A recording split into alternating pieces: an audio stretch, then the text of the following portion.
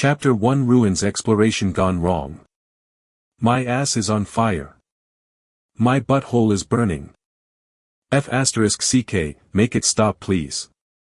With an unsightly face filled with tears and snort, Felix clutched his ass cheeks tightly while rolling on the floor, leaving behind him a trail of blood that was coming out of his anus.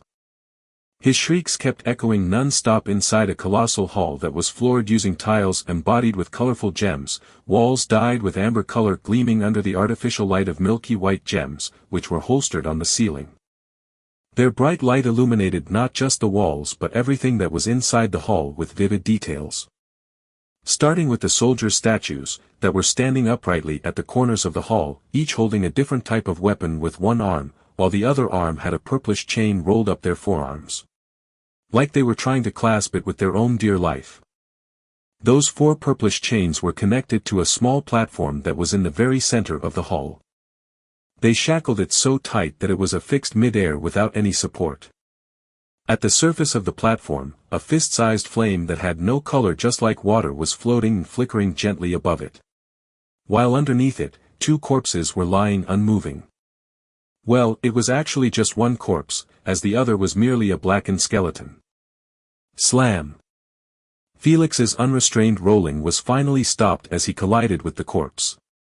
If his eyes weren't hazy from crying his heart out, he would have seen that he just slammed into Kathy. His clan mate joined the ruins exploration party just like him, seeking natural treasures and resources to enhance her bloodline path further. Alas, here she was lying cold with one of her eyeballs dug out from its roots. Previously, her eye was assaulted by a needle made of colorless flame sent by that entity on the top of the platform. She dug her own eye out, trying her best to remove that needle and stop the hellish agony it was causing her. Sadly, her present form was enough to entail that her attempt failed miserably. Well, look at the bright side. At least she was not dealt with the same fate as Felix, who was still shrieking like a little girl who just had her lollipop stolen. Although his pained screams were a bit too *tchy, Felix could totally be excused since his butthole had just got penetrated by the same flame needle. Finally unable to take any more, he let one last scream and fainted with eyes rolled at the back of his head. To understand why he was even in this F***ed-up situation, one must first understand the events that led to this point in time. 7 days earlier, Felix's clan exploration crew picked up signals of a massive amount of energy coming from a destroyed planet nearby. They were on their way to the clan after successfully finishing their mission. But, after they noticed those signals, there was nowhere in hell they would have ignored them and move on. Hence, they changed their course and went directly towards that said planet. After landing, they immediately noticed that the signals were coming from underneath a destroyed magnificent city that had half of its structures buried deep underground. Just like any exploration team, their senses tingled that it was their lucky day. After all, they just found a deserted city that probably belonged to one of the universe's superior races. The city's magnificence, even while destroyed, made them reach such a conclusion. Instead of reporting what they found to their clan like they were taught to, greed took the best of them and made them vote to explore the ruins by themselves. However, the city was humongous, and it would take them years to explore half of it. Thus, the captain proposed to split up into teams made of 3 each. Felix, Kathy, and Jaden, who sadly turned into a burned skeleton, formed one team and went to explore the western side of the city. Obviously, during the first day, Felix's party didn't come across anything worthy of their attention. Nonetheless, they didn't give up, as they kept on searching for a path that led to the underground, hoping to be the first to reach the place where the signal was emitting from. Yet, they still came out empty on the second day as well. Then came the third day, and still the same disappointing result. On the fourth day, nothing changed. On the fifth day, exhaustion started to wear them out.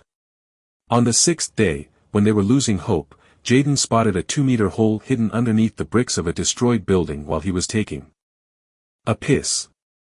However, instead of telling his teammates, he decided to explore the tunnel solo. First come, first serve, right? Unfortunately, what he found deep underground weren't long-lost legacies, inheritance, treasures, or such as they expected, but a long, very long semi-dark path led to an unknown destination. Without further ado, he climbed up and went to inform Felix and Kathy. The gloomy semi-dark path scared the shit out of him. He didn't have the guts to tread it alone. After hearing the news, Felix decided not to report the situation to the rest but keep it to themselves. Who could blame him, though? The exploration crew had at least 54 bloodliner, aiming to be the first to find the treasures. Felix, who was part of the weakest bunch in the crew, wasn't a retard to give up such an advantage for a pat in the head. Jaden thought exactly like him. As for Kathy, she wasn't too eager to go with just the three of them alone. However, few enticing words from Felix did the trick, making her drop her worry down and explore the path with them. They walked, and continued to walk for a straight 12 hours before they finally spotted a sparkle of golden light at the end of the path. If their bodies weren't enhanced from their bloodline integration, they would have honestly dropped dead tired in the middle of the trail. They ran towards it with eager expressions. However, the moment they reached the end of the path and saw what was giving off that golden light, they couldn't help but stare wide-eyed, not daring to believe their eyes. A gigantic broken gate made completely out of heron-amber stones. One of the rarest luxurious material in the known universe could only be extracted from the outer core of a planet if the harsh conditions of its creation were met. Yet this precious stone that could only be chanced upon by luck was being used for a humongous gate that reached 50 meters in height. Not to mention its width and depth. They honestly were beyond speechless and on the verge of questioning their own reasoning. Still, this gate just made their previous conclusion that the city belonged to an ancient superior race more solid. They knew that those races were a league apart from the human race.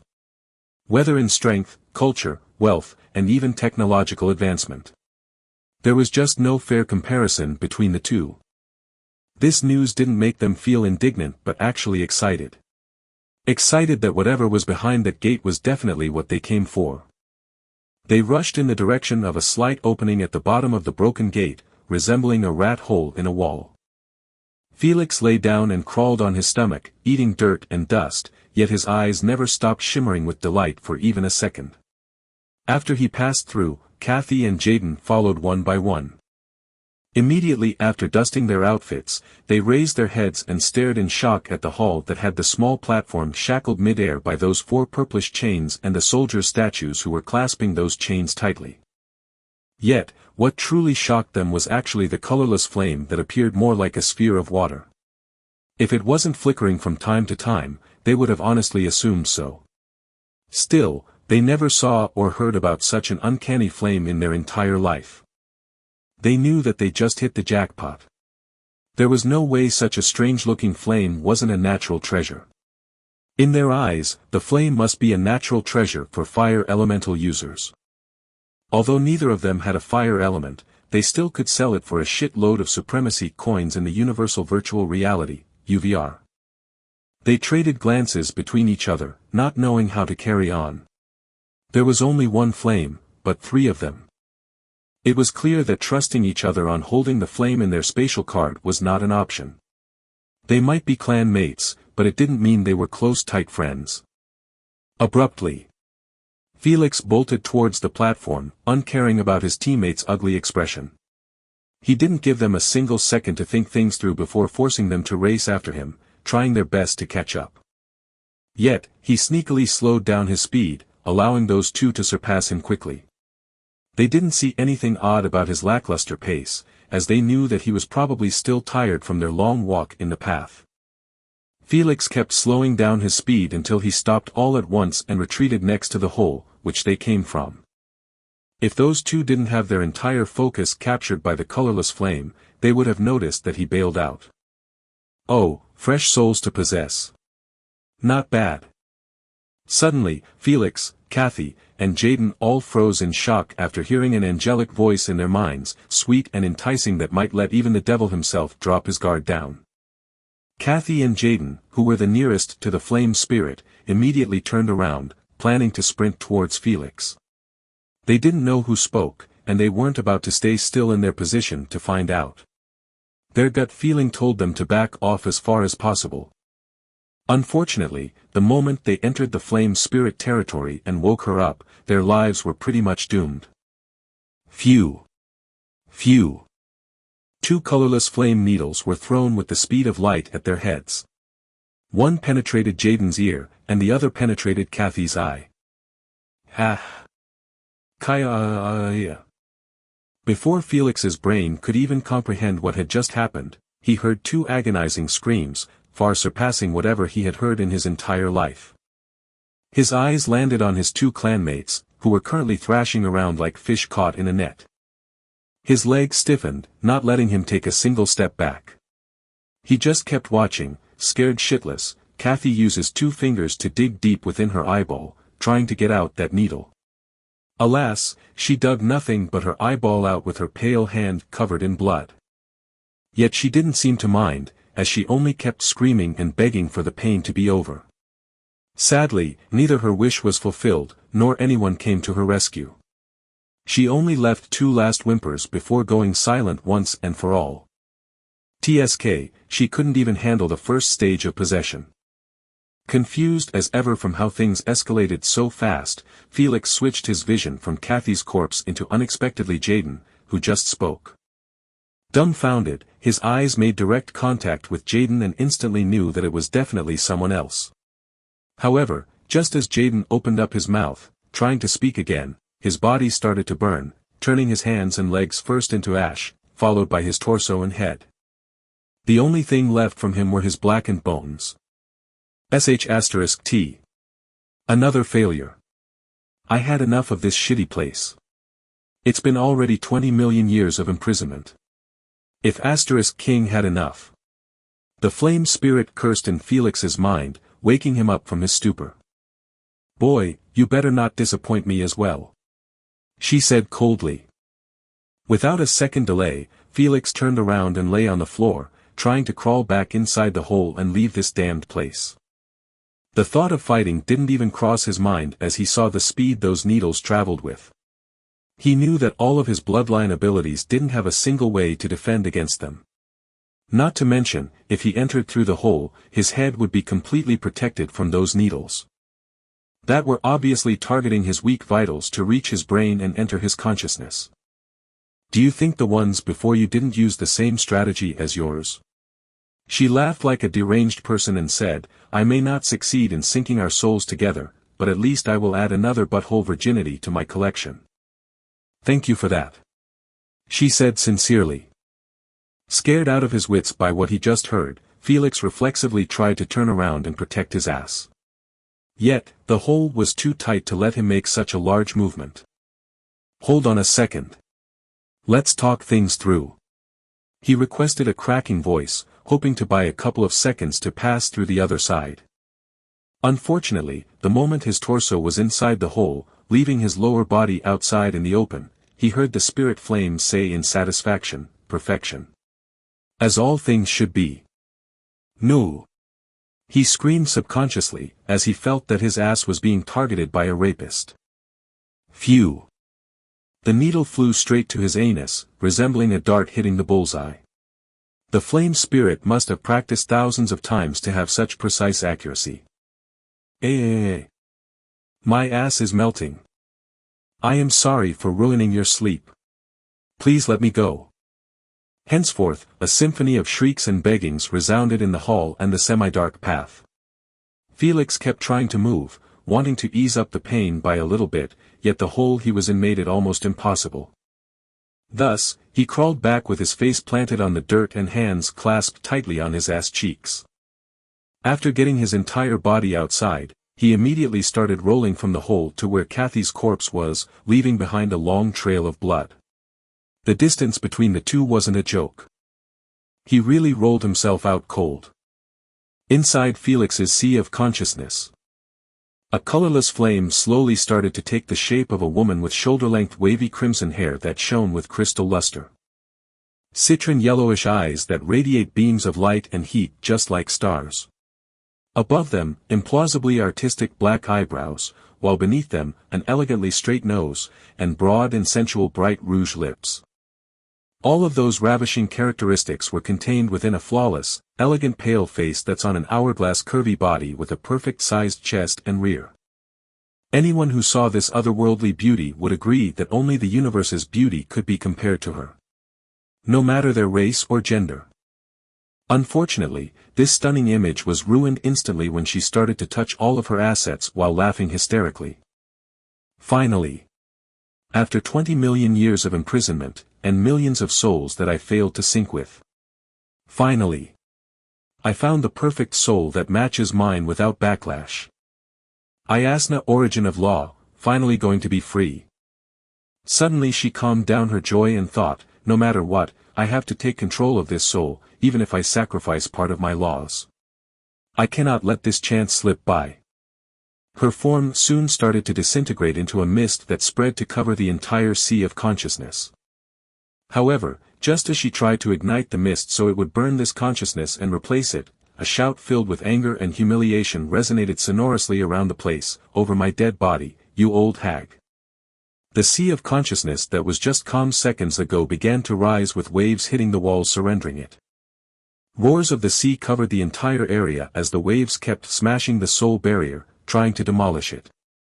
Asna quickly figured what Felix was doing and yelled with a horrified voice, "Stop it, you idiot. Are you trying to kill yourself for eternity?" She quickly started to coax him logically, "Please stop, even if I destroyed your sea of consciousness, you could still be revived later, or at least be reborn in another form. And even if you detonated your soul, I would not die with you." Felix, who just woke up for the most traumatizing experience in his life, was having none of her bullshit anymore. "I would rather be reborn as a void creature in the universe than let you have what you want. This is for my butthole virginity." He shouted one last time as his soul barrier began to collapse on the sea of consciousness. Crash crash. "You lunatic." Asna screamed in despair. Then suddenly, her expression turned crazed as well. "I can't let this chance go by. I will start the merging process with his soul, and if it got destroyed, my existence would be erased with it as well since our souls will be connected. Even though it's not the freedom that I seek, but I would rather be erased than spent another second in this prison." A few moments later, she finished the process of merging successfully. She sighed in relief and waited for the explosion to happen with a peaceful mild smile. Within the hull. An explosion that had the same power as of Earthling's old age nuclear bomb went off abruptly, destroying, well, just Jaden's bones and Kathy's corpse. The rest remained absolutely unscratched. At the moment of the explosion. Near the core of the same galaxy that Felix was currently at. An eye with an astronomical size unsealed itself silently. Its pupil was as dark as a black hole. Not a single light particle was being reflected on it. It glanced at the direction of the explosion and pondered, did something happen to the place I was imprisoned in? He kept looking at the same spot and instantly created a mirror that showcased everything that happened since the spaceship arrived at the ruins. Interesting, so that which finally found a soul compatible enough to hold her shameless spirit without backlash. He then started to laugh out loud after seeing Felix detonating himself due to humiliation. "Ha ha ha, you deserve it, you wench. If those old fogies saw what you did, they will probably denounce you for ruining the image of the Unijin race. But since you seek the freedom that much, to the point of trying even to erase your existence, I will break the rules of our race and give you a hand." He then gazed at the explosion, and time was suddenly stopped in that place. Everything was suspended in the same position. The eye looked deep within the explosion and saw a wisp of a soul in the process of being extinguished. Then, it sent two fingers that traveled through space-time and grabbed it swiftly towards its place. 2 minutes later. The eye kept scanning the soul wisp with intrigue. He realized that both of their souls had merged to form one. But Felix's soul had total control of it. So, if he wanted to give Asna a second chance at life, Felix would benefit from it more than her since she would only be viewing for his eyes. With zero control. Hee, that's for her to solve, not me. Amused, he chuckled at the wisp one last time and then threw it at its humongous pupil. The eye being sealed its eye slowly in exhaustion after overusing space-time laws to send them into another timeline. A timeline that was the same as this one. Safe journey. He murmured one last time. Chapter 2 Fresh Start.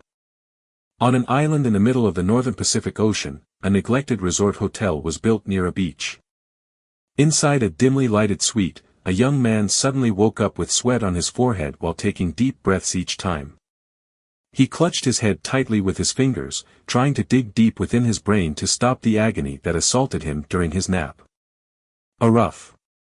However, he soon gave up his futile attempts and let out a long shriek, passing out on his bed with rolled eyes. His scream managed to alert the guards who were standing in front of the suite door. One of them rushed inside, heading towards the bedroom while holding a handgun. "Young Master Felix, are you all right?" he yelled. Yet, he received no response, so he kicked the bedroom door open when he reached it. He took a quick peek inside the room with one eye. Sure enough, he saw Felix lying on his bed unmoving above a puddle of sweat covering the bedsheets like someone just urinated on them. If Felix's cousins saw the current situation, they would make sure to shame him to death. The bodyguard dashed forward and touched Felix's neck to check if he was alive. As he confirmed that Felix was not dead and probably just unconscious, he sighed in relief. He knew that the family would definitely get him executed if any harm befallen Felix under his watch. He called for the room service and ordered sternly, "You have 5 minutes to make a tonic that can help someone in regaining conscious, go make haste." 6 minutes later. Felix, whose nose was assaulted by the nasty tonic, regained his consciousness and groggily opened his eyes. Who am I? Where am I? Who is this man looking at me like I'm his son? Is he my father? But he is ugly. Am I ugly as well? Before his thoughts jumbled more, a vast amount of memories flooded his brain with great momentum. Unfortunately, his already weak brain after the soul possession couldn't handle the load of them all at once. Thus, he fainted again. His head hit the bed sheet with a plop sound and rolled eyes. The bodyguard's soul instantly escaped his body after hearing that sound. He kept repeating in his mind, "I am so dead, so dead, so dead." He realized that Felix was probably poisoned. After all, no one faints for no reason, not once but twice in a row. He looked at the tonic in his hands like it was a divine artifact and placed it under Felix's nose while praying sincerely for Felix to wake up and not faint again. Felix smelled that nasty tonic again and woke up, but this time with clarity in his eyes. Memories of his past life started to rearrange themselves with an order in his mind. He smiled with triumph after viewing them, just as planned. How can someone like me die such uneventful life? My courage of detonating my soul due to humiliation and wounded pride must have moved some entity into giving me a second chance in life. A second voice suddenly interjected itself while he was bragging, "Bastard, your shame truly knows no bounds, to even justify that your rebirth was part of your plan. You really need some serious help." Felix's grin instantly stiffened after recognizing this hateful voice. How could he not recognize the voice of the witch who caused him to undergo the most traumatic experience in his previous life? He soon shook his head in denial. "I must be tripping due to a mental shock I received when those memories flooded my brain." His eyes brightened up after remembering a condition he saw online before. It must be that mental condition PTSD. I definitely got it after all the traumatic things I went through. He just kept convincing himself. Definitely, must, it can only be this. Asna sighed hopelessly. Am I going to be stuck for eternity with this idiot? Felix reflexively cursed her back out loud. You are the idiot, you evil witch, butthole virginity harvester. The bodyguard, who stood silently through the whole process of Felix having a mental breakdown, heard him say this and felt the soul that just returned in his body escape yet again. The only thought that coursed through his mind was, I am finished. The poison penetrated his brain and turned him into a moron. He could already envision tomorrow's biggest news in media.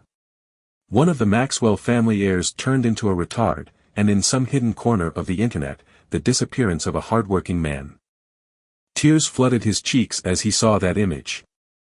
Felix immediately realized that he was dealing with the real deal after reading her thoughts.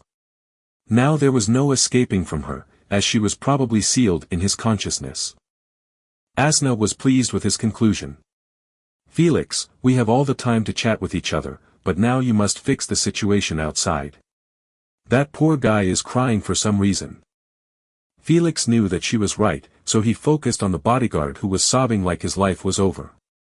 He got up for his bed and whispered in the bodyguard's ear, "Jack, don't mention what happened here to anyone, as I tried some new drugs on the market that affected my mental state."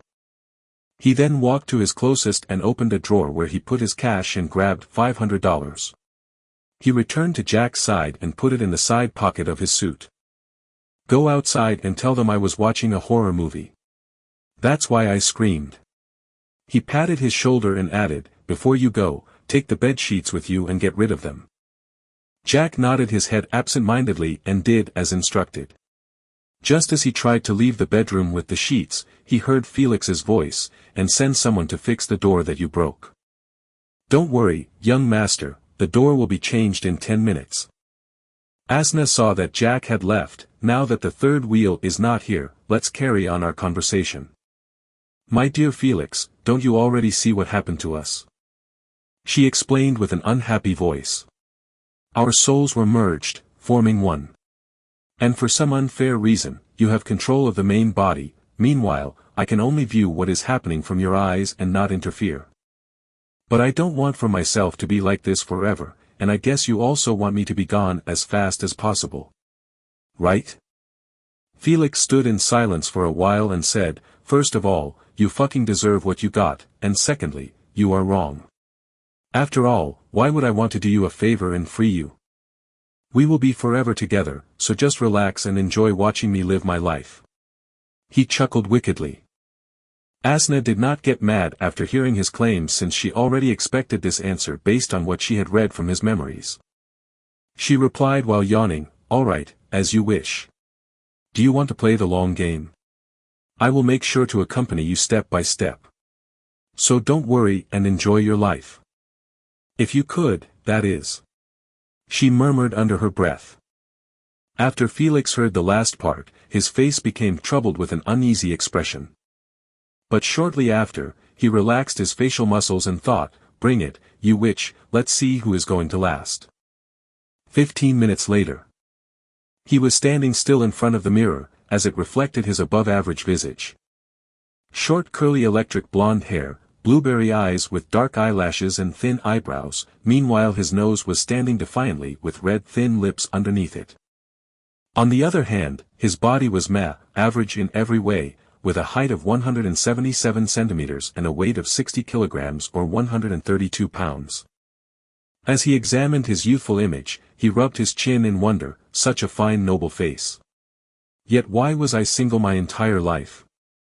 It must be because females feel inferior and undeserving when next to me, and that forces them not to have any feelings about me. That must be the reason. He praised himself shamelessly. Asna rolled her eyes and ignored this narcissistic moron. Author note. Felix was sent into a different timeline. He possessed his own alternative version. In a sense, this was a rebirth. But, instead of rewinding the time of the entire universe, which was honestly illogical, he was sent into one of the infinite exact timelines, just in the past. Plus, his age before he died was 40 years or so. I hope this clears any future confusion. Chapter 3 Family Tradition. After he was done admiring his young image in front of the mirror, Felix began to wear his clothes while thinking of the present era he was in right now. From his current memories, he believed that he was sent back to the modern era. An era where Earthlings were still living in peace and harmony in their little blue planet. But that would soon change after the Supremacy Games invitation that turned the world upside down before makes an appearance shortly again. This was even better for his plans.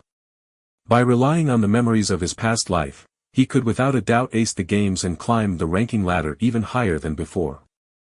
This would reward him with treasures he couldn't even dream of. His expression soon turned serious and solemn real quick as he said firmly, "This time, I will not fool around and waste my time idling away." If he was dedicated and hardworking in his bloodline integration, he wouldn't have been sent by the clan to do such a difficult mission but remain in the headquarters being protected and well taken care of like the prodigies. Sadly, He could only clutch his ass with a pained expression in regret after learning this lesson by having his asshole blasted to flames by Asna. His anguish expression was soon replaced by a determined one that would move anyone who sees it. For me not to feel that kind of agonizing pain ever again, I will work harder than everyone, I will make sure to reach the peak. No one will f*ck with me again. No one. Crack. He punched the mirror until it shattered, sending small pieces of glass everywhere. Soon enough, he dropped to the ground while holding his bloodied fist. F*ck me. He wailed in anguish. He already forgot that he was now merely 17 years old with a weak body that couldn't even harm a common Tier 1 beast. Jack and the other bodyguard who were near the door heard Felix's roar and the mirror's shattering sound. Just as the other bodyguard tried to rush to check Felix's well-being, Jack stopped him with his arm. Don't worry. It's not serious. Young Master is probably watching a hot-blooded movie, and it moved him to his current state. In his mind, he already accepted it as a fact since it was quite believable.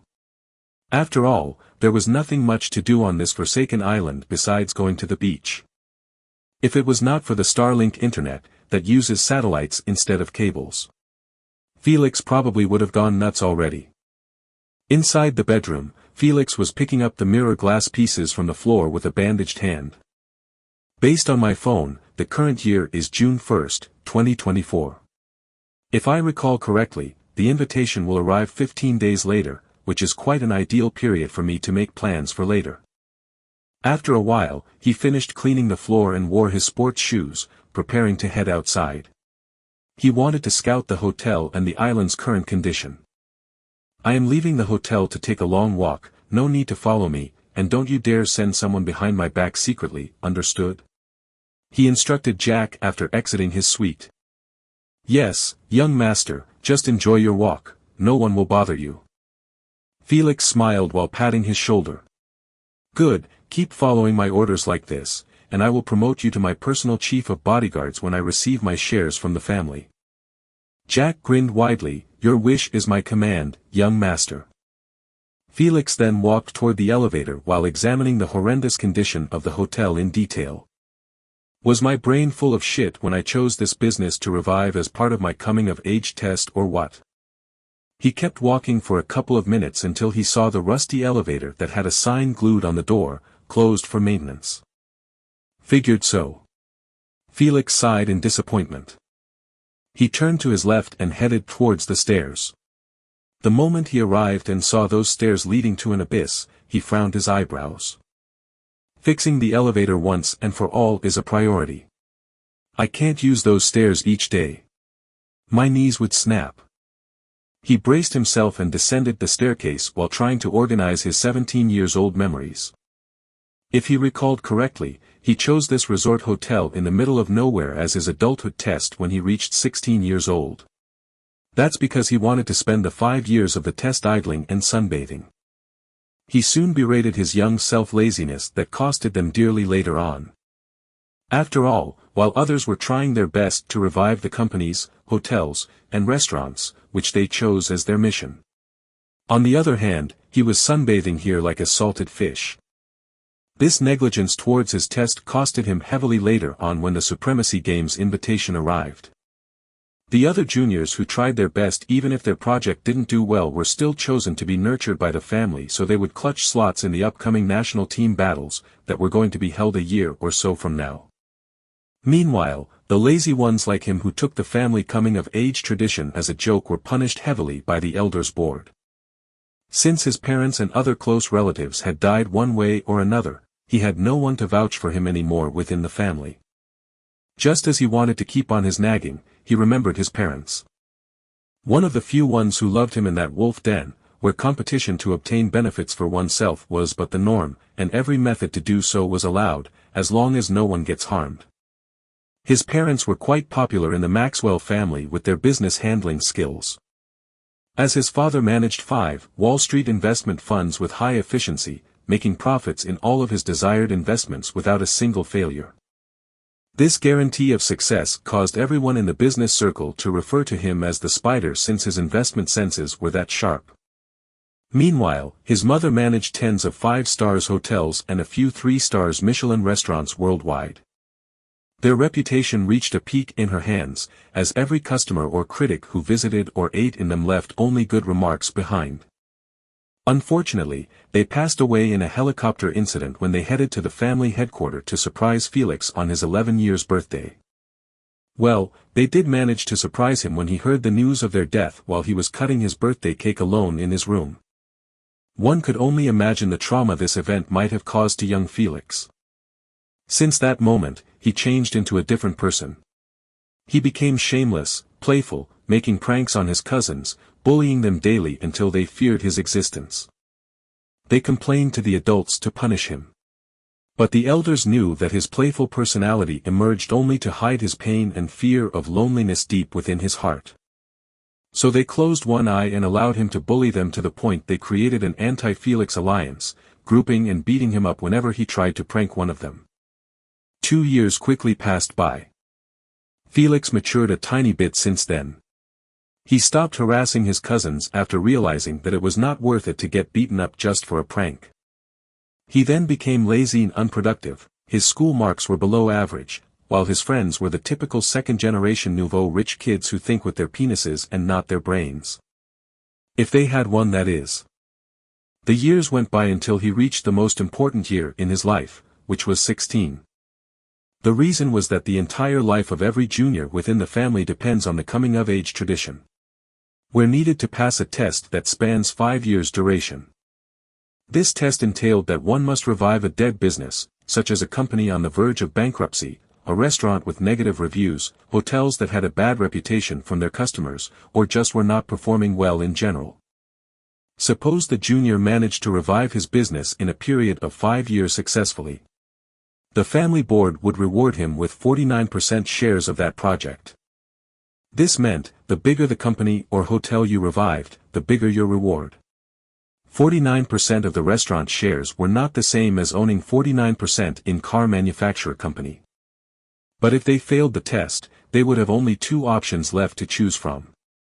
The first one was to live their life freely without family control or resources. In contrast, the second one was to pick any business that fits their talents and manage it with only 10% profit shares. This tradition was the reason why the family kept growing successfully while at the same time keeping their resources at bay, without risks of losing them to outsiders. Meanwhile, Felix could not have cared less about the test or his future. He only chose this resort hotel as his project was to idle away from everyone else.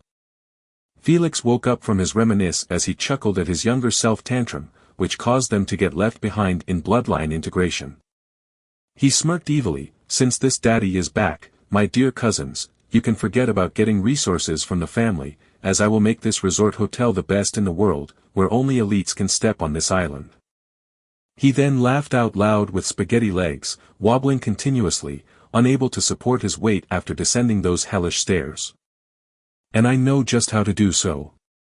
Chapter 4: The 3 Choices. After finally reaching the hotel's ground floor, Felix sat down on a couch near the receptionist's desk while panting like a dog. If walking down the stairs turned me into this, what will happen to me if I climbed? As he imagined that scene, his eyelid twitched after seeing an unpleasant outcome. He soon turned his head to the reception lady who was playing on her phone while chewing gum. "Layla, you better rush the maintenance team to fix the elevator as fast as possible. If I returned from my walk and didn't see it fixed, I swear to God I will ride on your back up the stairs." "Understood." Layla popped the gum on her face immediately after Felix's abrupt warning. Yes, young master, if you came back and found the elevator not working, don't mention riding me up the stairs. I will allow you to ride me whenever you want." Layla regretted the instant she said the last part, as she was not thinking properly since she always had a crush on Felix. Her feelings were honestly pretty understandable. He might be a lazy brat, but he was also handsome, rich, and even an heir of a business empire. What do I do? He must think I'm an easy girl now, she thought, almost tearing up. Do you think I am that thirsty to force myself on you? He threw his head back and stood up with difficulty from the couch. He then walked towards the wide-open entrance. Focus on fixing the elevator. I will be back in 4 hours. Even when I indirectly offered myself to him, he still didn't make his move. Layla sighed dejectedly as she eyed his back. At least there's still a chance for him to ride on my back up the stairs if the elevator was not fixed. She murmured under her breath with flushed cheeks. Yet before she went too far, she snapped out of her fanaticism when she realized that it was not worth it. After all, she couldn't even climb those stairs by herself. Don't even mention doing it while carrying Felix on her back. Sure, it would feel good for the first couple of minutes, but later on, it was going to be pure misery. Without further ado, Layla used her phone to call the repairman. Hello, Mr. Kled, can you tell me how much time you will need to repair the elevator? 8 hours, Miss Layla. If it were someone else, he would need 16 hours minimum. A gruff voice came from the other side of the phone call. Layla felt her heart sink at his answer. Well, I need it fixed in 4 hours. I don't care what you do to repair it. I need it working when the young master returns. If you manage to do so successfully, you will be rewarded by young Master Felix himself. And you know that he is quite generous with his tips. Layla felt no shame promising something she had no control over since her life was on the line here. Challenge accepted. I promise I will fix it within 4 hours. Just speak some good words on my behalf when you meet the young master. Kled replied with an eager voice. Layla sighed in relief and said reassuringly, Don't worry, young master would not mistreat you. Thank you, Miss Layla. Goodbye, I need to prepare my tools. Goodbye. She ended the phone call and started cleaning the gum from her face while holding a small mirror in front of her. Up in the hill, near the beach. Felix could be seen standing at the peak, observing the entire resort hotel with scornful eyes. He had no idea who was stupid enough in the family to invest in this moronic venture. After all, who the hell thought it was a good business idea to have a hotel inside a deserted island in the middle of the northern Pacific Ocean? Heck, the nearest land was America with a separating distance of 3,000 kilometers between them. Who would pay to travel here, where the only notable thing about this island was the fresh air and clean beaches? Things that could be found in Hawaii or other notable places. The entire island had absolutely nothing unique to grab tourists' attention. Due to that, the entire resort kept rotting for over 15 years since its creation without any family care. No wonder why not a single junior chose this place as his revival mission. They knew that it was impossible to achieve it with the pitiful amount of $30 million budget that the family provided as capital. As if that amount was enough to repair the hotel, the airport, the hospital, the seaport, and more fundamental buildings that were not even on the island. The worst part, Felix couldn't even take a loan or ask for assistance from anyone. With all of those disadvantages, the hotel could only be marked as a dead business venture without anyone capable of reviving it. Felix's scornful look was swiftly replaced with an appreciation, as a devious plan had taken root since the moment he saw the hotel's condition. A plan that would turn the impossible into possible if executed properly. He took a pen and a small notebook from his pocket, then wrote the plan's steps unhurriedly. My plan will kick-start when the Supremacy Games invitation arrives 15 days later. He paused writing and started to dig deep within his memories to find out what had transpired during that period. The date was June 15, 2024. 2000 hours. The Earth was revolving around the Sun like always, the Moon revolved around the Earth as always, and humans lived on the planet arrogantly. They thought they were superior to animals and Earth itself, which fed and housed them. They believed proudly that they were the only intellectual race in the universe since they did not manage to find any life form outside of their solar system. But all of those wishful thoughts were removed from their minds when a voice was heard in every living being's consciousness. No one was spared, from animals, fish, and birds to finally humans. The moment the decree resounded in their minds, the entire planet seemed like it froze. Everyone stopped whatever they were doing, whether sleeping, having sex, driving, posting selfies, or reading. It did not matter as the decree penetrated their consciousness, leaving a voice that said calmly, Dear primitive Earthlings, we are the scouting and planting crew of the Alexander Kingdom that owns 10 districts, each having hundreds of solar systems. We discovered your planet by chance when our interstellar coordinator device had a small complication. Now that we introduced ourselves properly, let's get down to business. Based on the Supremacy Games Alliance Treaty, number 12 in the Book of SGA Rules, we are obligated to explain the 3 choices that you currently have. The first choice is to submit to the Alexander Kingdom and swear eternal loyalty to our royal family, thus securing your safety from other invaders. The second choice is to refuse and get invaded and looted by our scouting fleet. Based on the primitive level of your technology, our AI calculated your chances of victory are 0.0000000000001%. As the only viable way of you having a draw is by some chance the sun goes supernova, destroying us together. The last remaining choice is to join the Supremacy Game Alliance, which will ensure your survival if you did not break its rules. For more information about the third choice, you can only obtain it in person. You have 7 days to send someone to represent your planet and give us your final decision. You can find our temporary base in the middle of Antarctica. Here are the coordinates 76.299965 to 148.003021. We await hearing good news from you. The mind transmission will turn off now. The moment the transmission was over, everyone was stunned speechless as multiple emotions messed up their minds: shock, confusion, disbelief, and lastly fear. Bone-chilling fear that sent goosebumps coursing through their spines. They couldn't believe what they just heard, and they didn't want to believe it either. Every human, male, female, old, young, president of a country, or a homeless person under the bridge. In the face of the horrifying fact that their entire race with their so-called advanced technology was seen as primitive by the extraterrestrials made them realize that they were just frogs in the bottom of a well. Frogs who could only see a small part of the sky through the opening, and not seeing the immensity of it all. June 15, 2024, 2000 hours p.m. That day marked the beginning of a long period called The Great Chaos. Chapter 5: The Great Chaos. Over 5 million people died in one day because of that transmission. The elderly who had cardio problems died due to heart attacks caused by their blood pressure rising through the roof. The flood of emotions was too much for their fragile heart to handle. Drivers lost control of their vehicles due to a momentary blankness that assaulted them during the transmission and after it. This caused tens of thousands of vehicles to crash into each other on highways and roads worldwide.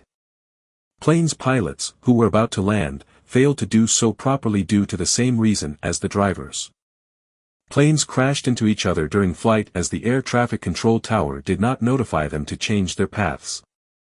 Every surgeon who was doing a serious operation made errors that caused the death of their patients. Trains collided, and many more catastrophes. That day the sky rained flames and bodies.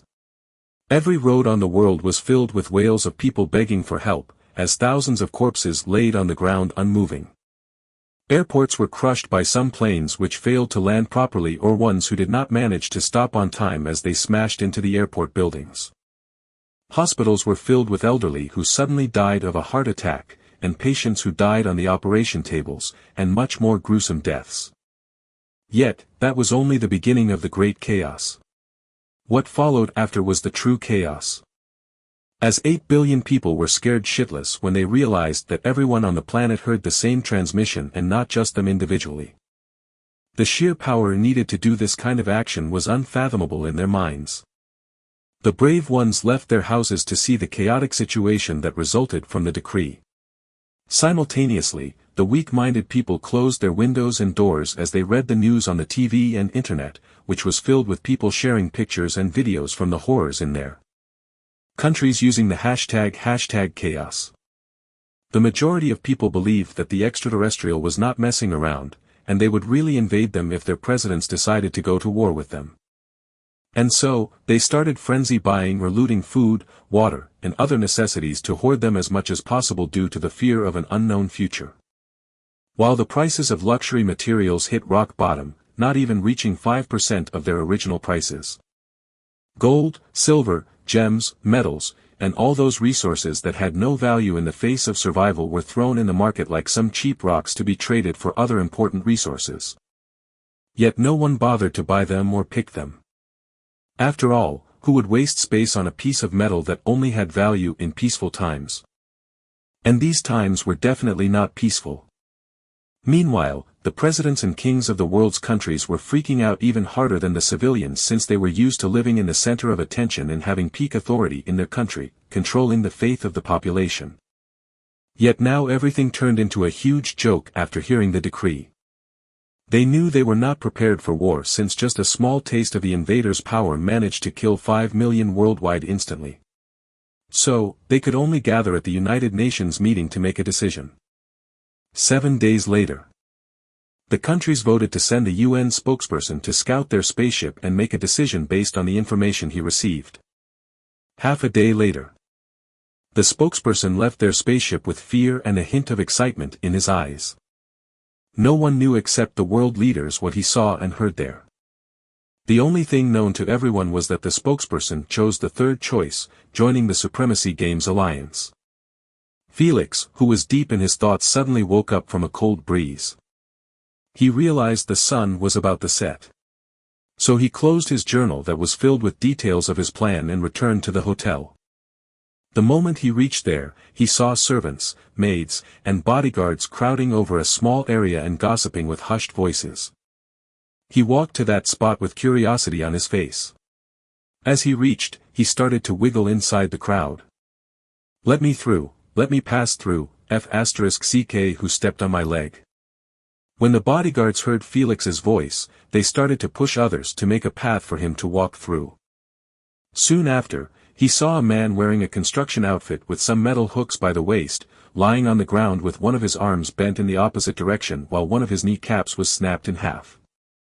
Next to him were one male and one female wearing Dr. White coats. One was pushing a needle inside the bloodstream of the man who was broken like a vase, and the other was checking his broken limbs. Felix had a bad feeling after seeing this scene. He poked Jack, who was next to him, and asked out loud, "Tell me what the hell happened here in my absence. I do not tolerate my people being harmed in any form." Jack replied with a whisper, "Young master, this is Cled, the only repairman on the island. Unfortunately, he had an incident when he was fixing the elevator." He continued while scratching his head in confusion. For some reason, he was rushing to fix it as fast as possible, like he was in a race with someone. Yet, the most amazing thing was that he spent only 3 hours fixing it. But just as he wanted to celebrate, the metal pole he was hanging from broke in half due to rust corroding its interior. Because of that, he fell. He sighed in relief. Thankfully, the elevator roof was near him, so he was badly wounded but not flat out dead. Layla summoned the island hospital doctors to check on his condition. Felix stiffly listened to Jack retelling the events that transpired in his absence. "I see. Fortunately, he did not die. Go inform Layla to take care of his medical bills in my name and make sure to serve him whatever he desired in the hospital." Jack replied with his chest puffed out in pride as he thought that Felix was looking out for his people. "As you wish, young master. It's truly our blessing for being your subordinates." Felix smiled wryly and thought, "I doubt that. If it were not for me forcing Layla to take extreme measures to fulfill my request, he would still be fine." He stared at the elevator for a second and said under his breath, "Don't worry, Mr. Cled, it won't be long before your body returns to its peak form again. Just wait a while, as the invitation is just up the corner. It's time to start adapting to my weak body. Otherwise, I will end up dead from overestimating my own strength sooner or later."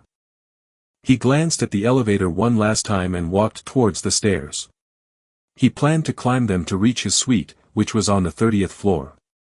Just as he started to climb with determination on his face, he saw Layla weeping while sitting on a stair. Felix sighed at this sight and sat next to her. He patted her shoulder gently and apologized, "I am sorry for making you go through this. Cled's injuries are completely on me, so don't beat yourself up over it, since I will take care of everything soon." Without waiting for her to reply, Felix climbed the staircase.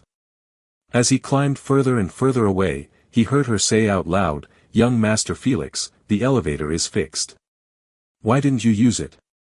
Because I don't deserve it, you guys use it. From now on, I will only use the stairs to atone for my mistake. Meanwhile, his true thoughts were actually to start training his stamina continuously by using them. After all, he couldn't just wait and do nothing simply because he knew that the invitation would arrive 15 days later. It's better to train so his body would be a little bit ready for the hellish pain that awaits him during his awakening with a bloodline. 15 minutes later. Felix dropped on his knees while taking sharp breaths each second after reaching his floor. He tried to call for the servants, but his dry hoarse voice didn't manage to travel far. So, he gave up and laid there on the ground with his chest rising up and down. Can I really do this each day?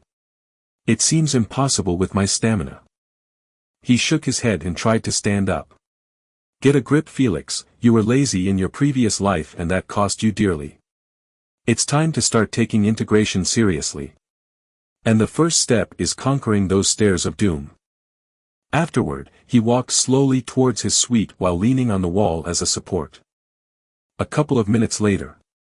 He removed his clothes and wore a pajama, then dropped on the bed with eyes closed shut and a relaxed expression. He was truly dead tired. Chapter 6 The Pride of Being a Human. As Felix began to dive deeper in his dreams, a sudden ear-piercing singing voice assaulted his subconscious. Yeah, ding dong. Ding dong. My love for you is growing wide and long. Felix woke up scared shitless, not knowing where the voice came from. Hee, you really thought you were going to sleep in peace, my dear Felix? Think again, because as long as I don't get your full cooperation to split our souls apart, you are not going to sleep a wink. I will make sure of it, trust me on this one. Asna, who was playing dead the entire day, laughed evilly in his mind. Felix thoroughly forgot the existence of this witch, or probably just thought if he ignored her, she might disappear. You old hag, you are asking for it, since you seek war then war it is. Let's see who is going to tap out. He screamed with bloodshot eyes from exhaustion. He then started throwing curses and insults to annoy her to death, since he assumed that she could read his mind. Yet one sentence from her sent him to the depth of despair. My cute Felix, I can control if I want to read your thoughts or not, so your attempts to annoy me are really not going to work. She then chuckled softly and said, you better step up your game, or else it won't be fun torturing you. Felix knew he was dealing with a psychopath, a formidable psychopath who was sealed for 20 million years. If he could not find a weakness to exploit, he would forever be threatened to abide by her wishes. Soon enough, he figured out that the only thing this witch seeks was freedom. She was sealed in ruins forever, and when she was finally released, she got resealed in his body again. Honestly, if she was not a madwoman he would feel bad for her. Yet somehow no one wanted to acknowledge that maybe she became what she was now, only due to her being sealed for millions of years. A period unfathomable to humans, who couldn't survive being alone for 1 year without a person near them, or social media. Too bad, humans were inherently born to judge a book by its cover. Asna understood what Felix was planning to do after reading his mind.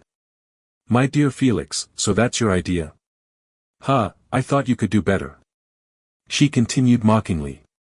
When you couldn't figure something out, you decided to threaten me using your life.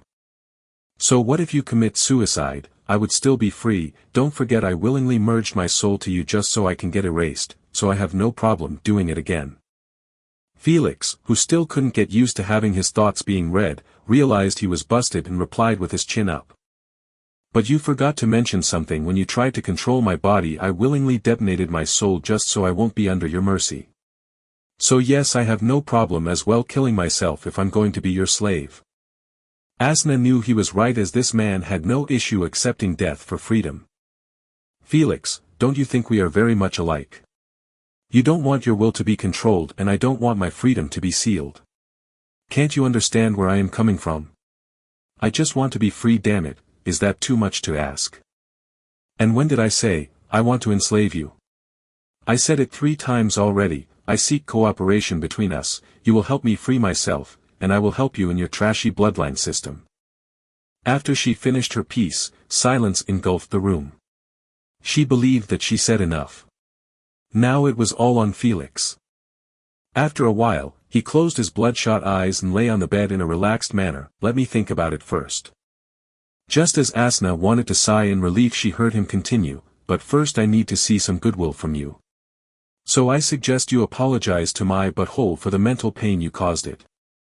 Felix smirked wickedly as he wanted to embarrass her one last time to get back at what she did. Sadly, he forgot one important thing. Asna had absolutely no shame or dignity, just like him. I am sorry Mr. Butthole for not taking responsibility for my actions. I never planned to escape after what I did, it's just the circumstances forced me to leave you, she added with tender eyes and sweet angelic voice, but now that I am here, I will take care of you forever, don't worry. Dark lines immediately took form on Felix's forehead after hearing her messed up apology. Fuck, just forget it, let me sleep in peace. He closed his eyes with an unpleasant expression on his face. Asna giggled softly with a hand covering her mouth. Boy, you are too young to embarrass me. Next morning. Felix woke up with dark circles under his eyes.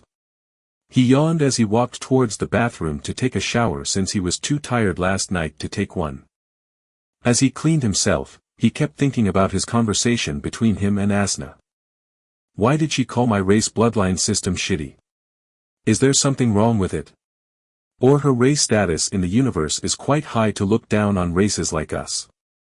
Before he lingered on too deeply on the subject, Asna popped out of nowhere and replied to his questions. When I said shitty system, I meant it literally. She then said without shame. I already read your memories when we first arrived here to have a better understanding of your personality and the history of your race. She did not wait for Felix to snap at her for invading his privacy and hastily added, after reading everything that is useful, I realized that your so-called human race was born with absolutely no legacy or unique attribute. Even the galaxy that you guys reside in is one of the billions of common galaxies that have no special energy. She explained her point. While other races such as the elves have magic as their legacy, peak affinity to one element based on their subrace as their unique attribute. And finally, their galaxy has mana as its special energy. And that created a perfect cultivation system, or in their case can be called magical system. She suddenly sneered in disdain. You guys were born weak with no unique attribute that sets you apart from other races and no energy in your galaxy to assist you in your cultivation. So you did what you always do, reproduce, and adapt like cockroaches. Until finally you guys managed to create a half-baked bloodline system by combining the bloodlines of beasts from your neighbor galaxy with your low affinity to the elements.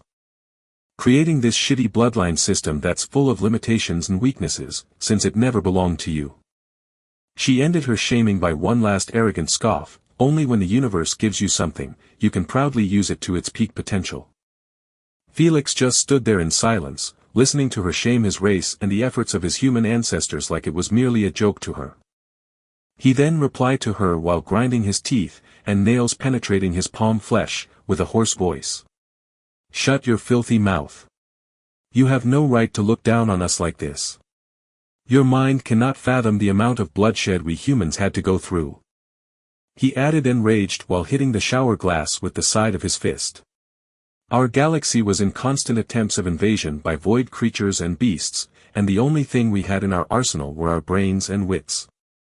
We fought them over and over again, and we kept losing and dying like flies without a single resistance. We just preserved and as you said. We reproduced with the speed of light like cockroaches to cover our losses. Years passed by and we adapted slowly. We learned from them what we could and we took from them what we needed. And our final fruit was this shitty bloodline system that you look down on. His voice cracked from his yelling, but he did not stop himself from raging. We used it to repel them, but it was not enough because it was still in its creation process. So billions of humans kept dying and sacrificing themselves. Yet, we did not give up on it. We kept perfecting it and researching bloodline paths that beasts did not even have. We did not plunder their system. We took it and created another one unique to only us humans. The universe did not show us our path, so we created it single-handedly. You said we humans don't have a unique attribute that sets us apart from others. You were wrong. We have the best attribute there is in the universe. He thumped his chest and said, we do not tire, we do not falter, and we do not give up in front of adversity. We may fall billion times, but we always manage to rise stronger than before. This is the human race. This is my race and I am proud of being part of it. He closed the shower tap and said calmly with pursed lips, you, on the other hand, are part of the superior races. The universe spoon-fed you everything you need, gave you everything that you desire. Yet you were still captured and sealed for millions of years by others. He calmed down and left the bathroom without clothes on, uncaring about the blood that was dripping from his palms. So I ask you again. How dare you look down on us? He asked with a frigid tone. Chapter 7 Bloodline Integration System. 3 days had passed since the day Felix snapped on Asna. Ever since then, Felix has ignored her completely. He did not respond to her apologies, neither did he bother addressing what happened in the bathroom. He just kept training his stamina by climbing the stairs each day and his body muscles by spending hours in the gym. Lastly, examining the hotel and other facilities on the island while noting what interested him in his notebook to perfect his upcoming plan. Up the hill, Felix was sitting on a stool and drawing the hotel from above with focus. Yet his focus was broken by Asna whining again. Felix, stop ignoring me, I am really sorry about what I said. I did not realize the huge effort humans had to go through for survival. I never interacted with races like you, who are not favored by the universe, as I spent my entire life surrounded by beings of my race and others who have the same strength as us. So my vision was crooked when I analyzed your race. Now that I know your race bloodline system was made by sweat and blood, I respect it greatly. And I can even assist you in improving it, opening limitless possibilities. Felix could not keep acting deaf after hearing the last part. His heartbeat speed up a bit since he knew that she read his memories, which meant she had full details on how humans integrate. So for her to say she had ways to improve it moved him greatly. After all, every human's dream in the Milky Way galaxy to break the bottleneck of the origin realm and step into a higher realm. Regrettably, over 600,000 years had passed and no one managed to open up another path forward. Even worse was that human strength was declining slowly over the years as the spirit of research for bloodline paths had died entirely after the creation of clans. For one to understand why clans were ruining the human's future, one must first understand how the bloodline system came to be. Based on Felix's knowledge obtained from the free public data in the UVR, humans in other parts of the galaxy were born just like Earthlings with weak bodies, and without an inner core, spirit, or magic to cultivate like other races. The only thing they had was a weak affinity to elements, something every race had as basics. So due to the pressure of war from the beast race and void creatures, they had an idea to combine the inherited bloodline of beasts from their ancestors, with their weak affinity to their elements. The first tries ended up in human bodies exploding, as they could not handle the pressure of having its original innate bloodline be replaced with another one, especially if the body elemental affinity was different from the beast affinity. So humans tried things differently. Firstly, they created a device that could scan their affinity to the elements. Secondly, they only tried to integrate 1% of the beast's bloodline instead of the previous 100%. The process was extremely painful, and many died due to not being to handle it. But others who survived it managed to have 1% of other species' bloodline in their bodies. They called this process, the awakening. After awakening successfully, one officially starts his journey of purifying the bloodline of the beast. This realm was being called the 3 stages of purification, or in short the purification realm. It includes purifying one's bloodline to reach 99% of the integration. The first step was called the lesser purity, and to achieve it the person needed to reach 30% of integration. The second step was called the greater purity and it needed 60%. The final step was called the origin purity, which meant the bloodline had almost reached the same purity as the beast itself. It needed the integration to reach 99%, which was also the peak of the purification stage. Every time a person reached 15% of integration he had a chance to obtain a passive ability of that beast such as fire resistance, night vision, poison resistance, etc. Those were called minor steps. There were only 3 minor steps, 15%, 45%, 75%. While reaching major steps such as lesser purity, which was 30%. He obtains an active ability of that beast, such as stealth, fire breath, wind bullets, etc. There were also 3 major steps, 30%, 60%, 99%. This meant, during the duration of the purification stage, from 0% to 99%, he could obtain 3 active abilities and 3 passive abilities of the species. Humans were stuck in this realm for over 1 million years, not knowing how to improve further or how to get rid of their bloodline shackles. Humans in the entire Milky Way galaxy. Unrelated to Earthlings. Until a prodigy female called Mariana appeared and solved this problem in the most ingenious way possible. She used the bloodline of a higher-tier beast to replace her bloodline, and since beasts followed a strict hierarchy that was etched in their soul, the bloodline could only get replaced obediently. But if she just did this, she would make her entire efforts of integrating with the first beast go to waste, since all the abilities would be replaced as well. To solve this, she did what no one had the courage to do, and that was to etch one ability of her choice permanently from the first beast, in her 1% of the original bloodline. If she failed, she would have destroyed what made her unique from others, as the last remaining 1% was everything to a human. Since the moment someone desired to integrate 100% of another creature's bloodline, he would be nothing but the same copy of the beast. Fortunately, her courage and yearning to improve humankind's strength were rewarded, when the process ended up in success. This marked the creation of the second realm. The replacement realm.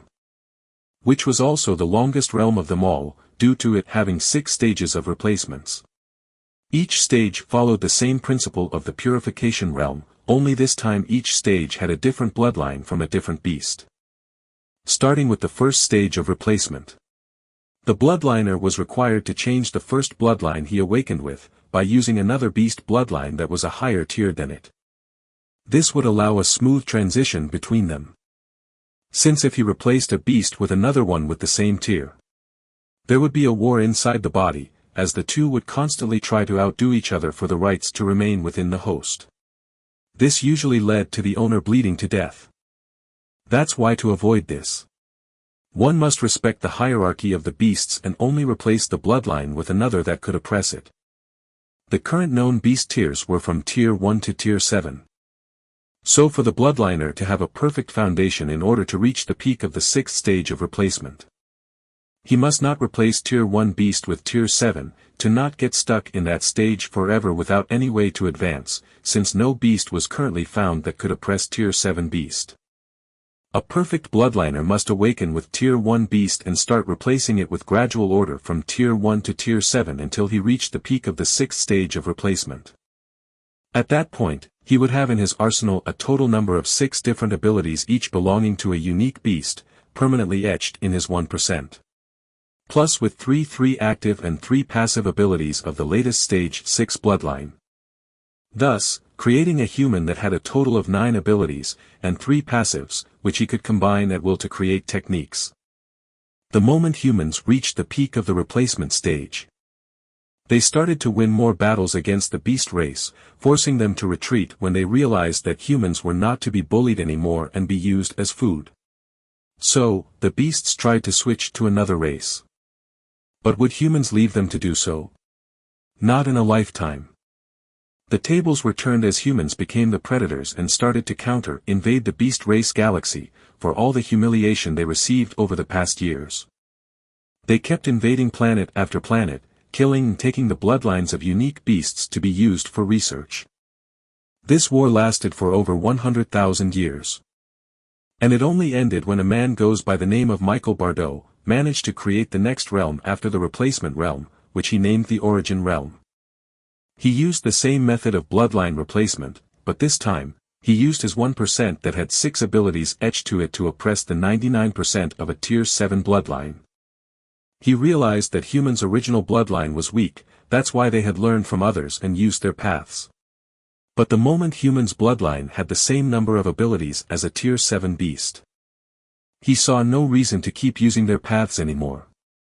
As now it was time for humans to go back to their origin, stronger than ever. And so he tried to devour the 99% of tier 7 bloodline by using only his 1%. A task only lunatics would try to do, since if they failed the process, only death await them. After all, being at the peak of the replacement realm meant that they had a legit authority in the human race. So, who in his right mind would sacrifice all of that just to follow a hunch that might lead to certain death? But Bardot did not care about authority or his safety. The only thing that was on his mind was to open a path forward, for himself and the future generations.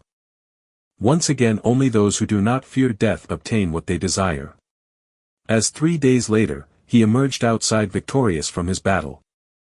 Historians to this date claim that people heard the universe applause over his victory because he managed to defy its arrangement. As humans were born powerless with nothing to support them.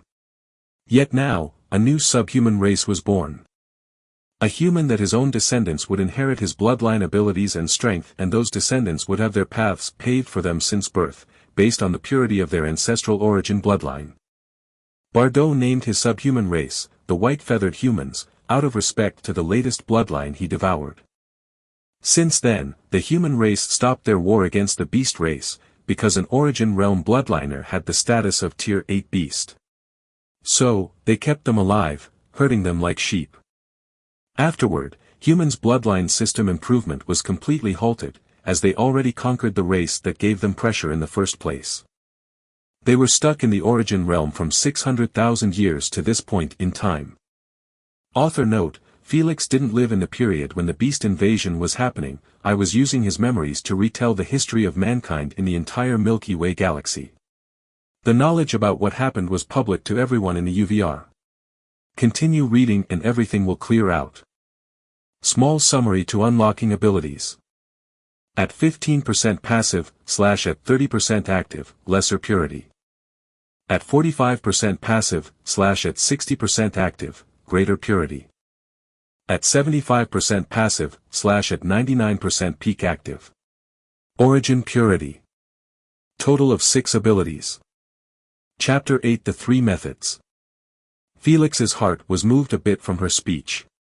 So he replied back coldly for the first time in 3 days.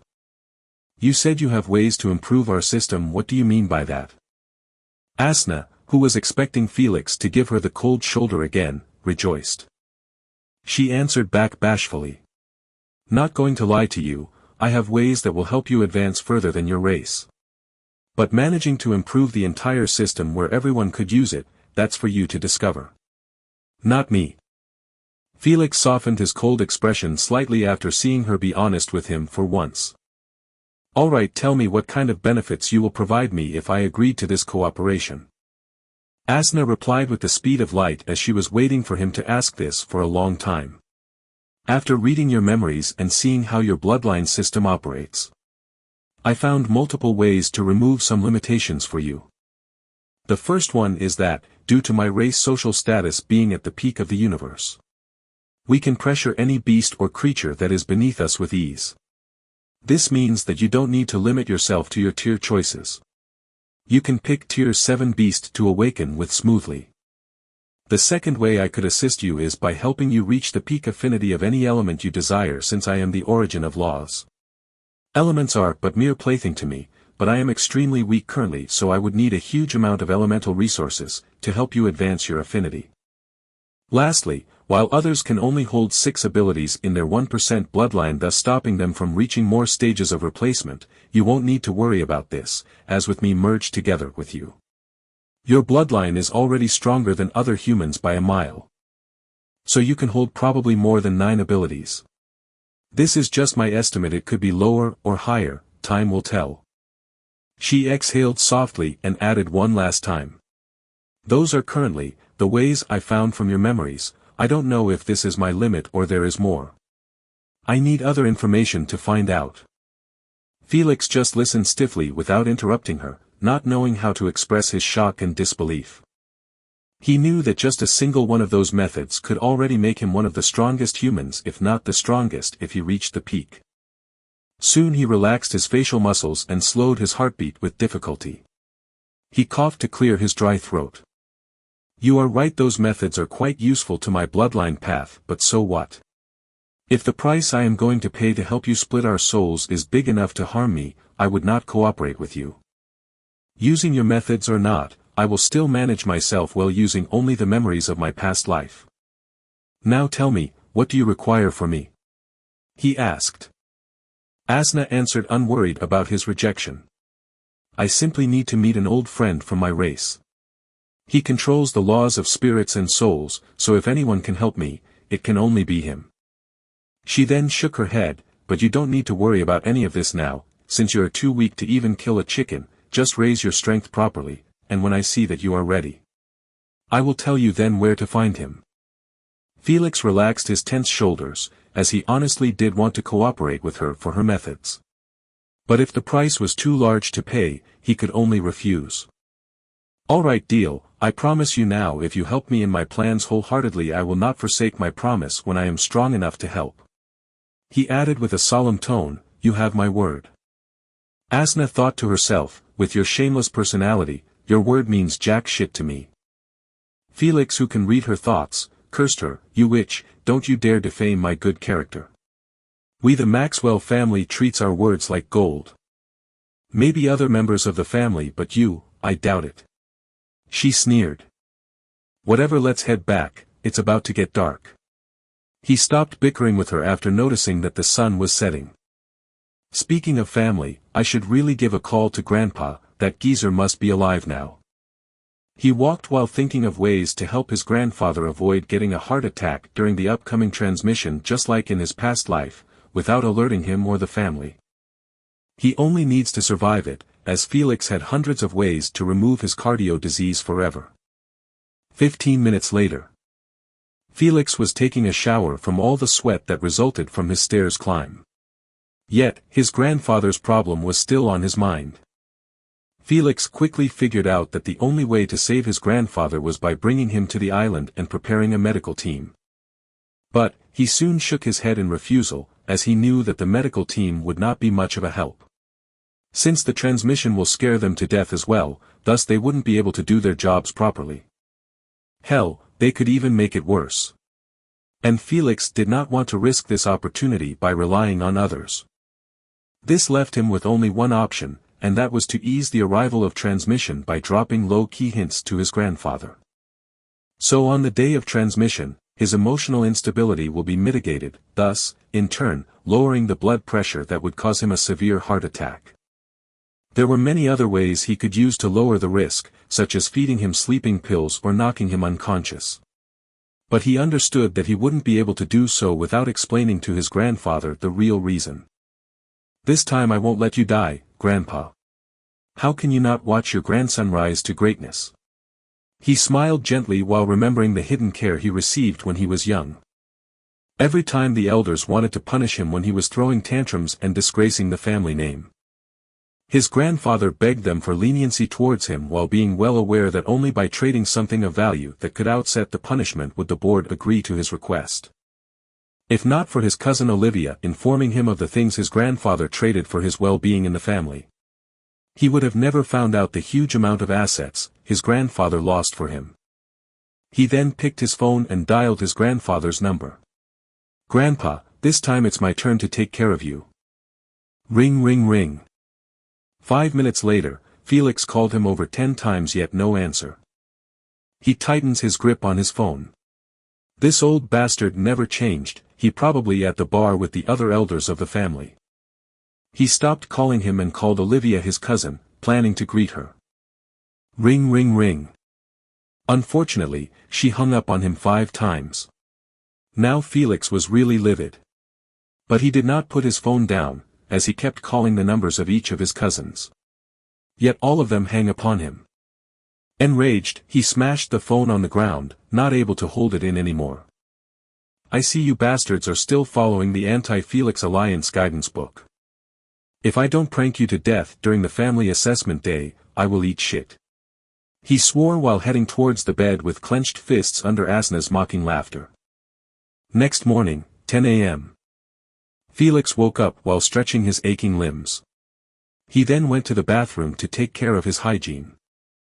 As he took off his clothes and entered the shower, he froze for a second as he noticed something he never did. Can Asna see my naked body? I have showered and changed my clothes too many times, yet she never said anything about it. But she mentioned before that she can see everything. Doesn't that mean I am completely naked like a piece of cheap flesh to her now? Asna rolled her eyes after this idiot finally realized it. But she still didn't want to admit it. What is there to see, you moron? I feel no attraction to your body. Don't forget we belong to different races, thus our sense of beauty is unlike each other. It's not like you get horny when you see two dogs going at it, now do you? She asked jokingly. Unfortunately, her half-baked retort did not fool Felix as he knew what she said was complete bullshit. Except for the last part of course. He held tightly a towel around himself, like he was being assaulted by her eyes, and said with a fake angry tone, "Don't bullshit me, I am not 3 years old. I know for a fact that the majority of people are attracted to different races even more, as everyone wants to try new flavors. I don't mind you seeing me naked. But just remember, for each time you see my naked body, you owe me a look at your naked body as well, it's only fair this way." He scratched his cheek while saying his true goal from all of this without an ounce of shame. Asna, who realized she was busted, blushed at his aggressive offer, but she didn't decline it. "I don't mind letting you see me naked, but boy can you even handle it." Felix felt his manly pride wounded at her jeer. "Just you wait, when I awaken my bloodline I would be able to enter my consciousness. At that time let's see who is not going to handle who." After saying his piece he entered the shower fully nude with a smirk, uncaring any more about her peering eyes. Chapter 9, Running Naked. 10 minutes later. Felix held a broken phone in his hands with frowned eyebrows. "It's all those rascals' fault, how dare they be this vicious and shun me out like this? I only played a couple of pranks on them. Did they have to take things this far?" He threw the phone in the trash and headed towards the door of the suite. "Jack, bring me another phone, mine is broken." "I will be back in the evening like usual, give it to me then," he ordered Jack, who was guarding the door. "As you command, young master." Felix nodded and went towards the stairs. Half an hour later. Felix was sunbathing on the beach with a glass of watermelon juice while thinking of his future. He realized that he needs to make a large number of amends to his bloodline path. After all, the methods Asna offered are game-changing on so many levels. Starting off by the ability to help him reach the peak affinity of any element he wished for. People would kill to have it since everyone was born with a random affinity to a random element. It's all about luck for the human race. In his previous life, during the family assessment day, Felix was scanned by the AP bracelet and found that he had an affinity to an uncommon grade element of poison, in addition to a small affinity to a rare grade element of illusion. He sighed. For such a kind and lovable person to have those vicious and tricky elements truly surprised everyone during the assessment. Asna sneered, "Who are you trying to fool? During that day no one was surprised when they saw your elements, only you were." She added more salt to his wound. "They probably thought in their minds. As expected, only those elements can complement his vile nature."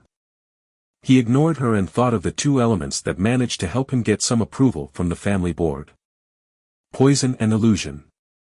Because of them he did not get straightway disqualified from participating in the training camp, which was a blissful thing, since he got rewarded by uncommon tier 1 great anaconda bloodline that he used to awaken with later on.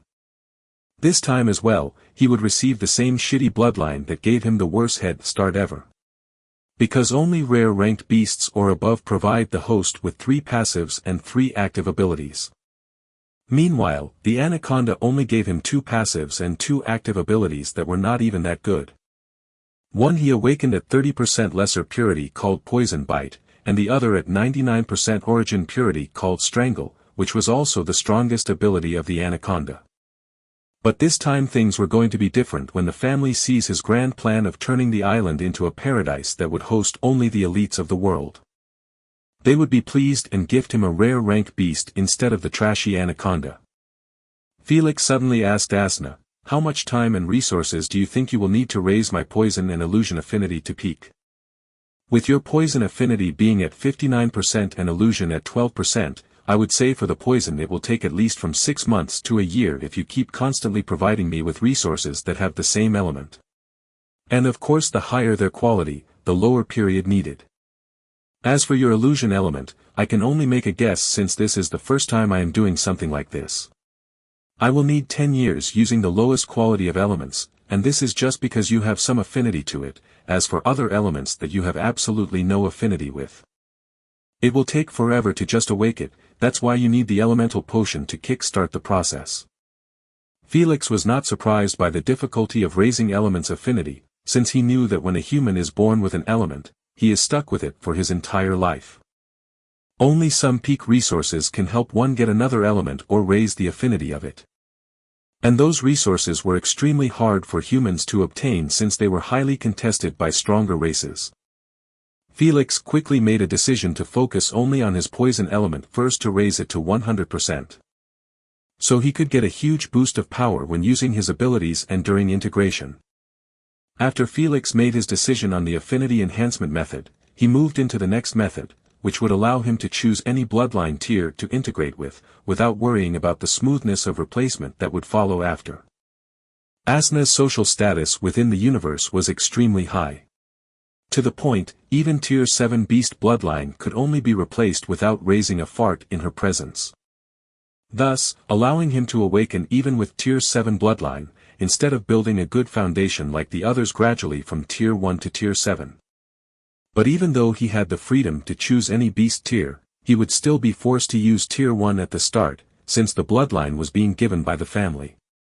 And if he didn't choose to use it, he would not be able to integrate like his cousins and join the family training camp. Even if he wanted something better and knew 100 ways to obtain it. He still needed the AP bracelet first to connect him to the UVR. But to obtain the bracelet he must join the camp because the winner gets one as a reward. In the end of the day, it did not matter that he could use any tier he wanted, since he had no strength or network to obtain better. So he could only use the one they give him obediently. Only when he obtains the AP bracelet and enter UVR would he have the freedom to act as he wished. So getting it is the most important step in his future. As for his human bloodline having the capacity to hold 9 abilities, for now, it's quite useless. When he reaches the peak of the 6th stage of replacement, only then would he start thinking about ways to use it properly. Amused, he raised an eyebrow after realizing that all of the 3 methods were completely useless to him now. He could only integrate his bloodline like the rest.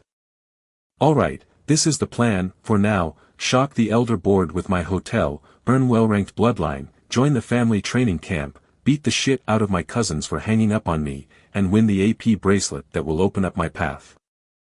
He took his clothes off and went for a swim while taking jabs at Asna that she could only watch and not swim like him. Furious at his teasing, Asna promised him that he wouldn't be sleeping tonight in peace.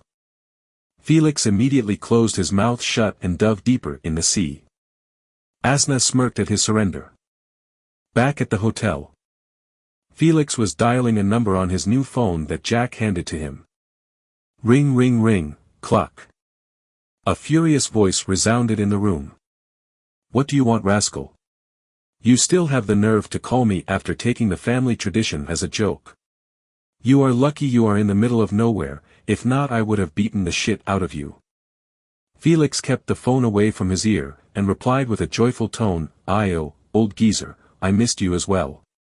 And stop getting angry on me, damn it, your fragile heart can't handle it." His grandfather coughed as he tried to yell at him. Who are you calling old geezer? Cough, I see you have grown some balls after staying in that island for a year. Just you wait, I am coming, and I will bring my belt with me. Felix was overjoyed when he heard this since he was expecting a fierce rejection when he requests him to travel here. Haha, I dare you to come here and whip me, I Felix am already an adult, I don't fear you anymore. Good, good, good, boy, I hope you will have the same courage when I arrive tomorrow. Felix then heard his grandpa call out loud, "JYCE, cancel all my plans tomorrow, I'm heading to Sky Pearl Island. Wait for me boy, for my belt, thirst for some blood." Felix realized he overdid it bit, as his grandfather whipping techniques, which were deeply etched in his memory, started to resurface. He gulped and said with a shaky voice, "Grandpa, don't you think it's unnecessarily to bring your whip when visiting your dearest grandson?" He, it's too late for regret now boy. I will see you tomorrow afternoon. Goodbye, I'm hanging up, got paperwork to do." Felix would have believed him if he did not hear the elders at the background singing and drinking to their heart content, knowingly their sick bodies couldn't handle it. Felix said warmly, "All right, take care of yourself, see you tomorrow." On the American soil, in New York suburbs, in well-furnished bar. An old man with a white beard, bald head, wrinkles all over his face, and muddy brown eyes, had a frown on his face while staring at the dark screen of his phone. Why is this bastard acting all soft? Did the island really change him? Just last year he was the thug of the family. It seems I really need to go visit him tomorrow to check on him, he really worries me to death. Just as he wanted to reminisce on the times he spent together with his grandson, a slap was heard loud and clear in the bar, as a hand smacked his bald head. Smack. The moment the slap was resounded, the entire bar went quiet for a second, then exploded with mocking laughter. Ha ha ha ha. Felix's grandfather woke up from his shock by their laughter. "Benjamin, you degenerate subhuman. If I don't kill you today, I will run naked around the bar. I swear on it." He drank an entire bottle of beer within a blink of an eye and threw it at Benjamin, who was hiding under the bar counter, expecting such a retaliation. That night at 2 a.m. people swore they saw from their windows, an old man running naked with pervert drunken face around the bar. Chapter 10 Grandfather Arrival. After hanging up the phone, Felix ordered room service to bring him his dinner. He lay on the bed with one leg above the other while contemplating, now Grandpa is coming tomorrow. How am I going to hold him on the island for over 10 days until the transmission passes? Asna, you are the expert when it comes to being sealed. Care to share some ideas on how to seal my grandfather on the island? He suddenly asked Asna. The only reply he received was Asna holding her middle finger in the air, while cursing, F***CKU, and don't bring me into your family problems. Felix sighed helplessly as he knew for a fact that his grandfather could not stay away from his retired drinking buddies. So he would leave in a heartbeat the moment he checks on Felix's well-being. This left Felix with 3 options, and none of them were good. Firstly, he could lock him up in the suite forcefully. But that wouldn't work since the servants would listen to his grandfather's orders than Felix's. Secondly, Felix could put him in a coma. But, the island trashy hospital wasn't able to handle 2 patients in a coma at the same time. After all, Cled was already there. Not to mention, he wouldn't be able to explain himself when his grandfather wakes up. The last option and also the most feasible was for Felix to be the bad guy and use his grandfather's unconditional love against him. I will pretend that I have depression due to loneliness on the island, and I need a family company or I will harm myself. If Grandpa saw this he will stay until he makes sure I am well. Sigh, it's quite a screwed up plan, but to save him from dying anything is worth it. 10 minutes later. Felix ate his dinner and changed into his pajamas. He then covered himself with a blanket and entered deep sleep. Sadly it was short-lived, as Asna kept her word and sung with a loud voice like before, "Waya, ding dong, ding dong. My love for you is growing wide and long." Felix woke up with a roar, "Enough. You witch, I have a big day tomorrow. I need to be in my best shape, or my grandpa will assume I am taking drugs again. Why would I care? You kept insulting me and teasing me today. You reap what you sow," she said, humping. Felix sighed helplessly and apologized, "All right, I am sorry, can I sleep in peace now please? Since you are sincere, go ahead, I won't bother you anymore." Felix relaxed after hearing that and closed his eyes again. Morning 10:30 a.m. 9 days before the Great Chaos. Felix turned the TV on and entered the Netflix menu. Afterward, he clicked on every movie he saw about an alien invasion, from the classics like Independence Day to new ones that came out in 2024. His plan was to watch an alien invasion movie each day until the transmission arrives. So his grandfather's subconscious would register at the alien invasion was no big deal. This would slightly lower the emotional instability that would force his blood pressure to rise and gives him a sudden severe heart attack. He didn't know if it was going to work or not, but it was worth the try. After creating a movie playlist full of them, he turned off the TV and opened his phone to scroll the internet and see the current news. He had absolutely no idea what was happening in the outside world. Look and behold. The crisis in the Middle East had reached a new peak during 2024, as the war between Saudi Arabia and Iran had already reached the point of using armed troops. The war had truly blown between the two. Worldwide citizens followed each update about the current situation of the war, due to their fear of nuclear war erupting between the two. Since Iran had them and America that was supporting Saudi would not hesitate to use them as well in retaliation. Your war will turn to an absolute joke 9 days later during the Alexander Kingdom arrival. So enjoy it while it lasts, as a new battleground for the entire planet to fight is about to arrive. He then switched to the entertainment section that was booming and chuckled in amusement after remembering that the entertainment platform was going to get completely uprooted. Hollywood, Bollywood, animation, and game studios, everything had to shut down when the Universal Virtual Reality, UVR, arrived. Since everything that one wished for or desired was there with 100% realism. Not to mention the greatest fighting platform that was supported by multiple races, the Supremacy games. Who would want to watch a movie, when you can live it? Who would want to play a role-playing game, when you could be your own self inside a boundless magical world? Finally, who would want to watch sports or martial arts competitions which were filled with rules and limitations for the safety of the players, when the Supremacy games gave jack shit about them? No one would give a crap if you died in the games, as it was part of the rules. He quickly got bored from what he was seeing and turned his phone off. Then, he changed into a sports outfit and left the suite, heading to the gym. 2 hours later. Felix stood in front of the mirror composedly, fixing the business suit that he wore to welcome his grandfather.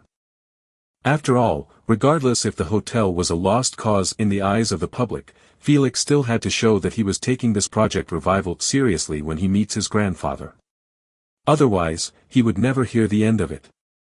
After admiring his handsomeness for a while, he left the suite and ordered Jack, "Drive me to the airport, my grandfather is landing there soon. The legendary Robert Maxwell is arriving on the island, this visit must be accompanied by a banquet," Jack said with admiration while hastily chasing after him. After getting out of the elevator, Jack suddenly asked, "May I have your permission to make the servants prepare one for the evening?" "Do as you wish. Just keep in mind not to add alcohol, you know my grandfather's condition." "You have nothing to worry about, young master. As I will supervise the banquet personally." "All right, hop in and drive, it won't be long before he lands." After driving for half an hour, they reached an old airport that was covered in rust and growing moss, making it appear like an abandoned building that was about to collapse on itself. If not for the security guard, who seemed more like a homeless person sitting next to the entrance, the entire view would have looked even more desolate and grim. A couple of minutes later, Felix and Jack were squatting next to the guard with a can of beer in their hands. They chatted and played cards to spend time before the arrival of his grandfather. At 2:15 p.m.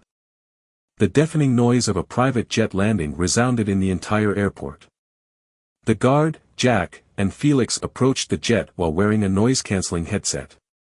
As they arrived near it, the door of the jet slowly opened, followed by stairs coming down until they touched the ground. In front of the door an old man wearing a black suit, white shirt, and blue tie stood sternly with his hands behind his back. His bald head shone each time the sunlight passed near him. His eyes were solemn, showing that he came here for serious business. Too bad that image was ruined after they saw a long thick belt that was coiled around his hand like a boxing glove. Felix, who just about to rush with joy and hug his old man, stopped immediately after noticing the exact belt that was used to discipline him in his childhood. So, he stepped back with a cold sweat covering his forehead, not daring to move forward anymore.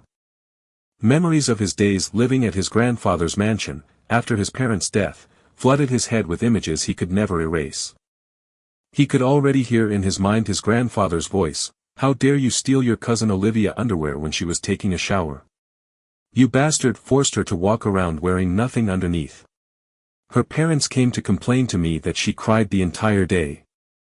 Then his voice weeping and wailing from the pain of his ass being whipped by the belt, "I am sorry, please stop, I will never do it again, Awaya." He was 12 years old at that point. Felix ejected those memories back in the deepest part of his mind and sealed them again. He truly felt that his young self was a bastard that needed a beating. "You are still a bastard though," Asna murmured under her breath. Felix ignored her and walked towards his grandfather with a stiff smile. "Grandpa, I missed you to death, welcome to Sky Pearl Island, the most beautiful island in the world." Unfortunately, his claim would have sounded more believable if it was not for the dirty airport behind his back, making loud rusty metal noises from the wind. Chapter 11 Successfully Fooled. Robert, who was just about to lash at Felix for his ballsy phone call, saw his grandson wearing a formal suit with a warm smile. The image managed to soften his stern expression a bit. "Rascal, what kind of mess did you do, to call me yesterday and act soft with me? I know for a fact that you did not call me a single time to ask for my well-being the past year you were here," he added while touching his belt gently. "So go ahead and spit it out. Did you burn the hotel to flames, or spent your entire budget fooling around?"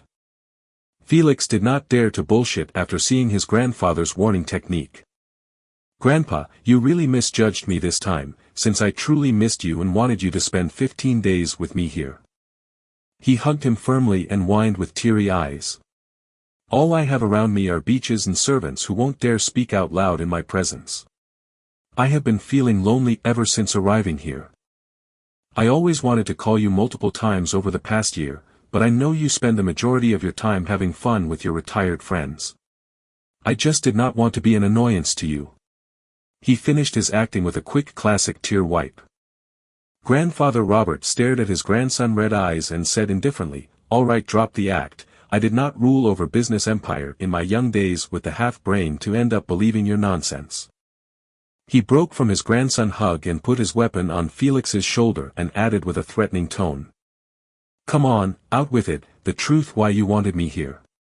As for your crybaby bullshit, keep it to yourself. I am damn certain you chose this island to just idle away from the family matters." Felix realized his plan was failing miserably, as he honestly forgot the smarts of his legendary grandfather who managed to single-handedly raise the business of the family to the point it became an empire. Suddenly his tears dried up like a magic spell, as they turned solemn. He whispered, "Grandpa, I will tell you in private when we reach the hotel, just trust me on this one." "All right, lead the way. Let's see how you managed the hotel over the past year. Of course, you will love the changes I did to the place, follow me," Felix replied with a stiff smile. 35 minutes later. In front of the entrance of the hotel. Robert pointed with a shaky finger at the hotel that looked like it was about to fall apart any second. You rascal, how did you manage to make it in an even worse state?" He took a deep breath and stared daggers at his grandson. "You had $30 million as a budget. If used well, you can at least make it look new and fresh. But what the hell is this? The fucking hotel does not even have an entrance, it's just a wide hole where anyone can enter and leave. Are you living in a hotel or a cave? Tell me." Felix was a bit embarrassed being shamed like this in the presence of servants who were waiting to welcome his grandfather. He said with a cough to defuse some of his grandfather's fury. "Grandpa, this is just the exterior, I spent the majority of the budget in the interior, just follow me in." As they entered, Felix kept introducing passionately the luxury items young Felix bought by wasting some of his budget money. "Look at this couch, it's made of pure cotton and silk with some gold dust sprinkled on it. And this table, it's made out of pure wood, with some silver sprinkled on it." Felix had no idea what he was talking about. He just kept using famous online words to describe those furniture. Enough, you bastard, what do you mean by pure wood? Is there a fucking wood mixed with rocks or what? And what's all about this sprinkled gold and silver? You are not describing a cake. Robert roared with a dark face after he had enough of his grandson bullshit descriptions.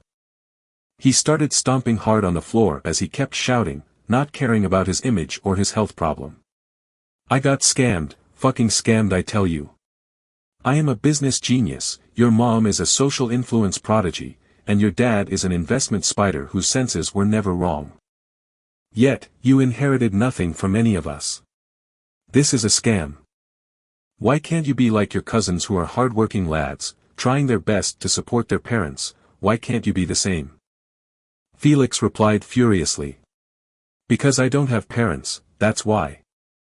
Then he went to the stairs while huffing.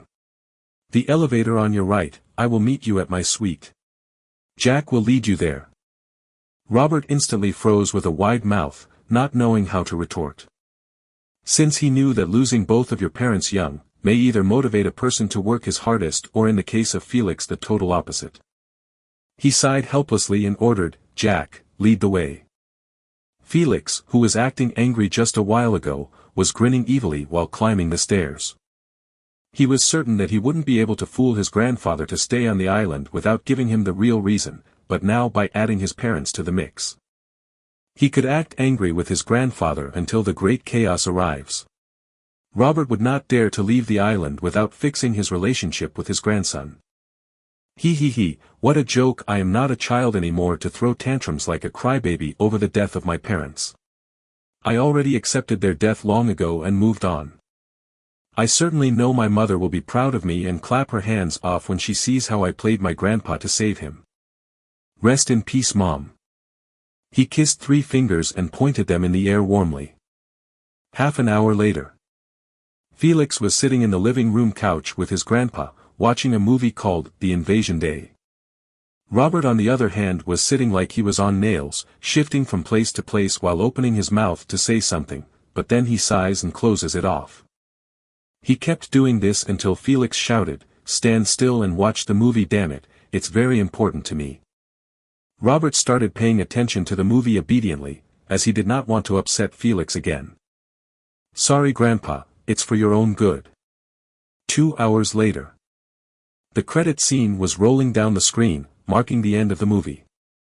Robert tried to strike a conversation by taking advantage of what they had just watched. This is a good movie. It shows that humans should never let their guard down, as no one knows what's out there. Hell, tomorrow at this point in time, we could be invaded and killed. You never know. Felix answered back indifferently. You are right, you never know what's out there. That's why a person must always keep his emotions stable and calm, to not bring harm to oneself, in case something like this happened. Robert nodded his head in agreement, then asked, So what are you going to do now? I am going to make some phone calls, the food storage is getting empty. Robert smiled. All right, go do your work, I will stay here watching TV. Felix took his phone and jacket, then left the suite. Robert took the remote control and clicked on the Netflix menu. Afterward, he entered Felix's playlist to see the movies that his grandson decided to watch. What the hell, there are more than 20 alien invasion movies here, this must be his new favorite genre. He exclaimed in shock after seeing the staggering number of alien movies that were prepared for his brainwashing. Yet he had no idea about that. To bond back with him I need to understand his taste of movies, so we would have a lot to talk about. He then chose a random movie and started binge-watching the playlist with interest. Felix was truly not lying to him about the shortage of food and storage, as Layla sent him a message reminding him to bring new supplies. He suddenly thought about the great chaos that is about to arrive, and the food prices that are going to rise to a staggering sum for a couple of months during it. Felix realized that this is a quite good opportunity to take advantage of. As he can buy the food now cheaply and later use it as fee payment when the island remodels begins. Felix believed that during the chaos no one would mind, heading to an empty island where food is abundant and guaranteed security during the chaotic looting. And so he quickly decided to do so. But in a discreet way, as he does not want to make too much of a disturbance, lest his cousins notice and start spying on every move he does after, either to hinder him or to steal his ideas. This is a normal occurrence within the family tradition since it is a sort of hidden competition between the juniors. One must not only focus on his revival plan but also take caution against his cousin's interference. Afterward, he took his phone out and called his mother's best friend. Ring, ring, cluck. A sweet voice answered warmly, "Hello little Felix, how are you doing? I missed you dearly." Felix replied politely, "Hi Aunt Mary, I am doing fine currently. I was just calling to check on your well-being, as well as ask a small favor from you." Aunt Mary laughed sweetly and said, "How thoughtful of you little Felix. As for your favor, just ask ahead, you know there are no walls between us." Felix immediately lied with a straight face. "Aunt Mary, I think I inherited my father's investment senses. As now they are tingling, to buy a large amount of food. I don't know why, but I trust my father's gift." He quickly added, "And even if my investment did not succeed, I have nothing to lose since it is just a couple $1 million of food." "Kid, you are not lying to me, are you? You know your father's investment senses were never wrong, not even once. If you claim that you had the same senses as him, I will take a risk and invest in whatever you put your money in. Trust me, Aunt, I am not lying or deceiving you, as I have nothing to earn from doing so. Alright, tell me how much food you need, and the type." "I need $2 million of ration foods, wheat, rice, beans, you know the rest. Try to send them discreetly, as I don't want to alert my cousins." "Okay, think of it as done. 3 days from now you will receive the shipment by a boat. I will also buy a couple of millions of food." She continued gently, "If you truly have your father's senses, this will turn into a great profit, but if it was just a normal hunch. It's just a couple of millions lost, nothing serious." "Thanks, Auntie, you are the best. I will wire the payment to your bank account now. Have a good evening. Bye-bye little Felix, keep in contact with me." Felix then hanged up and wired $2 million from the $26 million that was left after young Felix wasted $4 million over the past year buying those luxury items. Chapter 12. And so it begins. After dealing with the food situation, Felix sent a message to Layla, explaining to her the details of the shipment and ordered her to take care of it when it arrives. 2 hours later. Felix and his grandfather walked towards the ballroom, where the banquet was being held, wearing formal suits. Classical songs were being played, as servants, bodyguards, and maids all enjoyed themselves, dancing, laughing, and sadly drinking juices, instead of alcohol. Robert kept complaining about not having a decent drink ever since he landed in the island, but Felix acted deaf. What Robert didn't know, was that Felix ordered all the alcohol in the storage and kitchen to be hidden. Only Jack and himself knew where the stash was hidden. So Robert sadly would have to pass his days without a sip.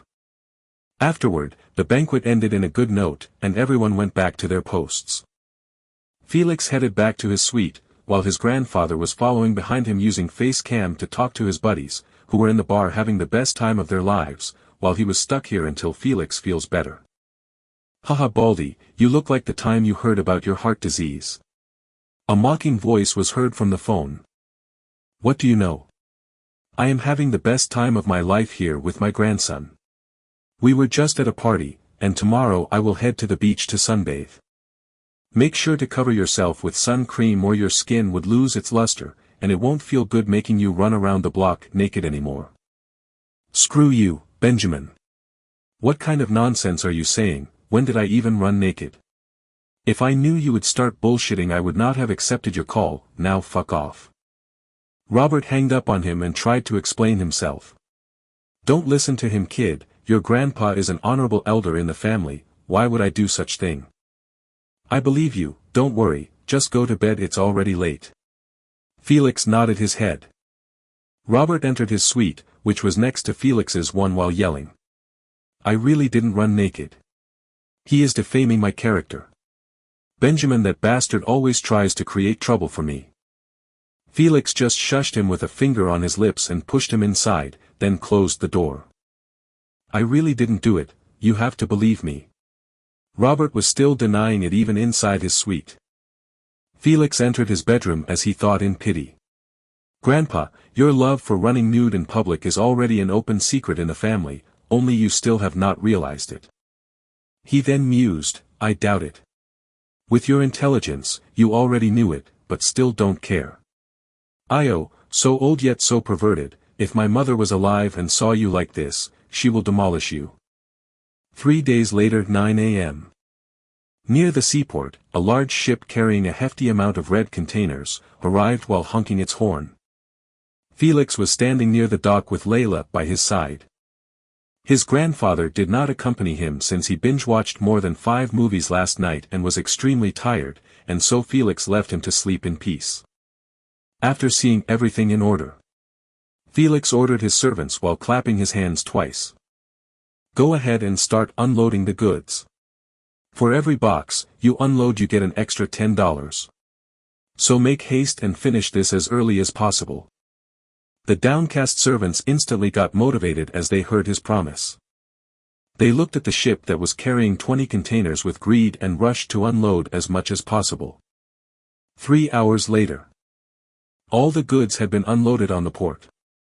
Felix looked at the exhausted servants and said, take a 1-hour break, then pick up the goods and take them to the warehouse. For each box you deliver you will get $10 as a reward. He then left Layla to supervise them, as he went back to the hotel. Days went by slowly, as Felix kept brainwashing his grandpa with information about extraterrestrials by using movies. Meanwhile, he kept training his body on a daily basis, until he finally conquered the stairs. As he can now climb up and down with ease, breaking only a little sweat.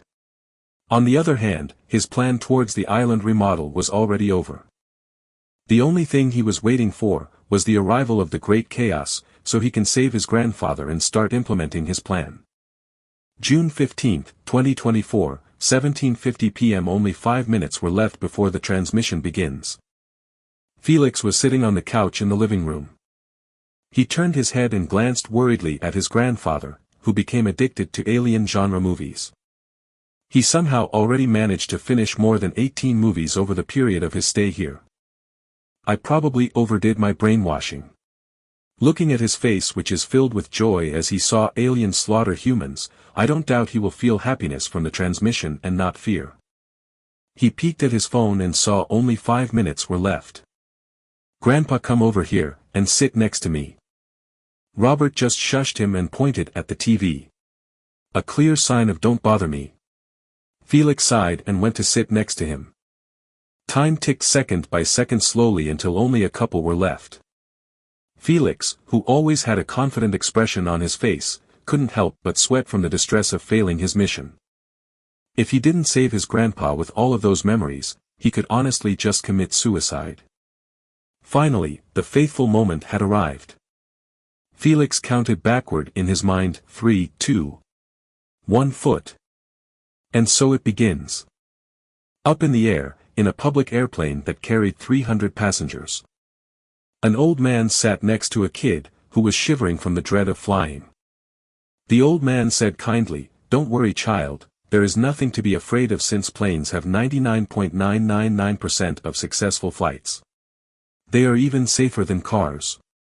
So Jew. Before he managed to finish his sentence, a voice was heard in his head like a decree from above. Dear primitive humans, we are the scouting and planting crew of the Alexander Kingdom, which owns 10 districts, each having hundreds of solar systems. We discovered your planet by chance when our interstellar coordinator device had a small complication. Now that we introduced ourselves properly, let's get down to business. Based on the Supremacy Games Alliance Treaty, number 12 in the Book of SGA Rules, we are obligated to explain the 3 choices that you have currently. The first choice is to submit to the Alexander Kingdom and swear eternal loyalty to our royal family, thus securing your safety from other invaders. The second choice is to refuse and get invaded and looted by our scouting fleet, and based on the primitive level of your technology, our AI calculated your chances of victory are 0.0000000000000, 1% as the only viable way of you having a draw, is by some chance the sun goes supernova destroying both of us together. The last remaining choice is to join the Supremacy Game Alliance, which will ensure your survival if you did not break its rules. For more information about the third choice you can only obtain it in person.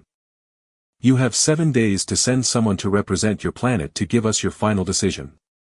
You can find our temporary base in the middle of Antarctica. Here are the coordinates 76.299965 to 148.003021. We await hearing good news from you.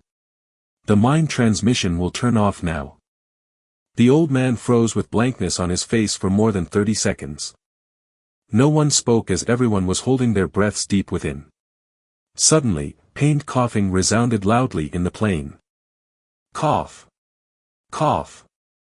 A white-haired elder gripped his chest in anguish, yet his eyes were clouded with trepidation. That cough managed to awaken everyone from their spell. Just as they wanted to ask about the transmission. A sudden collision between their plane and another one managed to rip them all apart, as flames and blood rained from the sky. A blonde-haired man was driving a truck peacefully while listening to country music. Yet, suddenly blankness assaulted him out of nowhere. Meanwhile, his truck just kept moving forward, crushing into tens of cars, who also lost control and started to collide with each other heavily. Gas tanks exploded, rising black clouds of smoke in the air. People crying and weeping as they held what left of their family members, begging for help from anyone and calling for 911 to arrive. Unfortunately, no one answered both their calls of rescue, as the world was turned upside down, ruined in flames and destruction. Who would bother saving others, when they couldn't even secure their own safety? Every country in the world, whether small or big, was in complete chaos and disarray. Presidents stood in a daze for hours, after realizing their authority and power over the masses was going to be lost. While a few ones who woke up from their daze acted with the speed of light and ordered their subordinates to contain the upcoming chaos. Not every leader in the world was incompetent. Sky Pearl Island, at the resort hotel, in the living room of the suite. Felix rushed to his grandfather's side without waiting for the transmission to finish. He held his wrist and measured his heartbeat. Just like he feared, it was rising slowly. But he couldn't do anything yet. Not until the transmission finishes, since Alexander's kingdom was using a general technique from the hive race to bypass the human race weaker consciousness barrier, to deliver a message.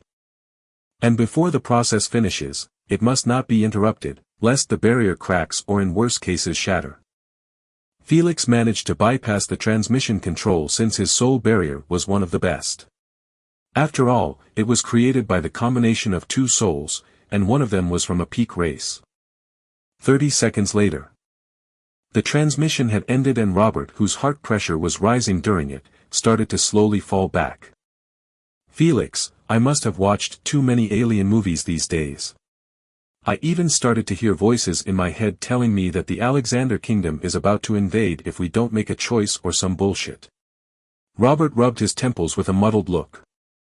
Felix did not dare to break the news that everything that he heard was real. He would be a fool to waste such a God-sent opportunity. All right, Grandpa, go take a rest, enough movies from now on. They really started to affect your mental health. Sigh, I guess you are right. I am really getting old. Felix guided him to his bedroom and said, tonight you sleep here, no need to head back to your suite. I will sleep in the guest room. All right, good night. Felix replied with a gentle smile, good night, Grandpa. The first step was successful. Now I just need to feed him a longevity potion that will cure his heart disease and provide him with extra centuries to live. He sighed in relief while taking his phone out, planning to call Layla. Chapter 13. The plan commence. After the line got connected, he immediately informed her to gather everyone in the hotel hall. He then hung up and called his Aunt Mary and informed her that in 30 minutes he will call her again to show her something. After he got a word of approval from his aunt, who was freaking out just like the rest, he hanged up. It was finally time to start preparing the manpower needed to take advantage of the upcoming economy crash. The chaos will only last at most for 2 months before the world leaders start sharing all of the information about the universe. So he must be quick in his plan implementation. 30 minutes later. In the hotel hall, Felix stood on a chair while holding his phone on speaker, examining the terrified and shocked hotel personals in front of him. He raised his voice and began his speech that might put those servants on his side. I know everyone is still in a state of shock and confusion over the current absurdity. You probably already figured out that everyone on the entire planet has heard the transmission at the same time, which resulted in great chaos and the death of many innocent lives. He paused for a few seconds to see the crowd's reaction and continued at the same pace. From the choices that have been handed to us humans, the third option is the most feasible. I trust the world leaders to make the right decision and not declare war with them. This means, the fear of the unknown future should be gone by now, and those who do not have fear clouding their eyes and judgment will see only opportunities to take advantage of. He then smiled gently to ease their tension and said with temptation. But not everyone will see that far ahead. People will only see what's near them, and now what they see is a hopeless situation, where their lives are in the hands of their country leaders, who they never trusted or loved, and also in the hands of the invading race, who can kill them anytime they wished for. He pointed a finger in his head. In the citizens' heads right now, is there going to be another transmission? What if I was driving when it arrives, won't I just die? He continued his speech with a confident smile. So they will buy or loot basic necessities like food and water and hide in their homes until the information about the situation is clear to them. This will offset a huge economical change since every commoner in the entire world would only think about getting as much food to survive, thus they will throw all their money and precious jewelry at it. This will result in prices of luxury items to fall down sharply, as the market will be flooded with them. This is just one of many opportunities one mentioned. More will come. The only question left is, are you guys going to seize them with me, or pass it due to momentary lapse of judgment? He concluded his speech with a question that could decide their fate. The servants who heard what Felix said started to pant, as their eyes were slowly being cleared from the confusion. And what replaced it was zeal for a better future, to improve their status. No one wanted to be a servant or handyman forever. Everyone wanted to strike rich and be part of the 1%. Sadly, the world resources had already been split apart without a crumble for them to pick after. But now, there was a whole new pie in front of them. It's time to stop thinking and fearing and just do it.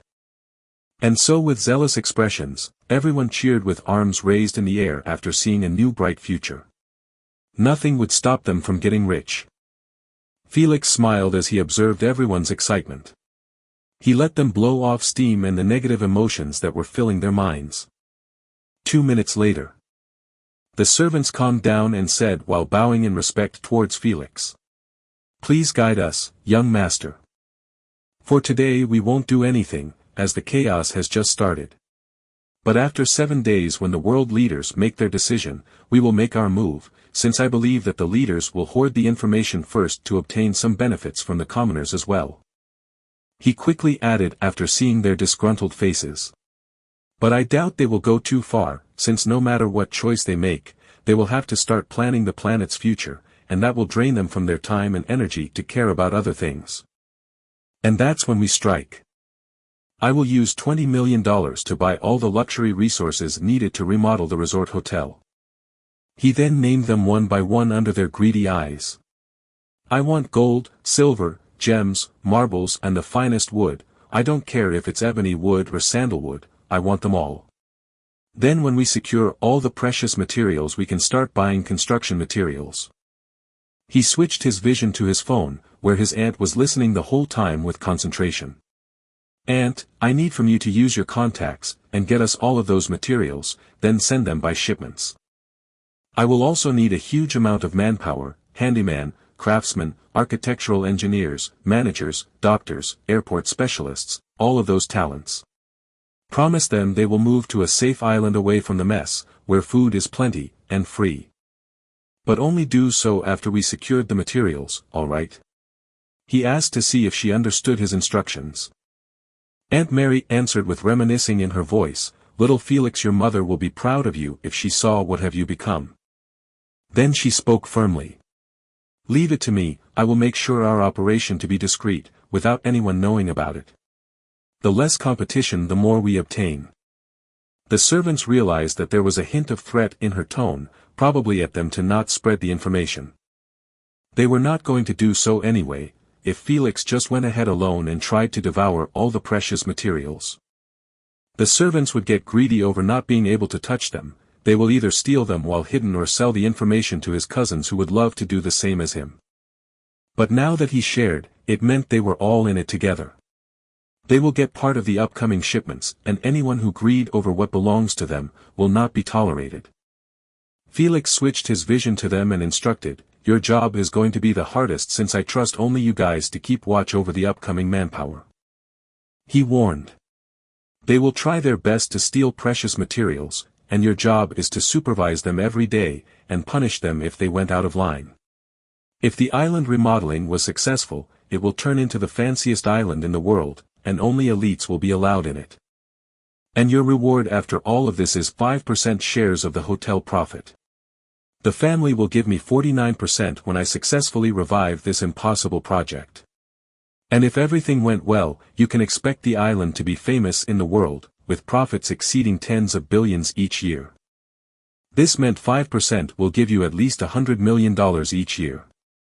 But this 5% is going to split based on the contribution during the process of building and remodeling.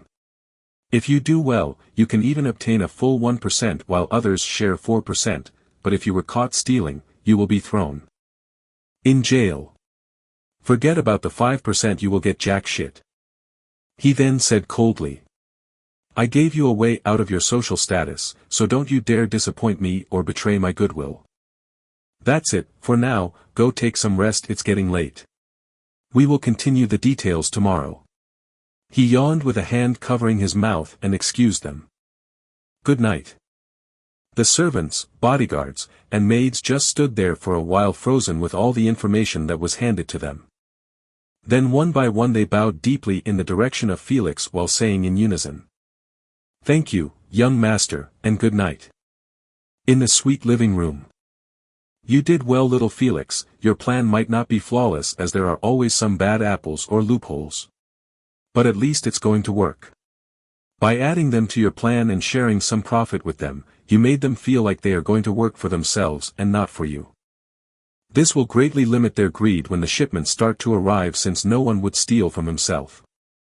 Felix replied nonchalantly, You give me too much credit, auntie. It's just a standard stick and carrot style plan, anyone can think of it. Without waiting for his aunt to keep complimenting him, he cut her off with a grave tone. Auntie, what do you think about the transmission? His aunt replied with a hint of dread in her voice. I don't know, this is too sudden, we were just living peacefully in our bubble. But no one expected it to explode without a warning, everyone was caught by surprise. I bet your family board of elders is holding an emergency meeting to address their plan for the future. She added with a disheartened sigh, Too bad it's pointless, as long as no information about the entity that is living in Antarctica is revealed, any plan for the future is futile. Don't worry, my senses are telling me that this is a huge opportunity for planet Earth. We were fighting for a pathetic amount of resources every single day, declaring wars for territory, and more messed up things. All of those, I believe, will be solved if we manage to absorb the aliens' knowledge about the universe and started our own interstellar colonization just like them. Aunt Mary could only put her faith in his words. And hope that everything works out just like he claimed. Chapter 14 The Plan Outline. Alright auntie, I am going to sleep now, I will call you tomorrow to finalize the details of our plan. Good night dear, I will wait for your call. Felix said good night back and hung up. He then went toward his bedroom to check on his grandfather, as well as get his pajamas from the closet. After measuring his grandpa's heartbeat, and seeing that it was still stable, he took his pajamas and went to sleep in the guest room. Next morning 10 a.m. Felix woke up and headed to the bathroom to take care of his hygiene as always. But this time he found his grandfather sitting on the toilet chair and watching the news from his phone. Felix's heart skipped a beat at this sight, as he thought his grandfather's blood pressure will rise when he sees the chaos and disasters that were happening outside the island. Felix approached him and asked stiffly, "What are you watching there, Grandpa?" "Oh, just some news about how everyone heard the same transmission as me last night. It really was not a hallucination. Earth was truly found by another race, and cornered to such a degree." He then faced Felix and asked, "Boy, why did you lie to me yesterday? It seems like you also heard the decree, but acted like nothing was wrong." Felix looked at him with an annoyed expression. "It was to save you, old geezer.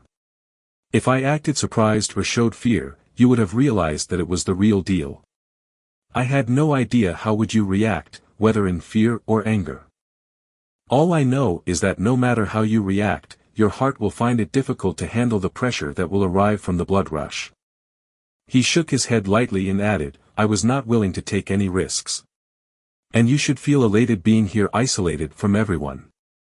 I read news about old men that have the same condition as you died like flies when the transmission was over." Robert smiled warmly after hearing Felix's reason, as he figured so as well. "Thank you, son, I appreciate the thought. But you did not have to worry. Is it not just an alien invasion? I already watched more than 20 movies, and in every one of them, humans won." He gave Felix double thumbs up and added, "And I have faith that we will win in this one as well." Suddenly, he touched his ass with a shiver and said, "Now close the bathroom door, my ass is getting wrinkly from the wind." Felix obeyed with half-smile on his face. He realized that he overdid his brainwashing quite a bit after hearing that his grandfather had faith in humans emerging victorious if they went to war. Unfortunately, that sounded like a joke in Felix's ears, as he knew that humans' most prized weapons, nuclear bombs, were merely toys in the eyes of the human kingdoms outside. A single cheap outdated device can nullify them completely, turning them into worthless junk. Whatever, as long as he is not in danger, let him think what he wants.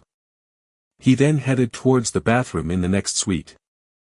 In the hotel cafeteria, Felix was laying down instructions to Layla and Jack, who was sitting next to him, as well as his aunt, who was using face cam, listening to Felix in concentration.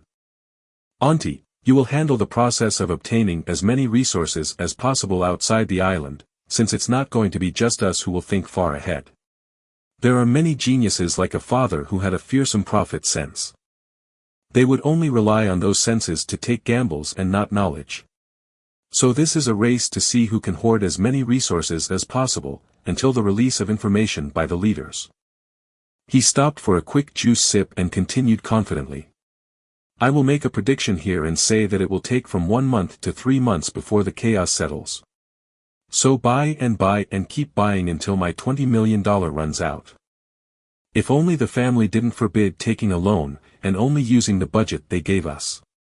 I would have spent more than $50 million. He sighed in dejection over losing more profit due to this stupid rule to stop them from cheating. His aunt replied, "All right, when it comes to gathering resources you have nothing to worry about, I live and breathe in this business. I will take care of your 20 million of shipments first before I start buying using my own money. All so you can beat those little rascals who bullied you when you were young." Felix mused in his mind, "Auntie, you got it all wrong, I was the one bullying them. The poor things just allied to defend themselves." But he did not dare say it out loud, as he knew that she adored him since he was a little kid, treating him just like her son, due to her being barren, not able to have kids. "Thank you, Auntie, I can always count on you." He drank another gulp and turned his head towards Layla and instructed her. "You will take care of the logistics, from detailing the times of each shipment arrival to detailing how many precious materials in a box. The figures need to be close to the ideal number since some stones will be lost in one way or another." He paused to let her digest his orders as he does not want to overwhelm her. A few seconds later he carried on. "Your second mission is to hire warehouse managers. You will pick them from the batch of manpower that will arrive. You can choose who you see fit as your subordinates from the servants and mark each of their contributions." He turned his head to Jack, who was waiting for his instruction while holding his breath in anticipation. "As for you, Jack, you will take care of the security of the island, and the smoothness of unloading the shipments and delivering them to the warehouses. You can hire strong-armed men to protect those warehouses. Auntie will deal with smuggling the weapons outside the states." You can also pick subordinates to assist you in dealing with those matters. After he finished his instructions, he pointed at himself and said, "As for me, I will take care of the remodeling of the island. I will need architectural engineers to create a solid design that can impress me. I will also supervise the makings of tables and chairs by the craftsmen. Everything needs to be in order, so we can remodel the entire island in a maximum period of 2 years. It's going to be hard but not impossible." Felix cleaned his mouth with a handkerchief, and added, "This is the overall plan. For now, we will adapt as new complications start to arise. Go pick your subordinates, and train them on how to be tough. We don't want outsiders to walk all over them." He then picked his phone and left while saying, "I will call you when I need you." In the suite, in front of the TV, Felix and Robert were watching the news about the chaos that was happening currently in America. "Did you call your buddies? None of them died, right?" Felix suddenly asked. "Yes, no one died." He continued dejectedly, "Unfortunately, Benjamin also survived. They told me he passed out when he drank too much and heard the transmission, but his body did not react much. Lucky bastard, he should have been dead for always defaming my good character." Felix ignored his grandfather's tantrum and questioned, "I see, it's good thing that they survived. Now about the family situation, did they call you to inform you of its state?" "Yes, they called me this morning. We lost one elder in the family board. He was doing an operation on his heart when the transmission struck. They told me the main surgeon cut the wrong artery due to lacking focus and stability." He paused. "And they requested me to rush back to replace his spot temporary until they find another one. This time don't retire from the post, Grandpa, just remain in it for a bit, with the current messy situation. The family really needs your leading wisdom. Stop flattering me, you rascal, you just want me there again to wipe your ass, when you make a mess, don't you?" Robert chuckled. "Not this time, Grandpa. You will soon realize your grandson's greatness, and see that you were not scammed by me having your bloodline." Robert ignored Felix's promise, as bragging was always his grandson's greatest talent. He was already numb to his promises. Soon, he turned off the TV as the only news on it was about the millions of deaths worldwide, and 2 morons trying to analyze the already simplified transmission, that said kneel, or die, or join an alliance. "All right, I will get dressed, I'm leaving in 1 hour, don't burn the hotel when I am gone." Felix just chuckled and said, "Don't worry, when you see it again, it will be lit on fire." In his thoughts, of magnificence. Robert glared at him and went to his suite to change. Chapter 15: The United Nations Decision. 5 days later. Inside the United Nations meeting, 195 presidents, and kings of kingdoms such as Morocco, and representatives of countries who lost their presidents during the transmission were sitting in chairs and looking at the podium platform in front of them, like they were in a theater stage.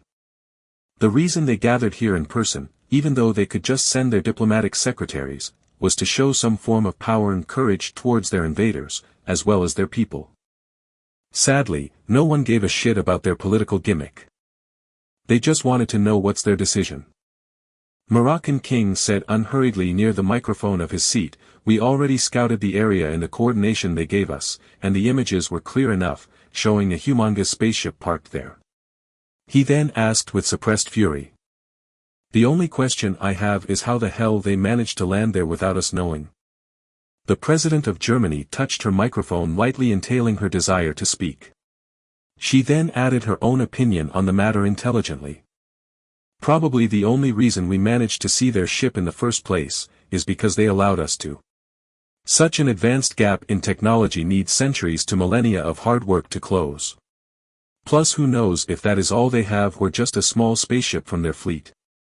She paused for a few seconds to see her peers' reactions, and just as she wanted, the majority of them nodded their heads in approval. She took advantage of this chance and pushed her agenda further. "This is probably used to bait us into launching an attack, so we give them a reason to invade us without them breaking the Supremacy Games Alliance Treaty that they mentioned before. So I believe it is in our best interest that we join their kingdom, and absorb what we can, and then when we reach their power we revolt." She took a deep breath and said her final vote, I vote for choosing the first option. The president of North Korea retorted indifferently. Everything you said was but speculations. Who knows if they are just acting tough on the outside to scare us into surrendering without fighting. I suggest launching an ambush on their base using 20 nuclear bombs. Such powerful force will certainly destroy them to oblivion. No one interrupted him, or disagreed, they just left him to say his piece. If they only had that ship we would have won, but if they had a fleet as you say. There is nothing to worry about since we had carefully created hundreds of thousands of nuclear bombs throughout the years, and if we united and combined our nuclear heads, we have a high chance of winning. He glanced around him and found that the majority were shaking their heads in disagreement with his strategy. His forehead squirmed with veins from fury after seeing their coward-like behavior. He suddenly stood up and banged the table loudly while adding in agitation. We did not make those bombs just to sit around in the warehouses collecting dust. We were too afraid to use them on each other, for health reasons. But now our existence is being threatened by invaders. So if not now then when, God damn it? He roared the last part like a madman. Yet some presidents were nodding their heads in his favor. He calmed himself down and fixed his sweet, then sat back and said his final vote. I vote for the second option. Immediately after, the two sides began to argue about their points loudly, like they were in a parliament assembly. Each presenting the advantages of their choice. Yet, before long they get dismissed by the opposite side. The president of Japan stared at this barbaric sight and stood up with his microphone. He hit the head of it lightly, making ear-piercing noises to attract their attention. After seeing that everyone quietened down, he informed them cool-headed about the forgotten third choice. To be honest, you guys already know deep down that this is a hopeless war. They know everything about us from our technology to our cultures, and I bet that they probably did a full data scan on our internet and hacked into our most classified secrets. The world leaders sat back and listened to his respectful opinion without interrupting. The president of Japan continued after seeing this sight. For a race like them to be able to do interstellar travel, they wouldn't find it difficult, breaking into our primitives' firewalls. They are in the dark hiding and watching every move we make, while we have no idea who they are and how they look like, even their words of controlling 10 districts. In outer space, take it with a grain of salt. We do not know if it is real or they are just lying to make us submit and join their ranks. He sighed disheartened and carried on his final deduction while raising one finger. From this, we can easily conclude that we never had three choices in the first place. We had only one. And that is joining the Supremacy Games Alliance, which they are also part of since they could have invaded us with ease, but didn't due to some treaty of the alliance. This signifies only one fact, and that is the alliance is extremely powerful and not to be provoked. One last note, since they are part of it, it also means it gives rewards and benefits too hard to miss even for them. Don't even mention us. After saying his piece he sat down composedly, letting them digest his words before the true voting begins. The spokesperson did not keep them waiting and immediately informed them.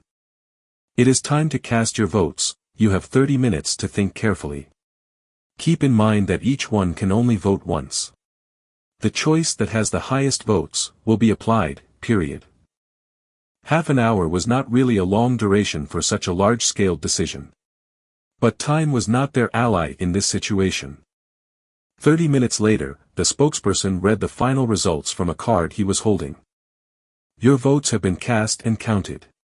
The final result is, the first choice with a vote count of 25 countries, the second choice with a vote of 34 countries, and finally the third choice with a vote count of 130 countries. The last remaining 6 countries abstained from voting. It has been officially decided that planet Earth will be joining the alliance. Bang! The gavel sound of the spokesperson marked the final decision. Loud clapping sounds echoed in the meeting hall, as President celebrated, avoiding a massacre if they went into war with those madmen. The President of America gave an extra suggestion to the celebrating world leaders. I suggest sending the spokesperson as our representative to declare our decision, and also to scout the aliens on a deeper level. If they were not as strong as we assumed, we can give full authority to the spokesperson to choose the second option. The majority of the leaders nodded their heads in approval, as they found it reasonable.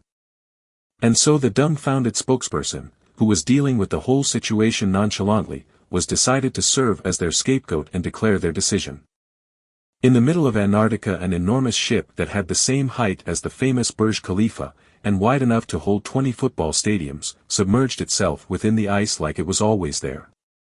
A military green helicopter landed gently near the spaceship. Shortly after, a person wearing thick clothes like a bear came out of the helicopter and walked step by step towards the spaceship that had no windows or entrances. It was covered with a special dark alloy never seen before on Earth, making the entire ship resemble a sleeping beast. The man thought to himself while shivering from either cold or fear. What the hell am I doing here? Couldn't they just send anyone? Who did I offend to deserve this? He raised his head and looked up, yet he still couldn't see the top of the ship. If this was just a ship of a scouting team, their army ships must be the size of a meteor. How are we supposed to win if we fought? His contemplation was suddenly interrupted by a set of moving stairs that dropped near his feet, leading to a small open door. As he saw the moving stairs he mused, we have the same ones in the malls, maybe the gap is not that bad. Unfortunately, the moment he stepped on the staircase, he found himself inside the ship with a blink of an eye. Never mind what I said.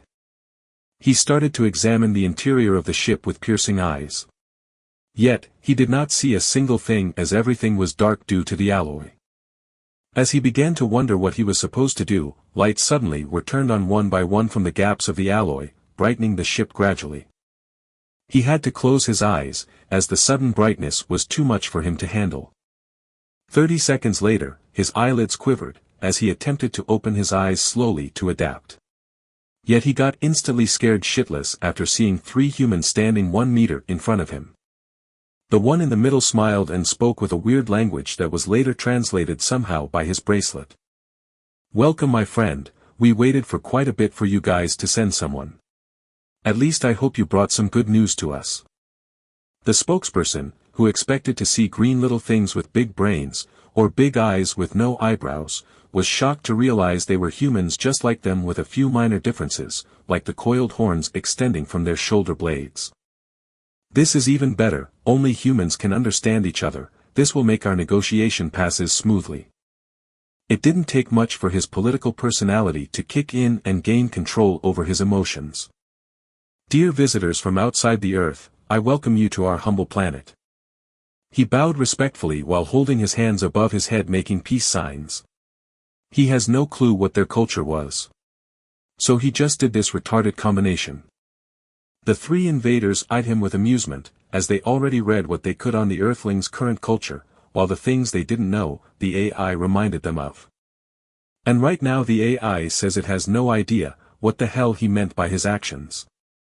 The one in the middle kept doing the talking while the other 2 just observed silently from the side.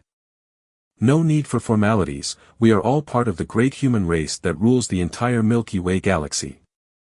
The spokesperson gulped a mouthful as he heard this, the entire galaxy. What the hell? How many humans are out there then? A couple of trillions or even quadrillion? He spoke with a shaky voice. Right, we are all part of the human race. So I hope you will be able to provide us with the information necessary about the Supremacy Games Alliance, lest we make the wrong decision. They looked at him with a hidden glint and asked him with a frigid tone, "So you mean, by joining us, you're making a bad decision?" Dissatisfied, one of them added unpleasantly, "I see, we came here in peace and acted based on the rules, respecting your culture, and your free will, and this how you treat us?" The spokesperson was not a fool, as he quickly figured out their hidden agenda based on their words. He knew that if he failed to provide a solid explanation, they will invade or force them to kneel without suffering the consequences by relying on that feeble moral reason. Feeble or not, it was still a reason to launch an attack. "You misunderstood me, my dear guests. What I really meant was that only by having knowledge about the alliance that your kingdom is part of, can we understand more about your greatness and strength, to not make a foolish decision of declaring war on your lofty race." The spokesperson's ass-kissing ability that helped him reach his current position did not fail to deliver as the invader in the middle, switched back to his polite persona after realizing he was dealing with a tough nut to crack. Of course, only by knowing everything, would you find that you Earthlings are but the weakest bunch in the Milky Way. He then patted the spokesperson's shoulder and instructed him indifferently, "Follow me so I can enlighten your eyes about the cosmic difference between us and your race." Chapter 16 The Universal Virtual Reality. Even though, he said to follow him, they didn't actually need to walk, as the ground started moving by itself, taking them forward speedily. The spokesperson was scared that he was going to be thrown away due to their speed. But soon he found out that he couldn't move his body at all. It's like his legs were locked tightly by the ground. 5 minutes later, they reached their destination. The spokesperson felt like he was about to throw up, but he managed to swallow it just before so with a disgusted expression. Just to not lose face in front of his hosts. "AI creates 2 chairs for us and send extra AP bracelet, please." "As you command, Chief." Quickly, 2 chairs manifested of the dark alloy like it was a living being. The chief said embarrassingly. "I still have not introduced myself properly. My name is Killa, chief of the scouting and planting crew in Alexander's kingdom. Our jobs are to scout for life forms, but mainly to plant the UVR tower signals around the undiscovered solar systems." He asked. "How about you?" "Nice to meet you, I am Jacob Miller, the current spokesperson for the United Nations, and I am here to represent them all." The spokesperson introduced himself as well while extending his hand for a handshake. The chief didn't refuse his handshake. "Good, since they sent you, it meant you are good enough. Alright, enough chit-chat, your AP bracelet has arrived." Killa sat on his chair and took one small bracelet that fits perfectly in humans' wrists, from a pocket in the dark alloy chair. He then explained with admiration what this tiny device can do.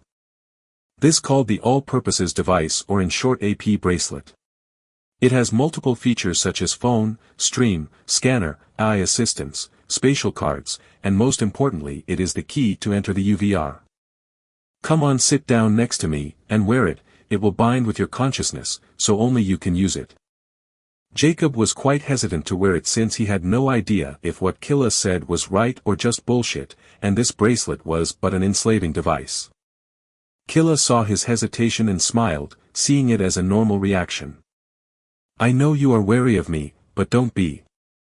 I have no reason to harm you or your planet, at least not until you make your choice." He shrugged his shoulders and continued with a disgruntled expression. "This is one of the disadvantages of being part of the Alliance.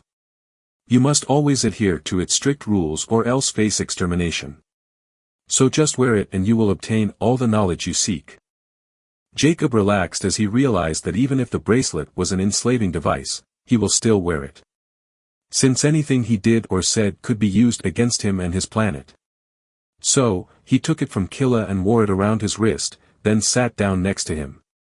Killa explained how to use it properly. First you need to connect your consciousness with it. To do so, you just need to put its screen in front of your eyes, and call in your mind, Queen AI, then the bracelet will do the rest. Nervous and agitated, Jacob did as he was told and put the screen in front of his eyes. He took a deep breath and called Queen AI. Instantly, his vision was lost, as he laid on the chair like his soul was ripped from his body. 10 seconds later. "Welcome Sir Jacob, your AP bracelet has been successfully bounded with your consciousness. From now on, only you can use the features of your device. If you want to know their details, you can ask me." Jacob opened his eyes to a cold monotonous voice of a woman. He looked around him and saw that he was sitting in a white chair, in a white room. Everything was pure milky white, even his clothes. "Who are you, and where did you take me?" he asked nervously. The cold woman faithfully answered. "I am the Queen AI, the one responsible over the connection of the entire UVR platform around the universe. I exist to serve it by following its rules. As for this place, it's your own chamber in the UVR. You can modify its the decor as you wish. But this service is not free." Jacob just sat there awestruck, feeling like he was in a sci-fi movie after hearing her explanation. Suddenly, he slapped his face as hard as possible, believing that since he was in virtual reality, his senses won't be as responsive as in reality. Sadly, a loud smack echoed in the room, followed by a long wail. Eh. Jacob held his slapped cheek with tears and snot mixed together, turning his already ugly face into worse. What the hell, did my slap feel more painful than in real life, or this is just because I never got slapped this hard before? The Queen AI helped him understand better by explaining, the senses are 100% simulated, so everything that you feel in the real world, will be felt here as well. I see, the civilization outside is truly millions of years ahead of us. If we could get this kind of technology and be connected to the universe, we would enter into a whole new era. He rubbed his red cheek and asked, Killa outside told me that all the information I seek is here. How do I obtain them exactly? Since this is your first time connecting to the UVR, do you want to listen to the universe history introduction? Yes, please. He answered eagerly. A moment later, the white room exploded with light, leaving Jacob in the infinite universe with galaxies and stars all around him. He looked at this beautiful scene in fascination and listened to the AI history introduction for dummies. Current time period, 500 years before the creation of the Supremacy Games. 1 million years ago. The present era was called the Dark Ages. Every race in the universe followed a simple rule. Only the strongest were allowed to survive. Each new planet found with a hint of life on got invaded without questions asked. If the aboriginals of the said planet were strong enough, they survive. If they were weak, they get either exterminated or enslaved. There were no rules and no laws. Wars were everywhere and hate filled every race. This all changed when the metal race, who seeks the truth of the universe as their only path, decided to intervene and stop those random wars that affected their introvert lives. They spend the majority of their time holed up inside their research labs, creating devices, technologies, and weapons to ease their endless curiosity. But they were constantly being interrupted during their research by foolish races who wanted to plunder their creations. They fought them time and time again until the metal race finally snapped and had enough with those random barbaric wars.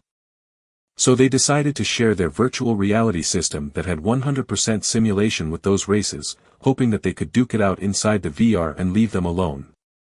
But the universe was boundless, and it was almost impossible to connect everything together, to enter the VR.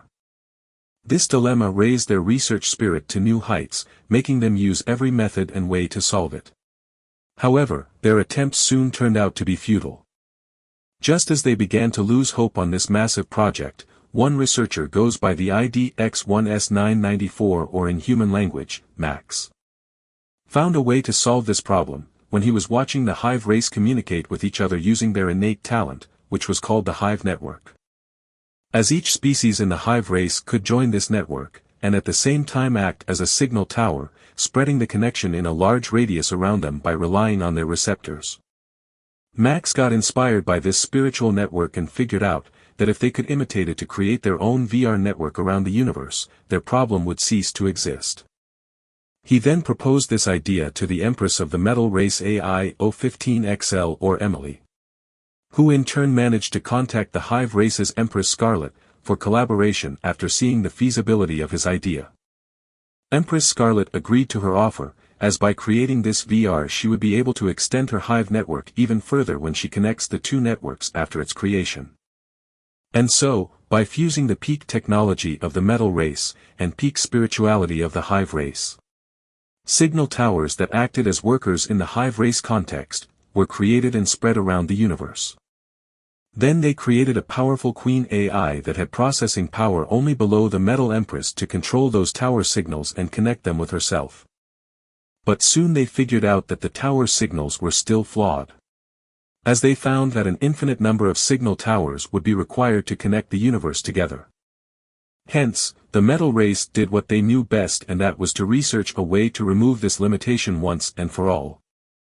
After 4 centuries and 60 years of trials and errors, they finally found a way to upgrade their UVR signal system. They discovered that the majority of life forms' consciousness resembled the hive race inner spirit in the way of their ability to access it and control it. This discovery helped them modify the innate talent of the hive race that was used to enter the hive network, to a general technique that could be taught and learned by anyone who could access his consciousness. This way, a being could enjoy connecting to the UVR everywhere in the universe, as well as spread the network connection in a large radius around him for those who can't access their consciousness. Or in the words, commoners.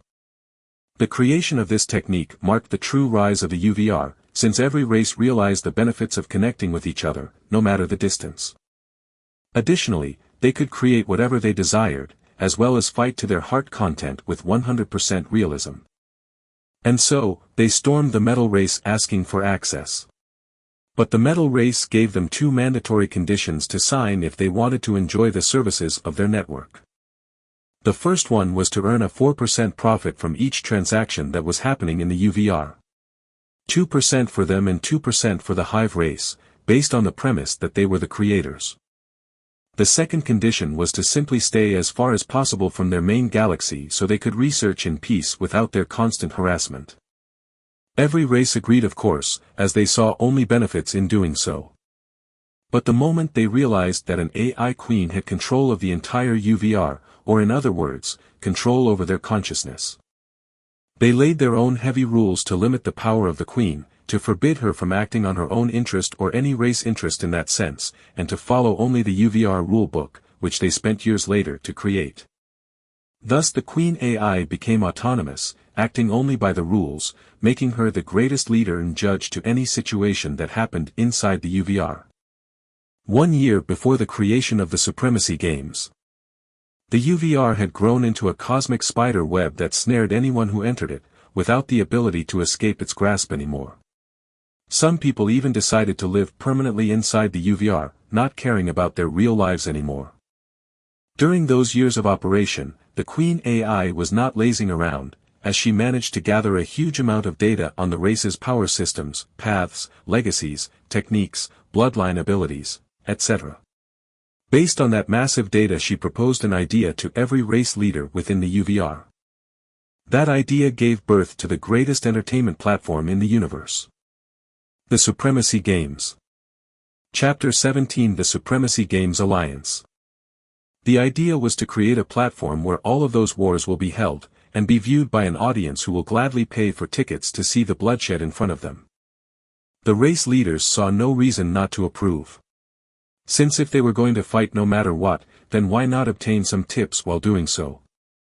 Too bad, they underestimated the commoners' craziness over anything that may make their boring and routine lives a little bit more entertaining. And so, the platform exploded with popularity. The race leaders who were planning to earn only some tips from the spectators started to get slammed with money they never thought was possible to be earned this fast and easily. The mere sight of such easy windfall from just some viewership over their daily skirmishes brightened their eyes with greed for more. They tried every method they know of, to make their content more entertaining and unique to grab the attention of a larger base of fans. Because of that, they managed to evolve as time passes from using random wars and skirmishes between their soldiers, to making the platform open for everyone to register and participate in entertaining deadly games, using multiple formats, such as sports, puzzles, battles, tournaments and more. The creation of this variety pushed the Supremacy Games into the peak of popularity within the UVR, surmounting movies, animations, and games. Gone were the days of wars without a set of rules. Gone were the days of fights between races due to resources or for territory. Now with the existence of Supremacy Games, everything could be solved there without harming their foundation in real life. The moment the Supremacy Games platform began to be used this way, every race believed that more money and resources could be earned if they just made an alliance that accepts only races that were using the platform. This way they could solve their political problems that arise between each other fair and square, without the losing party complainant. Plus training their juniors constantly using the games, and at the same time earning a massive amount of money from the happy spectators all over the universe, thus hitting 4 birds with 1 stone. The Alliance emergence marked the true beginning of the Supremacy Games' dominance over everyone. That was 1 million years ago. The platform has kept evolving ever since, making new rules and laws, to help the weak races and new planets, such as planet Earth, to have a place inside this ruthless universe. There were currently more than 550 rules and laws within Supremacy Games Alliance and the UVR. Any abuser of those rules would face a merciless punishment, no matter his race, or his social status. This marks the ending of the introduction to the universe. Do you want to listen to intermediate public information now, Sir Jacob? Queen AI ended her introduction and asked. Jacob, who went through a journey in the UVR, seeing the races fighting in wars using superpowers he thought were only in fantasies and hearing the information about the creation of the UVR as well as SGA, made him realize that Earthlings had truly come across the greatest opportunity of their existence. And if they missed it, it would be the biggest joke in the universe. In his head, he already knew that Earthlings were lucky to be found during the era of SGA. Otherwise, they would have been invaded the moment they got discovered. No questions asked. He soon woke up from his momentary daze and replied. No, not, for now, I kept Killa waiting for more than enough. It's time to give him my planet final decision. As you command, you will be ejected from the UVR network in 3 seconds. 3 seconds exactly, Jacob closed eyes unsealed moderately. So how did you find the information you obtained? Any questions you have about them, I can do you a favor and answer them now. Killa asked warmly after seeing that Jacob had logged out. Fascinating and mind-blowing. You were right, my eyes were truly enlightened, and I hope to enlighten my planet as well. Jacob replied with a polite tone. However, it did not last long, before he informed Killa of his planet's decision firmly. That's why I will go straight to the point and say that our final choice and decision is to join the Alliance. Jacob stared at Killa composedly as he said his planet choice. Meanwhile, his mind was in utter mess. So how is he going to respond? Is he going to attack me out of anger, or just ignore the Earthlings' decision and invade anyway? I see, we figured so as well from the information we obtained from your classified files on your countries. You would either go to war or choose the lesser evil, which in this case the SGA. Killa did not show a single ounce of disappointment, as he already expected much from this planet. He shrugged his shoulders and added, well, it does not matter much for us anyway, whether you choose us or the Alliance, since we will obtain benefits both ways. If you chose the Alexander Kingdom, you would have obtained our protection from other races' invasions. But you will need to provide yearly tributes in return. However, if you chose the Alliance, we will get the recommendation reward since we are the ones who found you as well as gave you the choice of joining the SGA. He chuckled lightly after seeing the stiff expression on Jacob. So relax your nervousness, your heartbeats are echoing in the ship. Jacob stiffly asked. So that's it? No invasion or looting from being humiliated in our planet? Was I thinking too badly of you guys or what? Killa and the other two laughed out loud and jokingly reprimanded him. You moron, why would we bully small planet like yours? First, we are not savages who kill anyone who offends us. We are humans for God's sake, we operate only based on benefits, and your planet has zero benefits to provide us. He patted Jacob's shoulders while wiping tears from his eyes after not laughing this hard for a while and continued, you guys are weak as hell. Plus your planet does not have any elemental materials. The only good thing about your planet is the gentle atmosphere that will make it a good tourist destination. So we have no reason to bully you. Just relax and ask away any question you have. My crew is about to finish the signal tower plantation. We will leave as soon as they finish. Jacob got quite embarrassed after hearing their explanation. It turned out that they overestimated themselves too much. But still, he sighed in relief, as this was much better than he assumed. Thank you for giving us this opportunity, we Earthlings will always be grateful for Alexander's kingdom. He paused for a second and said, as for my questions, I do have quite a few. Firstly, you said the crew has almost finished planting the signal tower for the UVR. But the Queen told me that it is quite an outdated way of connecting to the UVR, as the general technique can allow anyone to connect, as well as provide a signal for others. I wonder why are you even doing so? He asked curiously. Oh yes, this question is quite popular among the planets we discovered.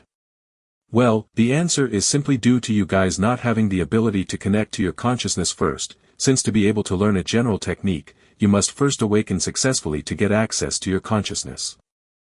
Only then will you be able to learn it and connect to the network without the use of the signal towers.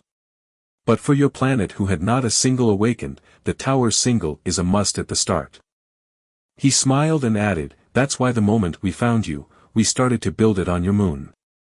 As to whether you joined Alexander's kingdom or the SGA, you will need it to access the UVR.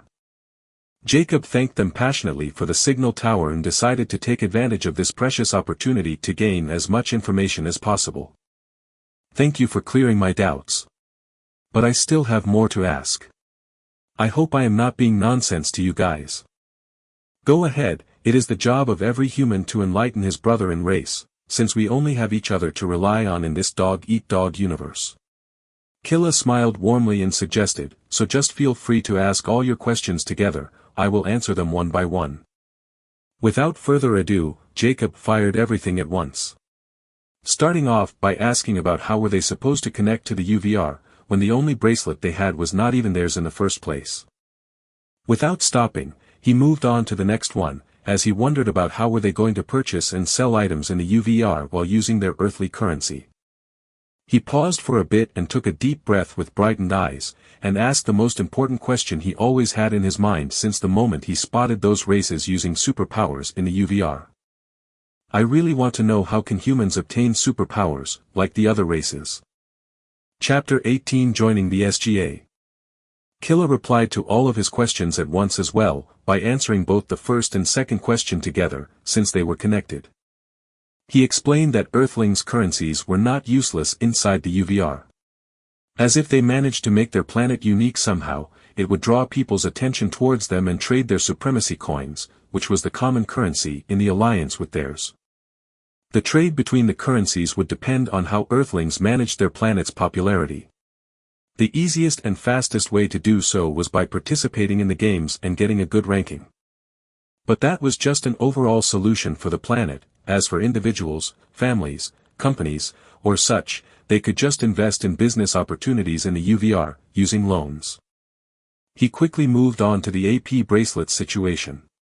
He clarified that their planet would get a 60% discount on their first year of purchase from any shop they visited, as this was part of the SGA rules. He pointed his finger at Jacob's bracelet and told him to take it with him and use it to purchase the rest of the bracelets. As for your last question, I am afraid that we humans can't use their power systems and paths. Just as Jacob was about to sigh in disappointment, he heard Killa continue proudly, but we have our self-created path to gain the same powers, and we call it Bloodline Integration System. Jacob opened his mouth planning to ask eagerly about it, but Killa didn't let him do so as he explained that all of the information concerning the bloodline system, clans, beasts, and more basic knowledge could be all explained by the Queen AI. After answering all of Jacob's questions, Killa decided to give him a brownie, since he quite loved the gentle atmosphere of the planet. I suggest for you guys to allow the Queen AI to get all the data about your planet, as she will trade SC based on the useful data she collected from the information you gave her. Jacob did his 90-degree bow with his hands raised above his hand in peace signs and said emotionally, honestly, we have nothing to pay you back on your grace. The only thing I can say is that we will always keep your assistance and pieces of advice in our hearts. Truly thank you for everything. You have been the greatest invaders one can ask for. Jacob already forgot the 5 million people who died 7 days prior, as he bowed his head to Killa as no such thing had happened. As a true bona fide politician, he sees only benefits, and at this point, he just wanted to make sure the Alexander's kingdom either becomes allies with them or at least keep the current situation the same. So he had absolutely not a single thought in his mind to bring the misfortunes of those who died. In his eyes, every sacrifice for the well-being of Mother Earth was worth it. Don't mention it, we did what we had to. Killa glanced at his bracelet and informed Jacob dejectedly, sadly our time together has come to an end. Our interstellar coordinator device has been fixed, as well as the planting mission has been finished. We need to carry on our journey. He walked forward and shook Jacob's hand firmly and said, thank you for your hospitality, and we hope we can hear from you again when your planet officially joins the Alliance. Jacob suddenly realized he had no idea how to join the SGA. So he quickly asked, how are we supposed to join them exactly? I thought you would never ask. Killa chuckled and answered, it's simple actually, just enter the UVR and tell the Queen AI that you want to join the Alliance. She will do the rest. He suddenly snapped his finger and mentioned an important detail that sent a chill in Jacob's spine. I suggest for you guys to rush the process, as the moment we found you, your coordination has been sold to the SGA and became public information. Get inside the Alliance fast for protection, lest you get invaded without questions asked by other kingdoms, as you already had been given your SGA rights by us. Before Jacob could thank them again, Killa waved his hand and the black alloy caught Jacob's legs and took him back to the gate, just like how it brought him. Jacob didn't even complain as he was truly in a rush to return so he can join the Alliance and secure their safety. Every second counts. 5 minutes later. Jacob was walking towards his helicopter with a hint of fear due to the upcoming possible invasions and excitement for the future of his planet inside the UVR. We were living in a peaceful fantasy, and it's time to wake up. And fight for what's ours, he murmured while entering the helicopter. In the United Nations meeting, the presidents and kings did not head back to their countries, rather they stayed here waiting for the arrival of the news. Jacob spent 6 hours continuously speaking about what he saw, heard, and obtained during his stay in the spaceship. He showed them the information about the UVR and the SGA, using the holographic streaming feature in his bracelet that could stream everything inside the UVR with peak quality. He already learned about every feature, function and characteristics, during his flights. The presidents who saw and heard the same things he did, just watched with their jaw wide open and unblinking eyes at the unbelievable face of the universe, which they lived in like frogs. Jacob this time did not stop at the history introduction but carried on to showcase all the free information about their race. Ranging from how to integrate, to where the resources can be found and obtained. After seeing all the information that was available, the meeting room went into chaos, as every president howled with excitement like youths towards a new era. An era that could allow the commoners to live for more than 500 years, and those who awakened to tens of thousands of years, depending on the beast bloodline they reached the peak with. All of those world leaders were close to their death, as their ages ranged from 40 to 80. They saw hope in the ways, humans, outside their planet, used to extend their longevity.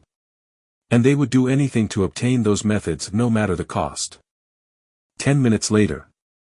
Their excitement died down a bit, as they had more important things to discuss. Jacob said through his microphone. Please, it is not the time to think of the future, but the time to join the Supremacy Games Alliance.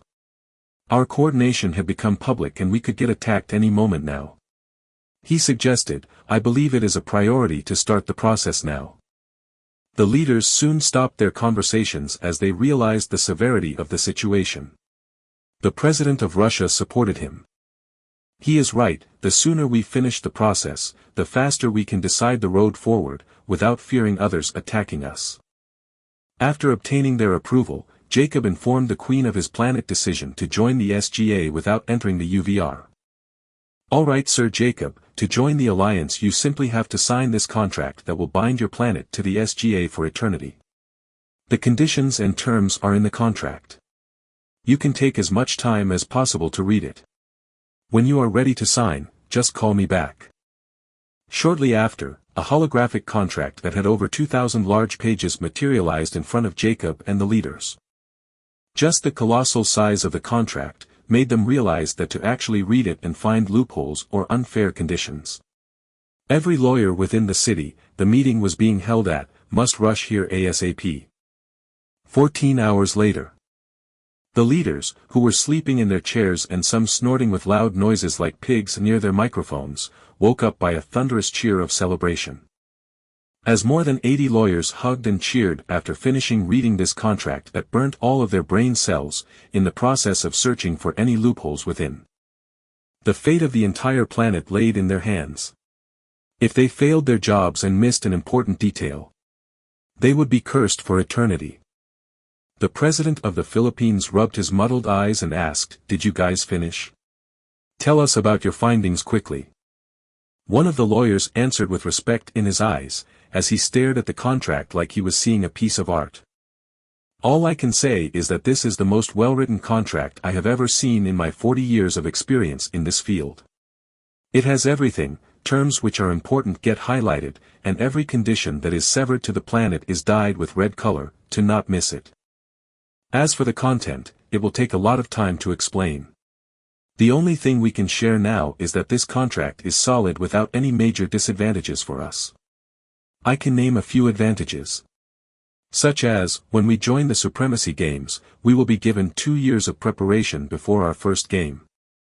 Since our planet is still weak without a single bloodliner. He paused to drink a sip of water, then continued, a second highlighted advantage is that we have a 60% discount on buying AP bracelets, as well as a 40% discount when buying beast bloodlines that do not surpass Tier 2 and rare rank for 1 year. As for other resources, we only have a 20% discount. Third advantage is that our planet has solid protection from any large-scale invasions. And even if a kingdom declared war on us, they won't dare to attack unless we actively accept their declaration. And if we did so, we would lose alliance protection and can only fight without a complainant. He fixed his glasses and lifted his eyes from the small notebook he was reading from and said lastly, those are currently just 3 benefits from what we counted to be at least 15 benefits, and since we are in a rush of time, I will mention them later. For now, I will leave you to decide if we are going to sign or not. The leaders did not need to cast a vote. All they did was look at each other and then nod their heads towards Jacob, a clear sign of approval. Jacob didn't waste time as he immediately called for the Queen. What is your decision, Sir Jacob? We choose to join. I will sign the contract in your presence now. A pen suddenly materialized in the air in front of Jacob. He took hold of it and used it to sign the contract using Earthlings as a word. Few seconds after he finished, the contract started to slowly burn as 5 artistic words appeared in front of everyone in the meeting hall. Welcome to Supremacy Games Alliance. Chapter 19 The Shipment's Arrival. 3 days after the United Nations joined the alliance. Felix stood near the port, observing the ships that were docking, and later get unloaded by the handyman who arrived 2 days prior. Then the ship heads back to the USA to load more packages and travel here again. This process will keep happening until the 20 million budgets that he gave to his aunt runs out. Felix read the leaked news from the United Nations meeting from his phone composedly. The news entailed with solid evidence that the world leaders came to an agreement and chose the third option, which was joining the SGA. Unfortunately, that was everything that was leaked. There were no details on the process itself or information about the alliance. This lack of intel caused the citizens to remain in their houses, not daring to step outside. They already bought or plundered months of necessities stock. So they found no reason to risk heading outside during this chaotic period that froze the police system and even the governance. After all, the streets were now filled with rapists, thieves, murderers, and all kinds of psychopathic individuals, who took advantage of the society crash to let their inner madness reign freely, pushing some citizens to even build a small-sized bunker to hide in. Before the system gets back on track, no one will step outside, causing the economical crash to remain for a long period. Felix sighed in relief after seeing the commoners' reactions. As this meant that the timeline was still heading towards the right direction, and his actions did not make a huge difference, since the $20 million would only buy him some precious materials to remodel the island, nothing more or less. On the other hand, those rich whales were the ones who were going to shake everything up when they throw hundreds of millions at once to devour as much as possible of the flood of jewelry that was in the market. This would result in a herd of sheep, following their steps, and doing the same, just because the whales did so. But this wouldn't affect Felix much, because he made the first move with every preparation possible to hasten the shipment's process. By the time the sheep and hyenas who smelt profit late, flood the market, they would only find crumbles left behind by the whales and his aunt, who was planning to invest at least $300 million on this gamble. As long as Felix kept his actions small and miscellaneous in the bigger picture, he would keep earning profits until the day everything goes haywire and diverge from the known timeline. Satisfied with the smoothness of his operations, he raised a megaphone to his mouth and encouraged the hard-working handyman. After seeing that no one was paying attention to his encouragement, he stopped for a second and searched in Google for good motivational quotes and read them passionately. All our dreams can come true if we have the courage to pursue them. The secret of getting ahead is getting started. Never limit yourself. Layla and the other supervisors were quite speechless at Felix's antics. But what else could they do? He was the boss. 8 hours later the sun started to set west. That's enough for today, guys, you did well. Give yourself a round of applause, and come dine in the hotel and take rest. We have enough rooms to host everyone. The handymen started to clap with red hands over their efforts and then headed towards the hotel. The lucky ones went on jeeps, while the majority had to walk since there were not enough vehicles to carry everyone. Felix got a light headache after seeing this issue. As he knew that bringing cars and trucks as well as renting construction vehicles was going to be a pain in the ass. Since he needed a huge load of them to start the construction of all the buildings at the same time to finish early. But when he asked his aunt about it, she replied that even though the renting prices have fallen to the limit, they still would need a huge amount of time to be sent here if they were going to keep acting discreetly.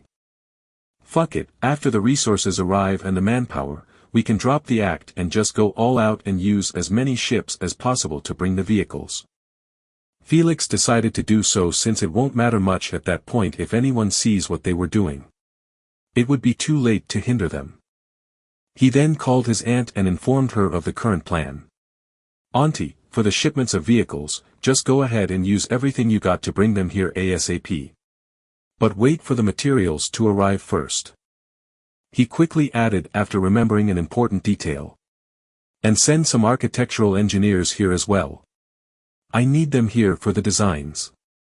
His aunt replied unhurriedly, as you wish, dear, you can expect the engineers to reach the island in 2 days. I will give you a call when they sail. Thank you, Auntie.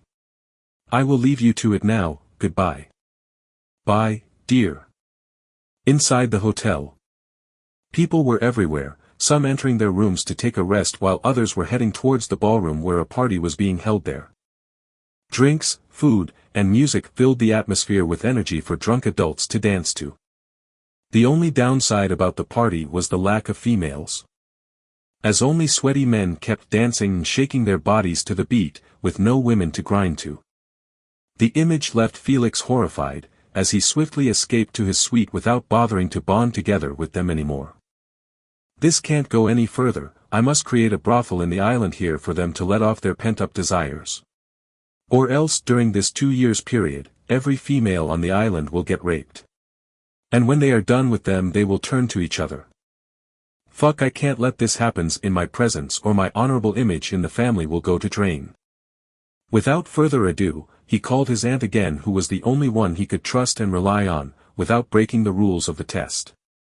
He then explained to her that the ratio of men and females in the island was outbalanced by a huge margin. And if left this way, a disaster will strike sooner or later. It's better to nub the bud right now, and just build a brothel for them. It will keep them at ease and not have any wild thoughts, which would help them focus on their jobs honestly. His aunt giggled lightly and teased him, Dear Felix, you really have grown up to notice such a thing. I was planning to inform you about this issue later since the handymen have just arrived and still tamed. But since you found out about it yourself, consider it done. I will send all types of girls for those men to enjoy, and some for your personal use as well. She added without feeling awkward at her proposition. Auntie, feel free to do so. But whether I use them or not, you will never know. Alright, I'm hanging up now, tons of paperwork awaits me. Felix responded indifferently and hanged up quickly before she could reply back.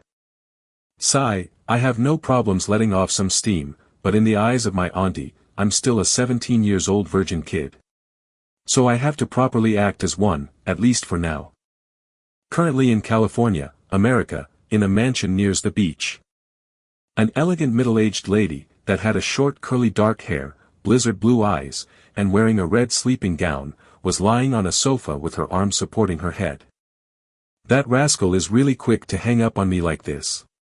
Huh, trying to hide your embarrassment behind that expressionless tone, she chuckled at his antics. I will never know if you used them or not. Lad, who are you trying to act manly for? Aren't you just a brat? But you are already 17 years old, you should start learning about this stuff. Since your parents are gone, let your auntie take care of this.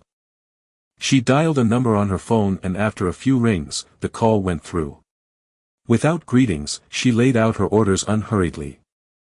Sophia, go bring me 2 ladies, with the age of 17 to 19. They should be smart with high education, thoughtful, and most importantly beautiful. Tell them they are going to an island for an internship in an upcoming 6-star hotel. If they refused, leave them be. She paused for a bit, so Sophia can note down everything properly. After a few seconds, she carried on.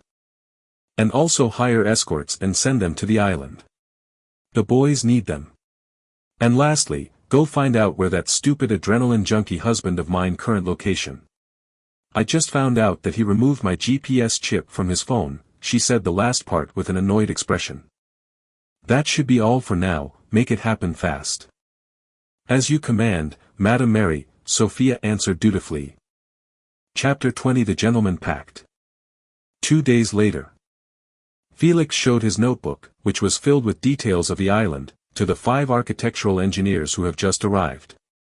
Look here, the foundations of the hotel, airport, seaport, and hospital are all in good condition. When my family decided to invest in this project, they used everything to solidify the foundations without future problems. This makes the remodeling much easier and cheaper. We need to remodel the exterior and the interior without worrying about the foundation of the building not handling the load. He said while pointing at the first page of the notebook. He then instructed them politely. There are 5 of you. Each one of you will handle the design of a building. The last one will create a design for residential apartments for the employees who will get hired after we finish the remodeling. Take note here. This is the outline of the entire island. The northern side will be for the resort hotel, the western side is for the airport, the eastern side is for the seaport, and the southern part will hold the warehouses. And finally, the middle of the island will be used as a residential area for the employees, and that's where the hospital shall be as well. He pointed at a small made map in his notebook. Feel free to read my notebook while I go search for some sketches I made.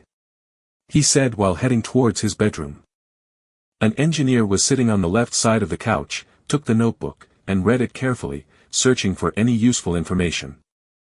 He pointed at one sentence and said to the others, look here. He noted that the roads between the resort hotel and the airport are not in a straight line since there is a forest between them, which forces them to take a longer path, near the hills using jeeps. This means we need to create a highway between the two, or probably even between all of them. But now it's better to focus on the airport highway since the tourists will come from there. I suggest we call some of our subordinates to come here and handle those issues that may pop off like this, so we can focus on creating a design that will please young Master Felix. An old man with gray hair and a beard responded, I shall give them a call then, and one more thing. Dibs on the hotel. The other 4 instantly realized what this shameless bastard meant and rashly called as well, dibs on airport. Dibs on the seaport. I will take the seaport, I will fight anyone who tries to rob it from me. A middle-aged man with a bald head threatened with a clutched fist. F*CKU, I already called dibs on it, respect the gentleman pact, or you are not a man. I heard jack shit, stop spewing lies. The seaport is mine. I already have 10 seaport designs around the world under my belt. This project is perfect for my talents. The bald man retorted. A quiet middle-aged woman was sitting on a chair drinking tea said calmly, I will take what's left. You guys choose what you want since no matter what you pick, my design shall be the best of them all. A sudden silence covered the living room as the others focused their eyes on her weirdly like they were looking at a strange creature. You are truly delusional if you believe so. My hotel design will be best. After all, the island's existence is to support it. Another one mocked her. What a joke, the hotel was picked, the airport was picked as well, and the seaport is being fought over. The only thing left is the residential area and the hospital near it. What can you design to make them better than ours? The seaport is not being fought over, it already mines. The only thing left is those two projects. They can fight it over them, as long as they stay away from my seaport. The bald man corrected him. You degenerate, Baldy.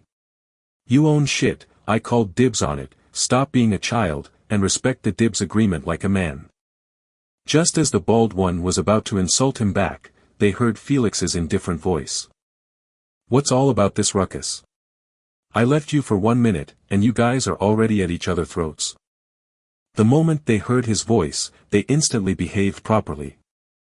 I wanted the seaport project since I have tremendous experience when creating their designs. I believe I will make one that will bring pride to the upcoming 6-star hotel. The bald man promised. The man who called dibs on the seaport did not leave it to rest and fought back. You donkey, I clearly called dibs on it, but you acted shamelessly and wanted to ignore the gentleman's agreement. I can't let this blasphemous action bypass me. Felix did not want to listen to this farce anymore. So he ordered them indifferently, you have 3 seconds to decide who will receive the seaport project. Use rock, paper, scissors. I don't care. After 3 seconds, if you don't handle it, I will give the seaport to that elegant woman drinking tea. Now decide. Before 1 second passed, they both yelled out loud, rock, paper, scissors. The bald man used paper, while the dips man used rock. The result was clear. Alright, you will get the seaport, and you will get to the hospital or the residential area, make haste and choose. Felix hurried him. I will go for the residential area then, he said in an upset tone. Good, now that everyone has a project, I expect you guys not to disappoint me and create solid designs for them. He then rolled down some large sketches of the building that he made and said, you can use those as inspiration for the creation process. I will leave them here with you. For today, take a look around the area, and choose a room where you will stay. There is still an open suite unused. Before anyone could even take a breath in, the old man with gray hair called out loud, dibs on the suite. The rest who were slower cried in despair as they thought, this bastard dibs calling is a gift from birth. It got to be. Near the port, ships kept docking and get unloaded. Then leave hastily for a refill. The handyman kept unloading those heavy boxes, which were sealed tight without a single opening. No one knew what's inside them. The only thing known to them was that those boxes were heavy as hell, like they were carrying rocks. Layla was updating Felix on the current situation while reading from a small notebook. Currently, over 500 large containers filled with precious materials and artifacts have been unloaded and secured in the warehouses. Madame Mary called me earlier and informed me that 500 more are arriving tomorrow, and those will be the last ones packed with precious materials. The next shipments are going to deliver the construction materials, and the period needed to receive all of them is estimated to be 10 days more or less. Good, keep up the hard work, and notify me of anything out of place happens, and I assume that Auntie informed you of the date the ladies are going to arrive? He asked. Layla replied with a blush, yes, she did, it will be 7 days from now, and they will arrive together with the manpower needed to construct the buildings. She also told me she is preparing a surprise for you. She looked at him confused about what his aunt meant. Felix's palms sweated after he realized that his aunt truly went and sent him personal girls to enjoy. Yet, his face was as indifferent as ever. I see, don't worry about it. It's probably just some talents, who were hard to be convinced, changed their minds, and decided to sail here. I really hope so.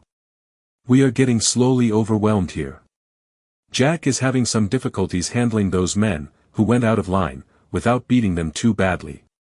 She said. All of those problems will be fixed when the workforce arrives. Just hold it tight for now, as 7 days later they will be here.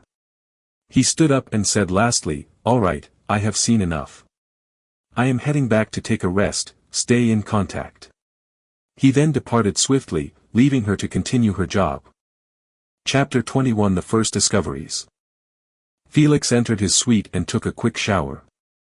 After finishing, he ordered dinner from room service, while changing his clothes.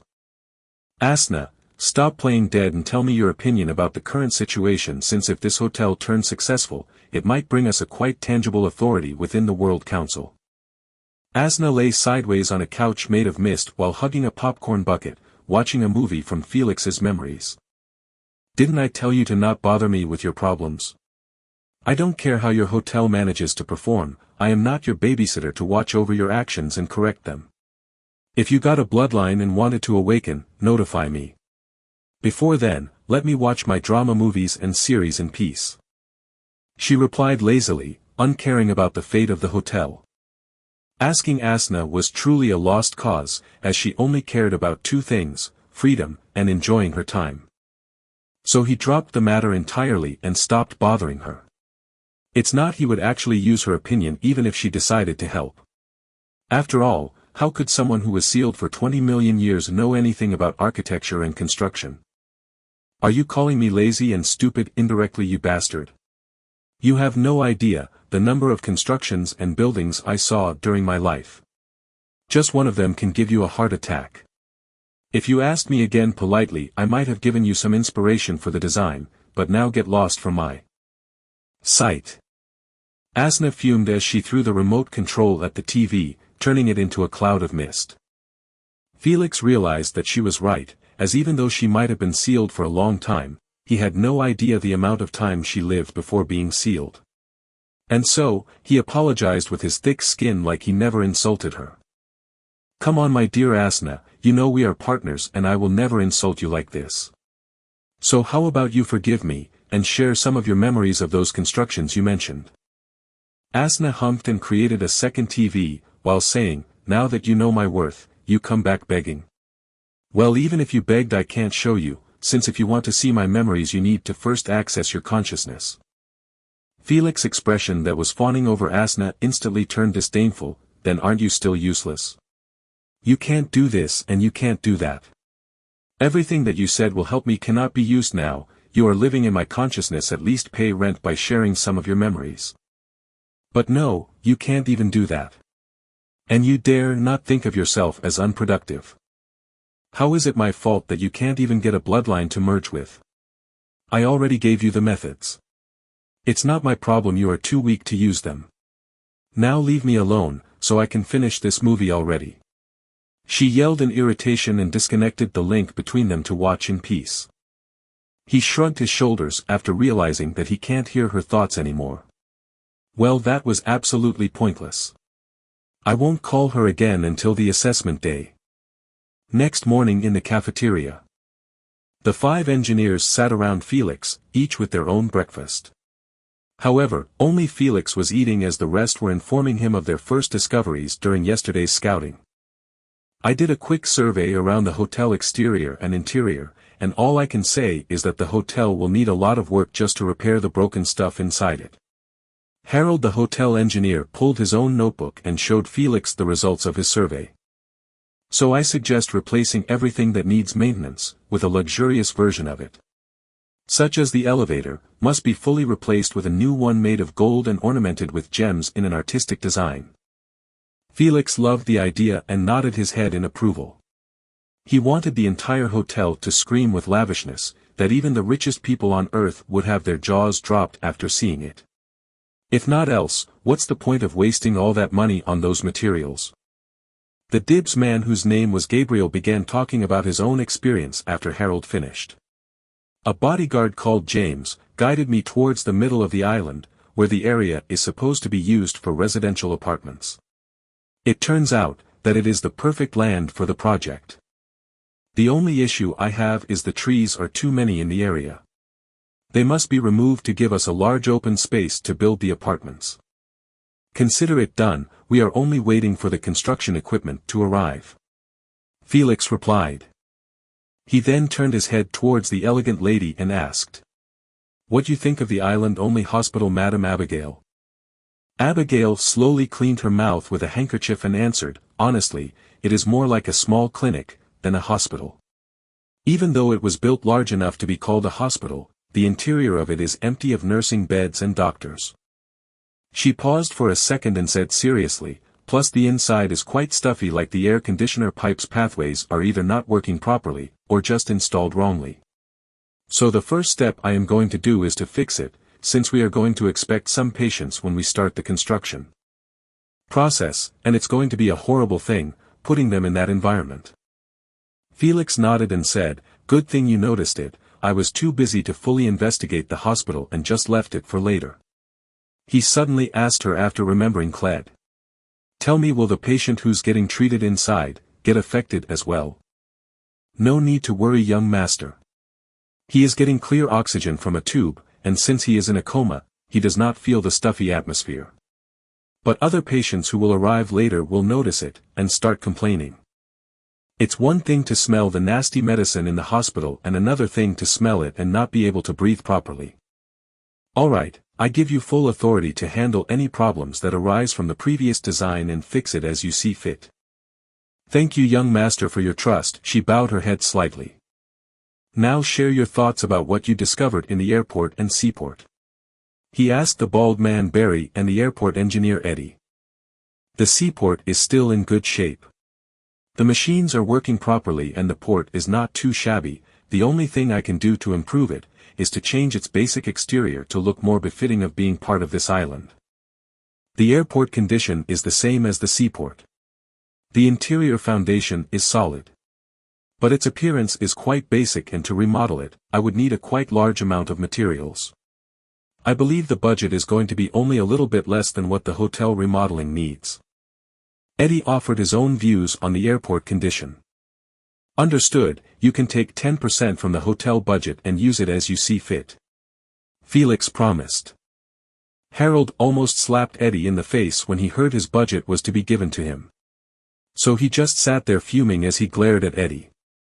Unbothered about his look, Eddie gave him the middle finger when he rubbed his ears with a smirk. He was not worried about getting caught by Felix, as they were sitting at the side of the table. Harold almost fainted from anger after being insulted like that without the ability to retaliate. "You want war, then war it is. I will make sure you receive the shittiest batches of resources. Let's see if you are going to give me the middle finger again." Eddie kept his smirk on his face as he mused, "This moron has all his emotions written on his face. I don't doubt he will give me the worst batches of precious stones, since all of them will head first to the hotel for filtering. Then the leftover will be given to us. Too bad for you. I will plant my subordinates within the workers who manage the resources and switch the batches. Let's see your face when you use the worst materials to remodel the hotel." Abigail looked at the evil smirk of Eddie and the angry Harold and thought, "If you don't take your job seriously and kept fooling around like this, don't blame me when I report it to young master later. Let's see at that point how are you going to ease his fury at both of you." Chapter 22 Grandfather Care. 7 days later. Ships arrived in the port completely packed with men and women, wearing vacation outfits. Craftsmen, construction workers, managers, electricians, plumbers, logistics managers, escorts, and many more different types of careers and jobs, all in ships coming to this unknown island in the middle of nowhere. They came searching for a place where they could do their crafts and jobs properly without being harmed from the chaos outside. They were promised free housing and food during the duration of the construction, as well as good pay. Not as good as they were being paid before, but at least they would get paid instead of hiding in their homes doing nothing but eat, sleep, and shit like some poop generator. They accepted the invitation because they did not know what the future was holding for them, and the world leaders refusing to share intel made it even worse. As they thought there were only 2 reasons why. 1, the leaders did not dare to do so, since the information was too horrible for them, and if it gets leaked the chaos might turn even uglier. 2, the news was too good and the leaders made a pact to hold it as much as possible until they benefit from it, then release it to the public. Both of those reasons had no benefits for their future. So it's better to just take a step forward and brave the unknown than to hide like cowards. Felix watched the people he hired disembark one by one, holding their suitcases with them. All of those people either did not have families, or they did, and just didn't care leaving them behind, since the first condition of coming here was to arrive alone, as there was not enough space to hold everyone, plus their family members.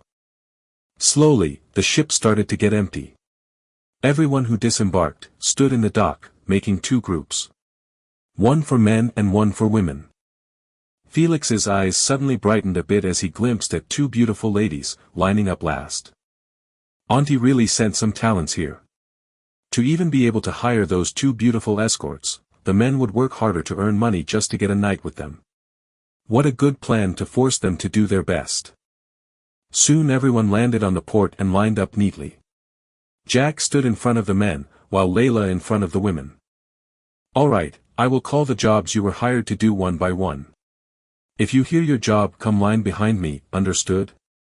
Jack instructed them sternly while holding a list under his armpit. Layla told the women to do the same. Then they began calling job after job, and people got behind them obediently, making different lines. Each for a specific work. After they finished the list, those two women were the only ones left. Layla instructed, state your jobs and why you did not respond. One of the girls lowered her head and said shyly, we were hired to work as interns in the hotel. Madame Mary told us to follow young Master Felix to assist him in his work. Layla immediately froze, as she realized that Madame Mary sent those two for Felix to play with. Her expression soon morphed to jealousy, but she quickly hid it. Oh, is that so? You are still young and need training first, so you will follow me to learn the basics. After I see that you guys earn some experience, I will send you personally to young master to assist him, am I clear? Both young ladies bowed their heads lightly, yes madam, thank you for your care. Felix watched this situation unfolds with a relieved expression. He was glad that Layla intervened, as he really had no time to play around. This period was crucial for the hotel and his future.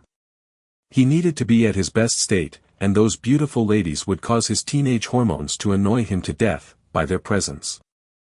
Good, take your time training them, I don't want burdens. If you think that they are not ready, don't send them. He waved his hand and left Jack and Layla to handle those workers' rooms in the hotel. He was not worried about the lack of space. As the hotel had 400 rooms and 24 suites. Each room had 2 beds and a comfortable couch. That meant, each room could hold 3 people, which was not bad, considering the total manpower that arrived was just 10-20. The hotel could handle their housing, but it would be the last one to be remodeled since they couldn't start constructing the hotel while everyone was living in it. So it was much better to start with the other buildings. The moment they finished them, they could send those workers home. This will relieve some of the burdens on the housing as well as their daily consumption. Next morning 9 a.m. Felix decided to eat breakfast this time in his room since it got pretty wild inside the cafeteria with all of those people flooding in to eat. He called Jack with his phone, I want you to round up all the craftsmen who deal with making chairs and tables and all the furniture that requires wood and ask them to come to my suite. I need to discuss their jobs with them. They will be in your suite in 30 minutes, young master. Good, stay in contact. He hanged up. 25 minutes later. Felix was sitting on a couch in the living room, while over 30 wood craftsmen gathered around him in a circle. Listen up, I have bought a huge quantity of all types of expensive wood, and I want you all to turn them into furniture that will make this hotel smells like wood. You hear me? But first you need to draw me a set of furniture that will be used in each room. Then draw me a set that will be on the suites. The ones that please me will be used as models for you all to work on. The creators of those 2 sets will live in a suite for the period of constructions. He tempted them with a smile. As you wish, young master, we will start working on our creations as soon as possible, be at ease. One of the craftsmen bowed his head respectfully. Good, you have a month period to provide me with your final creations. And you are allowed to use precious materials in your design, just don't overdo it. He clapped his hand twice and stood up. Now go ahead and start brainstorming. Afterward, the craftsmen left one by one, until the suite door got closed by James. Felix wore a practice outfit and headed towards the gym to lift some weights. It's been a long time since he did so. 2 hours later. Felix took a cold shower, after returning from the gym. After a while, he finished and stepped outside of the bathroom. Immediately, he noticed his phone ringing. Ring, ring, ring. Who is calling me at this period? It's probably Aunt to ask about the 2 young ladies she sent. Yet he was completely wrong, as he saw the one who was calling him was surprisingly his grandfather.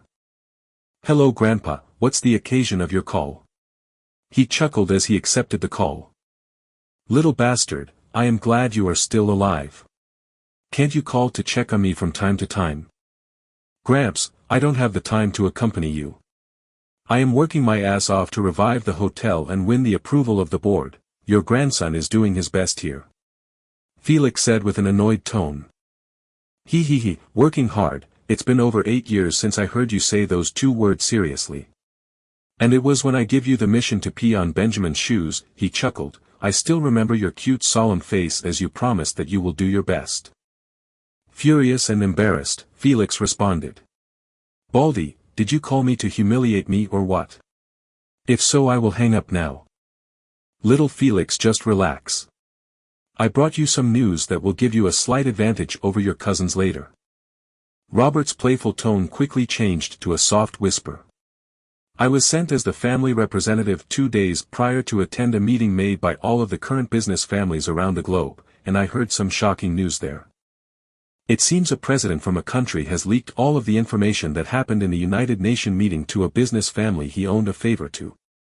He paused for a long while until Felix thought that the connection had been cut off. But a couple of seconds later, he continued on at a faster pace. They were the Diegos' family from South America. And they were the ones who sent invitations to all of us to attend the meeting, so they can sell that information. Felix felt his heart skip a beat, as he realized his actions began to alter this timeline. Because he had never heard of such thing happening before. Or, it did happen, but he had no one to relay the information to him, since his grandfather, the last person who backed him in the family, died during the chaos. But because he saved him, he managed to get it firsthand. I see. Are you even allowed to share this classified knowledge with me, Grandpa? Are you stupid? What can they do to me? I am only sharing it to my grandson, nothing major. Robert scolded him.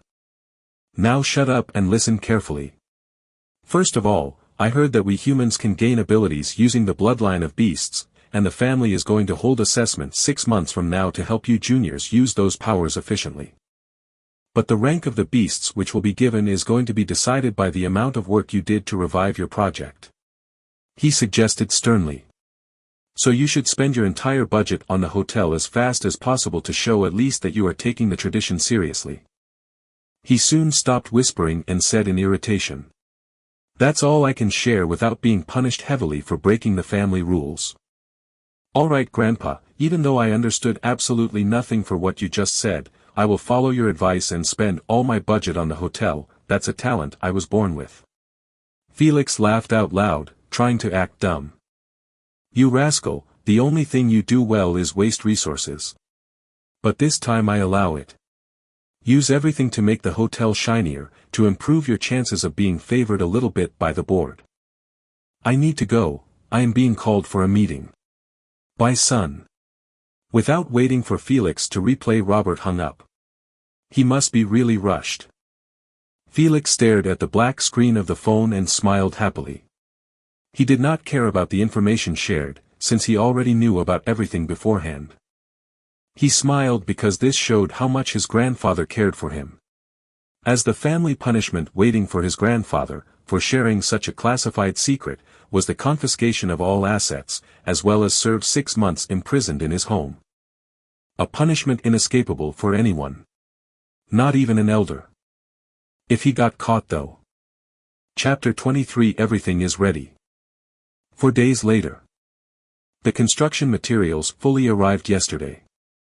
This meant that everything was on the island, except for the construction equipment as well as vehicles for transportation.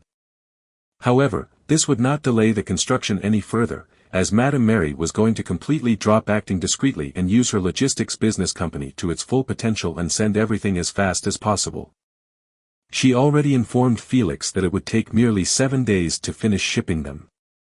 The only thing Felix was worried about was the family disqualifying him from the test after they find out that he used his mother's contacts to avoid paying the heavy prices of transportation.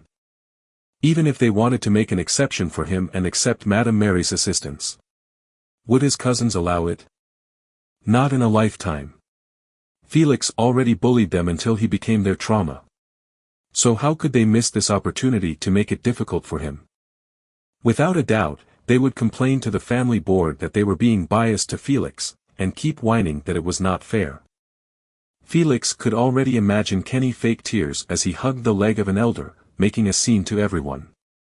He stopped thinking for a second and spitted in disgust, as his cousin Kenny's image resurfaced in his mind. Fuck, I should not have tainted my mind with his face. Now I can't remove his disgusting fake smile from my mind for the whole day. I should probably just fast today. Out of sight, out of mind. He sighed. He fiddled with his phone up the hill, while eyeing the crowded hotel, resembling a hive of ants. I can safely assume that the construction and remodeling of the 4 projects will officially begin 15 to 20 days later. That wasn't too bad, as the chaos would still be running amok in the outside world, and when the workers see it, they would appreciate the opportunity of being away from it. But in the case of the construction delaying for over a month or more, it would create a huge problem since everyone would feel cheated when the information about the Supremacy Games Alliance gets released for the public. After they see that humans could get as powerful as the heroes they grew up watching. Or the UVR that allows everyone to get what they desired with 100% simulation, they would honestly feel like they were imprisoned away from civilization. At that point, the entire plan would fall apart when over 1,000 people start protesting to send them back. If that happened, Felix could only give up on the public wishes, even though he had a solid contract. Simply because he couldn't afford to contain their protest with his few bodyguards. But most importantly, he would rather terminate their contract than let them create an average hotel, due to lack of motivation. However, Felix still had to install those large screens that he bought to let them watch the games that were going to be streamed from the UVR all around the globe. This would at least quench some of their misery in those 2 years they were going to spend on the island. In the first place, the only reason those workers were here was to avoid chaos. But if they knew beforehand that it would end only in 2 months, they would have never bothered coming to this shithole, no matter what price Felix had offered. Days went by quickly, as Layla and Jack took care of everything smoothly after the arrival of those talents who had experience in either logistics or security. Right now, they were more like supervisors, while their subordinates took care of the shipments, as well as human resources efficiently. Layla thought to herself, as she watched the last boat unload the equipment, finally, everything is here. Now we just need the engineer designs and we can start the construction directly. She then took her phone and called her crush. Young master, everything is here, we are ready to begin. Good, start with the residential area right now, I have just received the design. I have already approved of it and can be studied and applied now.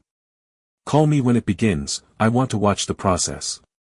He replied. As you wish, young Master Felix, I was. Before she continued speaking, she only heard peep-peep sounds. Afterward she put her phone in her pocket and smacked the back neck of her subordinate who was drinking his coffee peacefully, watching the boat sail away. What are you still doing here? The boat is already gone. It's not like your wife in it to watch it leave with that expression. Go to work right now, we got approval to start construction on the residential area. She yelled with a flushed face. The poor dude could only massage his red neck, to ease the pain. He didn't dare to complain about the slap. Yes, right now Madame Layla, be at ease. Everyone is extremely motivated to start working. Alright, scram now, call me when you guys are about to begin, young master, want to observe. I will do so, don't worry. He then escaped swiftly from Layla who was clearly upset and just wanted to release her anger on somebody. Why doesn't he show me a little bit of care? Aren't I doing my best here assisting him without complaint? At least give me some credit, and not hang up on me like that. Her lips quivered, as tears threatened to drop. Yet, she held it in and kicked every small rock in front of her, while walking back towards the hotel. Vexed, Felix eyed the black screen of his phone. To actually run out of juice in the middle of a conversation. He rubbed his eyebrows and entered his suite. He knew that he must explain to Layla what happened, so she won't misunderstand him. He didn't want her to think of him as a rude kid. After all, she was extremely vital to his island project. He planned to leave it in her hands after he gets summoned by the family to test his elements in the upcoming assessment. He only trusts her to perfectly keep everything in order in his absence. I will give her a quick call later. He left his phone charging and went to the bedroom to change while thinking of the consequences of showing off to the family and his cousins. His grandfather called yesterday and informed him that he went a little bit too far with his budget wasting since even the elders noticed his huge activities over the past month. This meant, they would probably send their inspection team to look around, or just call a servant to give the full details of the events that transpired, since the servants belonged to the family and not Felix. He believed they would do both. Firstly scout what happened from a servant, and when they hear the shocking information, they would send an inspection team to clarify the details from him. This was exactly what Felix wanted.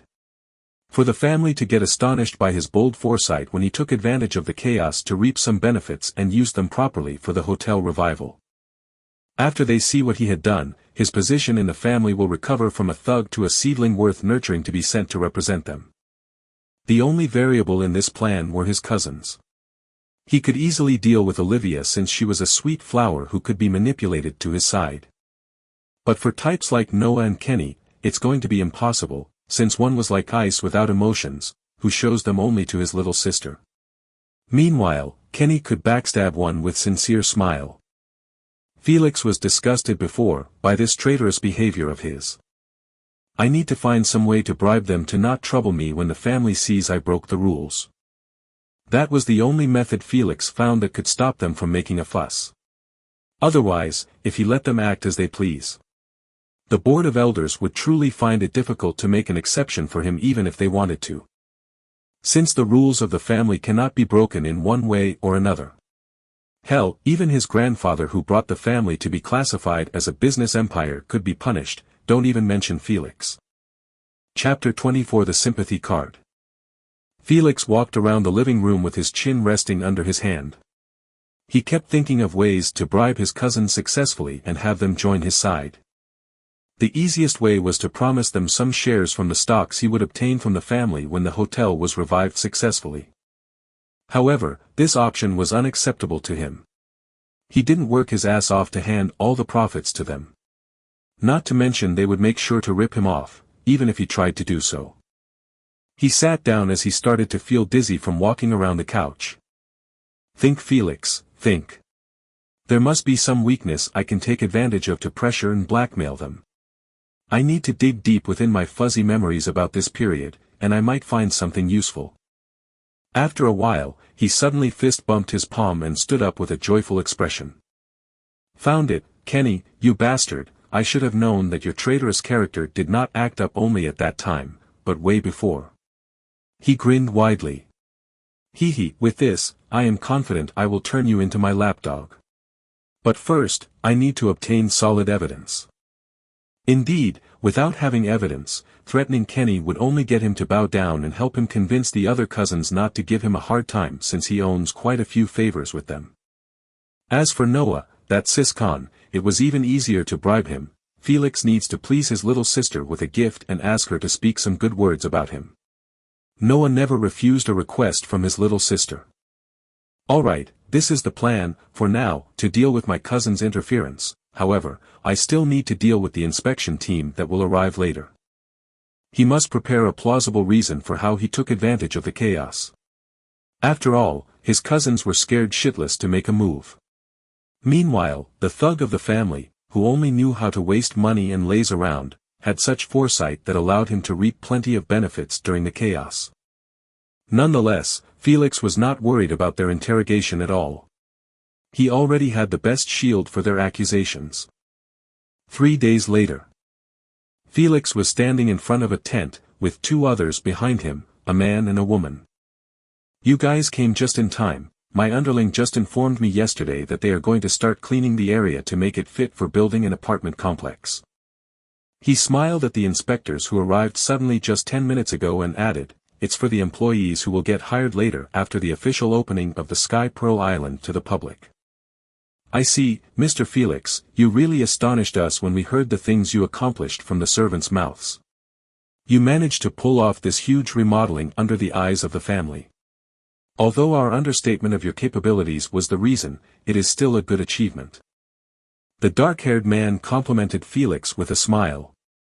"True, I honestly don't know if he was acting like an unproductive thug in the family before so that he can focus on the family tradition without being in the spotlight. Thus managing to revive his business without his cousin's interference, who will definitely harm his operations if they found out about it. But now it is quite too late, I assume." The inspector woman shared her own opinion on how Felix played everyone. "From what we heard from the servants, you already have everything prepared, and you just gave the green light to start the construction. Now they truly can't do anything to stop you." The inspector man supported her claim. "Seniors, you are truly giving me too much credit. There was no major plan, as you mentioned, since I never acted like a thug before." Felix shook his head and said, "That was just a kid in pain, using his actions to express his hidden trauma. But sadly, everyone started to call me a rogue, thug, and unproductive, lazy bum, just because I played some pranks on my cousins, and my grades in school fallen a little bit. The family is a really heartless place to be. That's why I decided to choose this island, which is in the middle of nowhere so that I can be as far as possible from their despise and getting constantly looked down." The woman's expression softened a bit as she realized that what she said was quite far-fetched. After all, who can spend years being looked down upon by everyone just for one moment of glory? Indeed, the family tradition was quite important for everyone's future, but to use your childhood for it, no kid on the planet would be able to think so or do so. "Well, I quite believe you a little bit, but how can you explain being able to have such foresight and invest your entire budget on a gamble that may turn out right or can just flat out ruin you and your future?" Even though her expression softened, that didn't mean she would stop doing her job. So she began her grilling to expose any underhanded methods Felix used to have such a great achievement. "Everyone knows that you missed all your classes in the family special school. You did not learn how to manage a business, economics, or how to invest properly. You learned nothing of such knowledge, but here you are on an island that was given a death sentence by everyone, trying to revive it. Using only a $30 million budget. So please explain yourself properly without lying. Otherwise, everything you did here will be investigated so we can have a clear image of how you did it." The woman instructed Felix strictly to scare him into admitting if he played any tricks to cheat. Saddened, Felix lowered his head with watery eyes and said, "Even now when I did my best to honor the family tradition and help them obtain an asset that can propel them even further than their rivals, I am still getting doubted over my capabilities." "You said how I did so. Well, it is simple. Would a prodigy need to learn common people's knowledge to perform better than them? No, a genius needs no such thing, he only needs some basic information and can use it to make miracles, and this is what sets a genius apart from the common people." His slumped shoulders were no more, as he puffed out his chest and began listing all of his close family talents. "My grandfather was a business monster who dominated all of his rivals and made our family one of the top worldwide. My father brought the family a massive amount of wealth using his senses that only a few people in the entire world possess. His investments were all based on his senses, not his information or experience, and those senses never failed him before. My mother was one of the most charismatic women on the planet, anyone in her presence would feel the urge to follow her leadership. She turned tens of five-star hotels and restaurants into everyone's number one pick." He stared at their stiff eyes and sighed dejectedly, "I have the blood and genes of all three of them, but I am still doubted because of my past actions that were only a cry for help, nothing more or less. None of you had the thought that maybe I inherited some of their talents and used them to revive this massive undertaking. You only judged me based on my childish actions and figured that I played tricks to be able to do something which none of you can do. Well, guess what, I am a genius who inherited both my grandfather and parents' talents." He didn't avoid having eye contact with them, as he extended 3 fingers in their faces and began listing how he used those talents to remodel the island. My father's investment senses alerted me that there is a profit to make when I was watching the chaos on the TV. My grandfather's business talent allowed me to create a complete plan to revive this hotel and turn it into one of the best ones there is, using only a little information I searched from the internet and analyzing the extraterrestrial transmission. And finally, my mother's talent helped me convince and charm the servants into taking my side and helping me finish this mission successfully, without reporting the events that transpired here to you guys. So my cousins won't hinder me. I used those talents properly and took advantage of the economic crash that happened during the chaos. While my cousins feared the future, I was thinking of the present and using it to my advantage. He clutched his hand into a fist and shrugged his shoulders. The only thing that you guys might find, if you searched for any tricks I used, is my auntie assistance of transporting those resources here safely. Even though I didn't use my budget to do so, I told her to invest in the economic crash just like me, as payment. It depends if you thought of it as me cheating or me treading on a gray line to help the family gain an asset that they can't refuse. Without waiting for them to digest his bullshit excuse, he entered the tent, leaving them standing outside with stunned expression. They truly didn't expect such a reason. Chapter 25 Rewards and Punishments. Felix sat down on a chair in the tent with a hidden smirk while eyeing the entrance. He was certain that he would pass the inspection safely after that flawless excuse he gave them. He might even gain some advantages when the family realizes that he was a business prodigy worth nurturing. But that meant jack shit to him since he just wanted to show them that he was good enough to obtain a rare rank beast during the assessment. After that, he would give the family the hotel to manage while having Layla and Jack supervise everything. Like this, he would wash his hands from the island while also earning billions of dollars each year. But what he truly wanted was to obtain a good relationship with the elites of the world. He then took his phone and started playing League of Legends Wild Rift with enjoyment. Outside of the tent, the inspectors were in a heated argument over Felix's explanation of truthfulness. I can't believe what he said, honestly. Just think about his actions when he was a kid. He constantly bullied his cousins, who just wanted to learn in peace. Then when he got bored or beaten up, he fools outside with his retarded friends who only know how to fuck around and bring mess for their families. The male inspector quickly added after seeing that she was about to interrupt him. Now you are telling me that this kid had magically found that he had all of his family members' talents and then used them somehow to create a plan that made the impossible possible. I can't believe it. Something is missing, I tell you, something he is hiding from us. We need to find out about it, and everything will be clear to us. He crossed his hands and stared at the entrance of the tent with clear distrust. The glasses lady stomped her leg and replied with a hint of sympathy for Felix. This is exactly what he said. No matter what he does now or in the future, everyone in the family will keep judging him due to his past. Who knows, maybe 1 year alone in an isolated island away from the toxicity of the family, might have awakened his hidden talents, which were buried deep within, without anyone's intention to dig them out, since he was just a useless thug in the eyes of the family. But now that he self-awakened them and learned how to use them properly, so he can earn his honor and redeem his misconduct in his past. You still doubt him and not believe him. She poked his forehead while lecturing him on how their jobs are supposed to be. It is our job to inspect the juniors of the family in case they cheated or played tricks, but it is also our job to help them realize that cheating is not taking them anywhere. Furious, she increased her poking speed until the man began to feel throbbing pain on his forehead. But here you are trying your best to bring that poor lad more problems and issues. Even though he only wanted to fix his broken reputation. Instead of doing your job and give him some compliments over the great work he did, you are trying to look for an excuse not to face the reality that people truly change for the better, just because you are too lazy to change a revelation of his character from your mind to his current good character. She kept barraging him without stopping, forcing him to lower his head and not interrupt her rage. But I will not allow your crooked judgment to make more troubles for him anymore. He already suffered enough. We are returning to the family headquarters now to report what he said, and they will decide if he is a good seedling or not. Now move. She kicked his ass with her heel to push him forward away from the tent. The poor inspector could only clutch his ass and walk ahead of her, not daring to disobey her.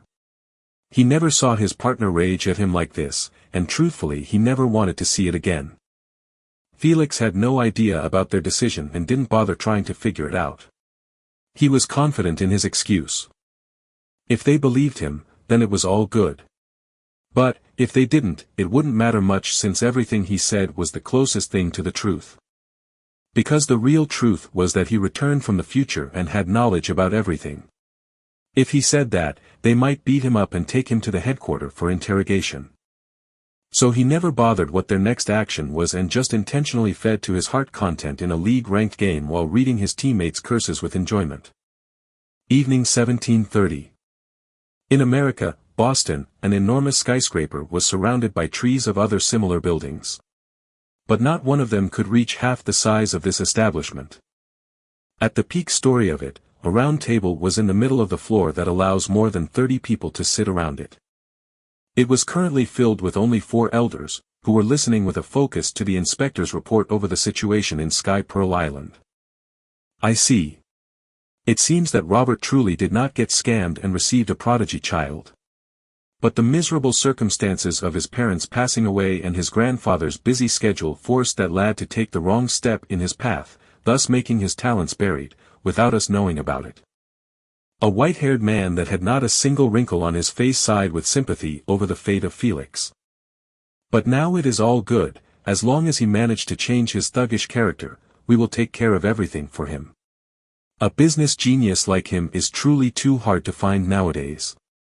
A middle-aged woman with a ponytail and wearing thin glasses nodded her head. Indeed, he truly shocked us to death when we found out that he spent only $20 million to obtain more than 1,000 chests of precious materials, construction materials, equipment, and vehicles. He even alerted his Aunt Mary about his plan, allowing her to invest more than $400 million. She truly will make a killing when she sells everything slowly after the leaders release the information to the public.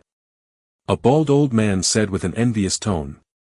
Baldy Albert, how dare you to envy others when your net worth is close to $2 billion? Your cheapskate character always manages to surprise me. His greed for money truly knows no bound. Last time I found a business opportunity that will allow me to earn some easy millions, but it was a waste of time. So I decided to hand it to my subordinate to enjoy. However, this bastard heard about it from somewhere and used it to his own advantage without shame. Fuck, he would probably jump out of building for $1. Irritated, the white-haired elder rubbed his eyebrows after retelling such an unpleasant memory. What do you guys know? This is how rich people at the top keep their positions secure. Every dollar is important, no matter if it is just $1 bill or $1 billion. You will never understand where I am coming from, so change the subject to young Felix. I want to hear your sentence if his use of merry transportation ships is allowed or not. Albert replied indifferently to his shaming. Well, in my opinion, he did nothing wrong or went out of line. We forbid juniors from the use of any free foreign assistance, whether giving money or just some knowledge. But Felix did not get his aunt's help for free, he traded it with information to allow his aunt to earn billions of dollars. Over the upcoming years, his information had exceeded whatever help he obtained from his aunt. The middle-aged woman reasoned calmly. She pushed her glasses upward and laid out her verdict. So my final judgment is that he did nothing wrong but did something worth applauding for. Because this is what we want from our future family leaders to be able to do. Agreed, he did well, and we will reward him for it later. On the other hand, the other juniors were truly a disappointment. All of them were cowering in fear and not seeing the big picture or having the guts to leave their nest and see what can they profit from the chaos. They failed as businessmen and should be punished during the assessment. Disappointed, Albert sighed over losing a huge amount of free money, simply because the other juniors were too fearful of making a move like Felix. Sigh, if it was not hectic for us during the chaos, from the death of an elder to appease all of the companies and hotels, we would have profited a bit as well. A middle-aged man with a long nose and bushy eyebrows smiled wryly. Indeed, fortunately, Felix helped us remodel a hotel that may turn into a 6-star resort hotel that will host only the elites of the world, by using only $30 million, while the actual cost will reach $300 million or more if the prices were at market price. All the elders smiled with approval. Felix truly brought them a great win, which they desperately needed after the economic crash. After all, their businesses around the world were all affected negatively because of it. Alright, I believe we have decided on Felix's achievements.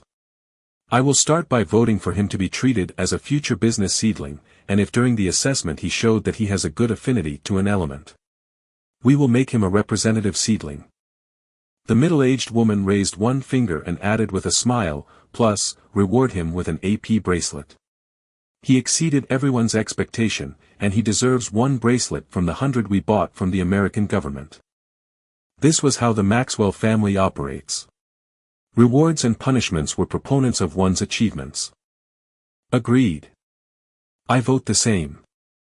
I agree as well. Now let's move on to the punishment for the other juniors. Albert's expression turned nasty instantly as he couldn't wait to lay down punishments for those wastrels.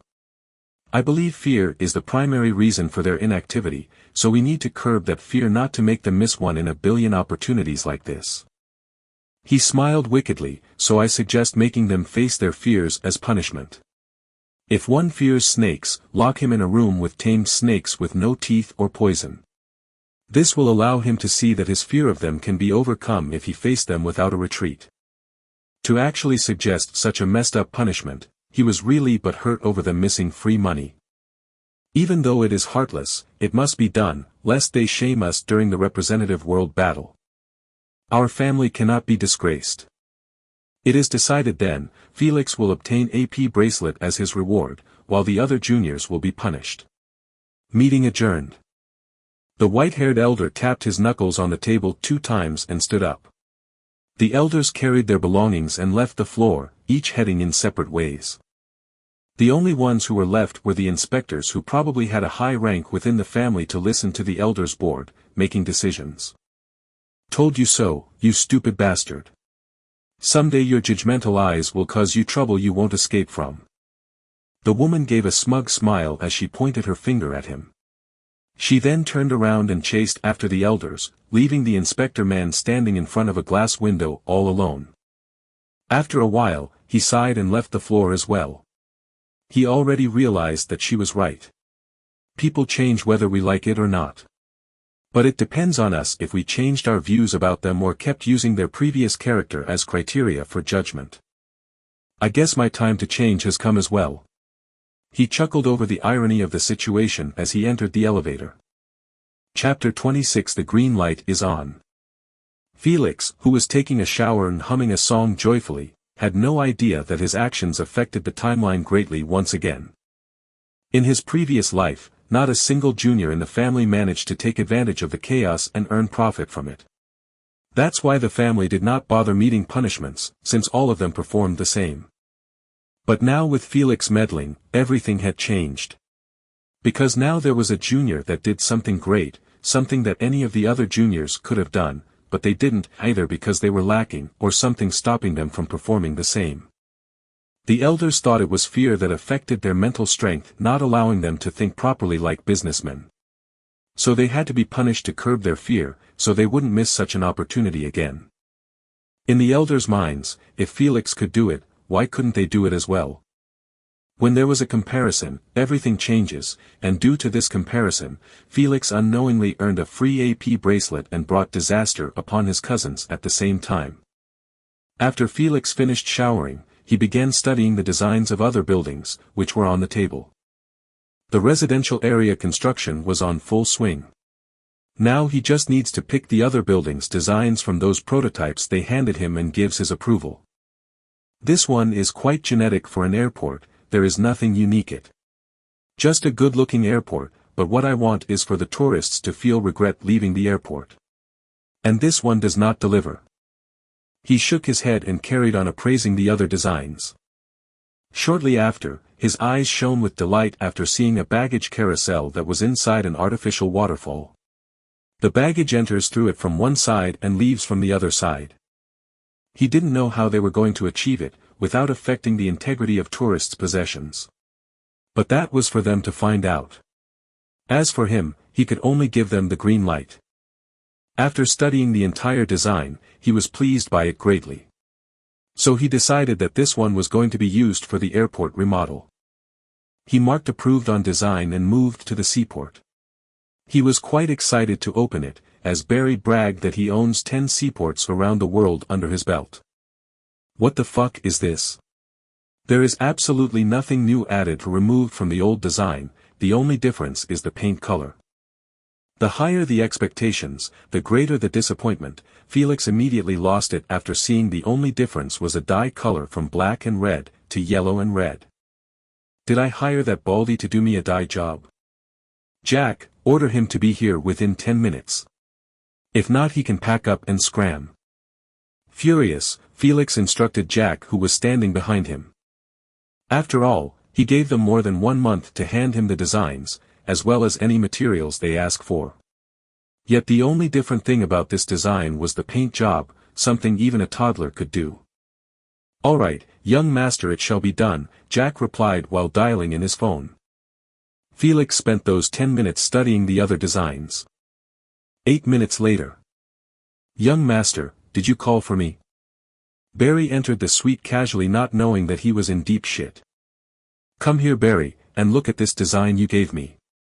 If you are going to only change the color, you should have at least told me so I can assist you in picking a color more fit for the seaport. After all, it is an extremely difficult task, and I don't want you to suffer too much." Felix replied sarcastically while showing him the seaport design.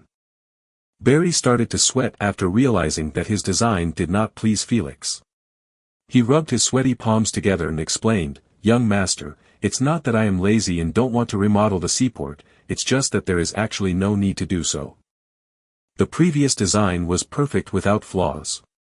The only downside the port had was the rust on the equipment, as well as some that need either to be replaced or repaired." He rubbed his bald head, embarrassed. "So I did not want to waste resources on remodeling something that was already good enough to be part of this island. It's purely a waste of resources that could be used on other buildings. So I did a paint job on it, without touching the core design. I have already scouted all the equipment that is faulty for replacement and put them in this notebook. Please take it, there is a quite few." He took a small notebook from his pocket and handed it to Felix. "All right, you do make a point, no need to waste resources on it then.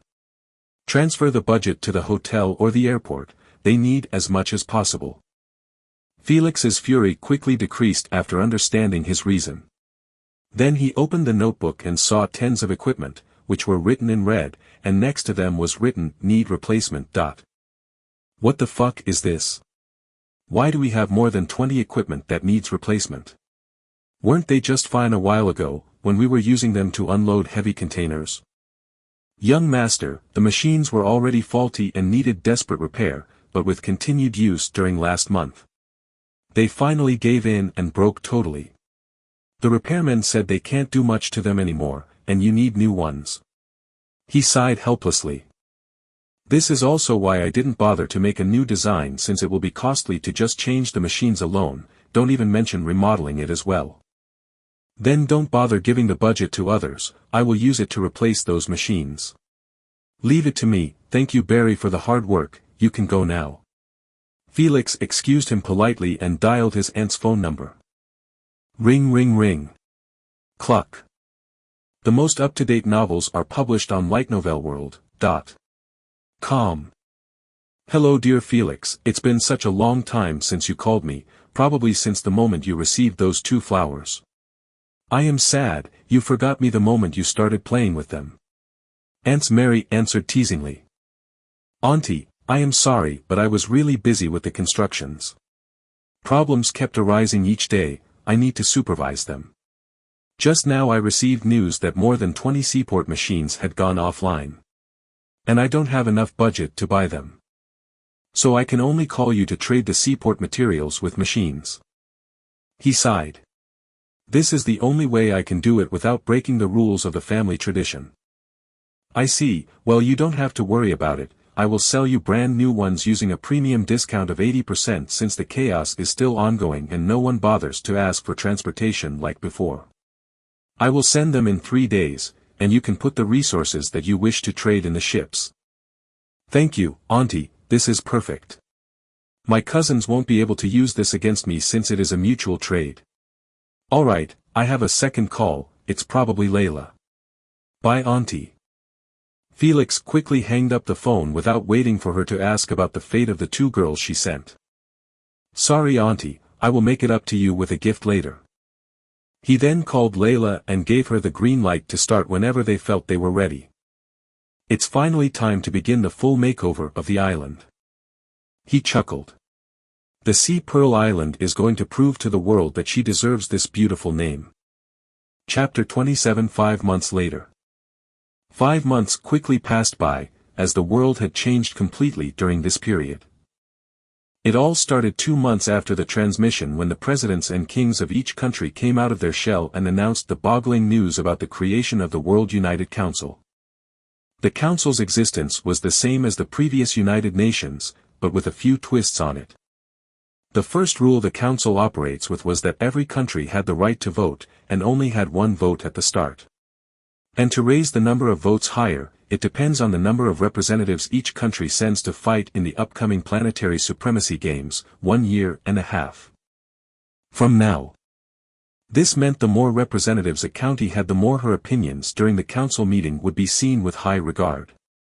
Since a country that had only 1 vote was merely a side character during the decision-making, while countries that would have 20 or more votes under their belts, were going to be the true leaders of the world.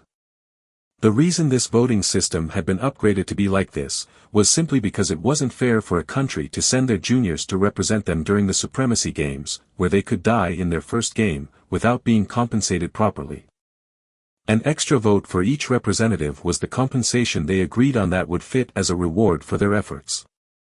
This new voting system that relied on the number of representatives, managed to offset frenzy within each country to start training camps designed specifically to assist their juniors into awakening successfully and training them to use their powers efficiently, so they could be part of the winners during the World Representatives Battle. The first decision they made after announcing to the public the creation of the World Council, was the release of all the information they obtained about the universe for them to see, by using the AP bracelet streaming feature. They used it to stream all the knowledge throughout TV channels, the internet, videos, social media, and more. They wanted everyone to learn what the future of Earthlings looks like, and especially to make them accept the fact that a new era was upon them. The moment the news reached the public, it created a hysterical madness and excitement within each country. After all, who wouldn't be filled with fervor when he realizes that he can gain superpowers and control elements just like in a movie or a game? Who wouldn't feel the heat when he sees that he could enter a virtual reality that has 100% simulation while seeing and meeting with different types of subhumans and other races they never knew they existed before? The internet went wild with people sharing clips and parts of videos that showed old games from the Supremacy Games platform. Humans calling storms and raising tsunamis to attack each other in a brutal fashion, hundreds of people dropped on an island where only one can survive, and more games with different types that please everyone's fantasies. Holy shit, this dude turned into a sub-dragon and started breathing fire from his mouth, so cool, I want to do so as well. Commented by I Have Dragon Donger. I believe we can all do the same as them. My country president today made a speech, saying that all of us have the potential to use the same strength as the other humans in our galaxy, and it all depends on the affinity of our elements. He also said that in 7 months they will open assessment centers for the public to scan their element affinity for a small fee. Replied Saber 6969. True, the president of our country said the same as well. Plus, if some of us had high affinity, we can get recruited by the government to join the games and bring glory to our planet. Man, I really want to obtain an AP bracelet, so many MMORPG games there with 100% realism, I wish I can join one and live there forever. Commented Lowly is life. The comments on the internet were endless, everyone was talking about what they want and how to obtain it. People analyzing the information in detail and giving those who were lazy to look through it, important information they missed. Such as to awaken a bloodline, one must first undergo the most painful experience in the world. Pain that assaults every fiber in the human body, and the only way to pass through the pain was to awaken successfully.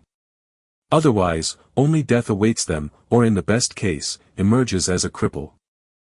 This news alone turned off the majority of the commoners' excitement, now from their eager expression to awaken as fast as possible, turned into wait-and-see attitude. Since not everyone could handle extreme pain. Hell, just one paper scratch in a finger or hitting the smallest toe into a table, and the majority fall into the ground wailing like their lives were over. Months slowly passed by and the frenzy over the news cooled off just a bit. The citizens went back to their normal life. The chaos had ended after the big reveal, and those who sold off their assets cheaply to buy food and necessities had no tears left to cry when they realized they fucked themselves big time due to their paranoia. Now they could only sob in silence as they joined the rest in celebration over Earthlings entering a new era. An era where schools changed all the useless secondary languages to only have one, which was the common universal language, that was used by everyone in the UVR or just to speak to other subhumans in real life. This language became mandatory to learn and master. Otherwise one wouldn't be able to converse properly within the UVR.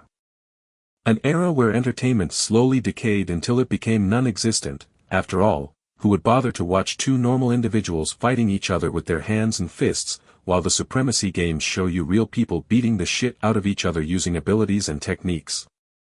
Who would bother cheer for a football team or NBA team, when you could cheer for your own planet fighting other planets for supremacy? This would slowly kill the entertainment sector until the day planet Earth officially starts its climbing journey towards the peak of supremacy games. An era where casinos were completely uprooted by the gambling dens in the UVR, which were backed by the SGA and supervised by the Queen AI unbiased judgment. One could bet whatever he wanted and on whomever he wished for. And if he wins, his money transfers directly to his UVR bank account, with extreme security, as the only one who knew his bet details was the Queen. This platform, which was supported by the UVR, would slowly turn Earthlings into loyal supporters and fans, just like it did to everyone else.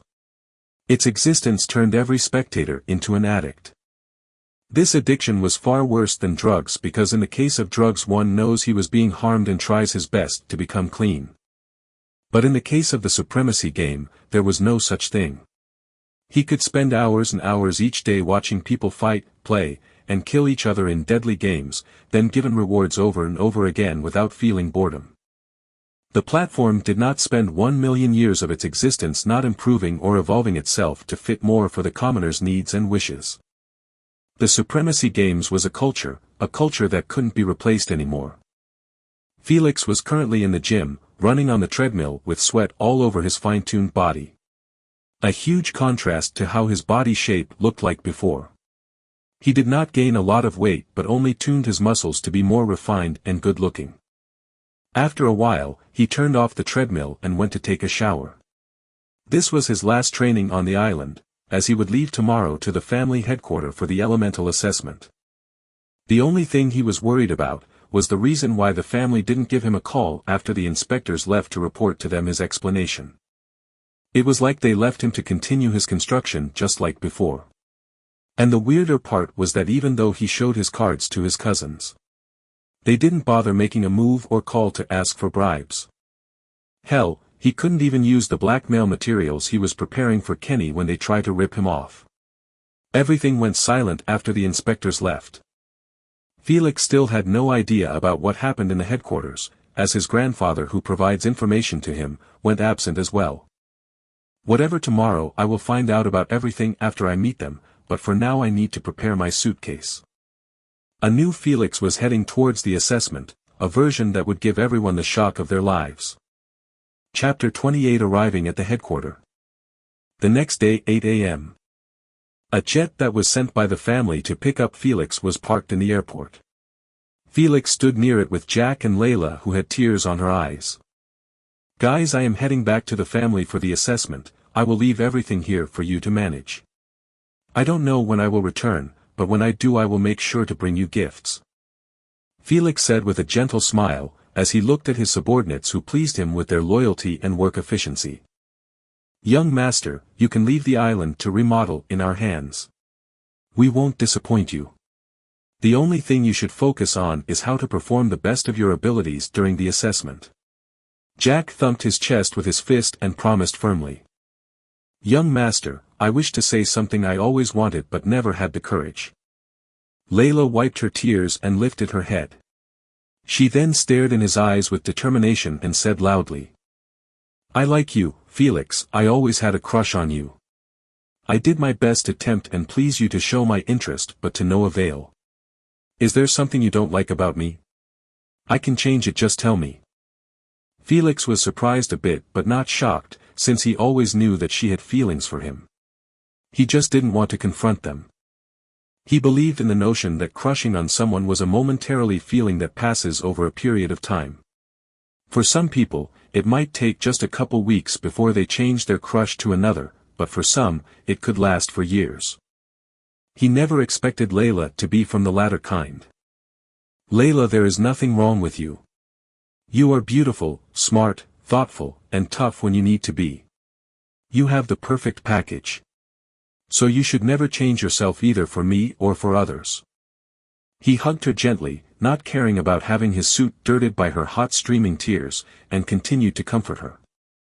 The reason I did not accept your feelings, even though I knew them beforehand, is simply because I see you as my friend, a loyal subordinate, and most importantly a close person to me. And I really don't want you to waste your life chasing after me, or waiting for me. I can't be that heartless to my friends. He wiped her tears from her cheek with his fingers and said sincerely. So please Layla, do me a favor, and yourself as well. And give up on this crush. Find a good man who will be by your side supporting you always. You deserve it. After a while, he released her from his hug and smiled warmly. I am going now. Give me calls to update me on the island situation, all right? Yes, young master, I will make sure of it. Have a nice trip. Layla sniffed as she answered with her head bowed towards Felix.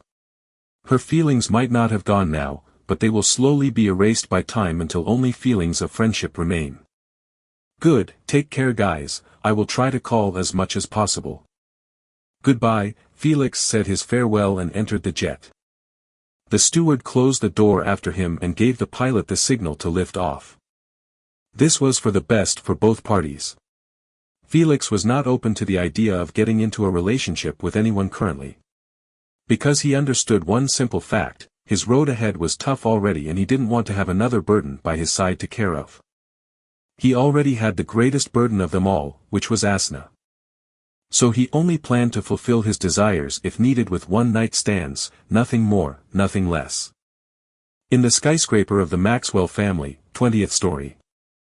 Felix was looking fearfully at all of his cousins who arrived earlier than him. Every one of them had a deadpan expression with a hint of despise, as they stared at Felix who just exited from the elevator. This standoff carried on for 5 minutes already. Felix did not dare to breathe or move an inch as 40 or so of his cousins were currently giving him murderous gazes. It was clear that they wanted to pummel him to death. His earlier ideas of pranking them went up to smoke. The only thing he wanted to do now, was to stay as far as possible from those rabid dogs who were about to pounce on him. Suddenly, the elevator behind Felix opened up. He turned his head slowly, worried that he will get sandwiched by his cousins. But after seeing who emerged from the door, he sighed in relief. You rascal, you were hiding here while I was looking for you all around the building. Felix's grandfather immediately began scolding him. Now come here and tell me with vivid details how you managed to revive the resort hotel, which no one dared to take as a revival project. He said with a hidden glint in his eyes. Hee, you dare hide such information from me, making me get blindsided by those fogies, who started congratulating me the moment I returned to the headquarters. It was so fucking humiliating getting congratulated while having no idea what they were talking about.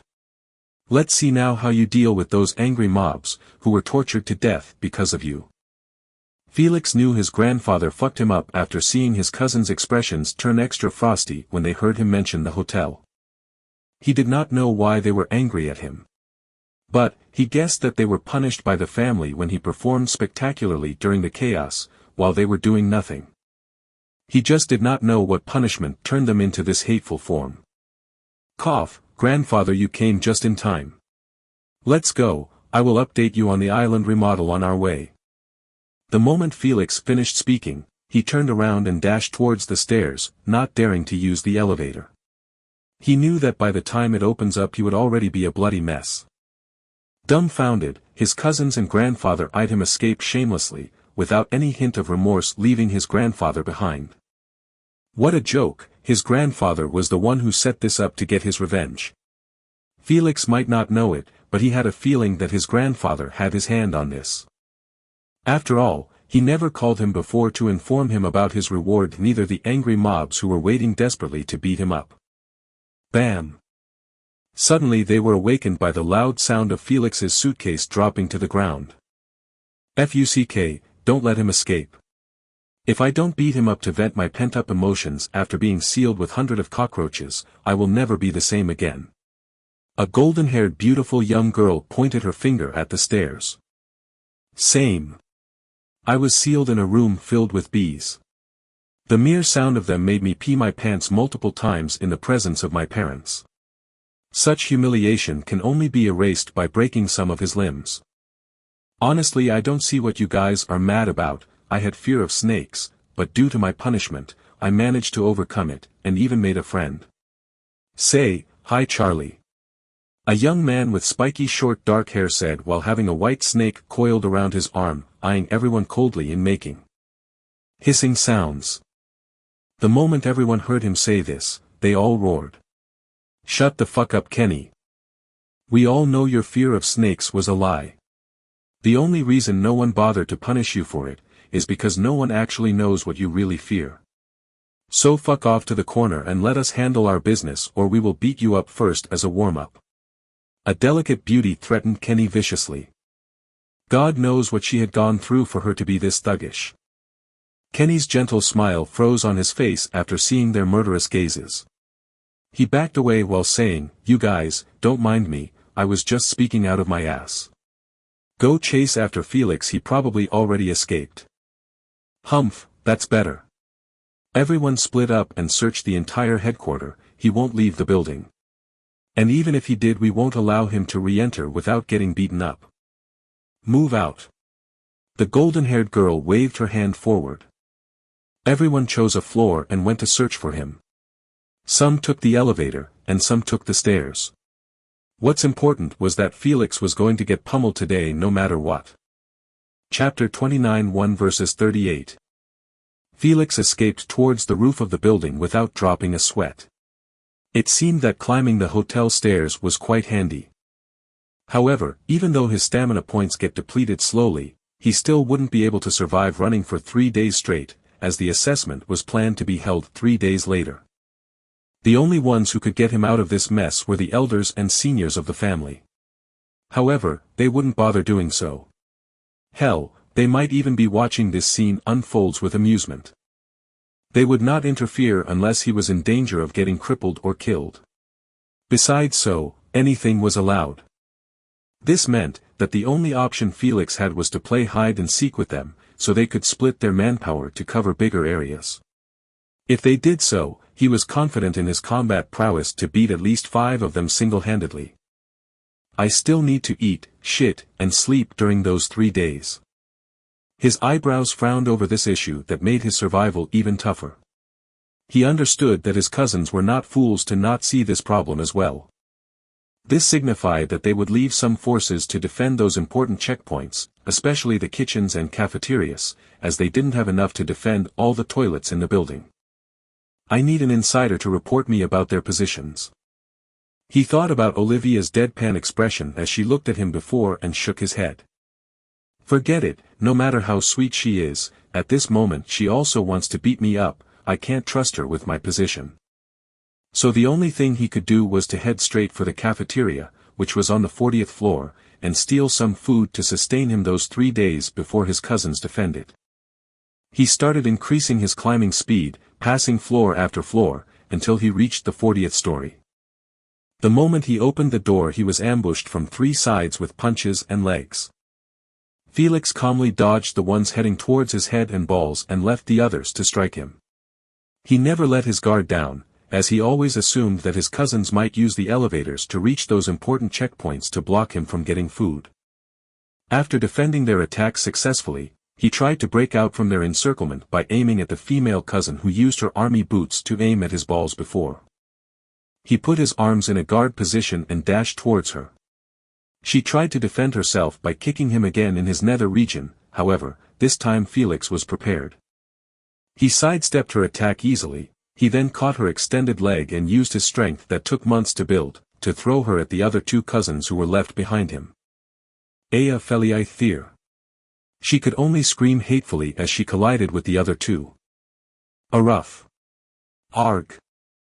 Painful groans escaped out of their lips, as one got smacked in the face with her heavy army boots breaking his nose, while the other had his jewels shattered as the female head went straight for them. Some may wonder if she had enmity with men's peaches. Stop whining already. You are disgracing your parents, who are probably watching. He walked slowly towards them and took their phones and said, I will give them back to you after this is over, bye-bye. He then headed towards the cafeteria after making a peace sign at the security camera. On the top floor of the headquarters, tens of seniors and elders were watching big TV screens, showcasing their juniors searching all over the building, and Felix beating 3 juniors, effortless. Ha ha ha Abraham, your grandson is probably not going to have kids anymore with how he is wailing and screaming. What an embarrassment, thank God he is not my grandson, or else I won't dare show my face to others. The baldy Albert laughed mockingly while pointing at the cousin, who was curled up like a snail with his hands on his nether region. Abraham, the white-haired elder on the board, did not dare to retort. Whatever he said would be nullified by his grandson loud wailing like a pig getting slaughtered. The only thing he did was lower his head in shame while hearing the jeers and teases of those around him. I will fucking break his 2 other legs, as well as his father's 3rd leg for giving me such a disgrace. We all know it is painful to have your balls smashed, but why the f***ck are you crying and wailing as someone cut them off? If you can't even handle this kind of pain, you won't even awaken, you little dipshit. He thought to himself. On the other hand, little Felix is truly blooming right now. I really want to know what he experienced on the island to change him into this young confident lad. To be able to defend 3 people ambushing him, and even counterattacking successfully, his reflexes must have been honed greatly. Pleased, an elegant middle-aged woman nodded while staring at Felix, who was putting food in his backpack like a wild animal. Her eyelids twitched after switching her vision to her daughter, who was touching her face as she looked at her reflection on a small mirror. She was probably fearing her makeup getting ruined. How could the difference be this big? If she keeps acting like this, she won't survive the training camp we prepared for them. She smiled bitterly. Do you guys honestly think my little Felix will get beaten up by your wastrel children? Robert scoffed and carried on, not caring about the piercing eyes he was receiving. Well, think again, Felix spent 1.5 years in that island doing nothing but practicing the finest martial arts. All in preparation so he can defend himself from the bullying of your kids. You should feel ashamed of yourselves, letting them always gang up on him and not fight him 1v1 like gentlemen. Even now he is still getting ganged up by 38 juniors. Just so you can see if he truly deserves the AP bracelet. But now he will prove to you that he deserves it more than anyone. Robert twisted old facts without a change of expression, turning Felix into the victim while the cousins who lived hell during their young age at his hands, turned into the abusers. The parents of those juniors were having none of it. One of them said, "Old donkey, there is a limit to how much bullshit we can take from you. You said our children ganged up on him to bully him. But if he did not traumatize them in the first place by his vicious pranks, they wouldn't even touch him." Another parent intervened and added her own piece. "What did you meant by telling us that we are holding a test to see if he deserves a bracelet?" She sneered. "If we did not agree, he would not have been about to touch one in his life. And since we agreed, there is no reason to test him. The only reason they are targeting him is because of their hate. What has that got to do with us? We were preparing to hold a 1v1 battles to see if they have a solid combat power or not. In the end, it turned into this fiesta we are watching now. So stop trying to make him a victim. You are not getting any more rewards for him no matter what you say." Robert clicked his tongue and ignored them after his plan to help Felix earn some extra brownies failed. So he just cheered his grandson who was beating two more juniors he found waiting for him in the bathroom. Beat them up. That's it, Felix, break their legs for this daddy. The elders face palmed as they eyed the legendary Robert Maxwell cheering like a little girl for his grandson to beat their children in order to vent his irritation. 2 days later, Felix was in the headquarter kitchen wearing a pajama and making his breakfast while humming a song comfortably. During those 2 days that passed, he managed to beat up more than 36 juniors of the family senseless, leaving the others scared to approach him anymore. The elders just watched stiffly the last 2 cousins, who they were putting their hopes on to salvage this situation, hiding in the toilet from Felix. At this point they just wanted this hell to end and for the elders to fast forward the assessment. They had enough of this constant pressure that Felix could find them and beat them as well. They had no more thoughts of having revenge, they just wanted to live peacefully. The family upper echelon finally had enough of this embarrassment and decided to stop this fiesta.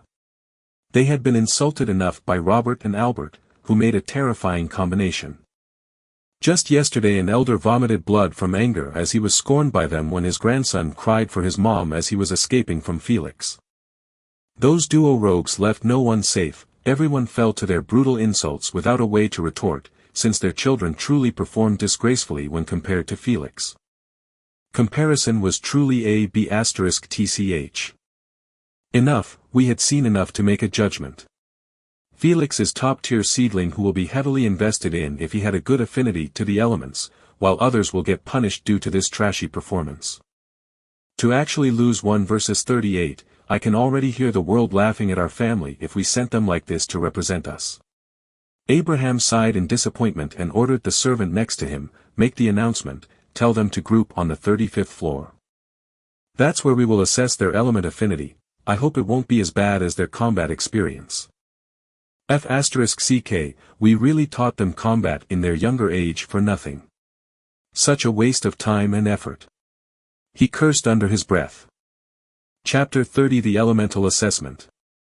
Everyone is required to be at 35th floor in 15 minutes. Anyone who is late can forget about being assessed. A loud announcement kept repeating in each floor for the juniors, who were currently either nursing their injuries, hiding in the toilet, or passed out on the ground.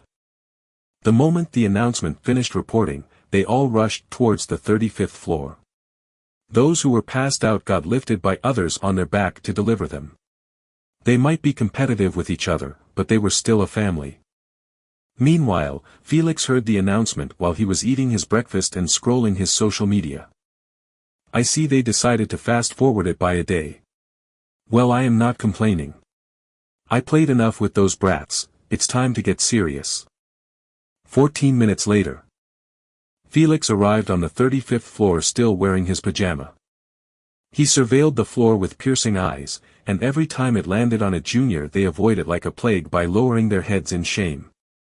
The elders shook their heads slightly at this sight and ignored it. Alright, since everyone is here, we will first start by giving your rewards and punishments before we begin assessing your affinity, Abraham said sternly. First off, the punishment, every junior who participated during Felix hunt and failed miserably, will be punished by having 1 month increased during our next training camp. Every junior lowered their heads even further in shame after being humiliated like this in front of their parents. The only ones who acted the same were Kenny and Noah, as they didn't participate in the hunt. As for the reward, only Felix obtained 1. He then dropped a bombshell on every junior, especially Felix, who froze instantly after hearing his reward. He will be rewarded with the famous AP bracelet. He rightfully earned it after he bought all the materials necessary to turn a dead island into a platform that will host only the elites of the world, using only the $30 million budget we gave him. Please give him a round of applause over this magnificent achievement. He began applauding first with admiration, and soon everyone followed. The seniors and elders were truly clapping sincerely, while the juniors clapped half-heartedly. It seems like I exceed the requirement to obtain rare ranked beast. Felix could only smile wryly and accept their applause. After a while, it gradually stopped. Felix Maxwell, grandson of Roberts Maxwell, come receive your reward. Abraham took a small black box from a servant next to him, and opened it slowly, revealing a milky white bracelet that kept reflecting the sunlight that was coming from the window. Felix's eyes immediately brightened up, as he saw the device that would allow him to make use of his previous life memories efficiently. He moved forward with quick steps until he reached in front of the elder. He bowed his head respectfully due to family courtesies and grabbed the small black box. He then took out the bracelet and wore it around his wrist under the envious eyes of his family members, ranging from seniors to juniors. Not everyone was allowed to get a bracelet, even though the family had hundreds of them. The only way to obtain one was by making a noteworthy contribution to the family. Only the elders had one, simply because their position was in itself a show of contribution towards the whole family. Just like Felix's grandfather who single-handedly expanded the family to a business empire. Such merit could never be judged by rewards. Alright, the punishments and rewards had been given. It is time to assess your elemental affinity. Elder Abraham didn't waste time and ordered them sternly. Make 4 lines, each having 10 of you quickly. After a while, everyone got in their position. 4 elders stood in front of each line and activated their scanning feature in their bracelet and instructed, come one by one slowly. The first juniors on the line moved forward and put their hands on the scanning blue light that was emitting from the bracelet. The Queen AI informed them monotonously about the results of her scan. Race, human, gender, male, element affinity, wind, affinity rating, 9%. Race, human, gender, male, element affinity, wood, affinity rating, 25%. Race, human, gender, female, element affinity, shadow, affinity rating, 39%. Race, human, gender, male, element affinity, space, affinity rating, 78%. The moment the last scanning result was heard, everyone froze with shock, then to disbelief, until finally pity. The male junior who saw his elemental affinity did not yell with joy, claiming he was 1 in 1,000 years prodigy.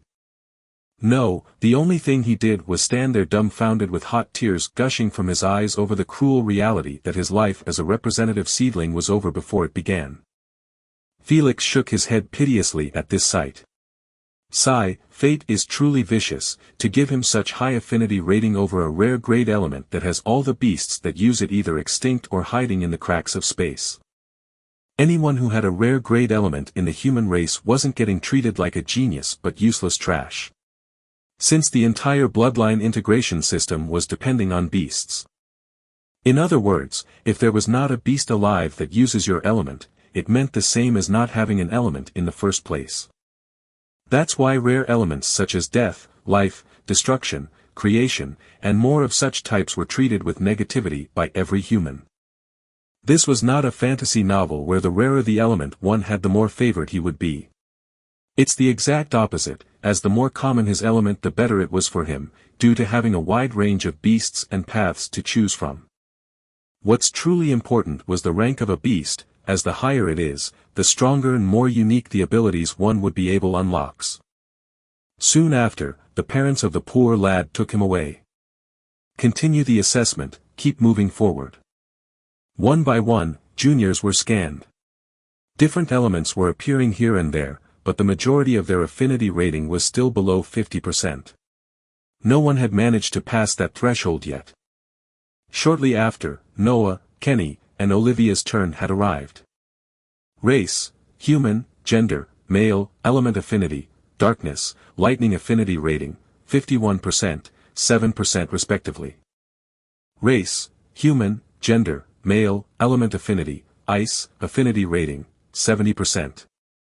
The moment those elements as well as their good rating appeared, the elders celebrated, their hands raised in the air. They almost lost hope after seeing only below average ratings continuously. Good, good, finally some good seedlings worth having. Elder Abraham laughed joyfully. His happiness was understandable, as those 3 had surpassed the average affinity threshold, especially Noah with his whopping 70%. High affinity was what truly decides whether one had a bright future or not. Still the same as before, nothing to be surprised about, I guess. Felix lifted his head and saw that he was next in line. So he moved forward and put his hand in the light without the elder telling him to do so. Queen faithfully announced his scan results. Race, human, gender, male, element affinity, poison, illusion, affinity rating, 59%, 12% respectively. The elders who were still celebrating the birth of 3 potential representatives celebrated even louder after seeing that their top-tier seedling had such high rating for an uncommon element. As for the rare element of illusion, it was totally ignored. This is truly a blissful day. To actually have 4 gifted juniors out of 40 is really worth celebrating for. True, our family is really performing better than other families. Just yesterday I found out that the Valian family in Alabama State only had 1 junior with good affinity. For us to have 4, we are truly in luck. The middle-aged lady from the elders board added. Charlotte, you are still behaving like your younger self, spying and seeking information, without anyone asking you to do so. Abraham teased her. What do you know? If I don't obtain intel on our future rivals who will contest with us over the slots of the national team, who will? You. Cough, never mind what I said. Now the elemental assessment has finished, you can go back to your rooms. We will call you tomorrow at the same time to give you a beast bloodline that fits your elemental affinity to awaken with. Good night. Abraham excused them with a wave of hand after finishing the assessment. Good night, elders and seniors. All juniors bowed their heads slightly and went to their rooms. Tonight I will enter the UVR, it's been really such a long time since I visited. Felix thought eagerly while heading towards his room. Chapter 31, Entering the Oeuvre. Felix headed towards his room while ignoring the fearful and envy looks of his cousins. He took the first elevator all by himself, while the other 2 elevators were used by the rest. He clicked at the 20th floor button and stood silently. 30 seconds later the elevator stopped and Felix stepped outside, heading towards his room that was at the end of the floor. He opened it using his key card and entered, slamming the door shut behind him. Finally, my plans will truly begin. Getting an AP bracelet this early is heaven sent. I don't need to use the family bloodline beast anymore or even rely on their resources. I can obtain everything I need from the UVR. Elated, he looked at the bracelet in his wrist and went to take a quick shower. He started to smell as didn't take one for over 2 days now. 10 minutes later. Let's begin. Felix lifted his wrist that has the bracelet on, and put it in front of his eyes and called under his breath, Queen AI. Suddenly his eyes closed shut and lay on the bed unmoving. 10 seconds later, a voice was heard in his head. Welcome Sir Felix to the UVR, your AP bracelet has been successfully bounded with your consciousness. From now on, only you can use the features of your device. Do you mind me explaining them in detail? No need, I want you to teleport me to Alexander's capital city, Felix replied with familiarity. This will cost you 1,000 supremacy coins in normal conditions. But since this is your first time, it is free. The next time you will have to pay the ticket price. Queen AI responded. Noted, teleport me now. You will be sent to the Alexander capital city Androxa in 3 seconds, have a nice journey. 3 seconds later, Felix started to disintegrate. His body slowly turned into light particles, until nothing was left of him. Deafening silence engulfed the white room after his departure. In a humongous city that spans into infinity, borders so far between each other, they can't be seen using normal human eyes. In the center of this city, a building bigger than any other famous structures on planet Earth was standing proudly with its unique spherical design. At the peak of the building a large signboard was planted arrogantly above all, that said SGA Teleportation Company. At the bottom floor of this company, multiple circles were continuously flashing, as new people emerged from them and left hurriedly in a rash. Felix's body started to reconstruct inside the white circle. 1 second later his body became complete again. The moment the process was over, Felix opened his eyes and hurriedly exited the white circle. After doing so, he sighed in relief, not this time you capitalist bastards. You cheated me out of my money in my previous life, since I had no idea how the teleportation works, but not this time. This daddy got scammed multiple times in the UVR. But now with my memories, no one will bully my naivety again. He smirked as he left the entrance of the company. Fuck, I was slow by 1 second and got 200 SC deducted from my credit account, said a blue-skinned human while crying in agony. Brother, that's nothing. I heard from my cousin that he saw a kid staying in the teleportation circle for over 30 seconds, staring at it in awe. The poor kid ended up having 6,000 SC debt. A human with a long alligator-scaled tail replied with sympathy. The others, who were listening to their conversion, sighed in pity over the fate of those newcomers, who get cheated of their money due to lack of information. The teleportation company took advantage of this and made a rule that each second a person stayed in the teleportation device, will have 200 SC deducted. Since people get teleported each second constantly, and when a person stands in the circle for an extended duration, they start blocking the path of those teleporting after them, thus stopping the company from making a profit. This was the official reason and excuse the company used. However, everyone knows that their reason was complete bullshit. After all, they are in a goddamn virtual reality. People can literally teleport in every empty spot there is. Hell, people can even teleport from the toilet chair circle. But would the SG allow that? Absolutely not. Why would they waste an opportunity to make free money from the commoners, without breaking a sweat or effort? They just drew a couple of circles in the ground and named them teleportation devices, and anyone who wants to use them must pay for a ticket to go to his destination. The further the destination, the more outrageous the ticket price is. This is one of the main factors why, even though the UVR was created as an open space for everyone to travel freely unhindered, turned into a universe with different territories. And to go where you want to, you must pay for it.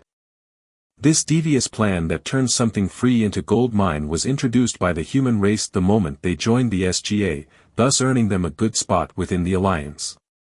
Felix was currently wandering around the city without destination, observing the different types of humans that keep passing by him.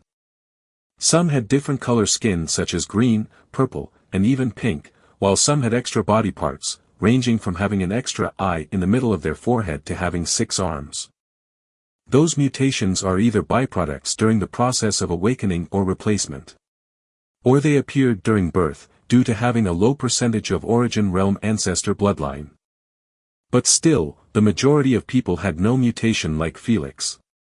This condition meant only 2 things: either they are commoners who did not awaken or bloodliners who had no mutation during the process of either awakening or replacement.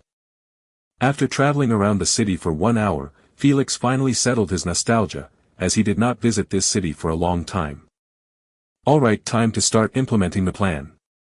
He changed directions and trod forward with familiarity. First, he needed to head towards the bank to obtain his rightful starting pack loan. Then use it to bet on the games that he still remembers from his previous life. They were not that many, as he doesn't remember much from this period, since he did not get an AP bracelet this early. He used to watch old games that were being streamed freely on TV and the internet like a peasant at this period. 15 minutes later, he reached another towering building that was half the size of the SGA teleportation company. But the difference between them was that this structure was shaped like a cube and shone with silver light. In the middle of the building, a signboard that said SGA Bank was hanged on it, shimmering with silver light as well. Felix queued like everyone else in front of the entrance and waited patiently for his turn. 30 minutes later, he entered the building and went straight towards the receptionist. "Good afternoon, I want to open a bank account, as well as receive my rightful first-time loan," he said politely. A beautiful lady that had 2 small cute horns on the sides of her forehead replied with a smile. "Good afternoon, sir. Can you provide me with your UVR ID? I need your private information to fill your bank account details." "With pleasure." Felix extended his wrist and put it on a small scanner that was at his right side. A few moments later. "Alright, I got what I need. Please head towards the 2nd floor to obtain your bank account details, as well as your loan. Have a nice day." The receptionist sent him off with a polite smile. Felix thanked her and headed towards the elevator. The moment he reached it, he noticed that there was a line for it as well. So he changed his direction and went for the stairs. After a while, he stepped inside the second floor and went to obtain his loan. Sadly, he had to wait for his turn again, as there was a queue for it as well. His forehead veins started to pop out from anger, but he held it in and lined up without raising a fart. Fucking capitalists. He could only curse in his mind, not daring to insult out loud the most authoritative bank in the UVR. However, his rage was quite understandable, as there were more than 60 floors in this building. Yet they force all the people who want to open a bank account for free to use only the second and third floor, leaving the other floors for those who want to speed up the process using coins. They really use every method to earn profit just like in real life. Nothing changed much even if this is the UVR. Money always does the talking. Chapter 32 The Bloodline Market. Felix queued obediently just like the others. No matter how angry he was about their management. He still needs to play their game if he wants to obtain the loan. 20 minutes later. His turn had arrived. This time he did not greet anyone and just straightaway put his wrist in the scanning device. The employee was pleased about this as well, as he preferred customers like those who do not waste his time with meaningless questions and conversations. I see that you applied for your first loan. He read the scan details in his screen and continued, based on the SGA rules. Every member of a newly joined planet can apply for a 100.000 SC loan with 3% interest increase monthly. He informed, the next loans will need an explanation and the purpose of use. As for the interest, it will be 6% monthly. Is everything understood, Mr. Felix? Yes. Good, 100.000 SC has been added to your bank account. You can use it to buy anything within the UVR. I wish you have a nice day. Next in line please. The employee excused him. Felix nodded his head and left the floor. After a while, he exited the bank and called for a hover cab using his bracelet, heading to the gambling den to place his bet. 10 minutes later. He was sitting on a couch, drinking coffee while watching tens of holograms, each displaying live a different game from a different rank and tier. The game I remember still has not started. I guess it will be on tomorrow Saturday since it is a battle royal type. He figured so, as those games extremely popular within the spectators, due to their brutal and simple condition to win them. One only needs to emerge as the last survivor within hundreds or thousands of players to clutch the championship. As for others, only death awaits them. Such a brutal game mode is what delights the commoners' boring lives. Well, no biggie, I will place my bet on the winner now and come watch tomorrow. He tapped on his bracelet and a large hologram appeared in front of him, that no one else can see. He entered the gambling den official website and clicked on the games happening tomorrow. Immediately, he was transferred to another tab that had a long list of games. Queen, please find me a 500-player battle royal from this list. Without wasting any effort, the Queen quickly highlighted 3 games based on his requirement. He pressed on the one at the bottom and details of the game displayed in another side hologram. // game format, free for all. Game name, 500 Battle Royal. Players number, 500. Integration allowed, from Origin Purity to Peak Stage 2 of Replacement. Ranks allowed, Silver and Gold. Player list, please click on it for extended details, //. He clicked on it and typed solid wall in the search bar. He had no plans to waste time scrolling 500 names for him. Immediately after doing so, solid wall profile was displayed in front of him, with a large button underneath it that said, bet on this player, . Without further ado, he placed all of his coins on him, emerging victorious. His winning chances were 1 in 10, which were not bad considering there were participants who had 1 in 30 winning chances. After Felix finished placing his bet, he went forward and put his wrist in the scanning device. Your bet has been successfully placed. No one knows the details of your bet except the Queen AI. Good luck, sir, said a middle-aged man who was behind the counter. Felix thanked him politely and left the gambling den, planning to head towards the Bloodline Market to browse the shop. 15 minutes later. Felix paid the cab fees and walked inside a bustling market, which was filled with noises of sellers using their loudest voices to advertise their bloodline products, and buyers haggling down the outrageous prices. As he stepped in, he heard a familiar voice he could never forget. "Gather around me everyone, for I am about to show you the greatest deal of your life." A fat man with a belly bare called loudly while holding a small cage in one hand that housed a red sparrow, exposing two long fangs from its beak. Meanwhile, on the other hand, holding a glass bottle filled with blood. After seeing that he gathered a good amount of people, he began his presentation. "This is an epic rank Tier 1 bloodline beast, the fanged sparrow." He lifted the cage high above and continued passionately, "It is currently on the verge of extinction, as there are only 100 of its species in the universe." He put the cage down and showed the bottle of blood. "I was lucky enough to obtain its bloodline from a beast hunter who needed coins urgently." He paused to catch his breath, and carried on, "I am willing to sell it for only 500,000 SC, a cheap price for such endangered species. Don't you think?" He asked them confidently, showing not a hint of deceptiveness. Too bad, his confidence was shattered instantly after being exposed publicly. "Who are you trying to scam, you moron? Isn't that just an uncommon rank red sparrow that had a small mutation from eating something he shouldn't?" An old man who had his own stall nearby pointed his finger at the fat seller and carried on exposing his furiously. "His price does not even reach 200 SC, yet turned it into 500,000, and you dare call it cheap? Have some limit and shame when you try to scam idiots. You are ruining the business for all of us." The shoppers' eyes instantly turned frigid as they eyed the fat sellers, and began throwing rocks and empty bottles at him, forcing him to close his prematurely. If abilities were allowed to be used within public places, the fat seller would have already been torn to pieces. "No need to bother yourselves with that human scum. Come to my shop and see what you like." The old man did not waste this opportunity and quickly began promoting his bottles after stealing the crowd. "My bloodlines are all legit."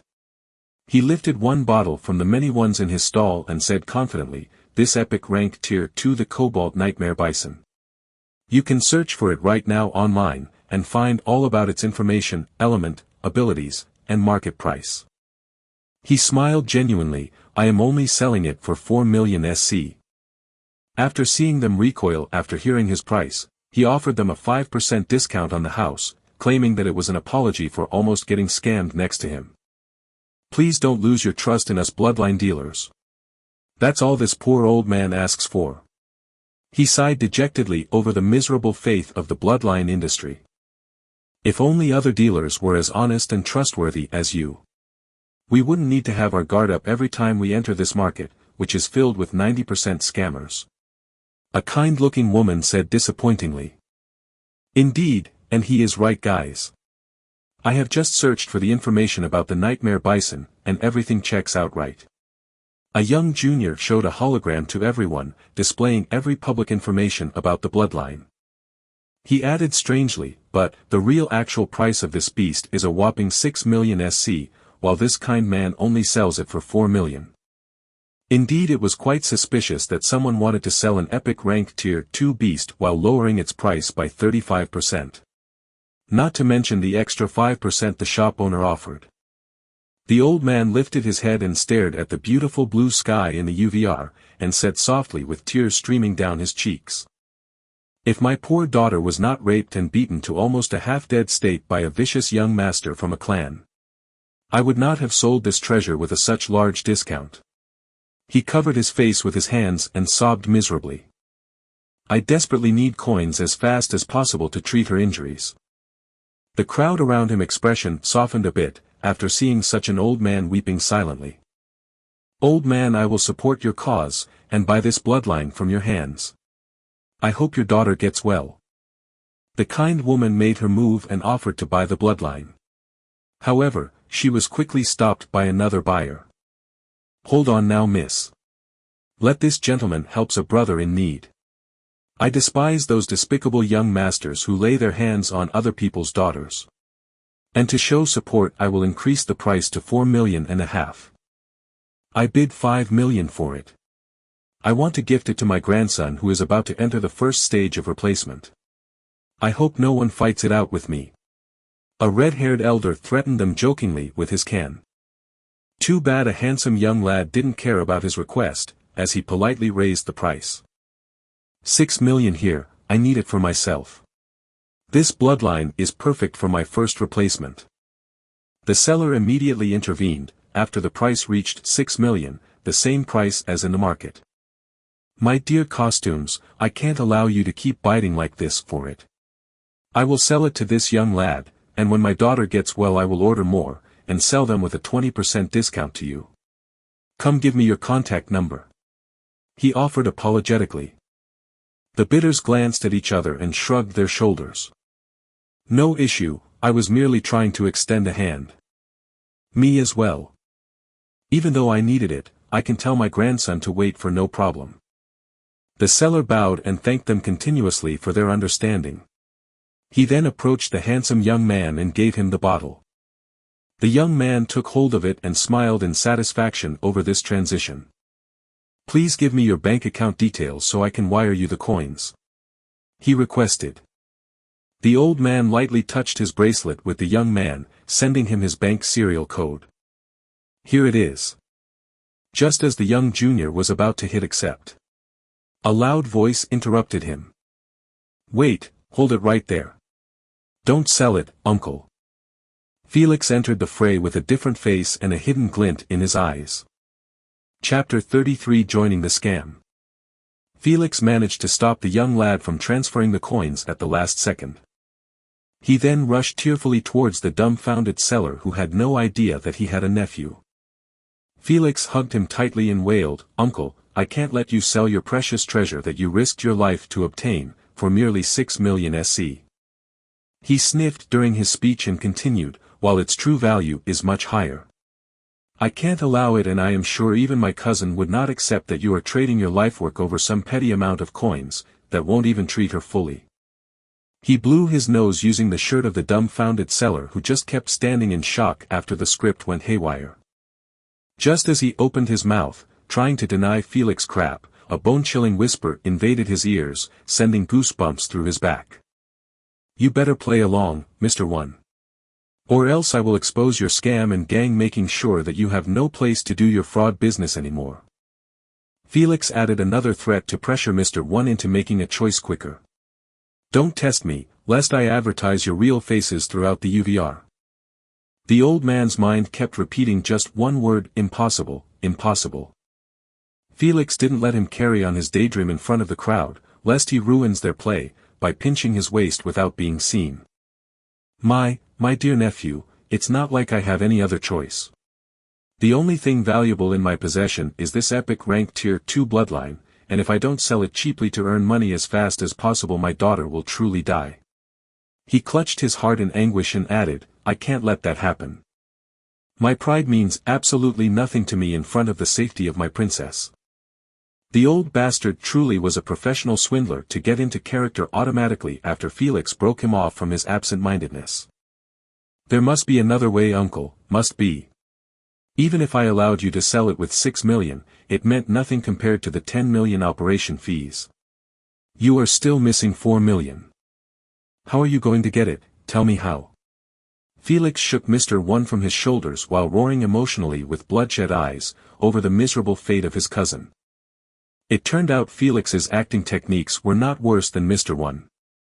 Then both of them hugged each other and started sobbing next to the dismayed handsome young man, who had no idea how things turned this way. The crowd around them kept increasing, trying to see who's causing this ruckus. Sigh, I can't look at this injustice in front of my eyes without doing anything. The red-haired elder approached the hugging duo and touched the bracelet of Mr. One. This is the least thing I can do. Please accept my goodwill. Otherwise, my heart won't be at peace. Whoosh! A sudden sound resonated from the bracelet, followed by the Queen AI saying, 100,000 CS has been successfully accepted. The moment the Queen made her announcement, the entire crowd went silent. Their minds couldn't process how one can donate that much money just to help a stranger. Yet the greatest shock only arrived after the kind lady said firmly, I as well can't let such a young lady get abused like this and then die unjustly. I will donate 500,000 CS to support her recovery.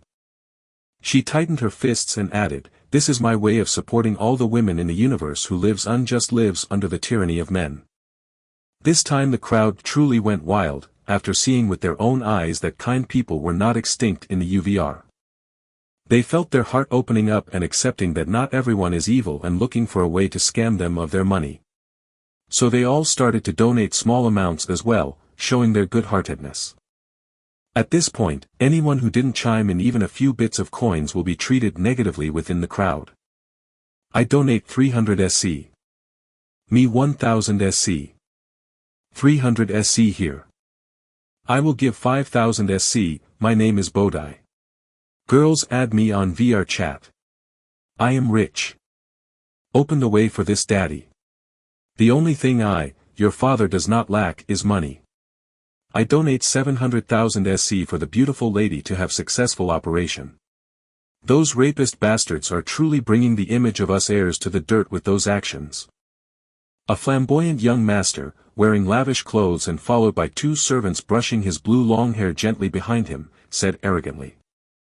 Young Master Jordan is truly the most generous person in the universe. I bow to your kindness. The servant behind him automatically started boot-licking, while brushing Jordan's hair absent-mindedly. His boot-licking level had reached the peak, as his subconscious began doing the work for him. I can't agree more, Brother Jordan. Because of them, everyone despises us now whenever we go. The young man who almost bought the bloodline sighed. Even though we live our lives uprightly, holding the teachings of our families in high standards, commoners still fear us and avoid us like plague. Just because some black sheep were caught doing horrible things. He lifted his head and stared at the crowd gathered in front of him. He then took a deep breath and spoke emotionally. Truly, reputation is the most fragile thing in the universe, and to fix it, I, Lucas, heir of the Ethenon family, will add 2 million SC extra on the previous 6 million, to apologies over the misconduct of those black sheep. The only thing I wish for is, to let everyone knows that we heirs of prestige families are upright and kind just like everyone else. He bowed his head respectfully and requested, please spread what happened today to your friends and families. That's my only request. Everyone cheered and chanted his name loudly after his speech. Young Master Lucas, we trust your character. I love you, young master. Lucas, Lucas, Lucas. The uncle and nephew did not break out of their character even after hearing Lucas's speech. They just kept going back and forth within the crowd, touching their bracelets and earning quick coins.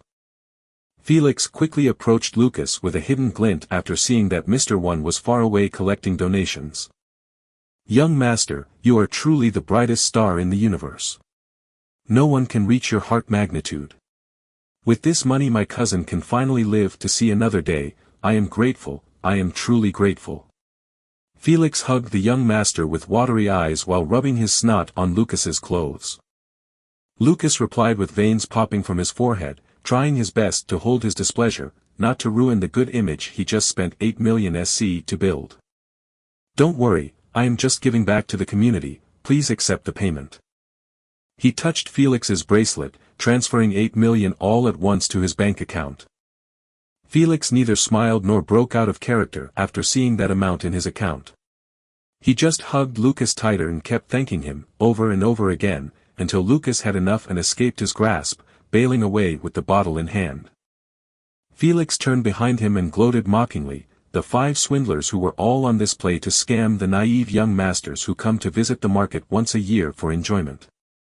It was easy to scam them because they get everything they need from the family. And even if they wanted to buy something they use secure channels to do so, provided by the family as well. The moment the 5 scammers saw Felix's mocking eyes, they knew they were all exposed. The elder with red hair, the kind lady, the young junior, the first scammer who was exposed, and finally Mr. One.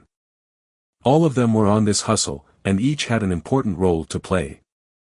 The fat seller job was to lower the defenses of spectators since no one would expect to have 2 scammers next to each other and even more for one to expose the other. Mr. One's job was to obtain the goodwill of the customers after saving them from getting cheated, thus earning him a good man tag in their heart, which will make his sob story more believable. The kind woman's role was to use her kindness as a weapon to make the first move and assist Mr. One in his sob story. The young junior role was to display the bloodline information that exists in shady website to the customers and explain it to them using his childish naivety. Finally, the red-haired elder role was to intervene whenever there was a complication throughout their script.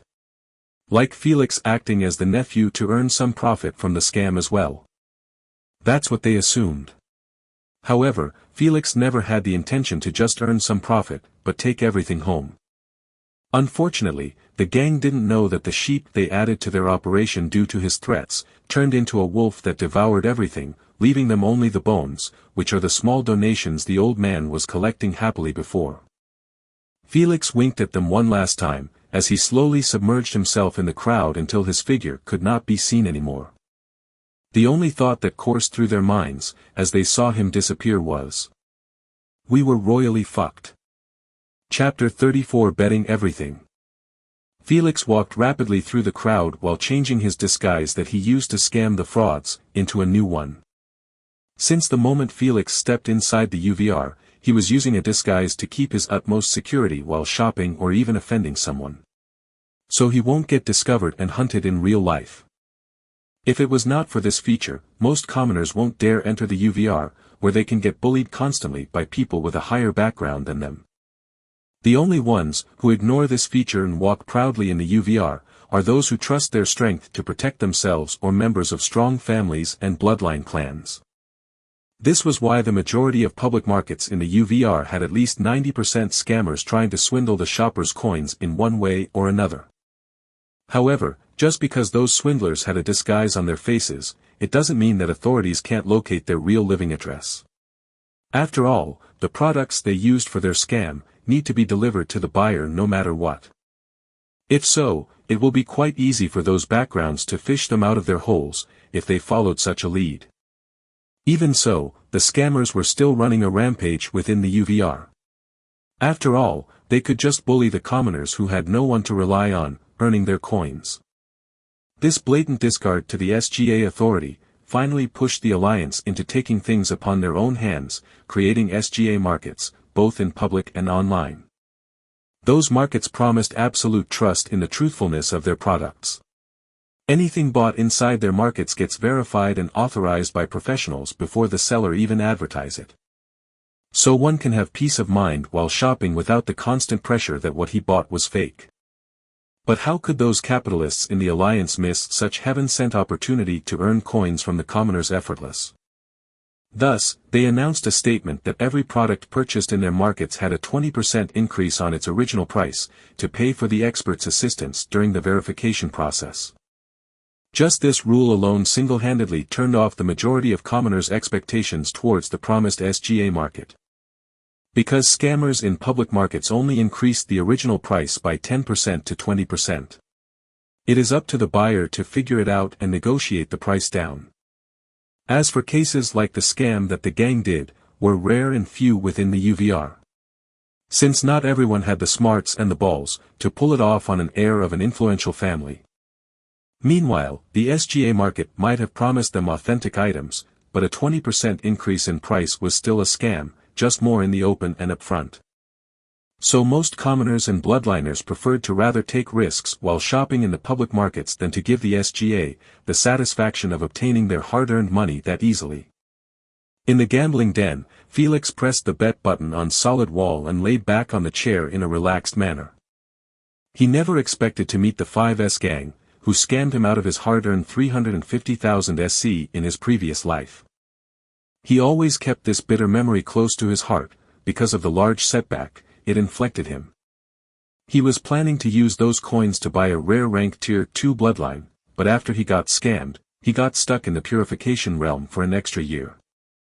This is why, he instantly recognized the fat seller voice even within the noisy crowd, as he was the one responsible for cheating him out of his money. But now all is good, he got his coins back and even with a quite substantial bonus. He was not complaining at all, especially after betting that 8 million he had on solid wall. If he won his bet, he would earn a whopping 80 million SC at once. This capital can last him for quite a long time if used properly. This is why gambling on games was popular, specifically, ones that includes a large number of players. The winning odds might be almost impossible, but if someone managed to win, he will truly strike a windfall. And Felix with his memories of the future can earn as much as he desired without worrying about his betting information getting leaked, as the only one who knows about those details is the Queen AI. She is bound by the rules to keep everyone's private information to herself. The only thing left now is to watch the game tomorrow and hope that everything goes as planned. Otherwise, my memories are going to fuck me over. He mumbled as he entered a hover cab, planning to head towards the resources market to pre-purchase the potions that will ease up the integration process and let him awaken quicker and safer. He shivered inside the cab as he remembered his previous awakening that lasted for 20 torturous minutes because he didn't manage to use those potions. 7 minutes later. "Boss, do you have awakening pain relief potions?" Felix asked politely the moment he stepped inside a small cozy shop. "Let me check, handsome." A middle-aged woman smiled and stood up, heading towards the back of the store. 2 minutes later she returned and shook her head, "Sorry handsome, I am out of stock." She quickly added after seeing his disappointed look, "The next shipment from the Forsythia Witch Empire will arrive 15 to 20 days later. I could register your name on our waiting list and call you the moment we obtain the items if you would like to wait." "Alright, I want to pre-purchase 10 bottles. I will pay tomorrow the full amount up front." He nodded in agreement and offered, "Let's sign a contract now." The lady boss's eyes brightened up and tapped on her AP bracelet, displaying a holographic contract in front of Felix. "I have requested the Queen to put conditions and terms, entailing that tomorrow you have to pay 100,000 SC for 10 bottles of pain relief up front. 15 days later when I obtain the stock, I will send them to your real address free of charge." Felix smirked those terms and said composedly, "Change the term, when I obtain, to, you will guarantee that the bottles arrive at my address safely without problems." He extended a finger and added, "Plus, any problem that happens during the delivery will be counted as you breaking the contract, thus paying me a fine of double the amount that I paid for." The lady boss chuckled while covering her mouth and said, "Fine by me. But I want to change the term any problem that happens during the delivery to, problems that happen during the delivery will be counted as both of us breaking the contract, thus splitting the fine 50% 50%. You have a deal." Felix agreed calmly and signed the contract by etching his unique ID code on the empty signing space of the contract. The moment the signing process finished, the lady boss broke the tense atmosphere by praising him with a smile. "You are good, lad." To even counterattack by adding that heavy fine, in case of problems happen during the delivery. Since you can simply claim that the bottles that you received were damaged, thus having me pay 200,000 CS for it, while also giving you the bottles. Truly a vicious move. "Still not as vicious as you, boss." He scoffed, "The moment you added the term, when I obtain the stock. You never planned to admit that you received it after I come to check my bottles. You can simply say that the shipment got robbed by pirates, thus removing yourself from the contract restraint. While also taking my coins." After saying his piece, he turned around and walked towards the exit. Signing a contract in the resources market was the same as signing one with the devil. The shopper must always keep a lookout for loopholes, and wordplay. Lest he realizes too late that he paid to get screwed over. The boss lady observed Felix's retreating back and thought, he must have gone through a painful contract experience before to keep him on his toes like this. Chapter 35 The 5S Gang. The capital city Androxa, in a house near the northern border of the city. 5 individuals were sitting around a table with ugly expressions on their faces. Who can blame them? They were just conned out of 8 million SC with some tips. What's even worse was that they were professional frauds who had an infamous reputation throughout the kingdom. Countless young masters and rich newcomers fell into their schemes, losing fortunes they could never recover from. Yet this infamous gang got scammed by a stranger. "Mr. 1, can you please explain why the hell did you add that bastard in our operation?" You could have simply cried out loud that you don't know him, and he will have no choice but to bounce. The kind woman from before raged while pointing her finger at Mr. 1. She couldn't handle the awkward silence in the room anymore. Miss 4, it's not like I didn't think about it. It's that I couldn't. He placed his head on the table, not daring to make eye contact with his partners, and explained what happened. The moment I wanted to expose him, he whispered in my ears that if I don't play along he will advertise our real faces in UVR, and I somehow believed him, because he called me Mr. 1. Something only you guys know. He buried his head under his arms even further and continued, after that, I could only play along, or else our scam would be exposed. Forget about earning a coin, I would have been beaten to death by the mob. Even though they couldn't kill me, the pain is 100% real, and I wanted to avoid that at all cost. You guys know I hate pain. He coughed to hide his embarrassment after mentioning that. Honestly, it was not Mr. 1's fault. The little bastard intervened at the worst possible period. At that point, we could only carry on and hope that he just wanted a piece of the profit. Alas, who would have known that he would take the entire cake and run? They all sighed helplessly after the naive junior from before mentioned what was truly in their minds. They knew that Mr. 1 should not be blamed for this. But they needed an outlet to vent their current suppressed anger. To make things even worse, young Master Lucas will hunt us down the moment he finds out that the Nightmare Bison was merely a rare ranked bloodline that was forced into evolving to epic rank. Fucking hell, who proposed the stupid idea of hiding our gang logo in our products to spread our fame? Now we will take the brunt of the Ethanon family rage, while not earning a single fart from the scam. The red-haired elder punched the table with his side fist furiously. Suddenly they all stared at his direction speechlessly, forcing the furious elder to gulp a mouthful. Why are you looking at me? Because it was you, Mr. 2. Mr. 1 eyed him weirdly and continued after seeing his disbelieving look. I still remember with vivid details that we were in this room drinking in celebration over our first successful scam. Out of nowhere you stood on the table and proposed that idea.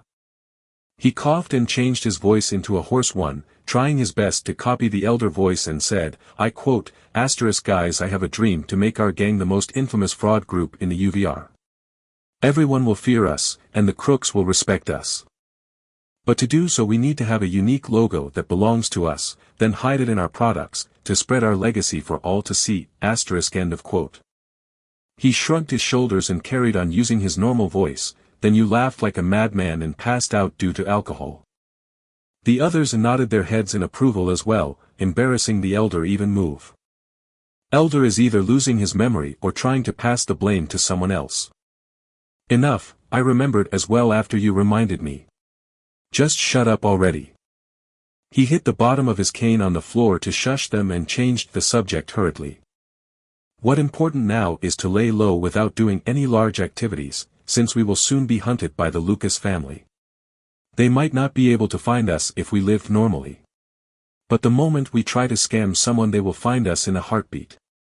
Their intel network is no joke. Indeed, we need to lay low for a couple of months. I am planning to spend this period in a vacation. I always wanted to see Oceanic World. Miss 4 shared her plans with clear lounging in her tone.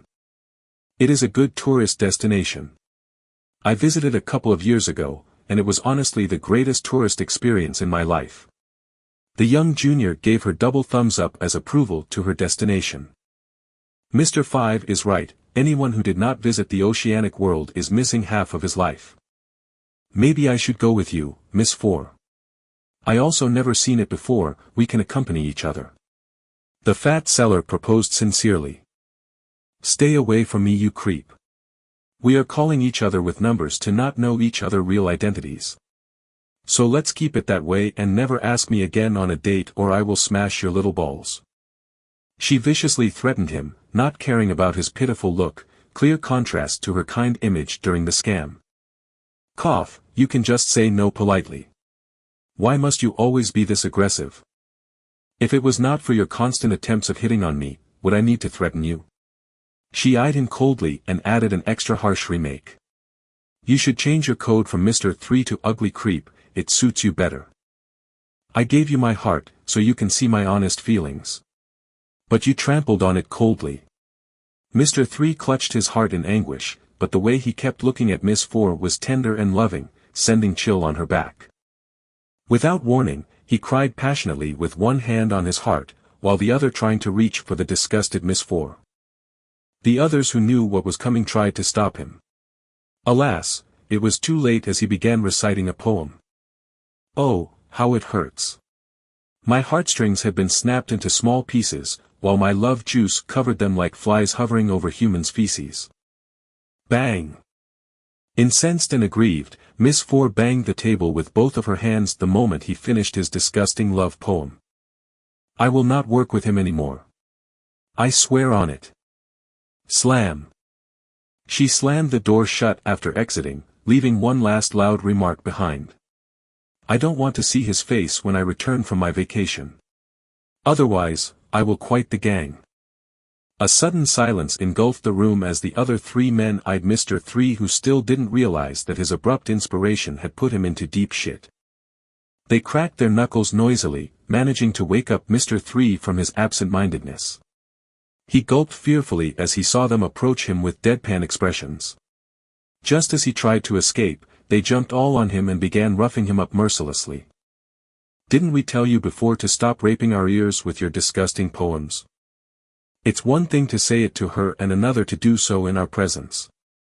Mr. 1 shouted as he stomped the creep face over and over again, breaking Mr. 3's nose and frontal teeth. Even so, he didn't stop his bashing. He must have used the poem as an excuse to vent his shame over being played by Felix. 5 minutes later. Mr. 3 lay on the ground with 4 snapped limbs, each pointing in different directions. Not mention his face that was unrecognizable after that heavy beatdown. Anyone would pass out in his condition. But Mr. 3 just smiled with his bloodied mouth that had no teeth left and said with a hoarse inaudible voice. Cough, cough, you guys will never understand my art or my love for Miss 4. No matter how much you torture me, I will never change myself. You just have to live with it. He, cough, cough. Just as he wanted to laugh at their futile attempt of stopping him from expressing his love using poems, he ended up swallowing a tooth, forcing him to choke on it. He coughed while clutching his neck, trying to expel it, but to no avail. The other bastards just laughed at his misery, not caring if he choked to death.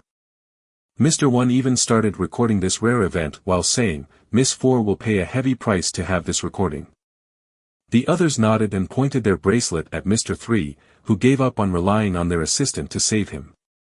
So, with a pained heart, he paid a heavy fee to heal his body to peak form again. The moment his body was fully healed, the others stopped their recording and changed the subject, ignoring the fuming expression of Mr. 3. What are we going to do about your nephew, Uncle Mr. 1? Mr. 5 asked sarcastically. Fuck off, don't bring that up again or else your fate will be the same as this creep. Relax, can't one say a joke here anymore or what? Honestly, nothing much we can do about it. He probably had a disguise on, when he joined our scam, and after submerging himself in the crowd he changed into another one. Mr. 2 sighed dejectedly and continued, so no matter how we search for him we will end up with nothing. Just like the others who searched for us after cheating them. It truly does not feel nice getting scammed, without the ability to retaliate. Is this what our victims were feeling? Mr. 5 said with a hint of remorse in his tone. Well, don't get used it.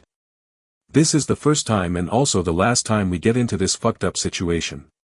Our next plan needs to be foolproof to block anyone who tries repeating the little bastard feat. That's the only thing we can do now, I guess. Mr. 1 returned to his seat, and laid on it in a relaxed manner and added, losing 8 million makes me feel demotivated from doing any small scams. I will take a vacation like Miss 4, I guess, hopefully I recover from this setback. Same as well. Have fun, guys. We group up in 6 months here again. And if the coast was clear we can start our operations.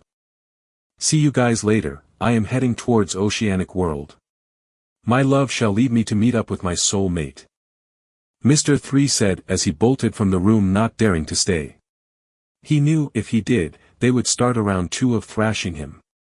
Whatever, that retard probably does not know that Mississippi. For said oceanic world to throw him off, while her true destination was unknown. What a moron, spending 6 months in a planet searching for someone not even there. Should we warn him? Mr. Tu asked suddenly. They shared eye contact in silence for a while and then exploded with laughter. Ha ha ha. Let that creep suffer. Hopefully, he dies so Miss 4 doesn't leave us. Sigh, our gang is really outbalanced. If even she left, I can't remain here anymore with 2 dudes and 1 creep. Preach, true, can't argue with that. Thus, Mr. 3 fate had been decided, to spend 6 months in a planet searching like an idiot. Chapter 36 Fortune and Misfortune. Felix spent 2 hours browsing products from one shop to another. He pre-purchased every potion necessary to facilitate his awakening process. From potions that allow him to heal himself after the process ends, to potions needed to add more percentage to awaken with. Felix never planned to use only a 1% percentage to integrate with at the start. He was confident in his pain tolerance to handle even more percentages all at once. He might not be like some freaks that straightaway integrates with 20% to 30%, but he was certain that he could at least awaken with 10%. Ah! This was such an eventful day. He exhaled deeply, as he sat on a park bench in a relaxed manner. He licked an ice cream cone he was holding in enjoyment while thinking of all the activities he had gone through in one day. He opened a bank account and got a loan that turned out to be useless. Then he took his revenge on the 5S gang by scamming them out of their money. Finally, he pre-ordered items for his awakening. The only thing left was to buy a beast bloodline. But he already had plans to buy it tomorrow after the game, as pre-ordering doesn't work for bloodline bottles unless one had a good reputation or friendly relation with the seller. It's probably time to log out and sleep. He yawned drowsily and requested from the queen to log him out. 2 minutes later. He wore his clothes, planning to head towards the cafeteria to eat his dinner or whatever was left of it. As he exited his room, he met face to face with the expressionless Noah, who was about to close his room door. After a few moments of eye contact, they both nodded their heads as a greeting and went towards the elevator side by side without speaking a word. The moment they stepped inside the elevator, Felix extended his finger at the floor buttons and clicked on the 40th floor where the cafeteria was placed. Noah didn't click anything else, as the 40th floor was his destination as well. Ka-thump. After a while, the elevator stopped. Felix and Noah both exited together and went in the same direction. Please give me this, and some of this as well. Add a little bit of sauce on the chicken. Felix ordered his dinner, using his finger to guide the counter lady. Have a nice appetite, young master. She smiled politely. Smells good, thank you, auntie. He took his dinner and sat at the closest empty table. Noah immediately began ordering with his finger silently, just like a mute. After getting his dinner he nodded at the counter lady and left to sit alone in a corner table. Crackle, dong. Shortly, only sounds of forks and bowls echoed in the cafeteria, as no one was in it besides Felix and Noah. The rest already ate before and left to their own room to watch Supremacy Game streams or learn about the beasts of their newly found elements. Felix observed Noah as he ate slowly. He always wondered if his personality would be like Noah's if he didn't have his grandfather to take care of him. He sighed saddened after recalling the bitter past Noah had to go through to be molded into a piece of deadwood, unresponsive to anyone but his sister. His fate was quite similar to Felix's, as he lost his parents young as well. However, their deaths were not in an incident. He lost his mother while giving birth to his sister. A few years later, his father's mental and physical health declined continuously due to his wife's sudden death, until he couldn't handle it anymore and kicked the bucket by himself, leaving the sibling due all alone. At that period, Noah was only 8 years old while his sister wasn't even 4 years old. He had it even worse than Felix, but he neither complained nor begged for support. He just did his duties silently, while protecting his younger sister from harm. On the other hand, there was Felix, who went on full attention-seeking tantrum after his parents' death, like he was the only one in the world who suffered from such a pain. If he didn't have his grandfather watching his back in the shadow, he would have been exiled from the family years ago, due to his disgraceful actions that resulted in the family losing a bit of face. Felix only realized this after he matured and became an adult. Meanwhile, Noah had to mature at the mere age of 10 due to circumstances. He saw what Felix couldn't see, and did what he couldn't do. Their pasts were the same, but completely different at the same time. He glanced one last time at Noah in admiration and lowered his head to continue his food in peace. 10 minutes later. Felix lifted his empty plate holder and put it next to the counter. Then he washed his hands with soap and walked back to the elevator drowsily. He truly needed to get some rest, as tomorrow will be more eventful than today. Next morning at 10 a.m. Inside the same floor where the juniors got their elemental affinity assessed. The juniors as yesterday stood in 4 lines, wearing skin-tight sportswear and standard white sneakers. The elders and parents observed their children who stood up straight and proud, with excitement and a hint of envy and hopelessness. Elder Abraham soon clarified the reason why they looked at them as such, by making a speech sternly. You guys have no idea how big this opportunity that you have just received in this new era. Your minds cannot fathom the first and second generation disappointment over not being a junior at this moment. He brought the microphone near his mouth and spoke what was hidden in his heart and every elder in the earth with an envious tone. You have the right to obtain bloodline powers that can turn you into powerful undying beings with a lifespan exceeding thousands of years. While us old people can only live a maximum of 500 years, and that's only if we drunk potions or used substances. Anyone of my age or just your parents' age would kill to be in their youth once again, just so they can have the choice of whether to awaken or not. He sighed helplessly, but we don't even have that choice as you do. Everyone knew so as well. Simply because it was common knowledge that humans who passed the age of 30, could not handle the integration process no matter what they do or consume. It had been tested over and over again, without any positive results, thus sentencing anyone whose age was above 30 a fate of not being able to be part of the awakened race. This was a scar every parent tried to hide, and suppress the grieving pain it kept causing, just so they won't burden their children any further.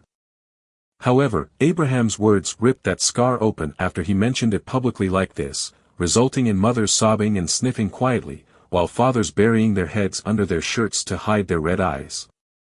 They were affected the hardest by their inability to awaken. After all, some of them were still in their 30s. The only thought that kept ringing in their minds over and over again, whether in day or night was, if only I was born a couple of years later, I might have had the chance to awaken. If only. Unfortunately, fate did not work that way.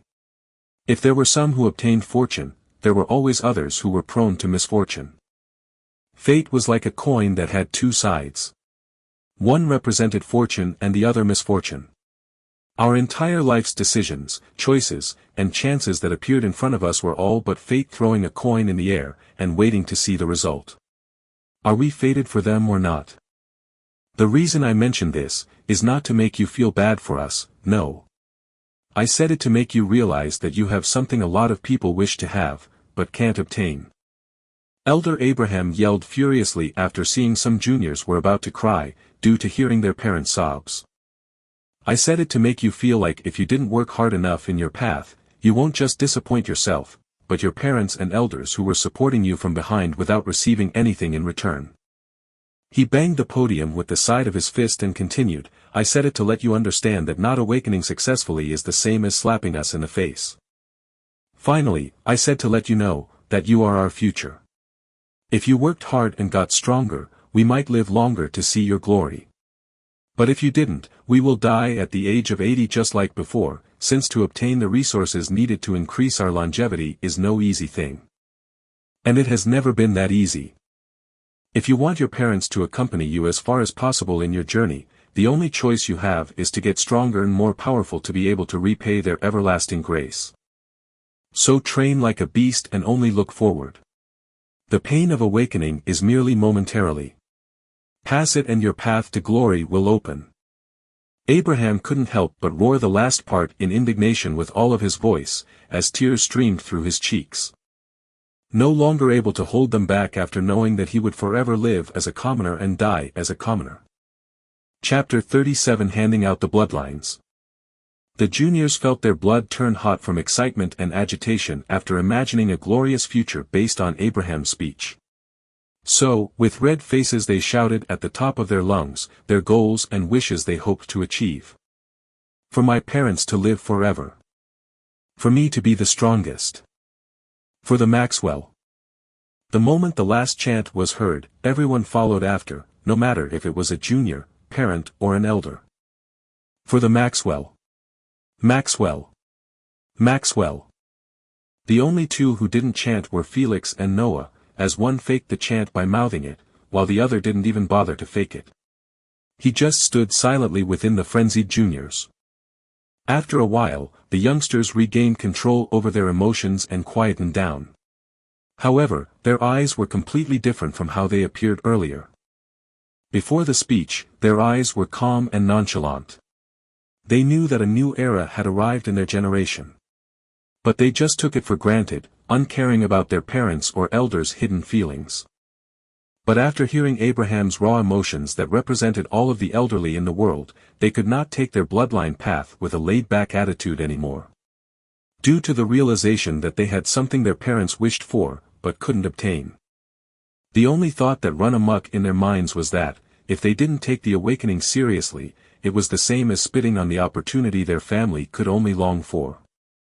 Abraham used only words, facts, and his honest emotions to show them all of that. Good children, I trust that you will make us all proud in the future with your achievement. But first, we need to lay down a good foundation for you to do so. And this is the job of the training camps that are happening currently in every country and family like ours around the globe. Abraham smiled warmly after seeing their focused looks and continued, the training camp is extremely important for your future.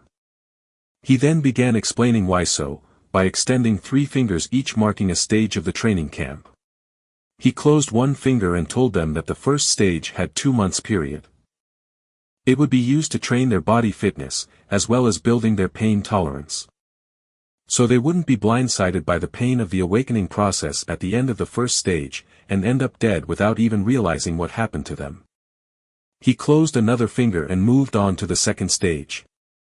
He clarified first that it would only include those who awaken successfully. Then he carried on by mentioning the things they were going to learn in it. Starting off by learning the correct method to increase their integration percentage after awakening. Secondly, what they should expect from the passives and actives abilities they were going to unlock after their awakening. Finally, he closed his hand into a fist and spoke about the last and final stage, the third. It would be used to teach them how to use their abilities properly, in addition to practicing synergies as a team. This stage would last for over 2 months as well, and in the end, there would be battles to decide on who would lead them towards the national battle.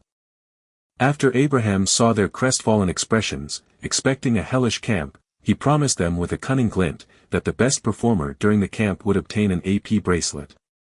I hope the training camp explanation assisted in gaining understanding on those 6 months that you will spend together. However, he didn't receive any response from the juniors, as their brains blocked every incoming noise after he mentioned the AP bracelet. The dream device of everyone in the world currently, whether old or young. They envied Felix for getting one throughout the entire night. Some couldn't even sleep properly as they kept imagining Felix inside the UVR, living the dream. So when they heard that there was actually a chance for them to obtain it as well, their heartbeat couldn't help but accelerate in eagerness to begin showing their efforts to the elders.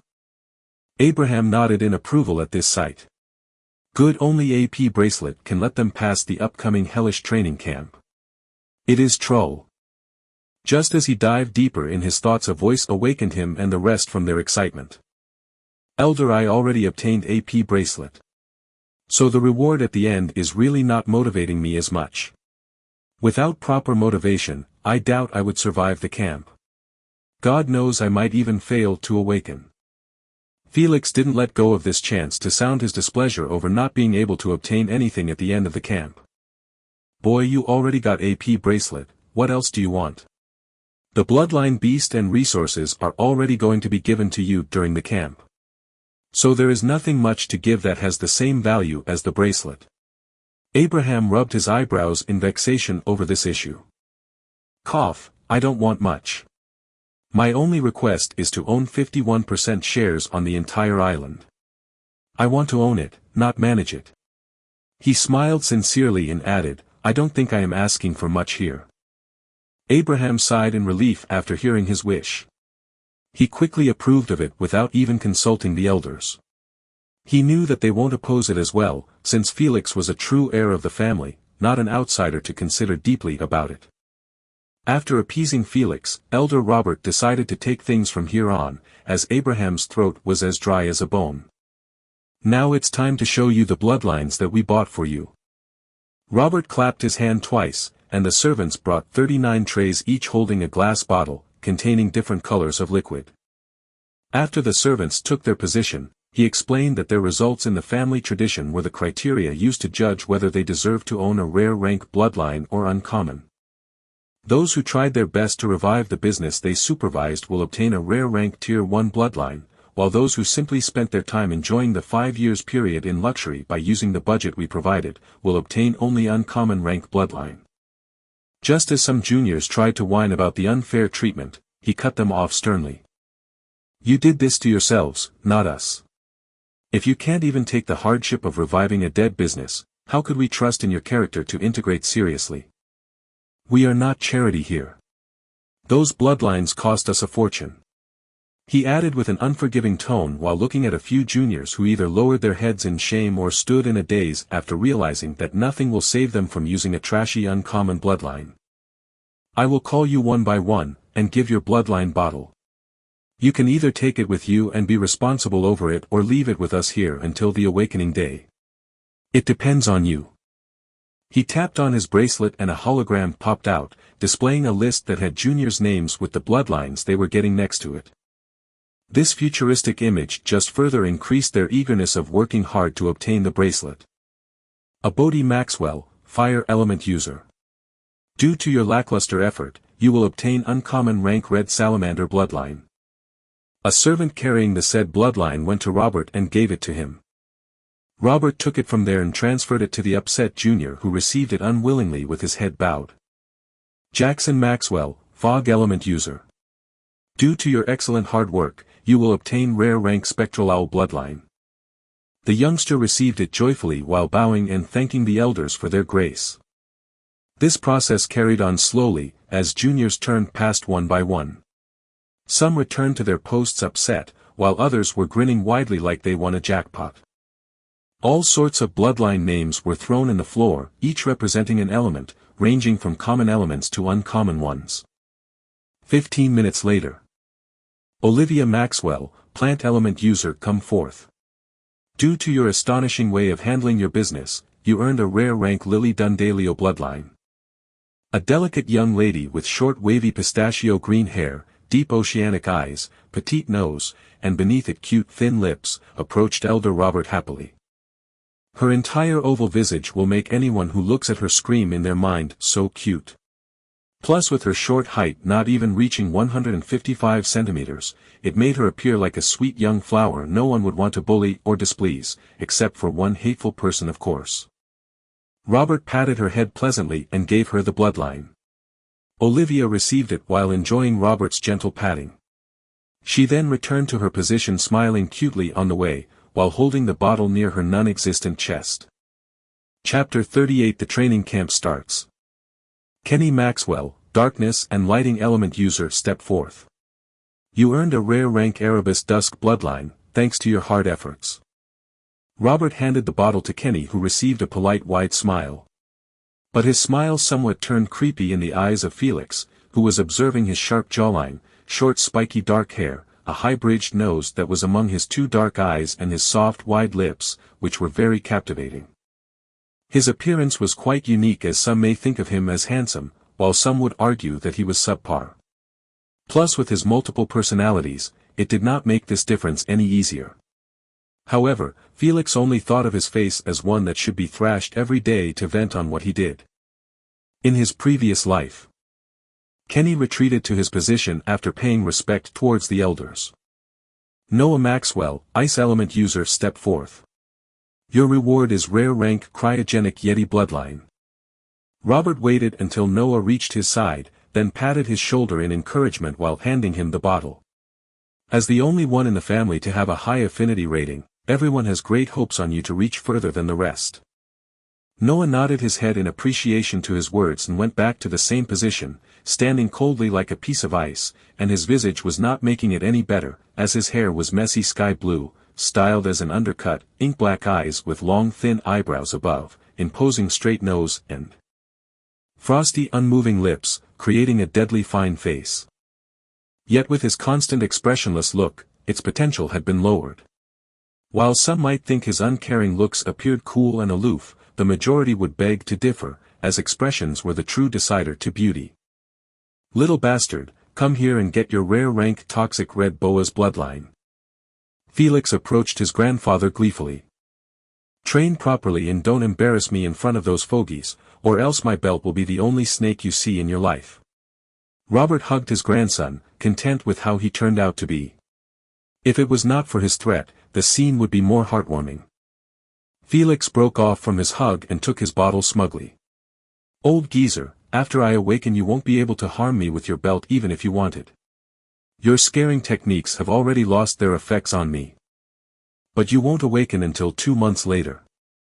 I have no problem beating the shit out of you with my belt during this period. Who knows, your pain tolerance might even increase, truly hitting 2 stones with 1 rock.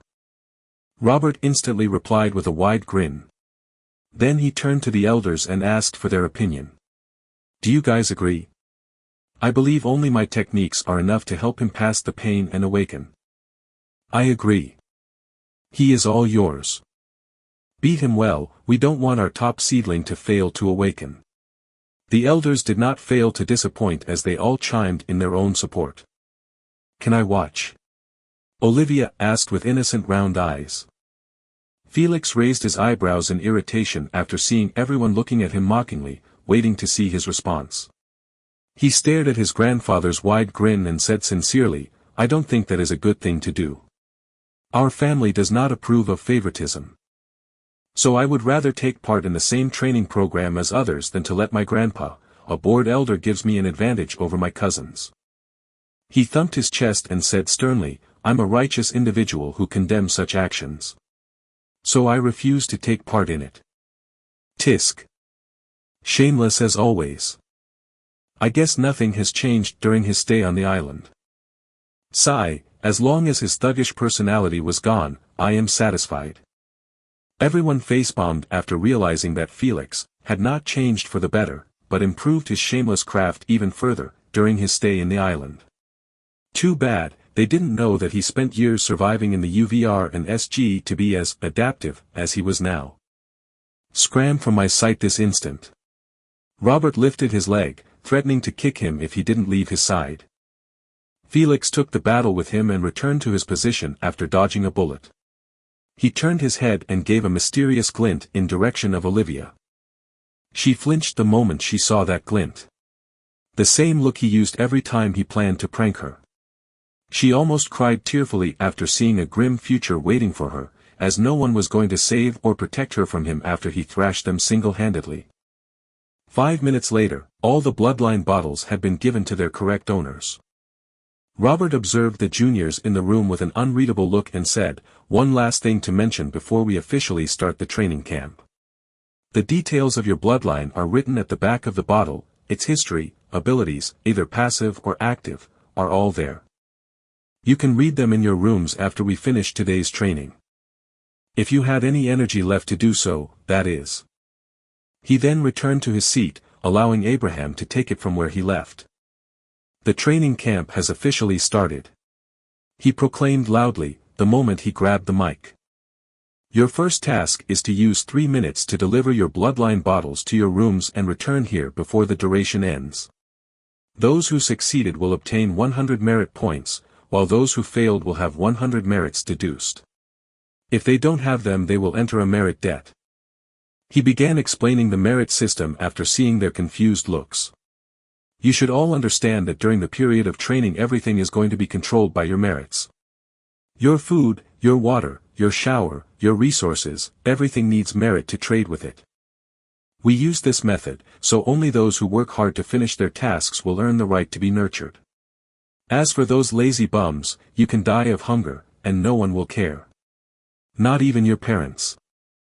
Worthless trash is not needed in the family, he said with a frigid, uncaring tone. Yet, the juniors showed no expression on their faces, as this was how they were taught since birth. Only by being useful to the family would they have worth in it. If not, they could simply leave, no one would stop them. After seeing that they had no questions about those arrangements, he told them to prepare for the countdown. The juniors all took a running position towards the elevators. 3, 2, 1, go. Everyone bolted towards the 3 elevators while holding tightly the bloodline bottles next to their chest. They knew that those elevators won't be able to hold all of them at once, which meant that the slowest of the bunch would need to use the staircase to reach their rooms. But that's quite impossible as the floor difference between the two was 15 floors. However, it was not all fine and dandy even for those who reached the elevator first. It's not like the rest would let them peacefully close the door in their faces. Hell no, they might be a family but they had no qualm beating their cousin's brutality for victory. This resulted in a massive battle breaking out next to the elevators. Blood splashed everywhere, as juniors kept being kicked or punched in the face, the moment they stepped inside the elevator or tried to close the door. No one was spared, not even the females. Before long, the madness calmed down a bit, as the weaker juniors stopped trying to fight for the elevators and went to the staircase. Even though they understood that it was a hopeless attempt, they still had to show the elders that they tried their best. Yet the elders were not paying attention at their sympathy attempts, as they were too busy staring at Felix, who never left his position, reading in concentration his bloodline details. Indeed, if I had this bloodline in my previous life, I would have reached the first stage of replacement at least 1 year earlier. But now it didn't matter much, with his capital he could buy at least tier 4 rare rank beast to awaken with first. He sighed at how fate works. Before, he dreamed of resetting his life to obtain a rare rank beast to awaken with, but now the beast he dreamed about and fought for appeared like a piece of junk in his hands. He wouldn't use it even if he was beaten to death. Whatever plans never go as scripted in the paper, I guess. I worked my ass off on the island to earn this bloodline. But in the end, I got a AP bracelet, which was even better. You rascal, you will be the death of me, my heart can't take your bullshit anymore. You better explain why you are still here, or else I will give permission to all the parents here to beat you as revenge for their children. Now start talking. Robert was truly about to faint from anger. He just told him to try his best during the training camp, but here he was doing absolutely nothing, embarrassing him in front of the elders and seniors. Grandpa, you really need to relax. We can't afford to have you die now after ways were found to treat your disease. Worried, Felix tried to calm Robert a bit, but his words just made it even worse. Fuck, don't worry about me, worry about yourself, as you won't leave this hall in one piece if you don't say your reason. Felix sighed and walked towards Abraham and gave him the bloodline bottle. Abraham caught it reflexively. After seeing that it was in the elder hands, Felix shrugged his shoulders and explained his reason. You said before, that we can either take the bloodline with us and/or hand it over to you for keepsake. Well, I honestly feel like my cousins hate my guts for some unknown reason, and I can't leave the bloodline in my possession in this kind of environment. I worry some of them might destroy it or steal it as revenge. He smiled innocently and added, in this sense, I feel like the task you gave me was meaningless. As I can't run towards my room without a bottle then returning here like a retard. The elders and seniors who heard his explanation had weird expressions in their faces but were somewhat convinced since everything he said was correct. The task was for the juniors to put the bottle in their room and return. But if he had no bottle, didn't that mean that he was simply joining in the fun for no reason? Sigh, it is our fault for leaving such loophole. If we knew, we would have given another task for those who want to leave their bloodline with us. Abraham sighed dejectedly after their first task in the camp went haywire. Well, we thought they would read the details after the training ends today. Then give us their bottles to be safeguarded. Who would have known there was a shameless person who will read the details right here, then return it to us instantly. The long-nosed elder from the board chuckled while eyeing Felix. Carter is right. We failed to add Felix's shamelessness to the mix, but not anymore. All the next tasks will be loophole-free. I will make sure of it. Let's see what you can do then, rascal. Robert stared stubbornly at Felix, who was yawning in boredom, waiting for them to finish their verdict. Chapter 39 Confidence Boost. All right, Robert, that's for the future tasks. We need to decide what to do with him now. Should we reward him with merits or not? Charlotte dragged the stubborn Robert back in his seat. Just give him 200 merits, since he used his brain and found the loophole. We can't punish him for relying on wits. We would be the laughingstock of all business families if we did so. Agreed. Second that. Indeed, he did not break the rules. Felix, we decided that you shall be rewarded with 200 merits instead of the original 100. Take it as a bonus reward. Abraham smiled with a hidden glint. Felix saw it but did not know what he meant by it. So he stopped thinking about it, and accepted the free points. 2 minutes later. Half the juniors arrived without breaking a sweat, as they used the elevators and did not need to run too much. Though, they were covered in blood and scratches. Some even had their teeth knocked out. They really fought tooth and nail for those 100 points. But they still had it better than the rest, who were probably still in their rooms or climbing back the stairs. They got beat up but still failed the task. Everyone who reached saw Felix standing in the same position while staring at the ceiling, absent-minded, like he was contemplating his life choices. However, they did not find it weird, as they assumed that he just arrived as well from another elevator. The only thing questionable about him was the fact that he had no injuries like them.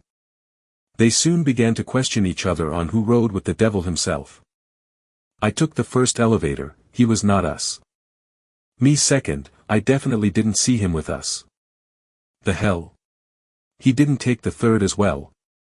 In the end, they stared at Felix speechlessly, not knowing his reason for giving up on the task. The thought that he used the stairs didn't even cross their minds.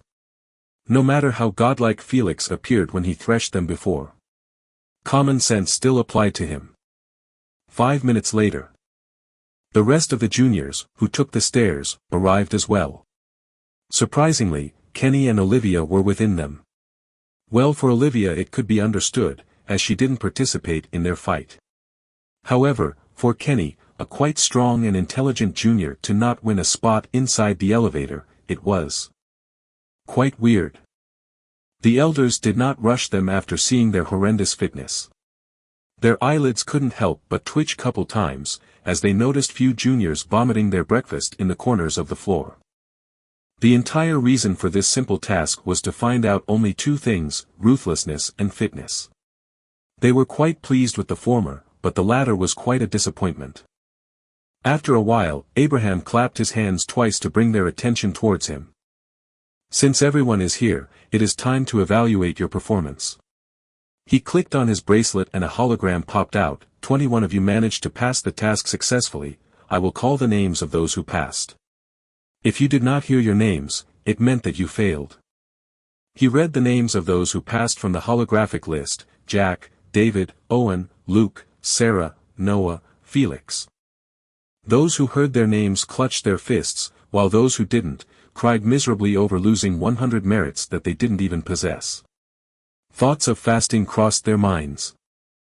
Suddenly someone of those who passed realized that Felix finished the task as well, which was quite weird, as he believed that Felix didn't even take part in the first place.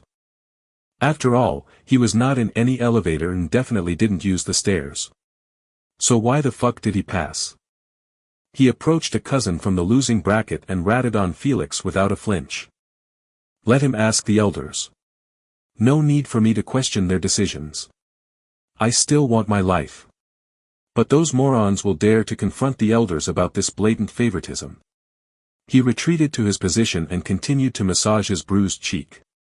Before long, the news kept passing from one to another, until hushed whispers noises resonated in the hall. The noise got so bad, even the elders were alerted. "Enough, what's the matter with you? You better explain yourselves or else everyone is going to get 20 merits deducted." Abraham banged his fist on the podium over this blatant disrespect in their faces. Silence suddenly descended in the floor, as everyone was too afraid to make a fart in the presence of an angry elder. They might be polite and gentle most of the time, but when they get furious, shit gets real, pretty fast. If they didn't have a vicious rough personality, they wouldn't have been able to secure their position as a business empire family elder. "Speak." Abraham didn't have time to indulge in their silence, as more important matters were waiting for him. "Elder, we were conversing about Felix. It came to our attention that he managed to pass the test without doing anything. So we were just wondering how he did it, so we can learn from him next time." Junior wearing glasses bowed his head respectfully and explained without a stutter. Other elders smiled in approval at his explanation. They appreciated the fact he was smart enough to question their decision without being upfront and saying directly, why he passed while doing jack shit and not us. "It's simple, he was the only one who found the hidden mission we left behind during the task.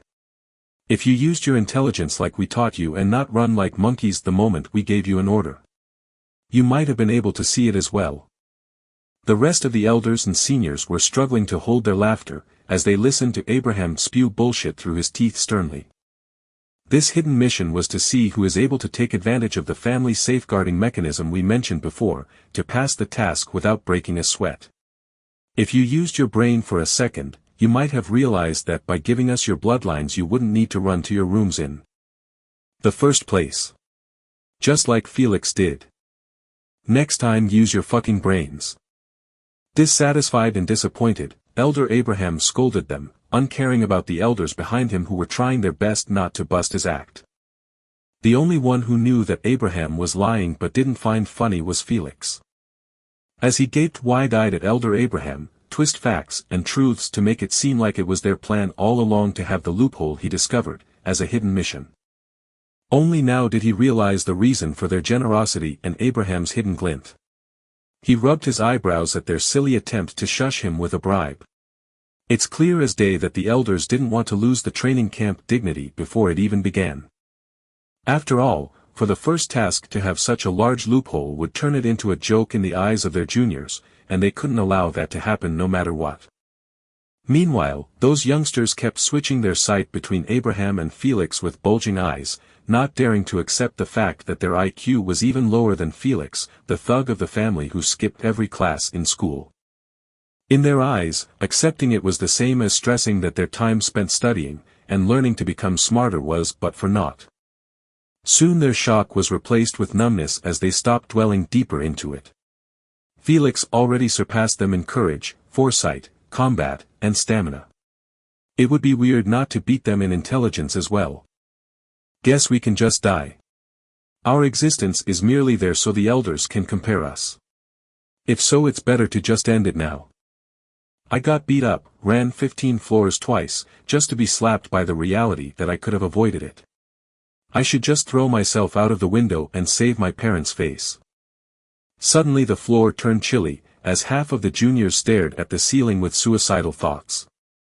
Abraham instantly realized that his plan had backfired after seeing their expression of admitting defeat. He tried to salvage the situation hurriedly by flattering them, "We the elders might not show it, but we truly admire the fact that you didn't give up on the task, knowingly that it was impossible to pass. So hold your heads up, the training camp has just begun. Trust me, there are hundreds of ways to showcase your talents and magnificence.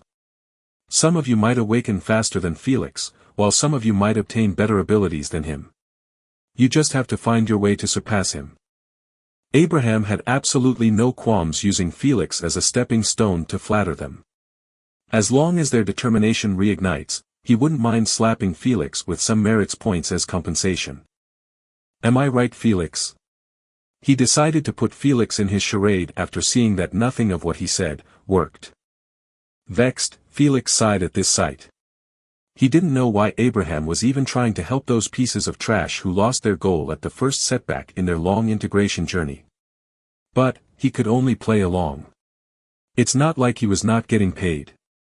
Indeed, I am not the best or even close to being that. Just yesterday I saw in the UVR, multiple humans with different unique talents, that I can only wish to obtain. He slumped his shoulders and added, sadly, I can't, since it belongs to them only, and no one can take it from them. Did you hear him? You just need to find your unique talent, and no one is going to be as good as you while doing it. So lift your heads up, it is too early to feel discouraged. The training has just begun, and I can't allow you to give up now. Abraham swiftly supported Felix with a penetrating voice, which struck the hearts of those losers who were about to give up on their path. In a sense, it was quite understandable, as no one would want to live a life where their entire existence was merely a supporting character to be compared to others. They simply hoped to be the main character of their own lives and stories, and what Abraham and Felix mentioned was the ignition to help them achieve it. The chilly atmosphere was gone as suddenly as it appeared. How could it not? When those losers' eyes were emitting blazing flames like torches, eager to find the unique talent that set them apart from the rest. Felix scratched his cheek while observing the results of his confidence boost. Let's see how far it's going to last you for. Well, whatever, as long as I get paid with merits over my boosting, I don't mind doing it again. Chapter 40. You have no idea. After seeing that his attempt managed to uplift their spirits, Elder Abraham decided to strike the iron while it's hot and explain the next task. Alright, give me your attention. This task purpose was only to give us a glimpse at your fitness level, and to be frank, it's horrible. So starting from today until you awaken, you will have to run 5 kilometers on the treadmill, do 50 push-ups, 50 sit-ups, 50 squats for the next 30 days. Elder Abraham continued his explanation, unbothered about the few whines here and there about the difficulty of the training. Each exercise is limited to 2 hours. That means the total hours of practice will be 8 hours each day in the week, except Sunday. You can take a break in them. They sighed in relief after hearing that.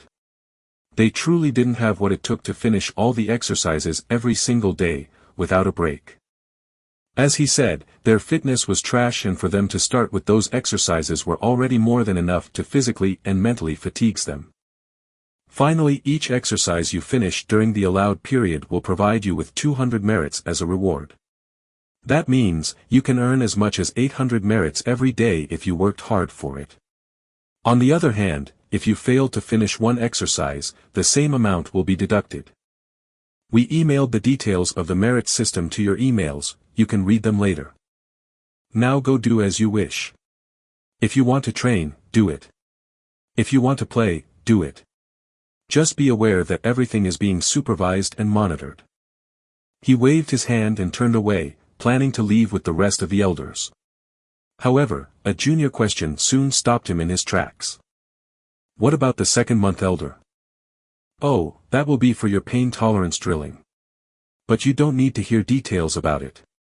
Now leave my sight, I am too tired. He shooed them away and left with the elders and seniors hastily. They had an empire to run. It's not like they could keep watching them train daily. No one had that much time. The only elder left to supervise them was Robert, who had a wide grin planted on his face, while gazing at Felix, like a hawk. Noisy chatter engulfed the floor as youngsters all spread apart in groups. Some headed straight to the gym to start their training, while some went to clean up after vomiting their guts out. Each to his own, the only thing that mattered was to finish the exercises in 8 hours every day.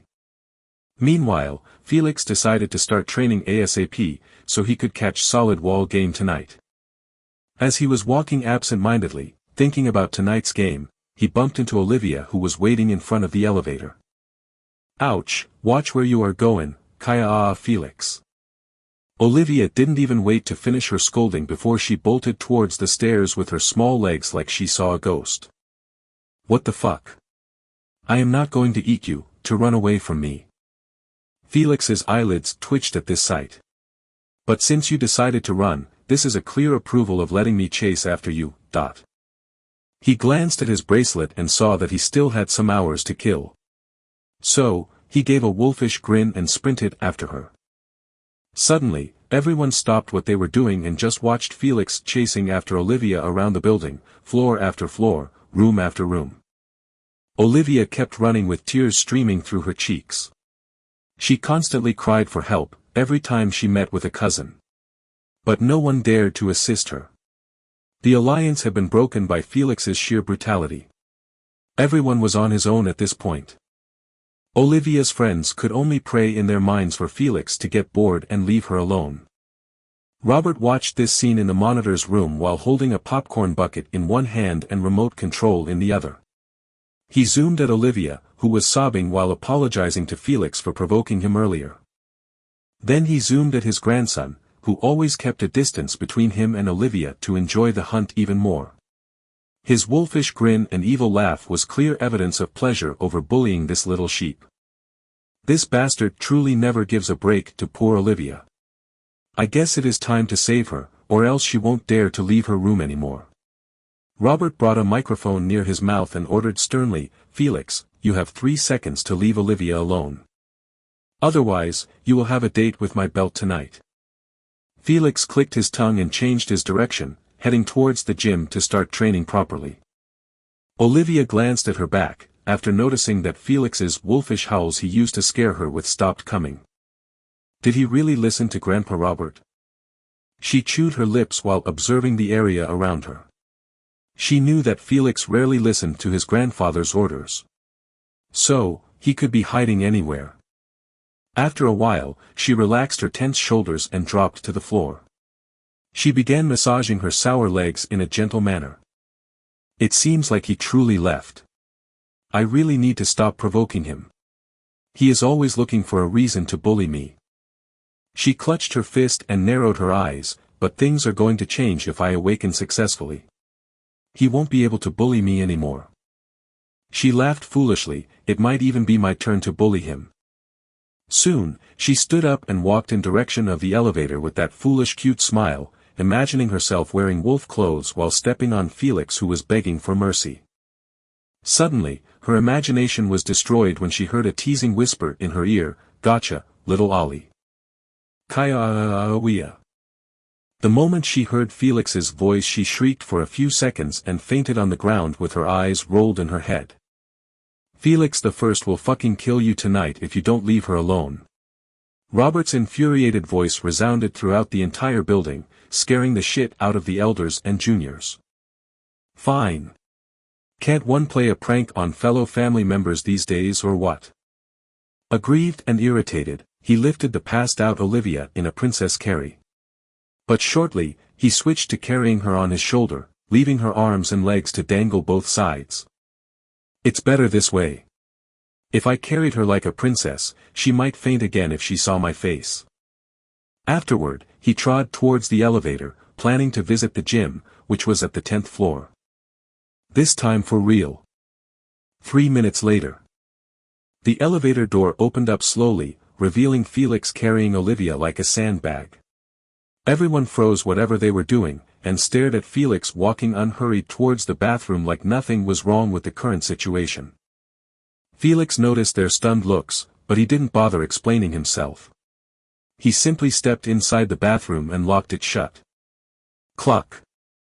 The sound of the door getting locked broke them out of their daze. Is he finally going to drop the facade and do the deed? I knew it, he always bullied Olivia, just to be with her, since he had feelings for her. Oh, I wish I could watch. Should I risk it and take a quick peek? What a monster, to do it while she is unconscious. Noah. Their thoughts went wild as they bore on the bathroom door, not daring to approach it or condemn Felix out loud on his misleading actions. If even Robert allowed it, why should they interfere? It's always better to mind your business. Felix put Olivia on the toilet chair and sprinkled cold water on her face. After seeing a positive reaction, he left the toilet and closed the door on her. A few seconds later, her eyelashes quivered, and her button-like nose wrinkled as cold water drops streaming through it. She scratched it reflexively and opened her eyes groggily. As she regained full clarity, she noticed her current strange position. Where is Felix and who put me here? Is this one of his pranks?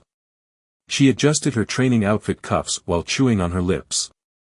"Little Ollie, come out and stop chewing your lips, I always told you to remove that habit of yours." Felix knocked on her toilet door 2 times and said, "We are in the bathroom without monitor cameras. I want to talk to you seriously about something." His voice wasn't commending, or harsh. He simply soothed her with a gentle tone. Olivia didn't scream in fear this time. She just sighed helplessly and opened the door. She popped her small head first, surveying the area with wide eyes, trying to locate Felix's whereabouts. She didn't want another jump scare. Soon, her watery blue eyes locked into Felix's gentle eyes. She instantly lowered her head embarrassed, not daring to continue having eye contact with him.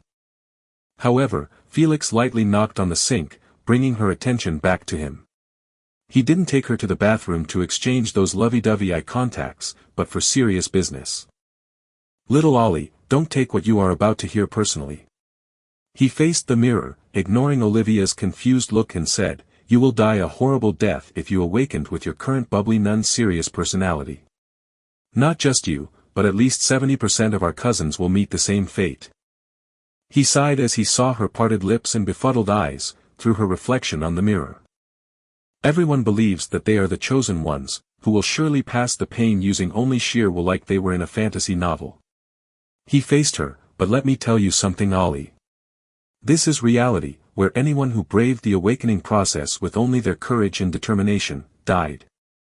Horribly." Olivia took a step back, after being frightened by his serious look and stern tone. He didn't seem like he was joking or pranking her at all, which scared her even more. Felix didn't care about comforting her, as he simply narrowed his eyes and asked, "Do you still dare to awaken now?" He added, "And if you do, tell me why." Olivia didn't answer him, as she was trying her best to process the fact that she would die during awakening. She always believed that she could handle the infamous painful process. Because she thought that since people could pass it successfully, why couldn't she do the same? Yet, Felix blatantly made it clear that was merely wishful thinking. What bothered her, even more, was the way he said so confidently and certain of it happening. She couldn't help but have some doubts in her mind. However, doubts were doubts, it didn't mean she trusted his words entirely. She wasn't stupid to believe everything that he said, especially the reality that 70% of her cousins would die as well. "How do you know about all of this? And if it was true, how could you know it while the family doesn't?" She fired her inquiries while chewing on her lips again. A habit she always had since young. "Don't tell me you found out about it, during one night in UVR, because the family had them for over 5 months now. This meant, they would have already known about it long ago. But that's impossible, as they won't allow us to awaken if the majority of us will die just like you mentioned." She stared at his eyes defiantly, not daring to believe him and not wanting to. If she did, it signified one horrifying fact. That was, the family had no qualms sending 70% of their children to certain death. Felix gave a sinister smile and whispered in her ear. His breath sent a chill inside her earlobe. "Little Ollie, you have no idea at all, what the temptation of longevity can push one to do. No idea at all." Chapter 41 The True Horror of Awakening. "What do you mean by temptation? I don't think the elders and our parents would approve of such a thing." Olivia shook her head firmly with closed eyes. She didn't want to look at his devilish mouth, spewing such terrifying lies to her face. Felix lifted her chin gently and gazed at her tight-shut eyes and pressed lips. "Little Ollie, do you honestly believe that the family would care about our lives when their longevity and authority is threatened?" He chuckled mockingly and said, "Don't be so naive. Even if only one of us managed to survive the process of awakening, it is a win in their eyes, since it means that they still have a chance to obtain some items that may extend their lives." He sighed and pulled away from her. "Don't hate them for it, neither disdain them. It is a simple trade between us. They gave us bloodlines, resources, training opportunities, and everything we need to awaken. So, we won't forget them after we gain power." Indeed, the family was doing all of this, not out of the goodness of their heart. Rather, to obtain backing from their awakened juniors during upcoming authority struggles. This current era was controlled not by weapons, or diplomacy, but simply, the number of awakening individuals a country or a family had. The elders would be damned if they left this race for authority, just so they could protect useless juniors who had no real power in this new era. That's why the World Council downplayed the painful process of awakening by releasing only the good parts of it. As for the dangers and the actual process, they didn't mention it much in their streams. The families, companies, governments, associations, and more backgrounds were all in this together. They knew that youngsters, no matter how rash they were in making decisions, they still wouldn't dare to awaken if its dangers were released publicly. The leaders wanted them to underestimate it and go for it no matter what. If not else, who would pave the road ahead in this new era? Felix chuckled and approached Olivia, who had her palms in her ears while muttering in denial, "You are a liar. I'm not listening to your lies. My parents won't allow it. Tell me the most painful physical experience you went through to this point." He asked her after seeing that she wasn't going to hear any more of his explanations. Yet, Olivia didn't respond. She just pretended that she didn't hear a thing. Vexed, Felix removed her hands from covering her ears and repeated his question again with a firmer tone. This time Olivia couldn't pretend anymore. She fiddled with the corner of her outfit and answered, "It was when I was 12 years old. I fell from the stairs of my parents' mansion. I broke 2 ribs and 1 arm. Oh yes, I do remember that I visited you in the hospital many times to show my concern." Nostalgic, he chuckled as he remembered those peaceful days. "But each time you visited, you kept drawing on my arms, cast funny faces and calling me mummy after seeing me in bandages." Olivia pouted with her hands crossed. "Stop jesting, little Ollie. You must have mistaken me for Kenny." Before she could bicker back with him, he poked her forehead and said, "Now tell me, Ollie. If that was the greatest pain you felt in your life, how are you supposed to handle an agony that strikes the fiber of your being, trying to change your very own cells to something different in a period that lasts more than 30 minutes? Please enlighten me." He hoped that everything he just said might break her illusion and bring some sense in her mind that awakening was not something to be taken lightly of.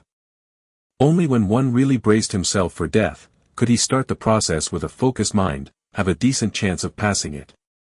Agitated, Olivia could only turn her head away from his questioning gaze. "I don't know, okay? If everything that you said was right, it only meant that I am not ready for awakening and probably never will. So I really don't know what to do anymore." She covered her eyes as she sobbed. She couldn't handle it anymore. Felix was shattering all her dreams for a bright future, where she was a strong awakened, controlling her own fate and resisting everyone's bullying. However, now she could only cry her eyes out after realizing that she would stay the same as always, weak and protected by others. Something she hated since young. As no matter how much she had grown, everyone sees her as a little child, either to bully and tease or to protect and please. Felix brought her to his embrace and patted her back gently to comfort her. "Don't worry about it, Ollie. I just wanted you to treat awakening seriously, not block you from it." He smiled and said, "I can help you lower the pain period to only 20%. You just have to promise me that you will work hard during the upcoming pain tolerance drills, so you can be as prepared as possible." Olivia lifted her small head and stared at Felix with her damp blue eyes, quivering eyelashes like a hurt bunny. "Really, you can do that?" He shrugged his shoulders and explained, unaffected by her cute appearance, "Indeed, not just me. I believe the family will try their best to do the same. But they won't be able to lower the pain period to 20%, but probably just 75%. That's not so bad, as at least some of our cousins will survive."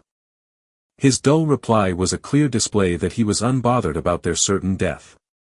He only cared about 2 of his cousins. One was Olivia, his childhood friend, in his point of view. The other was Noah, whose character was admirable. As for others, they could burn in hell and he wouldn't mind. She broke off from his hug and wiped her tears with her sleeves. "Why don't you share your method to the family? Isn't it better if everyone had higher chances to succeed?" "Because our methods are the same." He clicked on his bracelet and a hologram of a small glass bottle filled with thick blue liquid, revolved in front of Olivia. This is what we will use. A potion called Pain Relief, the only difference is the number of potions used. He explained that each potion could lower the pain duration by 20%, but after drinking 4 continuously her body would build immunity to its effect, thus forcing the duration to freeze at 20%.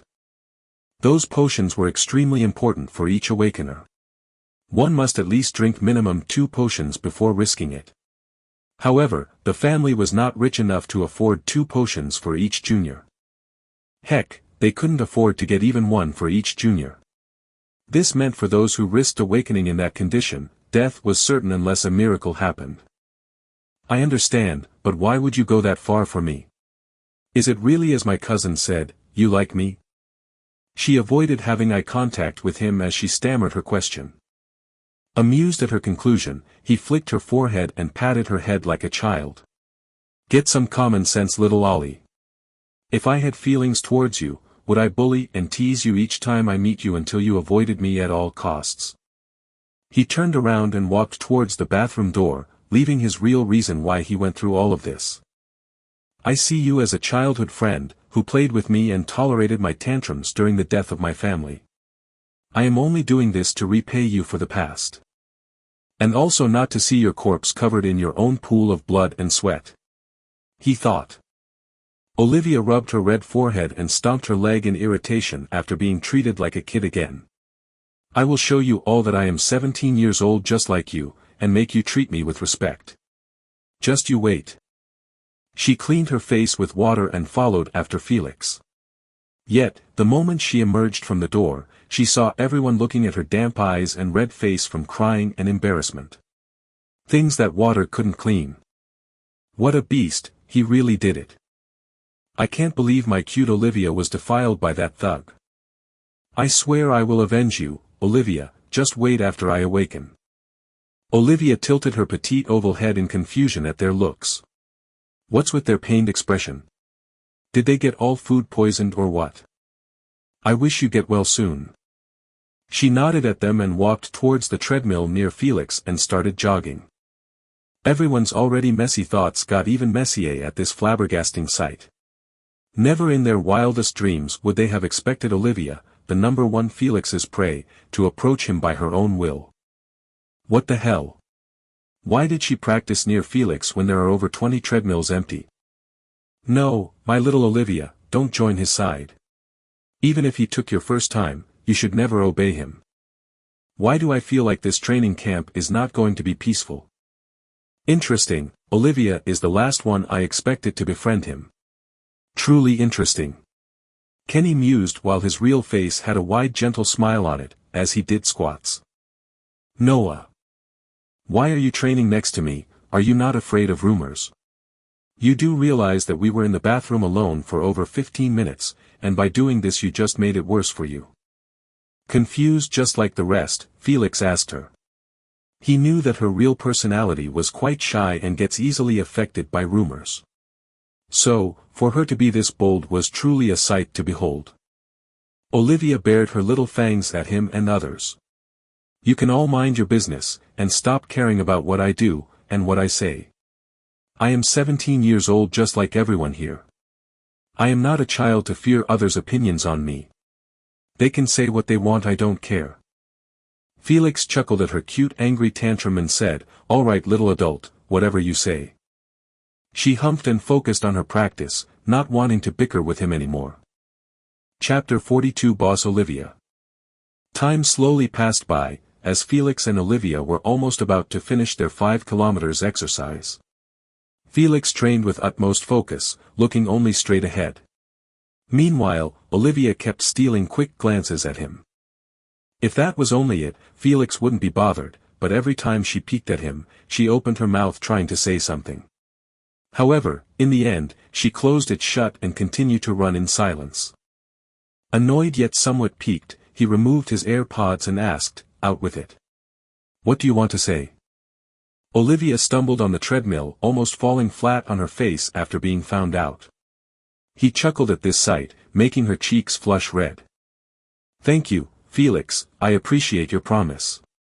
She avoided eye contact with him, as she shyly buried her head downward. Don't mention it anymore. He waved his hand casually and wore his AirPods back on, focusing on the last 500 meters left. Olivia smiled and stopped peeking at him. 4 minutes later. Felix cleaned his body from sweat while drinking a small bottle of water. After finishing it half of it, he closed the lid and walked on the treadmill while stretching his shoulders, preparing for the next exercise. After a while, Olivia finished as well. She turned off the treadmill and stood on the gym floor with her hands on her knees, breathing ruggedly.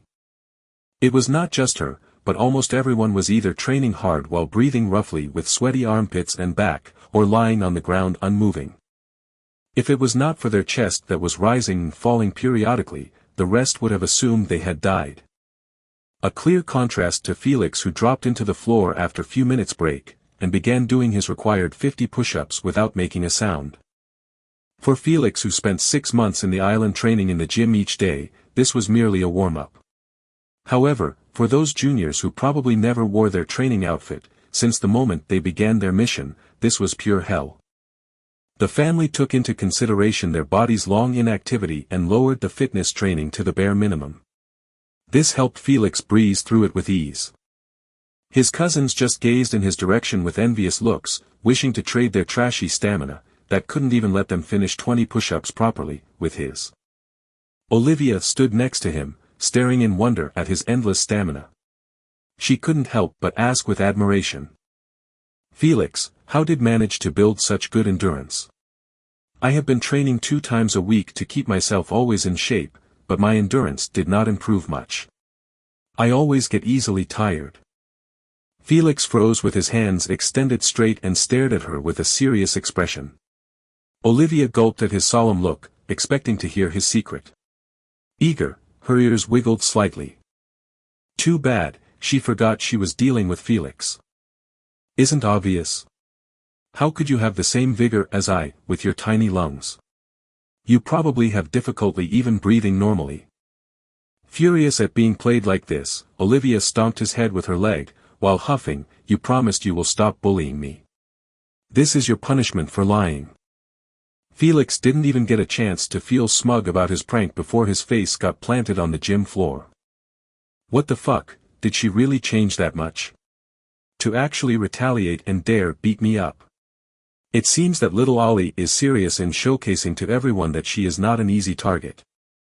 Well, might as well assist her, he grinned cunningly, unnoticed by anyone. Ow! My face, you broke my nose, Olivia. How can you be this brutal? I was just teasing you like always. Felix cried out loud pitifully while covering his nose with both of his hands. He sent a wink at the dumbfounded Olivia, who thought her leg strength couldn't even harm a fly, don't even mention breaking someone's nose. Thrilled and excited at this turn of events, the juniors gloated at Felix, who was whining on the floor. They never thought that Olivia, the sweetest flower in the family, to actually hit someone. But god damn, if it didn't feel good to see that devil on the ground like that. Good job, Olivia, always hit him back if he bullies you. That's right, you don't have to fear him, as he won't dare to hit you, or else Elder Robert will cut his balls. I never thought I would see her hit someone in my life, honestly. Same, she always got protected by seniors or us when she got bullied. That's why, I guess. Let's cheer for her, so she won't forget this moment. Noah. The cousins were not cheap in their cheers and applause, as they kept chanting her name with genuine smiles. Olivia was the only cousin who had a friendly relationship with everyone. Her social influence was quite high, to the point, if she made a request no one would say no to her face. Yet, she had no idea about any of this, as she never requested anything in her life. Why, she was quite shy about thanking Felix for his promise. She was not used to such a thing. Dumbstruck, Olivia stood with parted lips and wide eyes at this sight. She didn't understand how her unconscious stomp would turn things this way. She peeked at Felix, the propagator of this entire charade, and saw that he was scratching his nose with a finger. Felix gave her thumbs up to encourage her after noticing her peeking at him. Olivia felt her heart warm up at this sight. She figured out easily that Felix was trying to help her build an adult image. Just like she always wanted but never could. She had no idea how to do so properly. It's not like she could point her finger at someone and order him to treat her like an adult. If she went forward and did that with her short height and cute face, her image would instantly get fixed as being childish forever. So, she really appreciated this opportunity and decided to play along with Felix. Assertive, she puffed out her chest, she had one in her point of view, and placed her little feet on Felix's back like a champion. I will not let you or anyone else to bully or tease me like a child. If anyone did so, I don't mind breaking his nose as well. Understood? Afraid and respectful, Felix replied loud and clear, yes big sister Olivia, I will not bully you anymore. It would be fine and dandy, if he wasn't making funny faces in the process, at Olivia to make her laugh and break out of character. Olivia tried her best to hold her laughter while looking at his retarded face. Good, this is the last time. Now scram to your room. She ordered with a forced rigid face. Felix understood her cue and escaped towards the elevator while holding his nose. The moment he left the gym, the juniors broke into loud cheers after Olivia exiled the devil who traumatized them. They grouped around Olivia and lifted her small body, throwing her in the air, like a bag of potato chips. Felix was currently in his room finishing the leftover push-ups.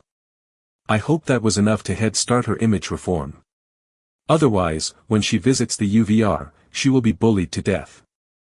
After finishing the last push-up, he took his phone and called his grandfather. What do you want, rascal? I will finish the training exercises in my room since I was kicked out by Boss Olivia. Felix chuckled. Huh, Boss Olivia. If she heard you say it, she won't be able to sleep tonight properly. Go ahead, you can do them in your room every day, but use the treadmill for running. Fuck. Got to go, Olivia just vomited over everyone's head after being thrown in the air like a plaything. He immediately hanged up and announced through his microphone. You rascals, go clean yourself up, and start training properly. And someone takes Olivia to the nursing room, she does not look alright. Now move. Felix held his waist as he laughed out loud. He couldn't help but do so after imagining Olivia vomiting her breakfast from the sky on everyone's heads, like rain from above. Now they will truly fear you, little Ollie. Half an hour later. Felix lay on the bed with turned on a laptop on his stomach, wearing cozy pajamas. He already finished all of his exercises and showered properly. Without further ado, he clicked on the email the family sent, planning to check on the merit system and its shop. In his previous life, he could only watch those resources pass by him, without being able to hold them. All of the points he collected were used to secure 2 pain relief potions. It was not like he was richer than other juniors, rather, they focused on other resources ignoring those potions, as they had no idea how important shaving 20% duration off their awakening. They were too consumed with other cool-looking items and substances. Felix himself wanted to buy them as well, but each time he tried to so, he ended finding out of stock written on the shop. So he could only use his points for those 2 potions. Thank God for that. After clicking the family email, he ignored the merit system explanation and scrolled down until he saw a link to a website. Felix clicked on it and was transferred into a new tab. The connection was quite fast, as the page loaded instantly, displaying a shop with items, each with their price tag on and the number of quantity on its stock. Good, nothing has changed. The prices are still the same. He kept scrolling down the item list while nodding his head from time to time at their cheap prices. Hell, pain relief potion was being sold outside for 10,000 SC, while here Felix could obtain it by trading 10,000 merits. A 2 week of training without missing a single exercise. But those were not his aim. He would leave them to his cousins to use. What he really wanted were the elemental stones. So he could start working on increasing his poison affinity to peak ASAP. It's time to put that lazy bum to work. Otherwise, she will feel too comfortable in my consciousness. Vexed, he rubbed his temples, expecting a headache at the thought of Asna, that freeloader who only wants to do the minimum possible effort to help him in his path. Chapter 43 The Wishing System. Just forget it, I will call for her when I awaken. Felix understood clearly that even if he bought the stones now, he wouldn't be able to use them without having at least 1% beast bloodline merged with him. Since humans couldn't absorb the elements from stones like beasts. Therefore, the only thing he should do was to hoard as much of them as possible, until the day he awakens. He planned to only rely on merits to do so. As for him upcoming 80 million SC, that was for buying the highest bloodline tier possible. Plus the resources needed for his integration. Helpless and dejected, he sighed over his miserable fate of living as poor pauper no matter how much he earned. But, it was his decision to only buy the best for his future bloodline path. No one forced him to do so. He stopped mulling about those negative ideas and pressed on, elemental stones, button, planning to check the price of poison stones. / Fire stone, low grade 100 MP. Lightning stone, low grade 100 MP. Ice stone, low grade 200 MP. Poison stone, low grade 200 MP. Shadow stone, low grade 200 MP // A long list having tens of elemental stones with their merit prices was displayed before Felix. As seen from the list, the prices between common grade elements and uncommon were double the amount. This should highlight the fact that elemental stones' prices were proportionate to their difficulty in finding them. After checking the poison stone price, he turned off the laptop and glanced at his bracelet. 2 hours left. Whatever, it's better to arrive early. Felix put the laptop next to him and lay on the bed comfortably. He then called in his mind, Queen AI. 10 seconds later he was back, at the same place and position in the UVR. He started to lick the ice cream he had before he logged out with enjoyment. I forgot I had this.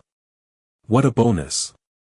He stood up and called for a cab, planning to head towards the SG Company branch, which handled all the ticket prices in the kingdom. 10 minutes later. He bypassed the queue that stretched to infinity by paying 500 SC and entered the hexagon-shaped building that was surrounded by 10 towers standing upright, towering over the rest of the structures in the city. Those towers each designed with a unique form that represents the architecture of 10 different races. The majority of commoners believed that those races were the strongest ones within the alliance. Felix went straight to the counter and gave the game number ID to the employee, who took it gladly and scanned it. Sir, based on the game ID, you want to watch live the 500-player Battle Royale. May I ask which ticket you want to buy? Is it normal, important, VIP, VVIP ticket? Give me a normal ticket. The counter employee, who thought he was dealing with an important person after seeing him pay to bypass the queue, instantly cringed. Yes sir, that will cost 2000 CS, since this is a Battle Royale at the weekend, and the tickets are being snatched each minute. The cost can only double to slow it down. Felix did not replay, he just placed his bracelet in the scanner, transferring the payment. After seeing the payment was successful, the employee handed him a digital ticket without nonsense. Felix scanned the ticket with his bracelet and threw it in the garbage can. He didn't worry about others using it, as the seat's unique number ID had been registered in his bracelet. 1 hour and a half later. Felix was wearing a red finger in his hand, 2 beer cans glued to a cap placed on his head, with 2 white tubes dangling near his mouth. Solid wall, fuck them up for this daddy. He cheered with his hands raised in the air like a fanboy, just like the millions of fans, seating in a huge arena placed in the air above a battleground. Plus, to enhance the audience's visibility even further, the arena seating chairs were stacked near each other shaping an enormous circle, without neither walls nor floor underneath to block their vision of what was happening inside the battleground.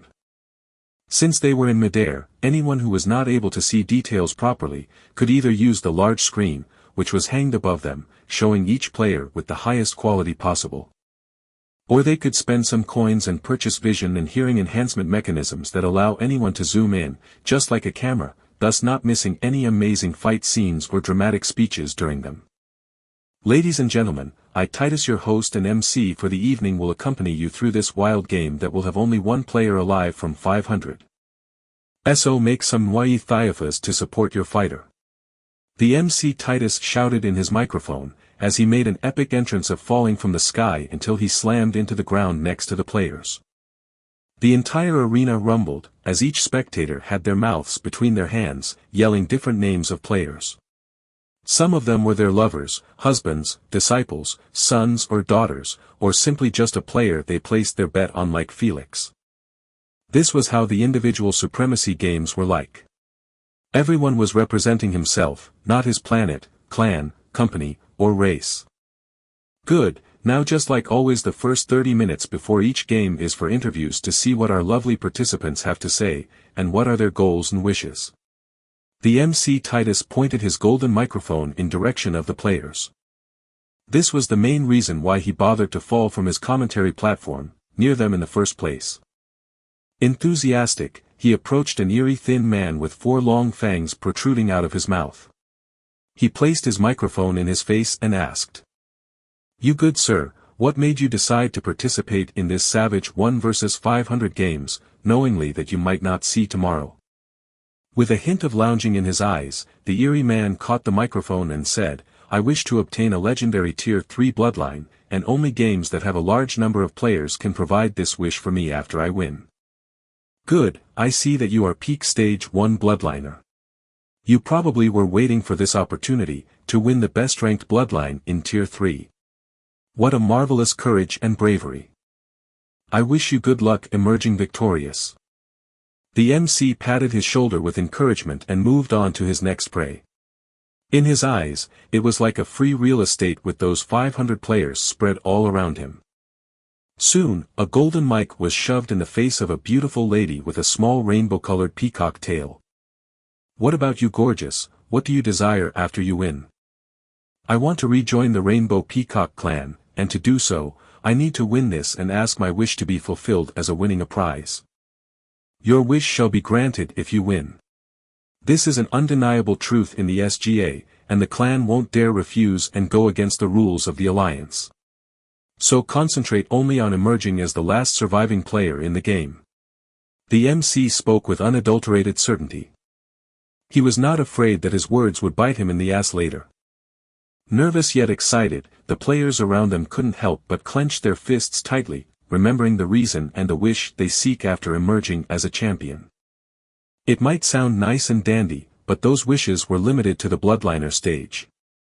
The SGA wouldn't leave such a loophole in the open, where players asking for Tier 5 bloodline or some expensive resources, which they couldn't even use with their current strength. A player could only ask what he truly really needs. Just like the eerie 4-fanged players. He was a peak stage 1 bloodliner, but he wished for legendary Tier 3 beast. The alliance would fulfill his wish even though the prize outranked him since he truly was planning to use it to break through the next stage. But the main reason the alliance would fulfill his wish in the first place, was because this game prize pool had it. As each game type had a set of prizes pool that no one could go above. Such as, this game mode was 500-player Battle Royale. A game where only death or emerging as the last survivor was allowed, nothing more or nothing less. This meant the danger and risk level were vastly different than other game modes where a player could just simply lose and try again in a different game. Thus the prize pool had even legendary rank bloodline, something that could only be bought in auctions with outrageous prices. This way, a rewarding system was created that hoped to fulfill everyone's desires and requests, as long as they were within the reach of the player and the limits of the prize pool. Otherwise, the alliance had the right to refuse it and ask for another one. If a player didn't understand his place and kept asking for things he couldn't use, the alliance wouldn't hesitate to blacklist him for eternity. This was why no one dared to ask for outrageous things anymore, as being blacklisted from the games where you could fulfill your wishes was a fate worse than death. Especially for the commoners' bloodliners. Chapter 44 500-Player Battle Royale. Soon, the half-hour designed for interviews had passed swiftly, as the MC interviewed as many players as the duration allowed him to. Alright ladies and gentlemen, only 30 seconds is left before the game officially begins. I ask all of you to count down with me after we reach 10 seconds. Passionate, the MC bent backward with the microphone held close to his lips. Saliva and spit stained the golden mic. Yet, he didn't care about his image, neither did the audience. They simply lifted their heads and paid attention to the countdown on the large screen. This countdown process was one of their favorite segments in the games, as it made them feel like they were part of the game. It wasn't long before the countdown hit 10 seconds. Immediately after, the quiet arena roared, resembling a beast waking up from its slumber.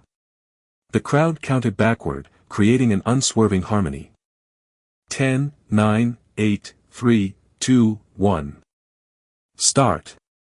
The MC spread his arms wide as he floated rapidly towards his platform. Meanwhile, the players were teleported randomly in a massive battleground that had the same size as Earthling's Hawaii Island. The map was extremely diverse when it came to the environment, as there were deserts, jungles, lakes, rivers, mountains, volcanoes, and even nighttime. It was created as such to support each player element, since if the entire map was based on a jungle, all plant, earth, wood, and nature elementalists were going to have a blast in comparison to the rest. The MC Titus rested a hand on his chin, as he watched in concentration more than 500 small invisible holograms, showcasing each player. His eyes drifted rapidly from one screen to another without a single blink in between. Such a difficult task was being handled easily by him. For one to apply to an MC job in the SG, he had to have at minimum, this unique multitask talent. Otherwise, the application wouldn't even be received properly. Delighted, his eyes brightened up, as he noticed a battle was about to begin. We got our first battle, my dear audience, let us watch it together. He slid the small screen to the left using his index finger. Simultaneously, the large screen displayed the battle he just mentioned.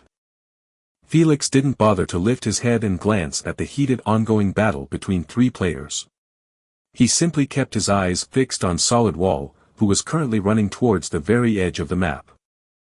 Something only idiots would do, since this game mode was using a firestorm to push the players near the middle of the map.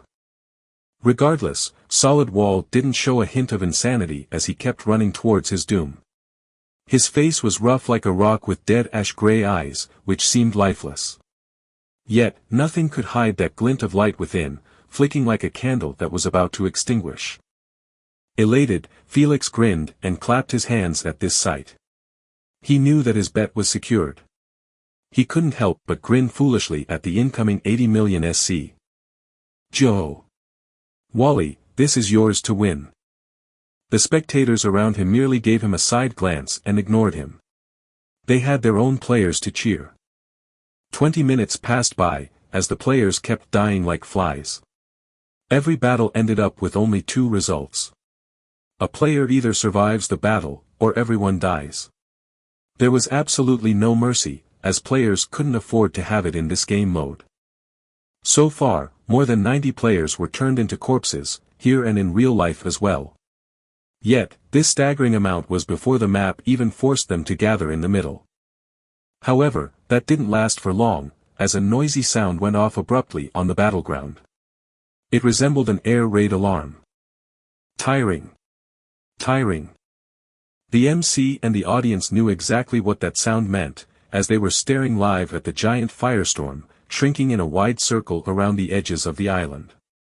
Its speed was quite slow though, as even a commoner could outrun it. But that was understandable, since the entire reason for its existence was to pressure the players to fight, not to flat out kill them. If it wasn't for this, Solid Wall wouldn't even have the thought of implementing his plan. The MC jerked his head in direction of the players near the edges, who were running for their lives away from the storm. He clicked his tongue at their plan of avoiding fights as much as possible by hiding near the edges.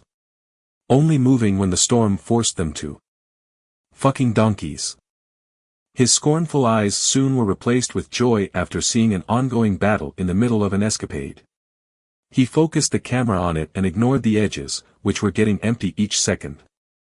Am I really going to do this, and even if I succeed by some miracle, would the SGA allow such a win? Wally wasn't able to sustain his expressionless face for long. As now, he was biting his nails with nervousness and a hint of dread written all over his face. Who could blame him though? He was planning to stay within the firestorm until he gets declared as the last survivor. If he told anyone of his plan, they would piss their pants from laughter. Survive until declared as champion? What kind of sick joke was this?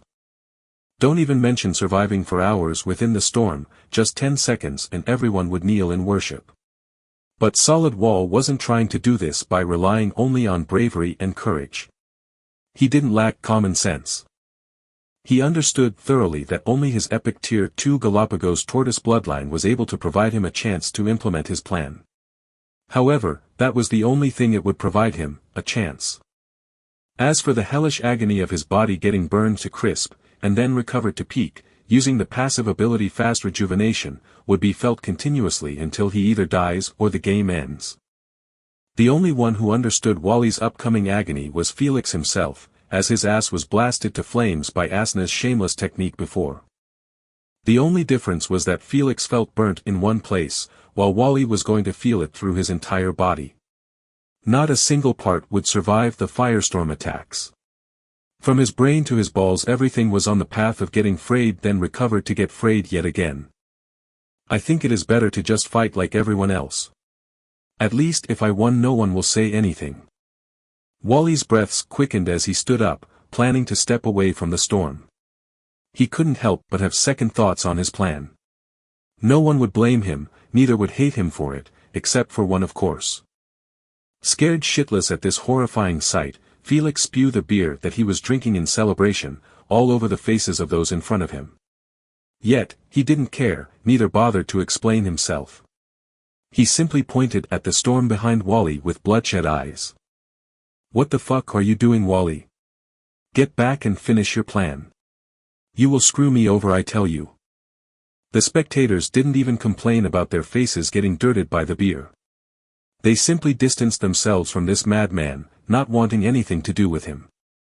While Felix was having suicidal thoughts after realizing that he was on the verge of losing 8 million SC, Solid Wall walked forward step by step with thoughts messing up his mind. He wanted to speed up and run away from the storm that was merely tens of meters behind him, but his legs weren't responding.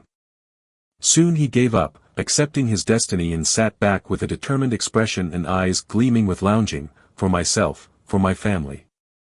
I have to win this game no matter what. Pain is only momentary, but my mother's smile is everlasting. That was the last thought he had before he got engulfed by the storm.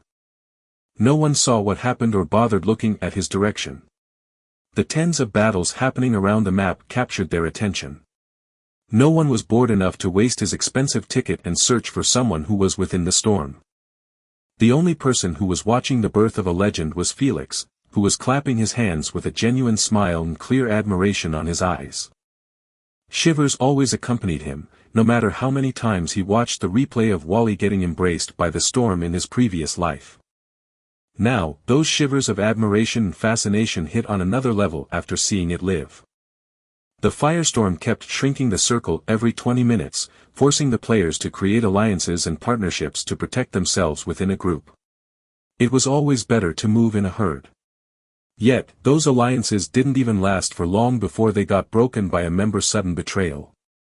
The spectators, whether watching live or on stream, cheered at those dramatic betrayals. There was nothing more enjoyable than seeing two partners going through life and death situations, but in the end, betray each other for the championship. Regardless of what was happening in the middle of the map, no one gave a crap about a small corner within the storm, where a man sat on the ground, clenching his jaw in anguish. Only Felix kept his eyes on him. 2 hours later. The game reached its climax, as only 2 players were left in a small-sized ring, with nowhere to retreat, or elemental energy to go all out. Levi, just give up. You can't win against me no matter what you do.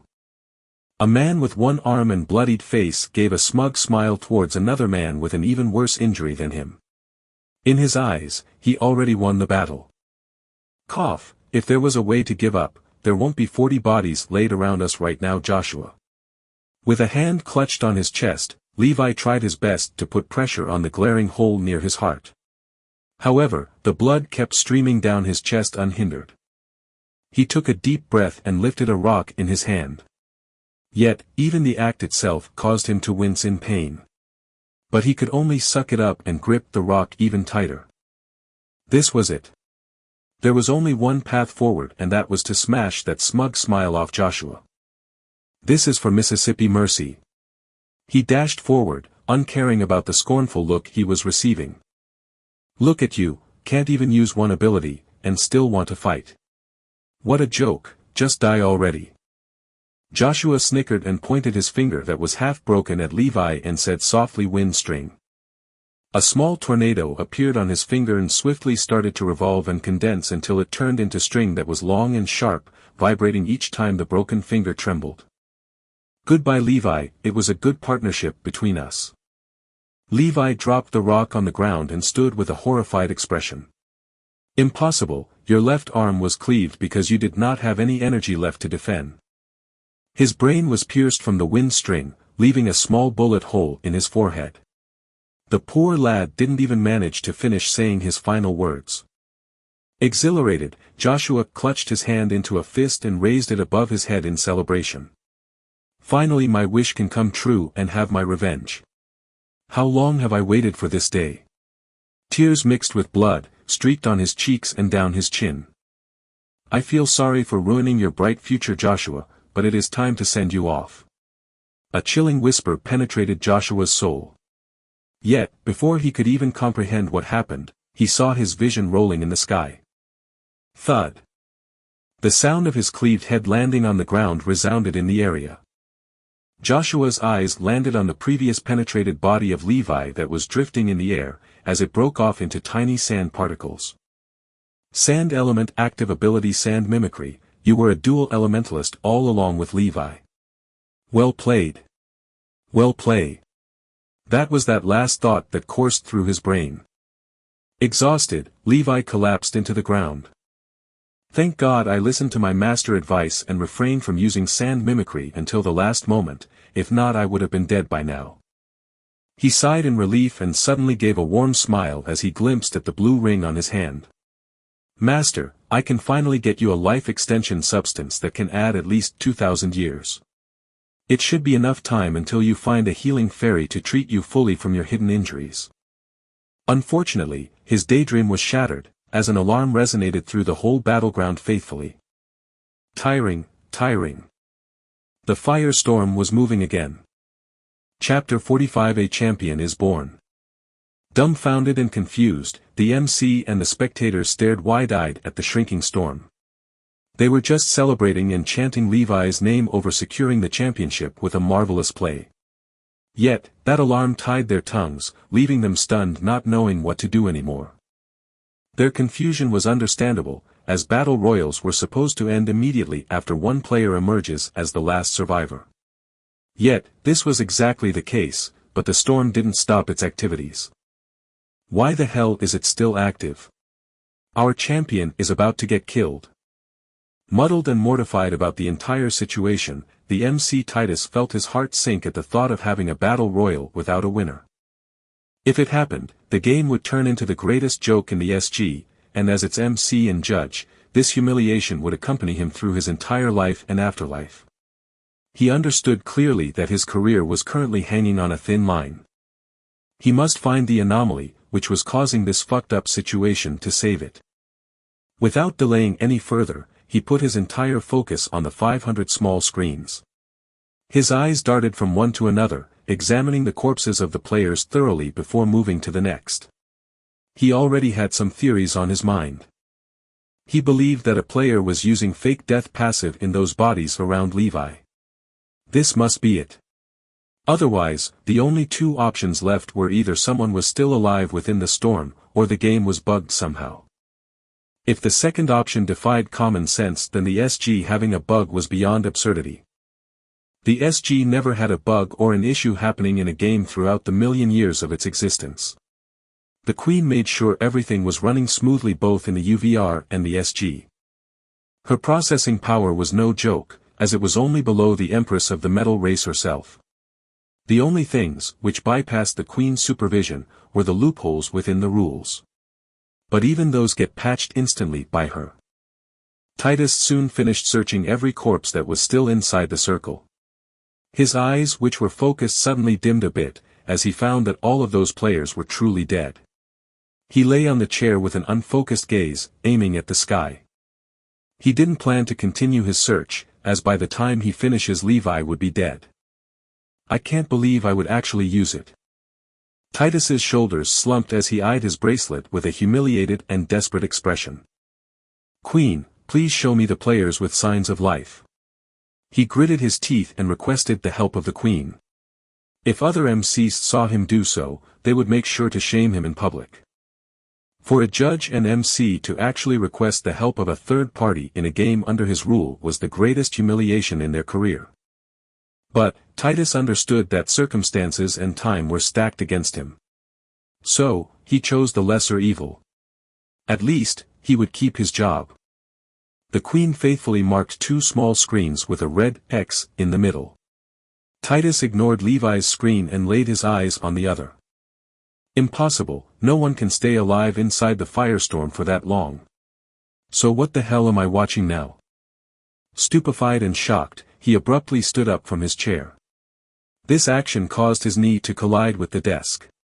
Yet, he didn't wince or flinch from the pain, as he was too engrossed, watching a player lying within the storm at the very edge of the map, twitching from time to time.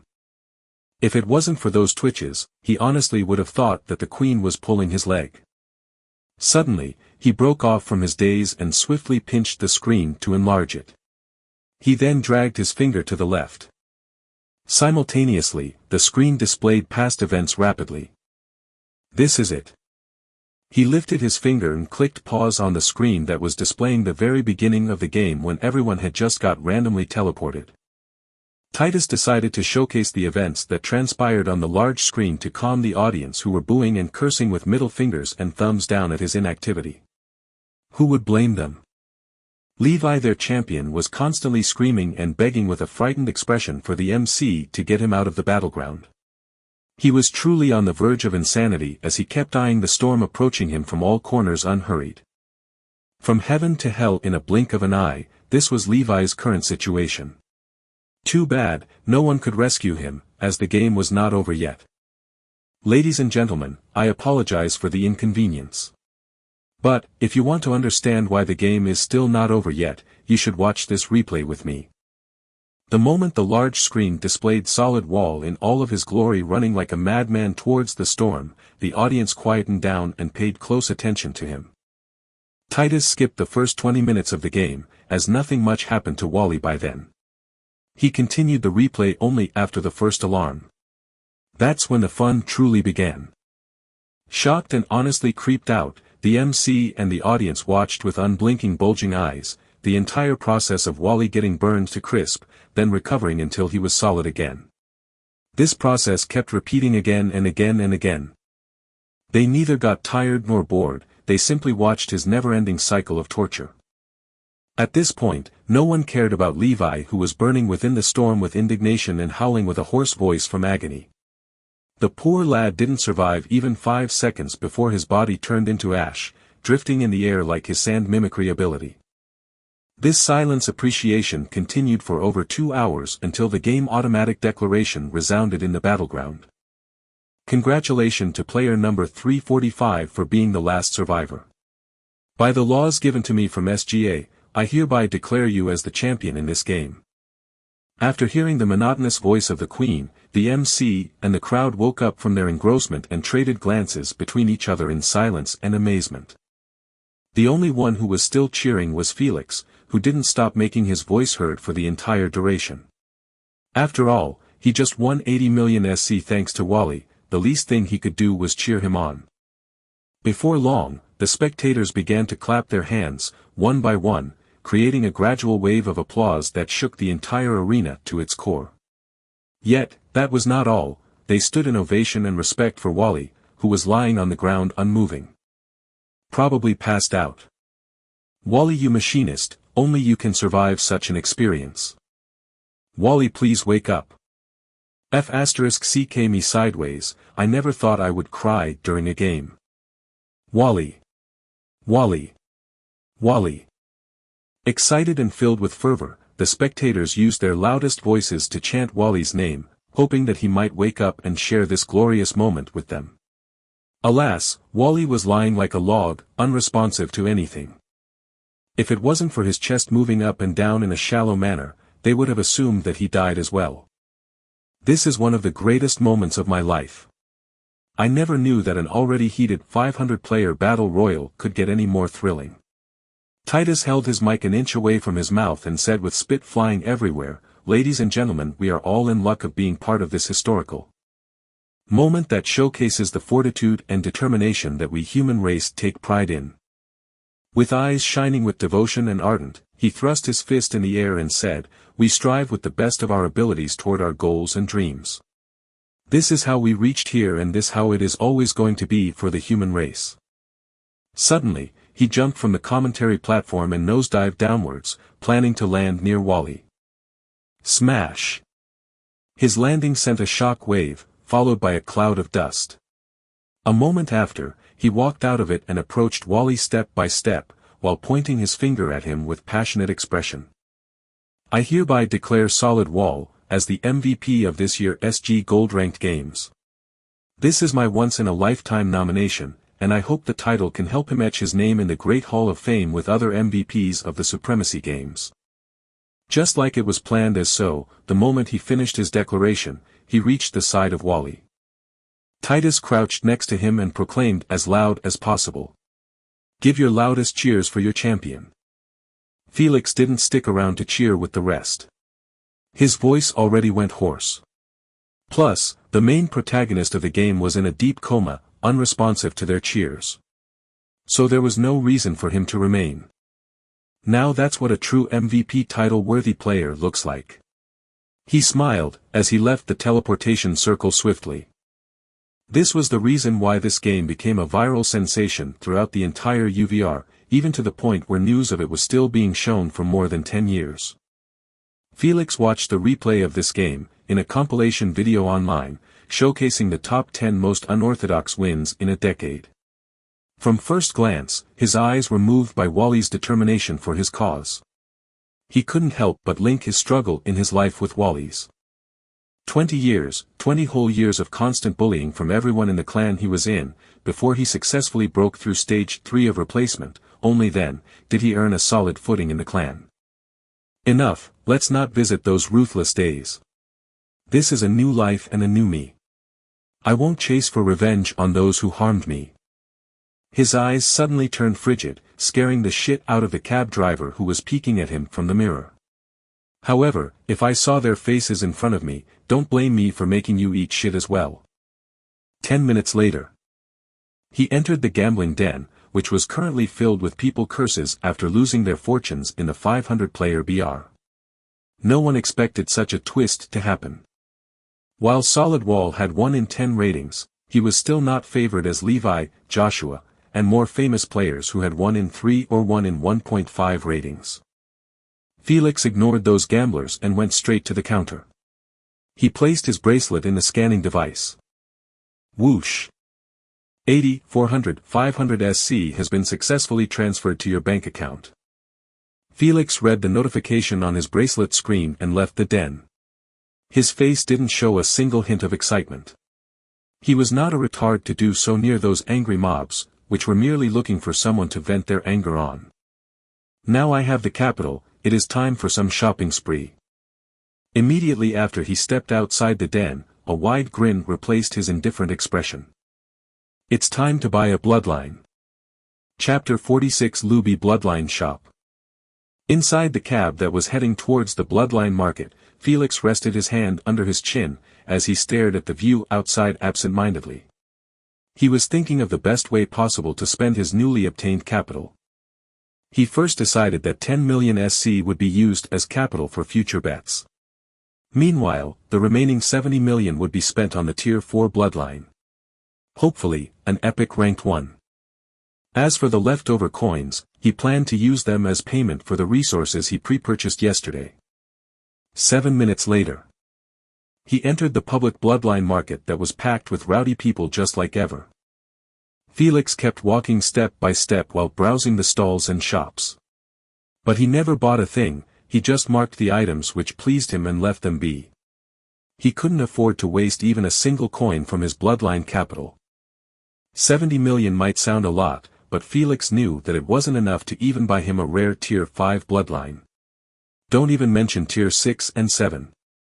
However, he was satisfied with Tier 4 for now. At least, his abilities would be much stronger than his peers in the same realm. After half an hour of constant browsing, Felix reached a tight well-lighted alley. He had been walking before towards this specific alley. His browsing and marking were merely a side activity he did on the way. Hopefully, that greedy bastard is still open at this time. Irked, Felix spat on the floor and entered the alley. The image of the shop owner he was on his way to visit ruined his day instantly. Alas, he could only suck it up and tread through the maze-like alleys. After a while, he stopped in front of a clean-looking brick wall with frowned eyebrows. Seconds passed by and Felix just stood frozen in front of it. Fuck me, just do it and get it over with. His frowned eyebrows eased up a bit. He let out a long despairing sigh and without warning, he head-butted the brick wall 3 times and called out loud while gritting his teeth. Luby, the most handsome male in the universe, is not a greedy person. I came to buy and not to insult. Felix backed away from the wall and massaged his red forehead that had throbbing veins. Well, anyone would be angered if had to say such embarrassing hidden code to access the shop. A few moments later, the brick wall vibrated, like it was being assaulted by an earthquake. This caused fissures to course through it, drawing an image of a goblin head. Suddenly, the eyes of the goblin materialized and gazed at Felix with a dreadful look. Felix rolled his eyes at this sight and ignored that garbage attempt of scaring him. Kid, who sent you here? I only deal with regulars, and for you to know the secret method to enter my shop, you either must have received a referral, or a spy sent by one of my rivals, so out with it. Why you are here? A frightful husky voice echoed 3 times in the tight alley. Felix, unbothered by it, extended his middle finger towards the image, and said, Greedy dog, are you still not opening up after I said that embarrassing passcode? He threatened, if you don't let me enter in 3 seconds, I will make sure to tell all your rivals the passcode. He smirked, good luck calling your regulars to tell them that you upgraded your shameful code to a better version of it. I bet they would love it. Cough, handsome mister, no need to be so mean. Come, I was just playing with you. Threats are unnecessary. The horrifying husky voice immediately changed into a pleasing fawning one. Felix sneered and dashed straight into the brick wall, unworried about getting harmed. The instant he did so, the promised sound of the collision did not occur, but only water ripples were left on the surface of the wall. Seconds later, it got hardened back to its original state. The fissures withdrew like snakes entering their holes, leaving the brick wall with a brand new outlook. Nostalgic, Felix nodded his head in appreciation at the massive interior of the shop that was packed with rows upon rows of shelves, each with plenty of unique items. Yet, the majority of them were bottles filled with different liquids. Some of those bottles were small, while some were as big as a 5-liter water bottle. Felix couldn't help but chuckle after seeing small horned elves not reaching even his knees, running back and forth in the empty shop like they were extremely busy. What are you laughing at, kid? You never saw a successful business before. A short blue-skinned goblin with long dropped ears, big wide nose, and toothless narrow mouth, stood in front of Felix and inspected him with interest using his left eye, as his right one was hollow inside. Felix crouched down until he was face to face with the blue-skinned goblin and scoffed in his face. Greedy Luby, how dare you have the face to call this desolate shop successful? It seems like your brazen prices were about to force you to shut down. Unbothered by his mocking tone, Luby shrugged his shoulders with his hands spread wide and smiled politely. Dear unknown guest, I did not invite you here to buy from me. It was you who knocked on my doorstep without even a referral letter. He extended his thin blue finger and added, plus, you came to purchase my items knowingly they are overpriced. Mind telling me why is that, or should I tell you myself? Felix's eyelids couldn't help but twitch at this bastard counterattack. But he was not planning to brood over this matter forever. The only reason he mocked Luby was to vent some of his anger at being required to use that humiliating passcode. Alright Luby, enough humble bragging, and remove that fake polite smile. Felix went straight to business. I came here to buy an epic tier 4 poison bloodline. Go bring me all the stock you have, and also bring rare ranks as well. Luby's gentleman manners immediately were thrown in the sewers as he licked his lips like a vampire ready to devour all of Felix's hard-earned coins. He didn't have Greedy Luby as a nickname for no reason. Felix's shoulders couldn't help but tense at this sight. He knew that he needs to bring his game during the negotiation. Otherwise, he would leave the shop but naked, without a single dim in his account. Give me 5 minutes and all my stock will be in front of you.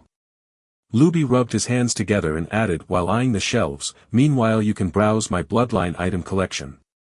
You might find something that pleases you. Without waiting for Felix's response, he swiftly bolted towards the back of the shop, while calling for the little cute deer elves to follow him.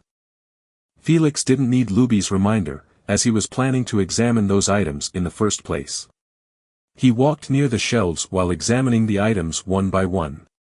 He kept commentating on the ones he found interesting. Oh ho! A Grey Keeper bear claw that can be merged with an arm, and used to increase the power of claw abilities.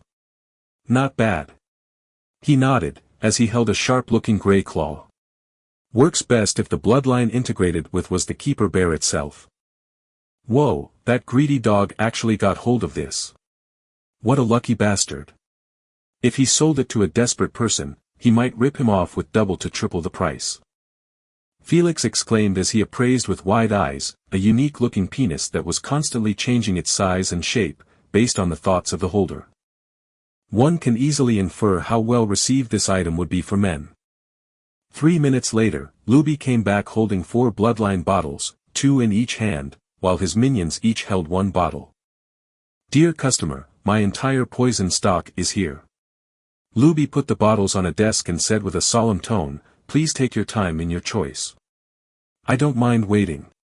Just make sure that the bloodline you choose is perfect for your future path. Luby's warning was genuine, as every time a young lad paid a visit to his shop, he only leaves after buying the most expensive bloodline there was in the shop. Not caring if the beast he picked had a good rapport with him. Their ignorance resulted in them having at least their strength lowered by 30%.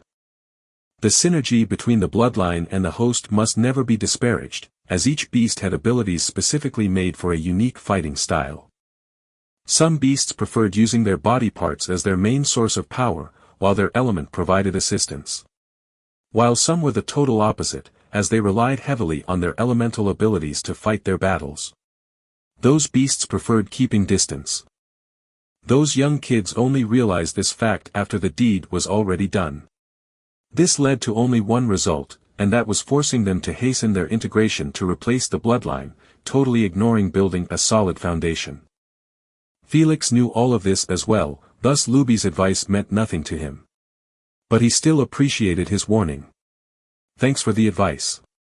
But don't worry, I already know what I am doing. He smiled and requested, now can you clear the room for me, so I can focus on my choice please? Got it. Luby clapped his hands twice and went upstairs, followed by his minions. Slam. Felix's focus was brought to the 10 bottles before him after hearing the sound of the door gets closed. He held the first one and scanned it with his bracelet. Soon, all the details of it were shown as a hologram. / bloodline name, 100-legged poisonous tarantula. Tier, 4. Rank, rare. Passive abilities pool, paralyze poison immunity, skin hardening, night vision, wall crawling, finger flexibility, etc. Active abilities pool, organic webbing shot, penetrative fingers, sleep inducement bite, web cocoon seal, etc. History, the tarantula is a spider-type beast that uses poison element and silk element. Its current habitat is rainforests in rainy Kindrian planet that is near the edges of the Andromeda Galaxy, //.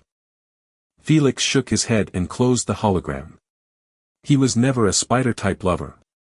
He preferred snakes and serpents beasts, just like in his previous life.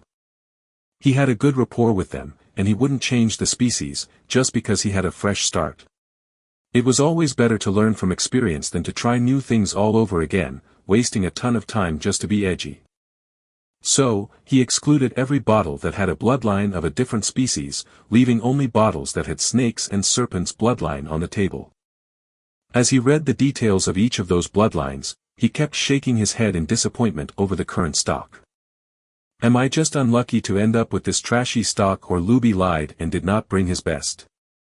Confused and disappointed, Felix tapped his finger on the table as he eyed the last bottle. He truly began to believe that Luby brought him a shitty stock because he was not a regular customer. Sigh, I hope the last bottle is at least somewhat good. Felix already stopped thinking about buying the best. At this point, he just wanted something that fits him. He was not one of those bloodliners who chase after the perfect bloodline. Unlike them, Felix understood clearly that chasing after the perfect bloodline was the same as chasing after the perfect girl to marry, something that was clearly an illusion. Oh ho ho. However, the moment he saw the details of the last bottle, his crooked vision about the perfect bloodline couldn't help but adjust a little. Just like love at first sight, he knew this was the bloodline he would awake with. Chapter 47 Successfully Buying the Bloodline. / Bloodline name, Heavy Giant Anomamba. Tier, 4. Rank, Epic. Passive abilities pool, superhuman strength, mild poison resistance, infrared vision, skin shed, infection immunity, etc. Active abilities pool, venom spit, strangle, instant devour, tail lash, toxic miasma, dizziness swamp, absolute defense, etc. History. The Anomamba is a serpent-type beast that uses poison element. Its current habitat is the Death Valleys on the planet Venusus. No more information has been obtained, //. This was it, the best current bloodline to awaken with, since every better option was either too expensive for Felix, or not his type. As for the passive and active abilities pools, there were few low-tier abilities, such as Skin Shed and Venom Spit. But the majority was Tier 4. So, it just depends on his luck to unlock them. Wholly satisfied, Felix put the bottle within the stock and picked a random epic rank bottle. Then with an elated voice, he called out loud, Luby comes here, I have made my choice. Slam. Luby smashed the door with his leg and bolted down the stairs with his little legs, not afraid of tripping. Meanwhile, the cute deer elves hugged the staircase metal bar and slid down rapidly. Thump, thump. Their plump bodies were hurled into a cushion right before the stairs. They truly prepared everything to rush downstairs. I am glad you fancied one of my bloodlines. Tell me which one is it so I can deliver it to you. Luby rubbed his hands with a wide grin, exposing his toothless mouth. This one, the red mother centipede, an epic rank beast. Tell me its price first. I know that you add at least 30% extra on the market price of the bloodline. Felix's hand tightened on the bottle with of desperation on his eyes. Yet, in the blink of an eye, those low-key hints were gone just like magic. Out with it, how much? He coughed. Luby with his experience did not miss such hints. But he said nothing about them, he just blinked at Felix with honest expression. Well, even though I add 30% extra, you do know that it is fully justifiable since my bottles always contain 75% or more bloodline essence of the beast. He gave a half shrug, but if you bought from other shops with the market price, don't blame me when you find the bottle you bought only had 10% essence. At that moment you won't have tears to cry over. His eyes turned stern real quick, as he advised him. Trust me on this one, it is never a good option to gamble with your bloodline path.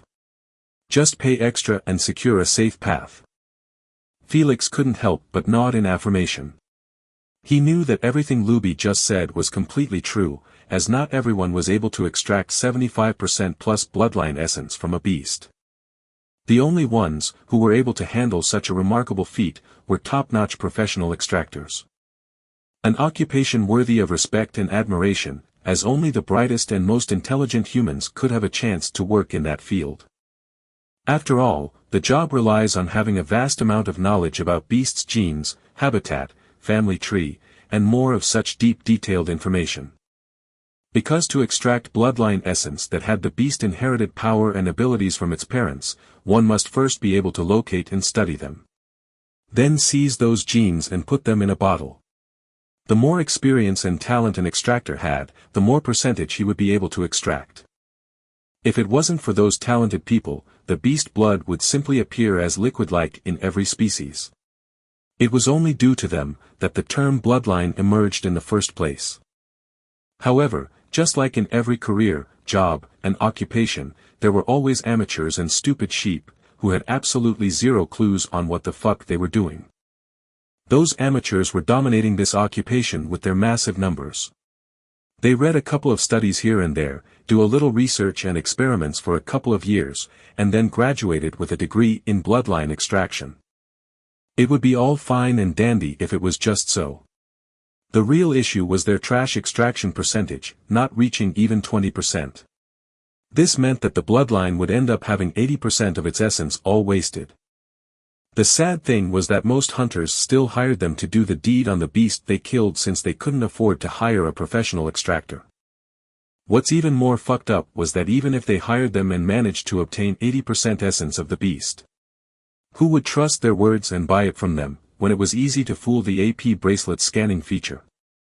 One just had to mix multiple essences in one bottle and voila, a fresh 80% plus essence was ready to be served, as a scam. Those bottles were as useless as a fart in a wind tunnel. No one could integrate with a mixed bloodline. That was just impossible, it was debated and tested before. After quite a lot of scams using this strategy, no one bothered to buy bottles, which claimed to have 75% plus essence without validating the seller's reputation first. That was the reason why Luby added 30% on the price. Because he guaranteed the bloodline that the shopper received was the real deal. He built this reputation over 50 years of hard work, and in this kind of business, reputation was everything. Alright, stop beating around the bush, just state your price. Hopefully, it is within my budget. Felix gripped his fist tightly and put it in his pocket. Innocent and sincere, Luby enlarged pupil stared at Felix right in the eyes, and just like a puppy said, 100 million SCN. Without even waiting for Luby to finish his sentence, Felix clutched his heart in anguish, as he stumbled a step back. His glass heart was shattered at the exorbitant price. Luby, unbothered by Felix's act, scratched his cheek and added, "This is even with a 5% discount since you are shopping here for the first time. I'm really doing you a favor here, kid. I should have expected this, but still your prices are really heart-wrenching." Felix inhaled a deep breath and put the bottle back on the table, and said with a reluctant expression, "I apologize, but it seems that I am leaving empty-handed from your shop today." He shook his head. "My budget is really not enough to close the gap. I guess I am not fated for Mother Centipede." Helpless and dejected, he sighed and turned around, walking towards the brick wall. However, before he took 2 steps, Luby lunged at his knee and clung on it with a forced smile. Now, we can always figure something out that benefits both of us. You just have to tell me your budget and I will see what I can do about it. I slaved myself for a couple of years, to collect 60 million SC to buy a bloodline worthy enough to integrate with. Now that I found it, my budget failed me." Felix lowered his head with slumped shoulders and said, "So tell me, what can you do to fix this? And just know 60 million is everything I have. I can't add a single coin." Luby's heart instantly sank, as he knew that this deal was a lost cause no matter what he said or did. It was impossible for him to reduce 40 million in one go. Even if he removed the extra 20 million that was meant to rip Felix off and leave only the original 80 million, it wouldn't be much to buy his bloodline. "Well, you are right. The gap is too large to close down, I can't do much about it." He pointed his finger at the bloodlines on the table and said with temptation, "But there are still other bloodlines you can buy with 60 million. Just pick another one, and I will give you a great deal." "But I don't want another one. I felt a connection to only Mother Centipede and nothing else moved me." Felix mercilessly hurled Luby towards the desk, like he was getting rid of his slipper, and continued walking forward. "Just forget it, it's better if I went to Silalin's shop. I might find my fateful bloodline there." Crash. Luby's head collided with the corner of the desk harshly. Yet, he felt nothing but rage and humiliation after hearing Felix mention that Silalin had better stock than him. Close the store. This little bastard is not leaving until he buys a bloodline. He roared with blue blood running down his temple. Befuddled and amused, Felix watched 3 little deer elves blocking his way with 2 hooves extended forward, while the rest were closing down the gate. What's the meaning of this, Luby? Are you trying to force me to buy from your stock or what? He crossed his arms with displeased expression and added, if streets got word of this, your reputation will be tarnished, and we all know business is doomed without it. He turned around and smiled warmly towards the little elves. So let me leave in peace and I will act as nothing happened. I don't care, I won't let you leave until you see the prices of those bloodlines. Stubborn, Luby stood up and dusted himself, unbothered about his bloody face. He merely gave Felix a defiant look. Trust me, you will definitely be pleased by how cheap they are. Felix eyed the bloodlines on the table, then Luby's stubborn expression. He sighed and approached him again. All right, if your prices are cheap enough not to put a dent on my budget, I will consider getting a bloodline here. He tapped his finger on the table and rushed him. Hurry up and show me. Without delaying for even a second, Luby brought a rare rank bottle to his face and said, this one cost merely 35 million SC, quite cheap considering that I usually sell it for 40 million. Pass. This is for 50 million. Pass. This one is 59 million. Pass. After getting 8 bottles disregarded by Felix, Luby started to lose hope of catching his attention. This one is 57 million epic rank bloodline, its original price is actually 65 million. This is as cheap as it can get. He rubbed his eyebrows and presented the Onomamba bloodline that Felix desired. Curious, Felix raised an eyebrow and took the bottle from Luby's hands. Give me a moment. I want to see its details. He coughed and explained, previously, I ignored the rest of the bloodlines after I found the mother centipede. Believe me, this is one of the good bloodlines within the epic ranks. It was extremely hard to catch due to its defense and overwhelming strength. He sighed, a lot of my hunters have been devoured by it. Yeah, whatever. Felix waved his hand, and shooed him away, go to the corner and let me read in peace. Your overselling won't move me. Luby immediately shut his mouth and gazed at Felix's expression turn from intrigue to boredom, as he read the details of the bloodline. Just as his mind was started to get filled with despairing thoughts, he heard Felix's disinterested voice, whatever, I might take this if you lower the price to 55 million. He shook his head, I will not waste my entire budget on a bloodline that doesn't fit my fighting style that much. So sell it with 55 million, or I am heading to Silalin's shop. This time you can't stop me. He laid his last offer with a firm expression. Luby, unbothered by his tone, nodded his head like a chicken and extended his hand for a handshake. It's a deal. We can sign a contract right now. Just never buy from Silalin's shop, and I will give you a lifetime 5% discount in my shop. Alright, I see no issue in that, prepare the contract please, I have other places to be. Felix shook his hand and waited patiently for Luby to prepare the contract. He didn't break out of his indifferent character for not even a moment. A few minutes later, Luby displayed a 1-page holographic contract before Felix. There were not too many conditions on it. I see no issues with the terms and conditions.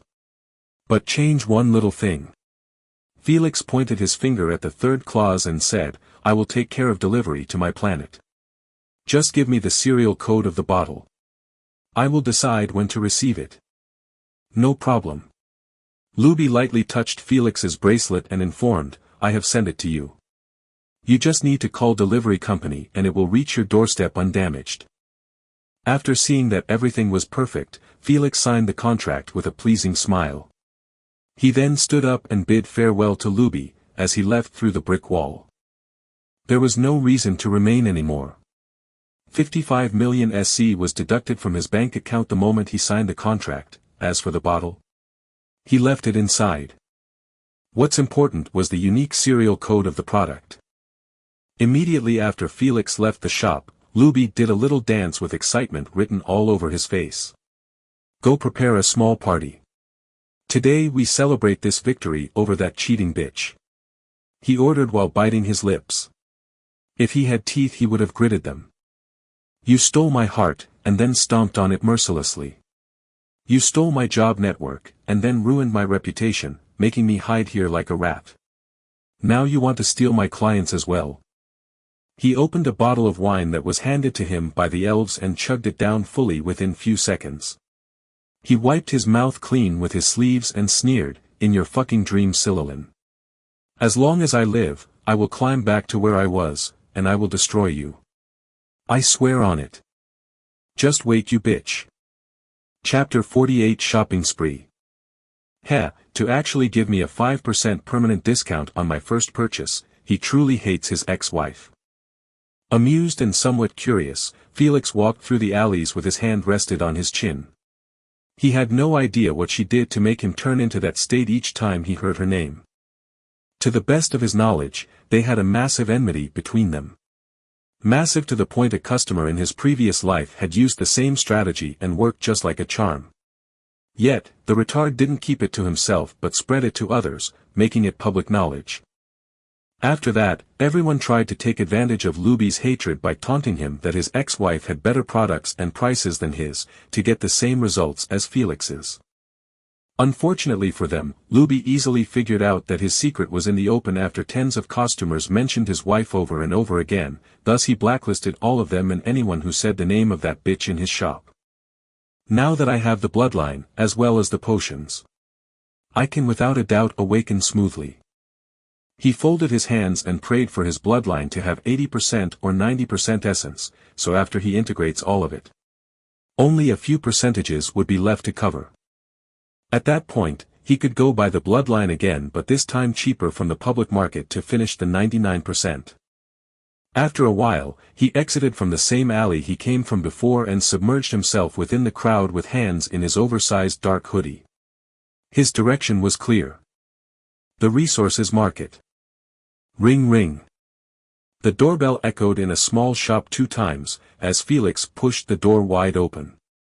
The shop owner, who was snoring thunderously in his slumber, woke up disoriented by the doorbell ringing.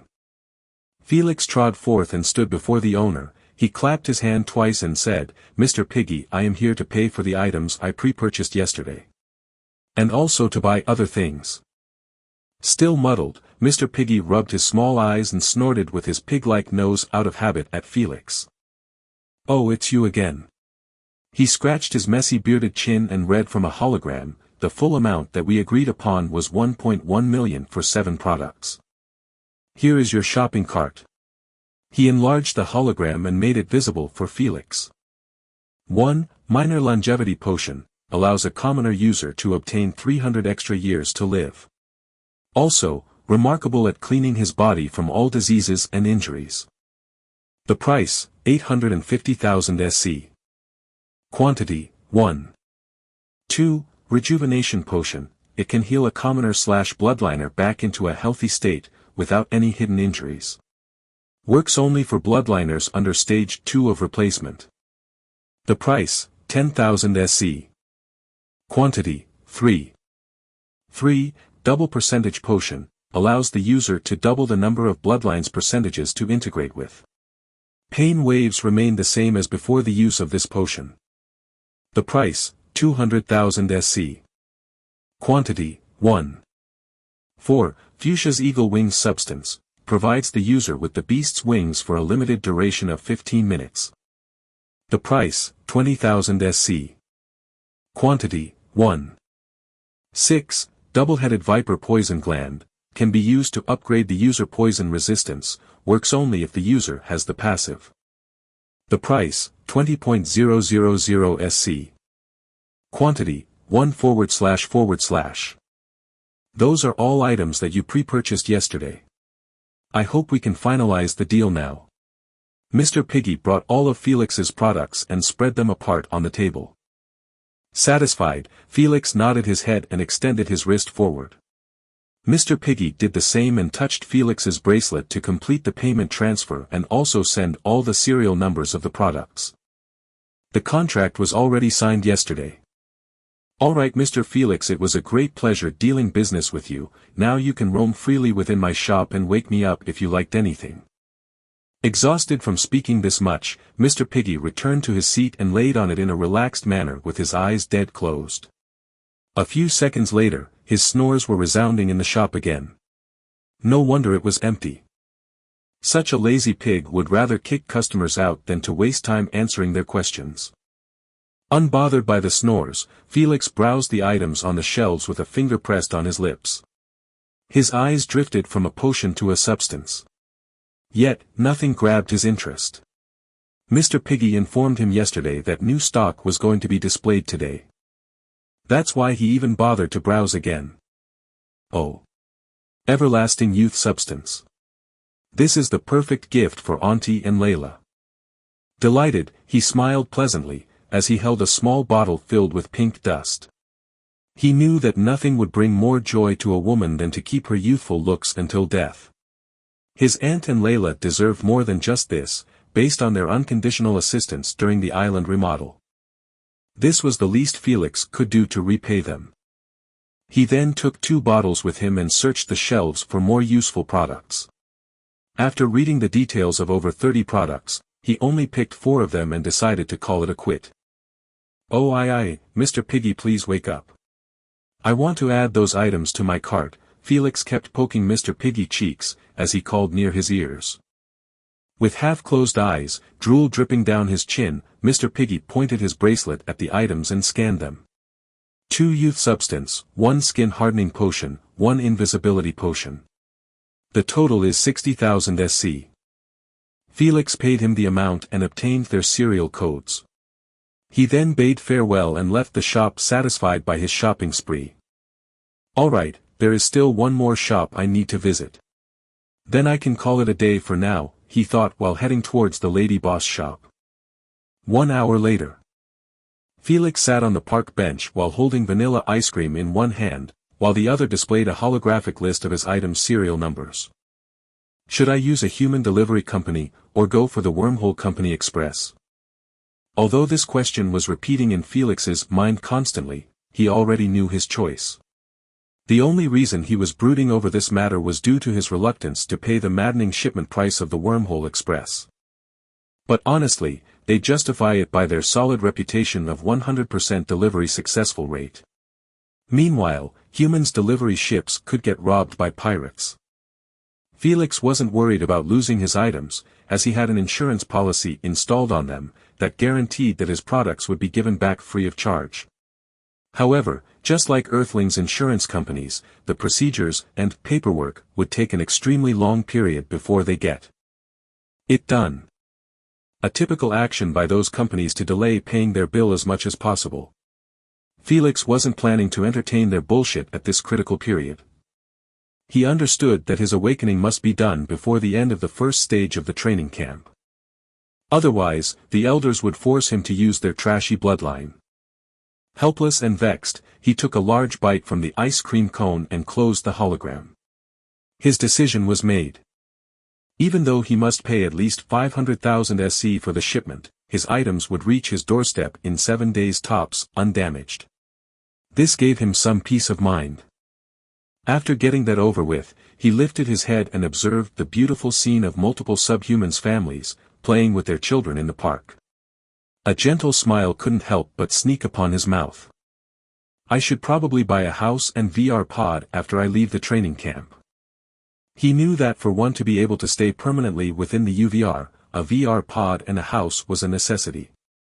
Felix didn't want to stay inside forever, like some weirdos. But, staying for a couple of weeks to months was no issue to him. Especially, when he joins the Supremacy Games. After all, some games might reach tens of hours in duration. Felix definitely didn't want his fate to be the same as the peeing guy. Amused, he guffawed out loud, unbothered by the strange looks he was receiving. How could he not after the memory of a viral game resurfaced in his mind, showcasing a player begging for the MC to pause the game for 2 minutes to take a piss in real life. Sadly, the SG was not a video game where one could click pause. So the poor player had to piss himself in bed and in-game under the humiliating jeers of the audience. However, this was not the reason it went viral but, due to the player managing to clutch the championship at the end. One could only imagine how his face was like during the process of receiving his trophy. From that moment on, not a single player decided to enter a game without a VR pod, and Felix had no thoughts of doing the opposite. Chapter 49 Asuna Reappearance. Next morning 10 a.m. Felix was eating his breakfast together with Olivia in the cafeteria. He held a cup of orange juice with its straw on close to his mouth. Yet, he didn't take a sip as Olivia's way of eating cookies was distracting him. Who could blame him though? Olivia kept munching on them with her eyes closed, just like a squirrel. Little Ollie, can you not munch on cookies like that? You are ruining the adult image that we worked hard to build. But I can't help it. They are too delicious. She sulked with some crumbles on her lips and cheeks, as she gazed at the last cookie on her. Also, I will not change my personality. I love sweet food and I will keep eating them like this. If anyone dares to treat me like a child or bully me, I will bite him.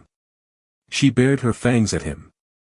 Helpless yet somewhat amused, Felix could only stare at her eat the last cookie with the same expression. Well, you do you, I guess. After Ollie finished her breakfast she asked Felix, today is Sunday, and we don't have any training to finish. Do you have any fun plans for today? She smiled with anticipation clearly written all over her face. I want to accompany you. With a finger pressed on his chin, Felix gazed absent-mindedly after hearing her question. He was pondering if he should head to the cinema in the UVR, to entice that lazy bum into reopening the connection between them. After all, Felix was only waiting for the pain relief potions to arrive at the lady boss shop, so he could deliver everything home at once. Based on what she said, it would take a max 15 days. This meant Felix's awakening would happen before even a month. That's just around the corner. It was better to start preparing for their future plans now than do so at the moment of awakening. I will probably enter the UVR cinema. Do you want to come as well? Bewildered and excited, Olivia suddenly stood up with her hands on the table. Whoa, you can do that? She tilted her head slightly. I thought only the owner of the AP bracelet can enter the UVR. How can you take me in as well? Indeed, I can use the party feature in the bracelet to take as many as 10, and this number is only limited because my bracelet generation is quite old. But there is 4 hours duration limit, and after exceeding it one must start paying 500 SC each hour. Nonchalant, Felix explained as he took quick sips in between. So cool. Felix nodded his head casually and continued eating.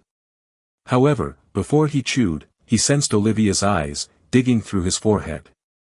He lifted his head and saw her toying with a lock of hair, with flushed cheeks. He chuckled and asked, do you want to bring anyone else? Olivia avoided having eye contact and nodded her head softly. I want to invite Sarah, as she always annoys me that her dream was to enter the UVR. Although Felix explained that he could take 10 people at once, she had a thin face to ask for another favor. In her mind, he already did more than enough by taking her in and paying for her.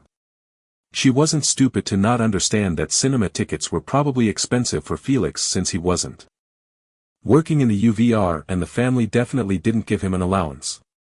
If only she knew that Felix's leftover coins probably exceeded the family's entire capital, she wouldn't have those thoughts.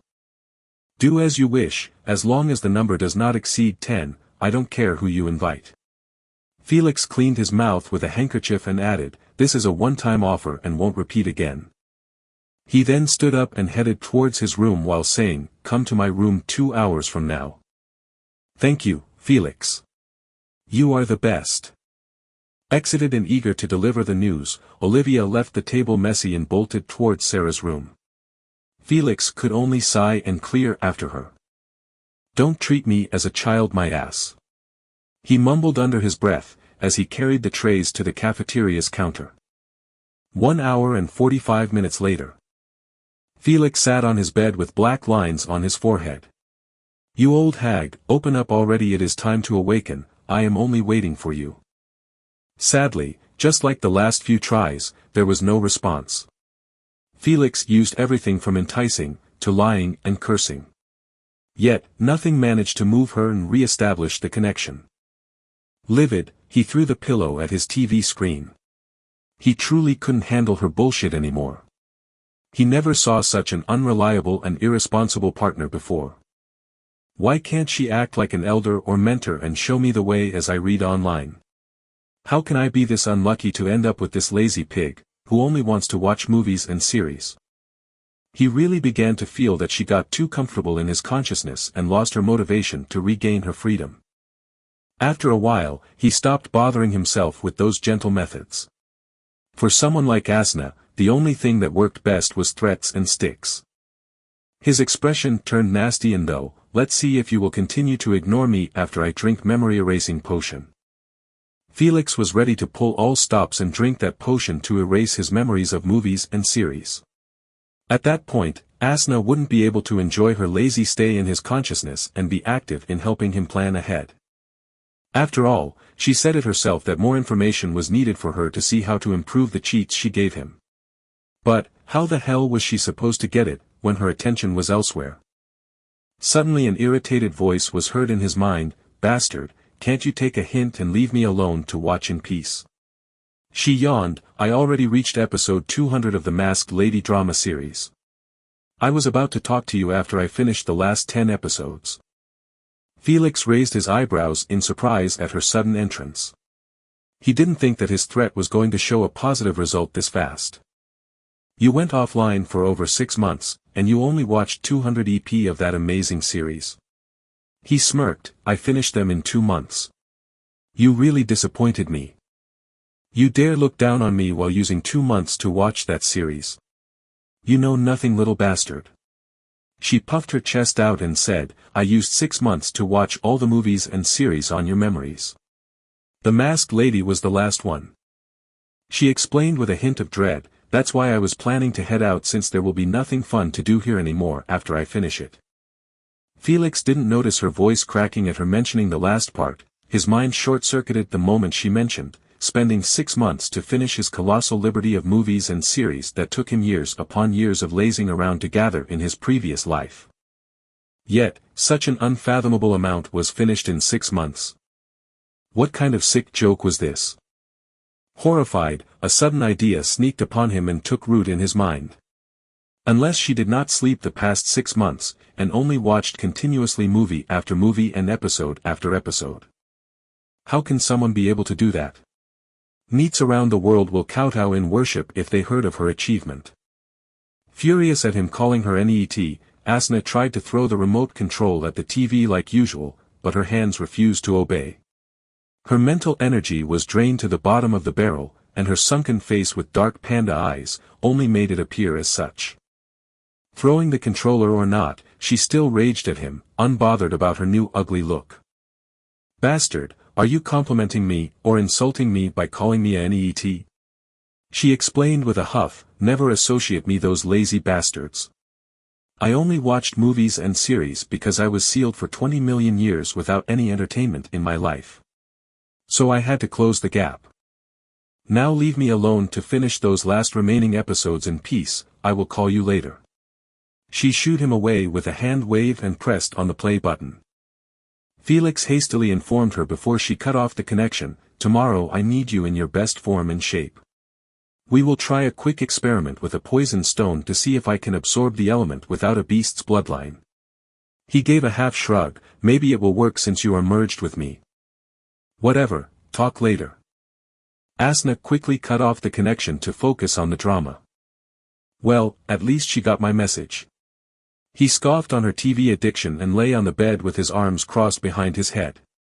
"She dares says she is not an NET. Knock, knock." Before he even found a comfortable position, a sudden door knocks resounded in the room. Felix glanced at his bracelet, they came just in time. Without wanting to keep them waiting, he walked toward the door and opened it slowly with a gentle smile. Yet, his smile stiffened immediately after opening the door wide open. He gawked at 10 of his female's cousins, each wearing a different outfit that highlighted her greatest asset. Some wore a short skirt with black stockings on, while some had tight blue jeans on with a t-shirt. The only thing that remained identical was their beauty. Just like Felix, they also inherited good looks from their parents. Exasperated, he closed his eyes and rubbed his eyelids. He just remembered that Sarah had the biggest mouth in the family. Her gossipy personality was truly one of a kind. He knew that he made a big mistake by giving them a whole 2 hours before they enter. As it was enough for Sarah to spread the information and for Olivia's good personality to give in to her cousin's request and bring them to him. He figured as much by looking at Olivia, who was peeking at him with one eye behind Sarah. First, I will play some ground rules, so we won't have issues later. Felix decided to fold before his cousins even said anything. He wasn't a retard to disappoint those ladies' hopeful looks. God knows how would they treat him after. He extended 3 fingers with an indifferent expression. The first rule is, this is a one-time thing, don't expect that I will keep taking you in the UVR each day, I neither have time nor energy. He warned, secondly, when we enter follow me everywhere I go since you can get kidnapped inside, and get abused those 2 hours until you get kicked out. He turned around and walked inside while saying the last rule with a beseeching tone. Last, please don't point and gawk at anything you see, we don't want to be tagged as country bumpkins. Understood? The young ladies just kept nodding their heads like chicken. Heck, even if he asked them to get naked to activate the party feature they wouldn't hesitate. At this point, the only thing in their eyes was Felix's AP bracelet. Felix cringed at those looks, as he knew that today wasn't going to be a pleasant experience in the UVR with them. Whatever, we will be wearing a disguise.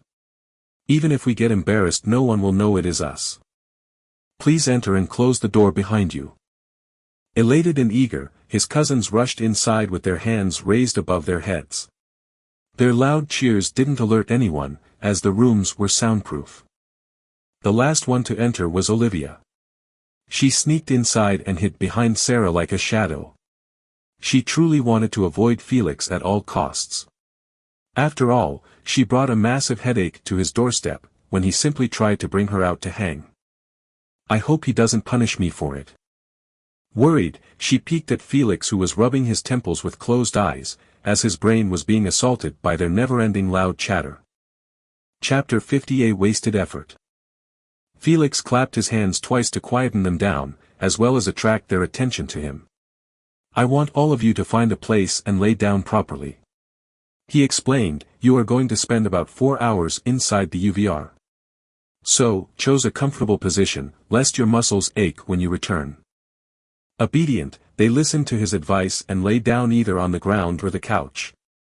Not one of them chose the bed, as it was only proper to act like a guest and not as a snobbish girl, wanting only the best. Shortly after, all the girls were in a good comfortable position. Those on the ground had pillows and bed sheets underneath them, so it wasn't actually that bad. Satisfied by their behavior, Felix nodded his head, as his eyes were drifting from one cousin to another.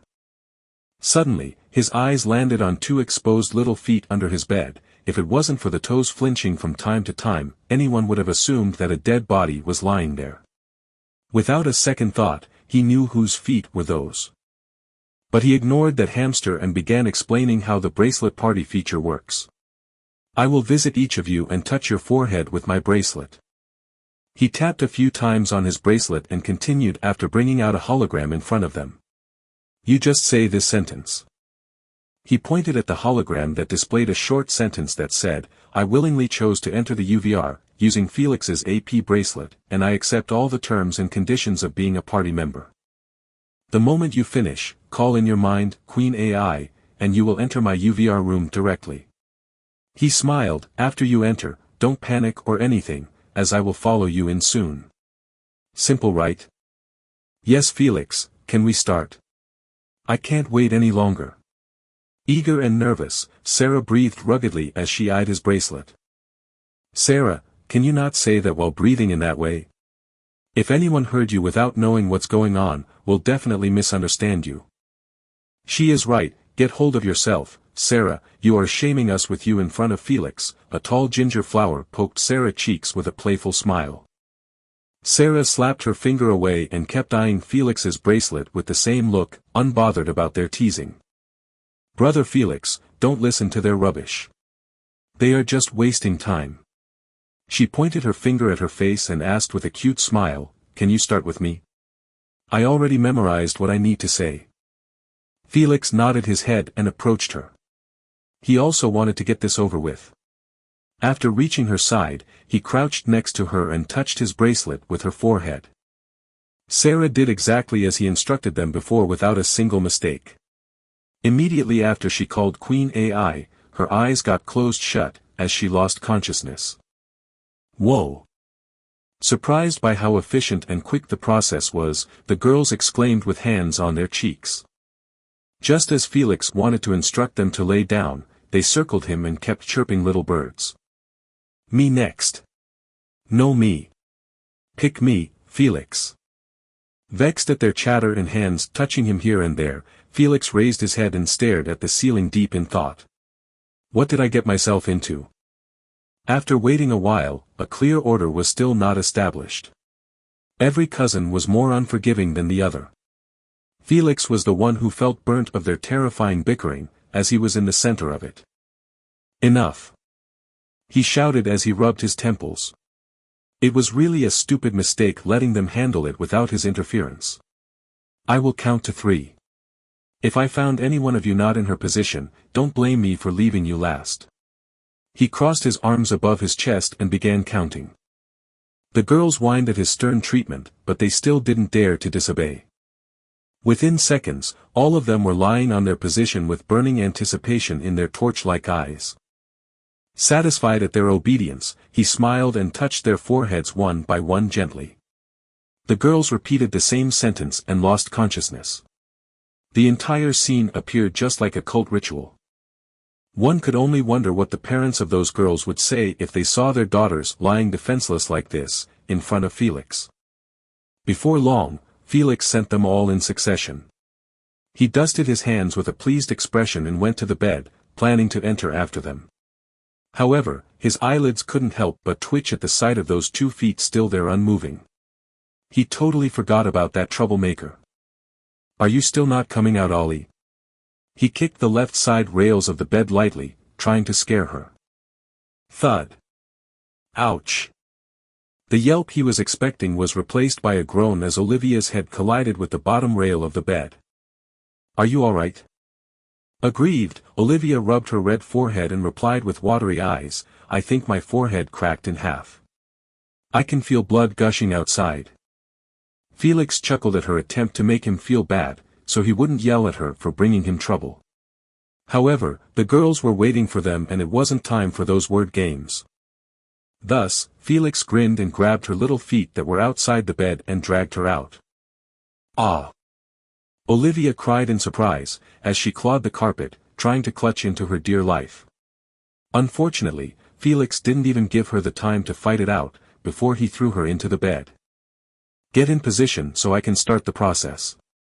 Your sisters are waiting inside," Felix ordered with unquestionable voice.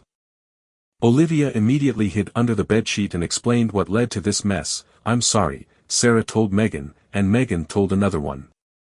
"It kept going this way until all of them begged me to enter the UVR as well. I couldn't say no to their request." Sore.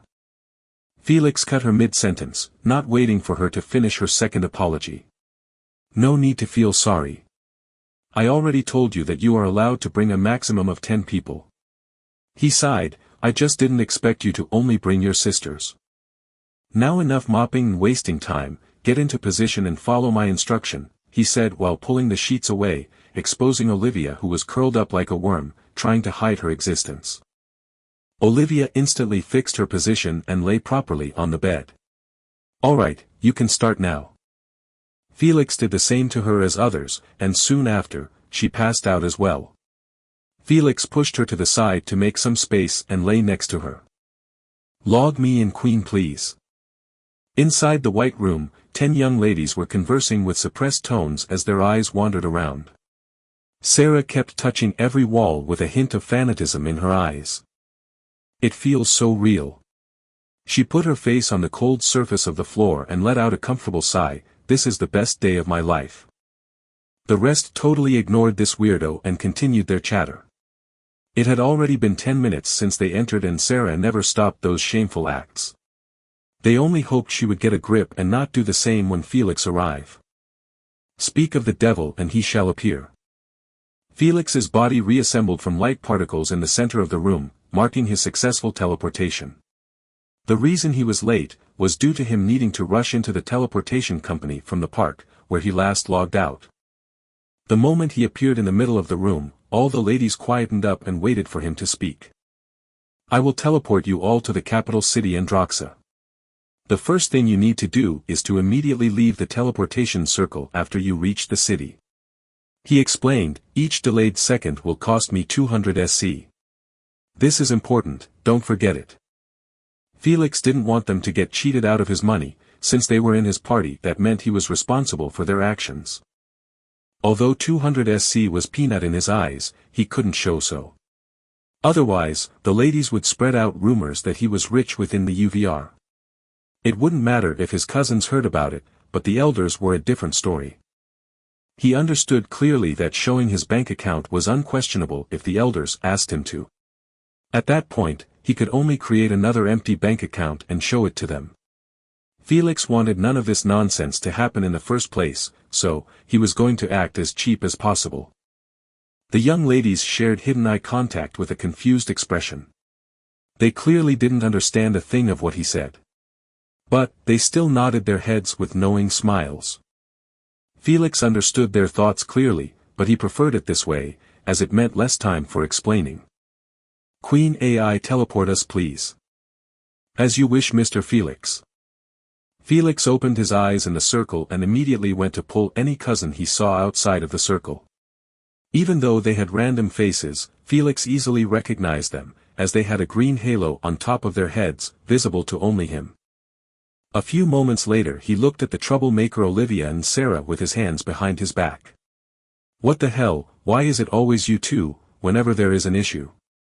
He scolded them with a fake angry tone. I clearly stated that you need to bounce out of the circle as fast as possible. So why the fuck were you both in it for an extra 6 seconds?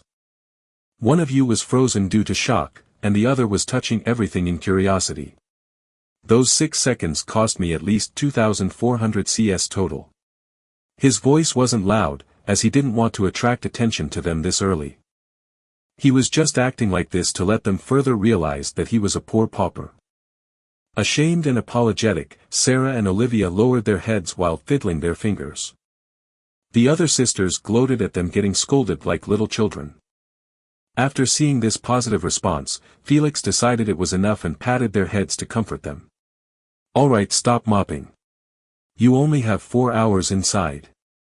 He smiled, we will walk on foot so you guys can take a closer look at the culture of the UVR. He turned around and walked ahead of them. He waved his hand and said, follow me closely and don't point your finger at anyone, since you won't know if he is a normal commoner or a peak stage 6. The ladies formed 2 lines and followed him from behind, like ducklings following their mother hen. This strange scene piqued the interest of every passerby who saw it. Amused and bewildered, they kept pointing their fingers at Felix's group, while whispering with hushed tones. Yet, that was as far as they did. No one came to bother or harass them, simply because it wasn't their business. People in the UVR were exactly the same as New Yorkers in this characteristic. They recognized that for them to live longer in this city, minding their own business was a must-craft to master. After 35 minutes of continuous walking and answering all of his cousin's questions and inquiries, Felix's dispirited eyes instantly brightened up as he saw the cinema in front of him.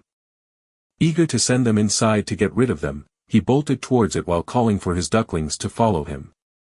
However, the long queue before the entrance shattered his uplifted spirit. He knew that paying to skip the line was out of the question. After all, how could he explain himself after paying 500 SC for each cousin to pass the queue with him?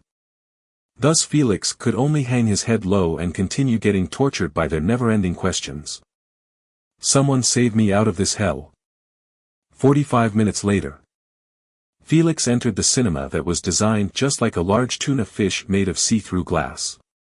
The entrance was actually its mouth. It just wasn't that clear before, due to the building's massive size. Let's go see the movie list for now. Hopefully, something might be worth our tickets. Felix gave each of them a hologram to read. He then sat on the lounge couch and read the list with a bored expression.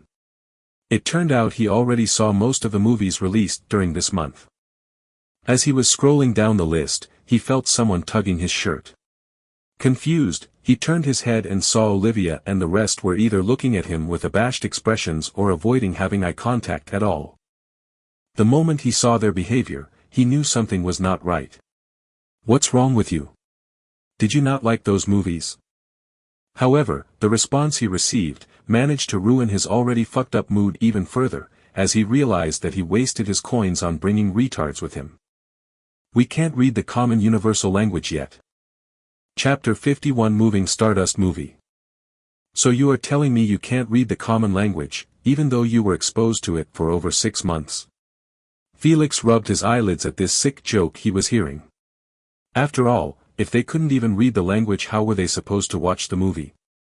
Embarrassed, Olivia scratched her cheek with a finger, while looking at her toes. We were busy with the family tradition revival projects and all the fun things that were happening in the UVR. She coughed, as she looked at her sisters, so we really did not put too much focus on learning the language, because all the TV streams were subtitled or dubbed. Sarah extended her finger and added to support Ollie. Also, we did not think we would be able to enter the UVR this early. We believe there is still at least 2 years before we get our hands on an AP bracelet. The other cousins just kept nodding their heads to whatever they said. Felix gave them a bitter smile and explained why he was upset. How are you supposed to watch the movie if you can't even understand what they are saying? He sighed, I can add dubbing, but that will reduce the immersion inside the movie. You may not understand now, but the moment you enter, you will realize the huge difference between listening to the actors' real voices and hearing AI toneless voice. UVR cinema is in a different league than our cinema. He spread his hands, there is just no way to compare them. The girls weren't even a bit sad from what he just said. They honestly didn't care if the immersion was lowered or even removed, since this was their only opportunity to enter the UVR and have fun in it before they get theirs in the far future. Don't worry. I promise you that I won't complain about movie quality. I am content with just the dubbed version. Me as well. I never expected to enter the UVR today. Let's just pick a random romance movie. I want to see how other humans' romantic culture is. What are you talking about? We did not get this chance to waste it on a lackluster romance movie. The tall ginger girl highlighted 2 movies on the list and said, it is much better if it was an action or fantasy movie, like those. So when we enter the movie, we will feel like we are inside a magical world. Yes, she is right, I want to watch a fantasy movie, I am sick of romance and drama. I believe sci-fi is going to be amazing here, why don't we watch that? No fan. You always pie. Felix just watched them argue about the genre of the movie for over 5 minutes to no positive outcome. Each two wanted to watch a genre and neither one of them budged from her choice. Felix sighed and sat back on the couch, planning to continue reading the list. He didn't interject or gave them advice on which movie to watch, since if it was up to him, he would definitely recommend a historical movie about the human race. Ask anyone in the cinema about the best genre, and their first choice would be history. Their choice was quite understandable, as there were tons of good movies and series that were based on real-life events. The majority of those movies either earned trophies and awards or were nominated for them. The history of the human race was a mine full of gems to be dug by the producers. How good would it be if Human Uprising was already made? He sighed, I would have dragged those girls by their hairs to watch it. Sadly, it will be released 1 year from now. Suddenly an idea inserted itself in his mind, turning it into mush. What if I invest in those upcoming blockbuster movies that earned billions of SC? He then started to ponder on it deeply with a hint of elation in his eyes. He already had the information and details. The only thing he lacked was the capital to invest. But that wouldn't be too hard to get if he made his second bet. This was even better for Felix, as the viral games, he remembered that happened in this year was only Wally's and the next one. But for others, he had absolutely no clue. Felix didn't have that much free time to spectate the games in his previous life, due to his early trashy bloodlines which forced him to focus only on integration to not get left behind. He only remembered Wally's game, and this one was due to their unique characteristics. This meant Felix had no choice but to find another method to earn coins, and investing in successful movies and series was actually the smartest move to make in his condition. It had only positive results. Besides earning a massive amount of coins, the process itself was clean and had a known origin. Felix knew that someday, his grandfather and the elders would find out that he was a multimillionaire in the UVR.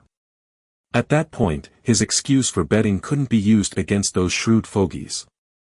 However, if he had an investment company, responsible for investing in his cheating knowledge, they would have nothing to say but beg for him to share a piece of the pie. Just as he was trying to recall the movies and series which were about to release soon, he felt someone waving his hand near his face. "What's up, Ollie?" he asked. "Felix, we came to a decision." She smiled and handed him the list that had a movie marked with a green light.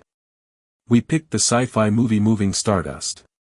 It has romance, drama, action and comedy, everything that we wanted." Felix cringed the moment he heard the movie name. He removed that disgusting list from his face and asked them with a serious expression.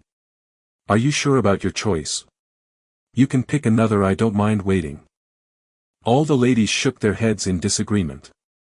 "This is what we want, all other movies either lack something or has too much of it." "Are you 100% positive? I really advise you to reconsider." Felix decided to push one more time. If they still declined his goodwill, then he wouldn't bother himself anymore. After all, it was their funeral, not his. The ladies shared eye contact with doubt clearly on their faces. Nonetheless, they still stood their grounds and decided to go for it. In their minds, they simply wanted to begin ASAP, since there was a time limit to their stay in the UVR. It wouldn't feel good to get dragged in the middle of the movie, due to wasting time on picking the perfect one. "All right, as you wish." Felix gave a half shrug and said, "Wait for me here, I am going to buy us the tickets." He stood up and went to one of the tickets booths that had the least number of people queuing up. Before long his turn arrived and immediately requested, 11 tickets for Moving Stardust please." The counter employee's polite smile stiffened, at that name getting mentioned in his presence. He moved closer to Felix and advised sincerely, "Brother, I think it is better to pick another one, so you won't pollute yourself and those flowers with you." Frustrated, Felix shook his head and replied, "It is not my choice, it's theirs." He semi-spread his arms, "I advised them not to pick it. But they were really stubborn about it. So I can only play along."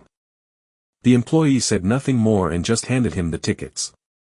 He sighed in pity as he looked at those girls chatting about the content of the movie with expectation. "You should have at least watched the trailer. Rest in peace." His attention was brought back to Felix, as he heard him say, "Please add one blocking glasses and ear-closing buds." He gave him the protection gear and wished him good luck on his battle.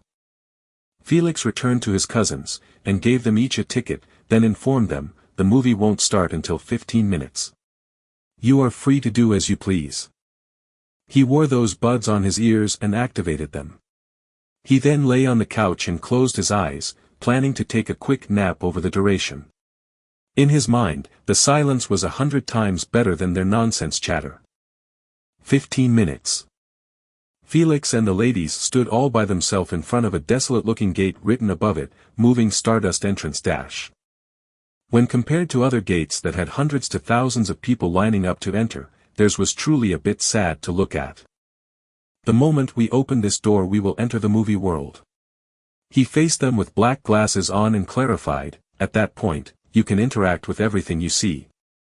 Heck, you can even kiss the female lead or the male lead. But I advise you to not pull that bullshit in any cinema you visit if you don't want to get beat up." He pulled a small remote control from his pocket and put it in their line of sight. This is a control device that you can use to either zoom in, create a seat, fly, and all the other things you wish to do inside.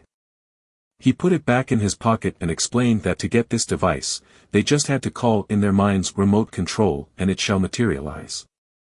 The ladies did as he said, and suddenly each of them had a remote control in their hands. Felix retreated from the gate and extended his hand in a welcoming manner. Who wants to do the honor and push the door? His polite action got him labeled as a gentleman by his cousins. But honestly, he just didn't want anything to do with this movie, as he felt that even stepping into its world was a great sacrifice. Sarah pushed it open without waiting for her sisters to make a decision.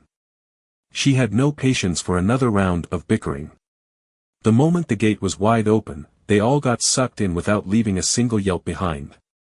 Immediately after their feet touched the ground of the movie world, a sudden beam of light projected on them, scaring those beauties out of their wits. Felix hushed them down and clarified that it was just trying to scan their tickets.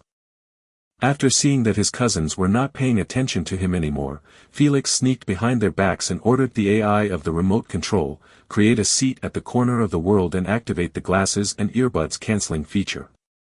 Finally, make an alarm when the movie ends. Felix instantly teleported away from his cousins, who were staring and touching everything in awe and fascination. Especially Sarah, who was playing on the grass like she never saw it before in her life. Her love for the UVR might even turn shit into gold in her eyes. Unfortunately for them, this world was their worst nightmare. They only realized so after the plot of the movie began. 30 minutes later. At the extreme left corner of the movie world, Felix sat on a comfy chair with a cup of his favorite orange juice. He forgot about his cousins, as his mind was currently busy contemplating his investment plan. He recognized that his massive library of movies and series was game-changing in the film industry. He knew which movies would make a splash in the UVR and which movies would turn to be a flop. However, the majority of those successful movies already had a giant production company behind their backs. This meant, they would not let any foreign investor get a piece of their pie, especially Felix, who had absolutely no reputation within the industry. This left him with only a few movies that were not being favored at the start but turned into instant success later. In other words, hidden gems. He could totally shower them with his coins, and expect massive returns later on. This method would bring him coins, networks, and some reputation as an investor, without the stress of wondering if the movie would turn into a hit or a flop. After creating an outline for his plan, he decided to check on his cousin's mental health.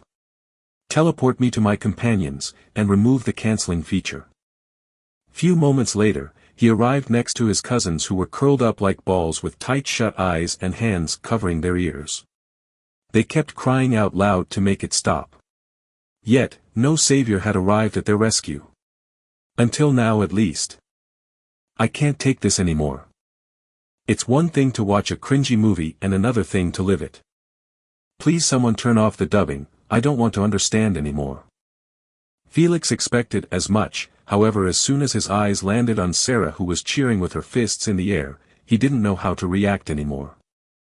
His vision kept switching between her and the main character, who was a princess carrying 2 girls with one arm while fighting 10 bandits with another. Yet, Felix wasn't even bothered by this fucked up scenario, as he saw as much before. What annoyed him to death was the constant love dialogue between the three, like the MC wasn't in a death or life situation. If just a scene of the movie was like this, God knows how the rest was like. He kept going back and forth between them with a perplexed expression. He truly couldn't believe that Sarah was actually capable of watching this unique masterpiece with enjoyment. Heck, even the makers couldn't handle their creation and tried to burn its existence for their viewers' mental health. But somehow it got leaked out right before, so, leaving this deadly predator roaming free in the UVR cinemas. Now you are telling me that my own cousin is loving this? I don't know if she just doesn't have a taste in movies, or her overwhelming curiosity towards the UVR is blocking all the negative stuff from her vision. Whatever it is, I will never hang out with her anymore. He covered his eyes, not wanting to see any more of this absurdity, and ordered the AI to kick everyone out except for Sarah. He hoped that the ending would wake her up. A few seconds later, Felix and his cousins were thrown outside of the gate. Chapter 52 Elemental Stone Absorption. Irritated and somewhat amused, Felix chuckled at the sight of his cousins lying on the floor with a deadpan expression. He clapped his hands twice to bring their attention to him. Yet, the only thing that moved was their gray dead eyes, as they stared at him with a hint of blame and despise. Felix didn't take their look seriously and just dragged them by their legs or hands in the direction of the lounge, since they were lying on the pathway, blocking others from accessing the gates. He kept going back and forth, and each time he dragged two with him. The spectators neither laughed nor mocked them, as they understood that the girls' reaction was thoroughly justifiable after knowing the name of the movie they came out from. They only nodded their head to pay respect for Felix's willing sacrifice and gave a look of condolence towards the fallen ladies. In the resting lounge, Felix was talking to Olivia, who recovered the quickest from the mental blow. "How did you find the worst movie in the history of mankind?" he asked with a chuckle. "You know I don't like saying bad stuff on other people's works." She frowned her eyebrows and said sternly, "No matter how horrible their creation is, in my eyes, they still put a lot of effort into making it. So don't expect me to answer you, since my only response will always be, not bad. As expected from your bubbly personality." He smiled gently and patted her head. "No wonder you were born with a plant element. One of the kindest and supportive elements in the universe."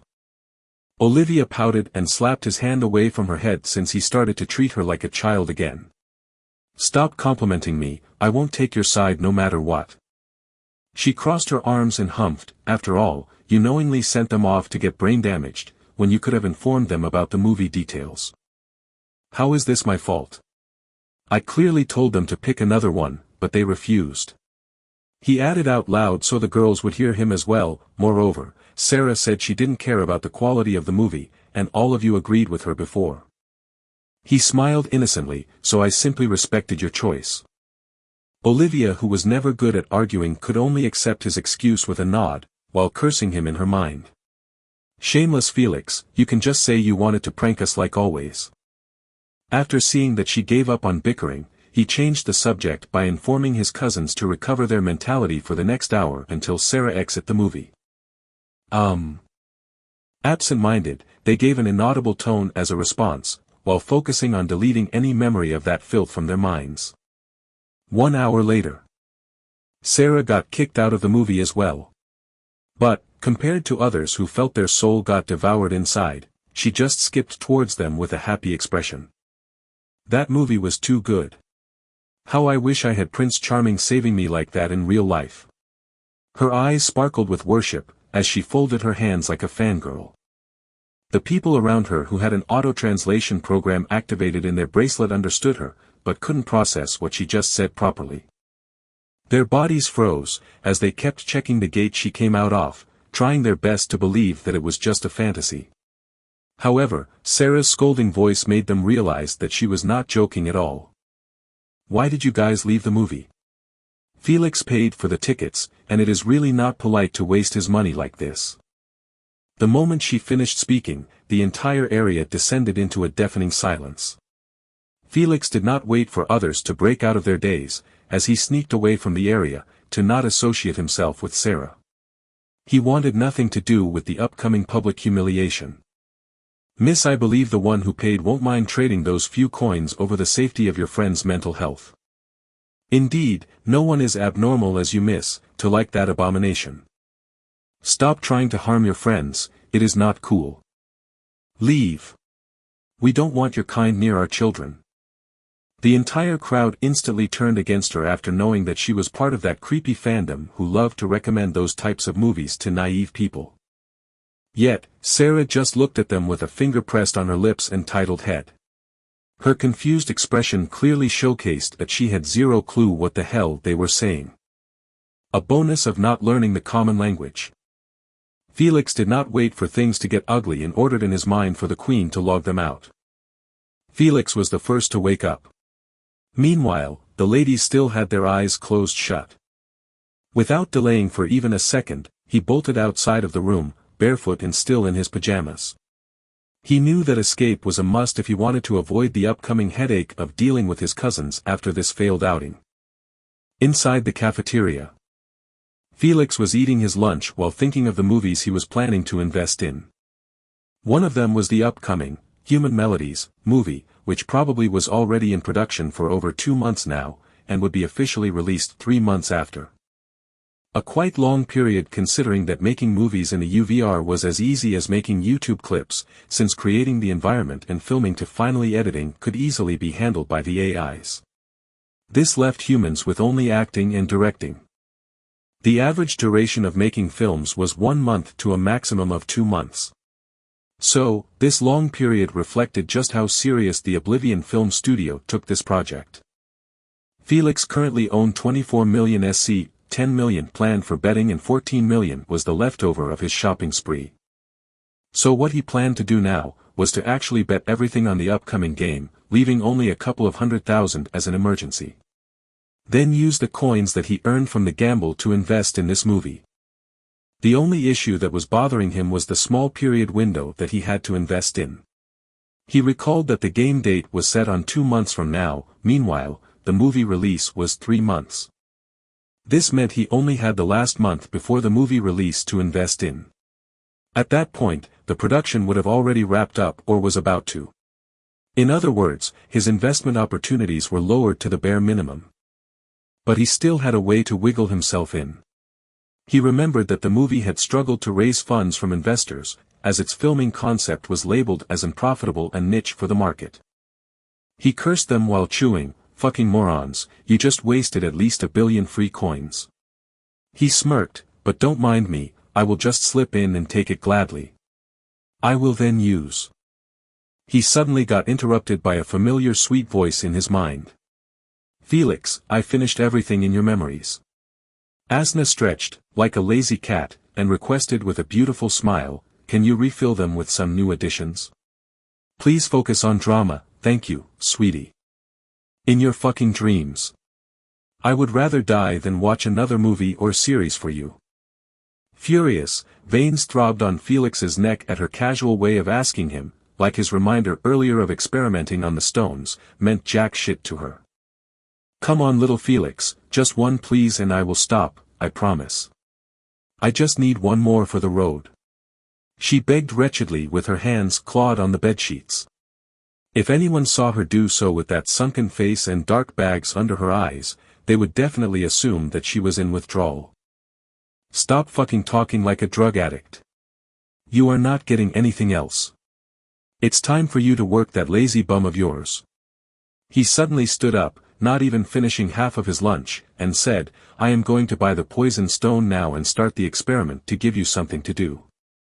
Asna began to flay her arms and legs wildly in a tantrum while crying sorrowfully, "I don't want to work. Can't I just watch movies for those 2 months before you awaken?" She sulked with puppy eyes and said, "I promise you then, I won't mention them anymore." Too bad, Felix couldn't see her cute expression. He simply kept walking towards his room with a hardened face. This time he was not going to budge on his decision. After all, he gave her plenty of time to have fun and play around, while he planned everything for their future. But now it was time for her to assist him without complaining. This was their deal in the first place, for her to assist him wholeheartedly. But so far, she did nothing but laze around. He couldn't tolerate this anymore. Depressed at the idea of work, Asna buried her head in the pillow and screamed out loud, while kicking legs on the bedsheet. "Stingy little bastard, I curse you to die a virgin." She threw the most menacing curse she could think of at him after realizing that there was no way out. Yeah, whatever. Keep swearing nothing will change." Unbothered, Felix peeked inside his room, worried that his cousins were still inside. However, after a few glances, he saw that the coast was clear. He sighed in relief and closed the door behind him. A few minutes later, he turned on his laptop and went straight for the merit shop to buy a poison stone. Shortly after clicking on purchase, a notification popped out in the corner of his laptop screen. "Your purchase has been successful. In 5 minutes a servant shall deliver the item to your room." After reading it, he turned off his laptop and put it to the side. He stood up and went to the toilet to take care of his bowls. 5 minutes later, a light knock resounded in the room. Felix bolted towards the door, opened it, took the box from the servant who was about to say something, and closed the door on his face while yelling his thanks. The servant could only scratch his cheek at this sight and leave. More deliveries were waiting for him anyway. Meanwhile, Felix sat on his bed while holding a small black box. He crossed his fingers and opened it up gently. A grin crept on his lips as took a small green pebble that had the size of a peanut outside of the box. Without further ado, he requested Asna to try and absorb the poisonous energy of the stone. Asna replied with a gloomy humph but still did as he asked and started absorbing the energy while yawning with a hand covering her mouth. The process didn't even take a part of a second before the stone shattered into small pieces. Delighted and elated, Felix's eyes couldn't help but brighten up at this sight. "How is it, did you succeed? And if you did, why don't I feel anything different? Did you absorb all the energy leaving nothing to me or what?" Asna got annoyed by his barrage of inquiries and replied with a disdainful sneer. "Stop asking stupid questions, you moron. Do you honestly think that I, Asna Origin of Laws, can't even absorb this trashy energy?" She raised her voice, "And how dare you insult me by providing me with this pathetic amount and saying that I took it all? It was not enough to even fill a single body pore." Felix laughed sheepishly as he realized that he acted a little bit too excited, since he also knew that the energy content of a low-grade stone was quite a trash to even humans, don't even mention Asna. Alright, this was merely to test if we could absorb energy without a beast bloodline, and not enhance my poison affinity. He smiled and dusted his hands from the small pieces of the stone. "Oh, now that you mention poison affinity, I have some bad news to deliver." She covered her mouth to hide that wicked smile behind and explained, "My previous estimate on the period needed for enhancement to reach a 100% affinity rating was quite off by a mile, since I used my own race elemental. Trashy resources to calculate, not your human race elemental stones." Felix's heart sank to the depth of the abyss, as he knew that whatever was about to come was not going to please him at all. "Now that I absorbed this shitty stone, I can claim with certainty that to reach 100% rating from 59% it will take 10 years of absorbing this low-grade energy. Congratulations, sweetie, over this great news. Asna never knew that revenge could be served so fast." Felix's eyes almost rolled back in his head as he leaned on the wall for support.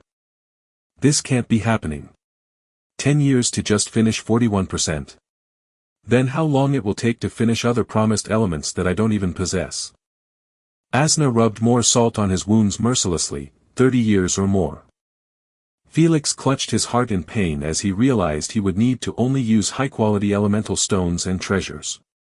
Things that were either too expensive or simply couldn't be bought by his trashy reputation. My beautiful future has just got bleaker. He cried out in despair with his knees on the ground while staring at the ceiling of his room. He truly began to regret even doing this experiment. They were not lying when they said that ignorance was a bless. Chapter 53 Shapeshifter Penis. The bottomless pit of his bloodline path was getting deeper and deeper, and if he didn't keep up with it, he would be buried sooner or later. Frustrated, Felix massaged his temples over this sudden headache that threw all his plans down the drain. He assumed before, that if bought those low-grade stones with merit points, he could save up his coins as well as enhance his rating until it reached the peak, in about 6 months or so. But now everything went to smoke, as he needed a large number of coins if he wanted to obtain higher-grade stones. Although he had solid channels to buy at least medium and high-grade stones, they would still cost him a leg to obtain them in large numbers, since there was always a high demand for them. Especially uncommon elements such as poison. Now that he prepared a bloodline for his awakening, he shouldn't be bothered about it for a while. But elemental stones were a must-have resource for everyone due to its versatile effects and benefits it provided. Such as, recovering lost energy after releasing abilities. Not to mention its uses as a basic material for creating most substances and potions. Of course, those potions and substances only utilized high-grade stones or above, as for mid and below those were used only by low-level bloodliners. This meant that the demand for those stones could never outweigh the supply, and for Felix to secure a stable channel of getting them at first hand, he needed authority and massive capital to support it. The only way to obtain at least one of those was for the investment plan to be carried out no matter what, and also put substantial emphasis on it. Otherwise, he would always keep slaving himself to secure coins for stones, and this was going to definitely delay his bloodline path immensely. A few minutes later, Felix stopped moping over the matter and went to pour himself a glass of water from the kitchen. After drinking the glass of water, he sprinkled some drops on his face and slapped his cheeks lightly. "Come on, Felix, this is but a minor setback. Don't let it and that which affect your mentality." Refreshed, he wiped his face and asked Asna, "If I brought you middle and high-grade stones, will you be able to calculate the duration needed to reach 100% rating?" "No matter what stone or treasure you bring, as long as they have elements, I can calculate everything about them, whether the duration or the amount needed." She smiled smugly. "Alright, let's get it over with now.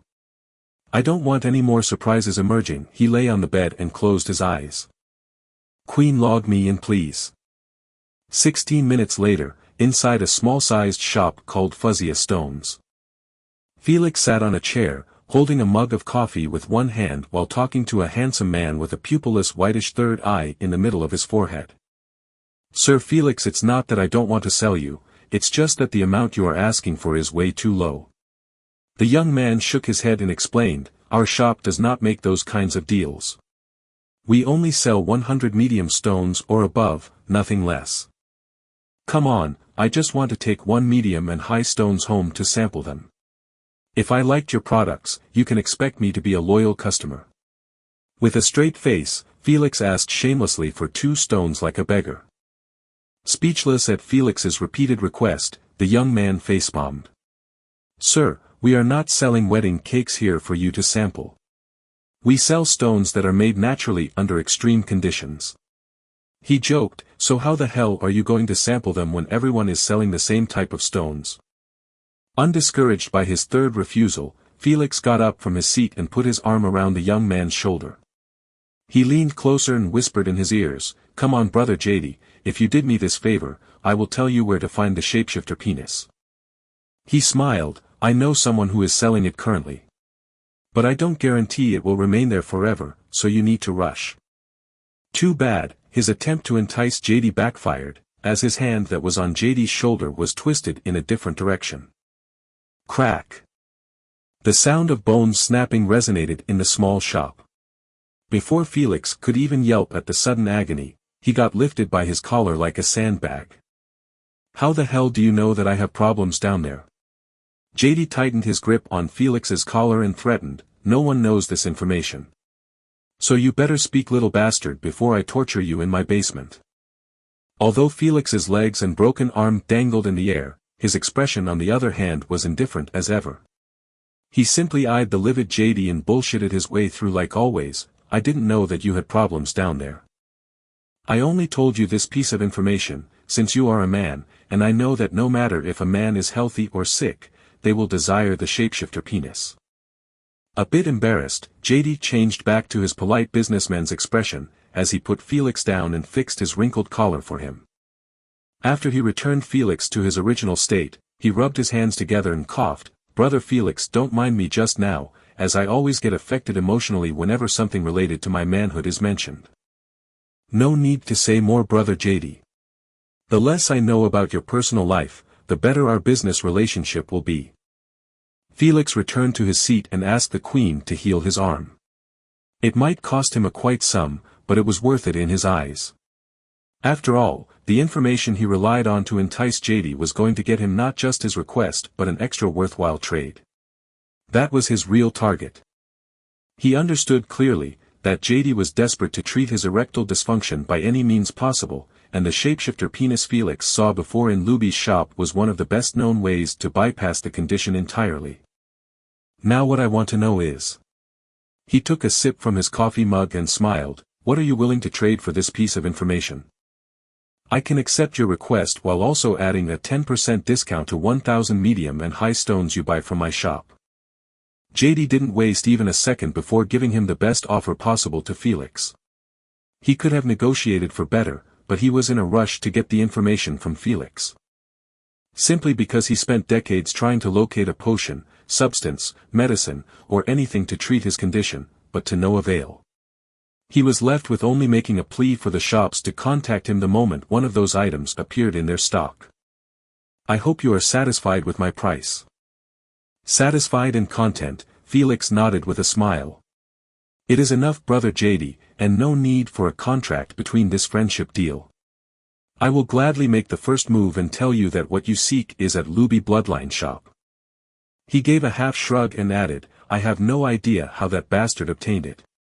But, I saw it there the last time I went to buy something. Joyful, JD laughed and extended his hand for a handshake. You truly deserve my friendship with your quick thinking. Since we are not doing contract, let's shake hands on it like gentlemen. Just what I prefer, Brother JD. Felix shook his hand with a chuckle as well. JD transferred the serial number of the stones to Felix without hesitation and offered, I can take care of the shipping as well if you want. No need, I want to use the Wormhole Express. He explained, but before doing so I want to add as many items as possible, so I can deliver them all at the same time to lower the costs. Good thinking, Brother Felix. He curled his lips in disgust and said, it is always better to ship as much as possible using those blood-sucking worms express. Indeed. Felix put the mug on the table and stood up, planning to leave. He had no reason to remain anymore and delay JD from running his errand. He clearly saw a hint of rush in JD's eyes, but he didn't say anything to not appear disrespectful. So Felix decided not to extend his welcome and bounce. Every favorable action could earn him extra brownies with JD. He knew that this man was one of the few individuals he had to hug their thighs if he wanted a stable platform to get his stones from. All right, I will see myself out. He bowed his head slightly and said, goodbye, Brother JD, until we meet again. Goodbye, and my shop will always be open to you. JD said out loud while waving his hand towards Felix's retreating back. The moment Felix closed the door, JD's eyebrows instantly frowned as he tapped on his bracelet, trying to call on Luby. A few seconds later, Luby's voice resounded in the shop. To what do I owe the pleasure? Livid at hearing his nonchalant tone, JD smashed the table into two, like it was made out of moldy wood. Didn't I tell you to inform me the moment you obtain the shapeshifter penis? He roared out loud, almost causing internal bleeding in Luby's ears. So why the hell am I hearing about it from a stranger? He lowered his volume and threatened, explain yourself or you can forget about me recommending your shop to my VIP clients anymore. Sir. JD, it's not that I forgot to tell you, but that another VIP told me to reserve it for him. His voice cracked from fear of losing his VIP clients. He offered triple its price. So I can only sell it to him to not offend him. I don't give a shit if he paid triple, I can pay quadruple, and if you are still indecisive, you can create a small auction between us to bid for it fair and square. He comforted, I doubt that VIP will take it on you for it. Alright, that works for me just fine. Luby replied eagerly over the large pie that just fell in his lap. He knew that by informing JD himself, he could have got the same result. However, he still didn't, as he had signed a contract with that VIP forbidding him from mentioning any details about the shapeshifter penis to anyone. But now that JD found out about it from another source unrelated to him, he was more than glad. Heck, he wished he knew the name of that stranger to give him a good kiss on the cheek. Good, now make it happen ASAP. And call me when you are done. He threatened him openly, I tolerate no games or tricks. So you better not bullshit me with that VIP. Otherwise, you would not like the outcome. Luby did not dare to make a fart after hearing his threat, since he understood that JD had ways to find his real address. You got it, sir. 3 days from now you will hear from me about the date of the auction. JD immediately hanged up after getting the confirmation he wanted. Afterward, he stared at the shop in trance in deep thought, did he really not know about my secret, or he found out about it somehow and lied? Whatever it is, this problem of mine will be fixed once and for all. At that point, it won't matter if he lied or not since there will be no issue in the first place. He glanced at his crotch that was lying dormant and unexpectedly put his hands inside his pants. Soon the dragon shall awaken with multiple shapes and forms. He grinned, beware ladies for I am about to come. JD already began counting his eggs before the chicken even laid them. Hopefully, his dream wouldn't get shattered by the other VIP. After all, he might be just as desperate as him. Chapter 54 Awakening Mock Practice. In the family headquarters, at the gym. Felix was currently running on the treadmill, wearing tight sportswear and AirPods on his ears. His breath was steady and had only a few sweat drops on his forehead. Running next to him was Olivia, who had the same outfit on. The only difference was that her struggle to finish the run was clearly shown through her heavy breaths. Although a month already passed by, she still wasn't used to running 5 kilometers each day, plus doing other exercises at once. A few minutes later, Felix got off the treadmill and started to stretch on the ground, preparing to do 100 push-ups, 100 squats, 100 sit-ups. He felt that 50 for each exercise was just a waste of time for him, as it was not actually helping his body fitness improve at all. So, he doubled the amount on day 3 since the camp started to this point in time. Felix, how do you feel about the pain tolerance that's going to start tomorrow? Olivia stopped the treadmill and sat down next to Felix. Confused, Felix removed the AirPods and asked, "Did you say something, Ollie?" Olivia repeated what she said and added with a hint of fear in her eyes, "Also, do you think they will shock us with electricity to build our tolerance or just beat us with sticks as I saw in videos? What's going on that mind of yours to think like that?" He face-bombed and explained, "Did you forget about the UVR? They can simply use the party feature and take all of us inside. Then buy the awakening package from the Queen AI. New novel chapters are published on novelpub.com. What does it do? Are we going to practice awakening? Exactly like you said, but with more depth." He pointed at his back and Olivia understood what he meant. She laid her hands on it and began to push him down the floor, helping him stretch. After a couple of pushes, he thanked her and continued his explanation. To awaken in real life there are only 2 paths. 1. Succeed and emerge as an awakened, or die in your own agony while slowly watching your flesh dissolve. However, in the case of awakening in the UVR, the pain degree can be controlled, and the process can be cancelled whenever things start to get ugly. So this is how it is going to be. Just like a mock exam. She crinkled her eyes and nose and said, "Now my cousins who can't even handle the pain from the practice won't dare to awaken for real, right Felix?" Her happiness was understandable, as before 70% of her cousins were destined to die based on what Felix said, but now with this mock practice, she believed that no one would continue on treading this path, knowingly that awakening was impossible. After all, it was only common sense to not risk awakening for real, when the mock practice wasn't passed successfully. However, Felix sneered at her naive thoughts. "Stop fooling yourself, Ollie, at this point, no one is going to back out no matter what happened. They will always think that they are the chosen ones destined to awaken. So they will go for it either officially or hidden, even if they couldn't handle 1% pain from the practice. Can't I just inform them that to have better chances, they will need more pain relief bottles?" She murmured with her shoulder sloshed. Visit novelpub.com for a better experience. Felix replied calmly while doing his push-ups, "Be my guest, just don't get your hopes up, since whether you inform them or not, the maximum bottles they can have is still 2. That's only if they were lucky and bought them at the start. So nothing can be done then. I really don't want to see my sisters die." She chewed on her lips and stared at him with watery eyes. Annoyed by her whining, he stopped doing his push-ups and pointed a finger at her head, "Focus on yourself first. I doubt you will be able to awaken with even 20% duration." He scolded her, "So before putting death flags on others, remove the one on your head first."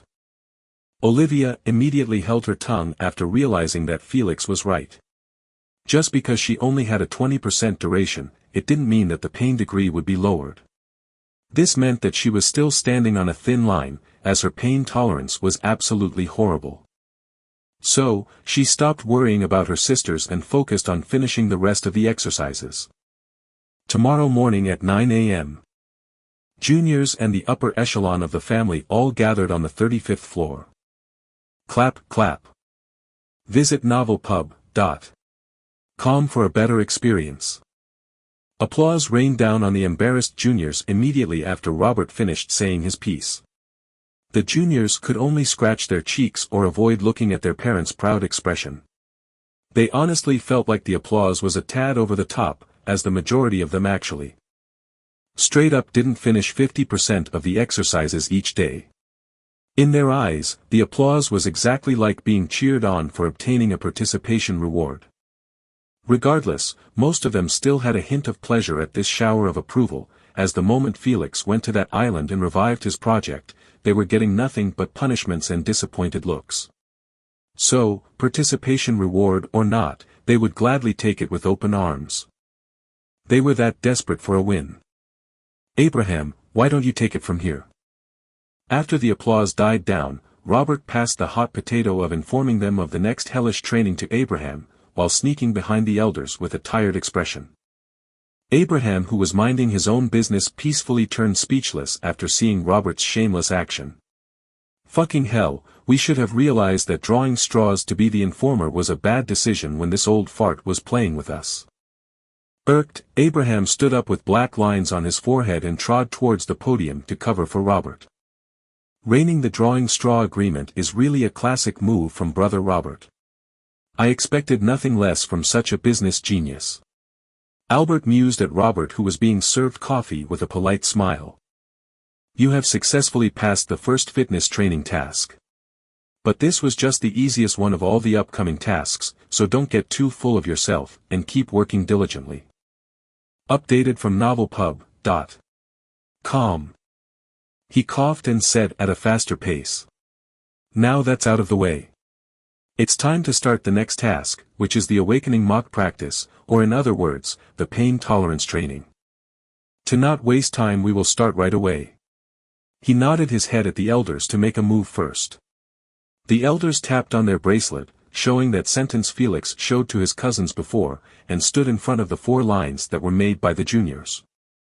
This task will be carried out inside the UVR, and before you get excited, you should know that you are merely entering the white personal room of the user, not the UVR world itself. So don't get your hopes up. The light that shone in the eyes of the juniors was extinguished as fast as it appeared. Uncaring about their disappointment, Abraham began explaining how the party feature of the AP bracelet worked.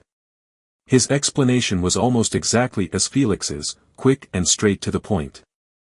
The juniors began doing exactly as he said, by memorizing the sentence and lying on the ground after. Begin the process. As soon as they heard Abraham's thunderous declaration, the elders started touching the juniors' foreheads. A couple of minutes later, the last junior closed his eyes and stopped moving just like the rest.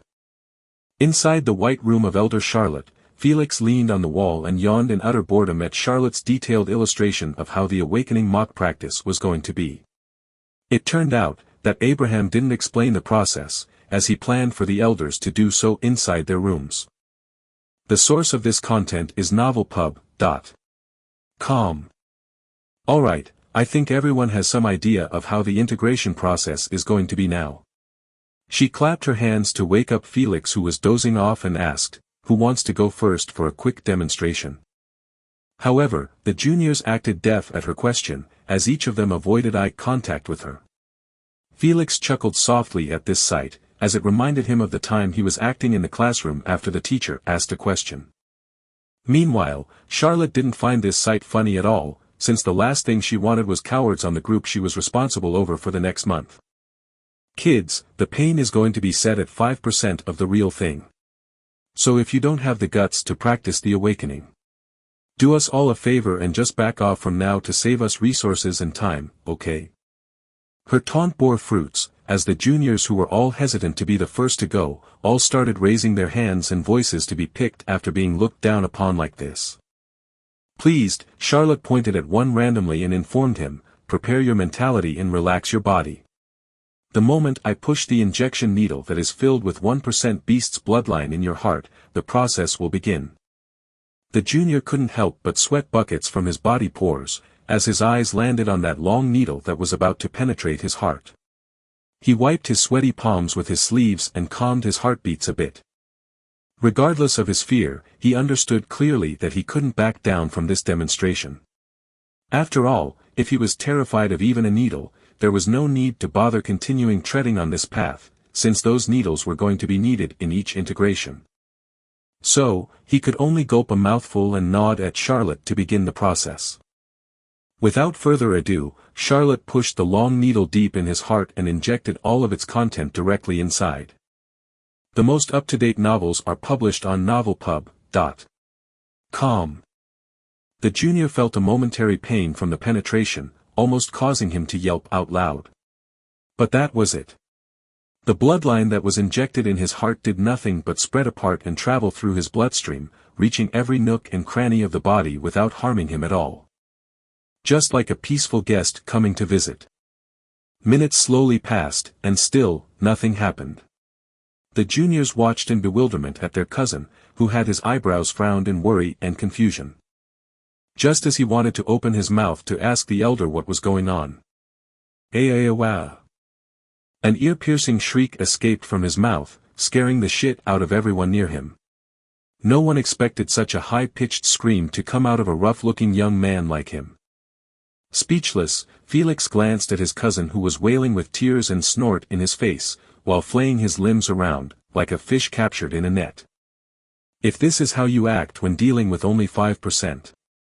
Are you going to levitate in the air when you take 100%? He covered his eyes at this embarrassing sight, not wanting to see any more. If everyone is like him, then we will lose at least 80% of our juniors in the process. Updated from novelpub.com. Meanwhile, Charlotte's eyes were emitting waves of despair at this sight. She was truly about to lose faith in those juniors if everyone's pain tolerance was the same as him. I hope others perform better. Otherwise, by the time they try to awaken for real, only dead bodies will welcome us. Hopeful, she switched her sight from the junior who passed out due to pain, marking the failure of the process, to the rest, who had horror clouding their faces. They knew that fainting meant instant death. So for their cousin to actually fail awakening from just 5% of the pain, they couldn't help but feel a sudden chill at the thought of awakening for real with 100%. It was only now, that the true face of awakening was shown to them in all of its glory and obscurity that the World Council was hiding from them. Chapter 55 New Approach to Practice Awakening. Drag him to the side, and sit down. Charlotte didn't wait for them to break into chatter after that sight. She had no plans to alleviate their worry and fear, as their stay inside her room was limited to 4 hours, thus she had to make the best of it. We have no time to waste by going one by one. So you will all start at the same time. She saw that her order wasn't taken into consideration, as each junior had their eyes either fixed on their cousin who was twitching from time to time, or at their toes counting how many they have. Irritated, she frowned her eyebrows and decided to at least motivate them. Otherwise, their anxiety would affect their awakening process. We will start with 5% in 10 minutes, and if you fainted during it, it means you are out. She extended her hand widespread, showing 5 fingers and added, but if you manage to stay awake until the duration passed, you will be rewarded with 500 merits. Understood? Understood. They replied with a little bit of vigor. But, their nervous expression did not change much. After all, no amount of merit could encourage them to look lightly at the integration process, following the horrifying scene they just regarded. Felix sat down first in a meditation position and waited for Charlotte to make a move. His cousins soon did the same, while looking at the long needles, hovering near their hearts. Gulping noises resounded in the room, each time the piercing tips of those needles gleamed under the light. Suddenly, one of the females couldn't handle the view anymore and fainted with eyes rolled at the back of her head. Thud. The moment the body hit the ground, everyone stared at her speechlessly, not knowing why the hell was she here when she had trypanophobia. The most up-to-date novels are published on novelpub.com. Helpless, Charlotte rubbed her eyelids and kicked her outside of the UVR. After all, she was not qualified to awaken if she couldn't even handle the image of a needle, nonetheless penetrating her heart with it.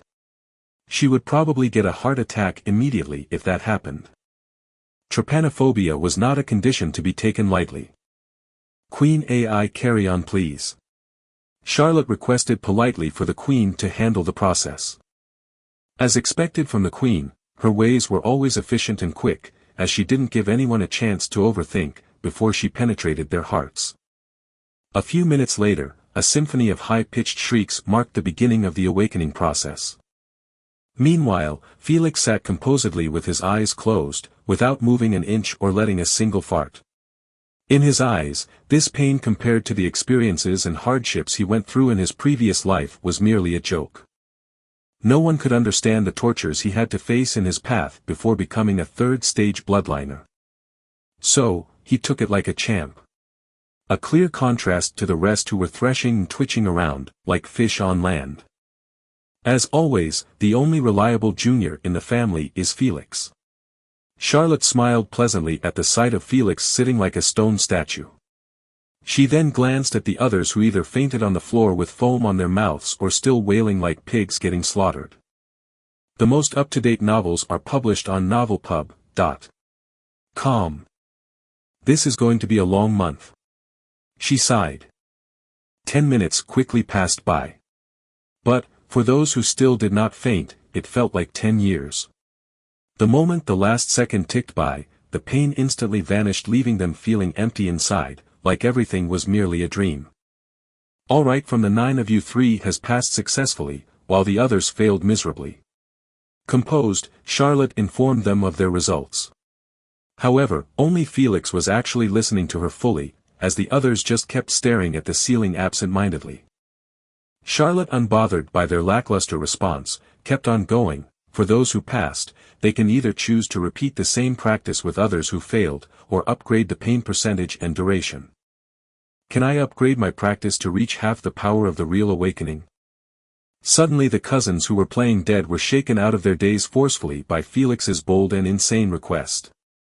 They didn't dare to believe that he had actually asked to upgrade from 5% and 10 minutes to 50% and 15 minutes. Such a large upgrade was simply what a masochist would ask for. On the other hand, Charlotte's eyes gleamed with delight at his request. Her cold, unmoving lips couldn't help but widen a bit. Yet, what came out of her mouth was the total opposite of her creepy expression. The most up-to-date novels are published on novelpub.com. Are you sure, Felix?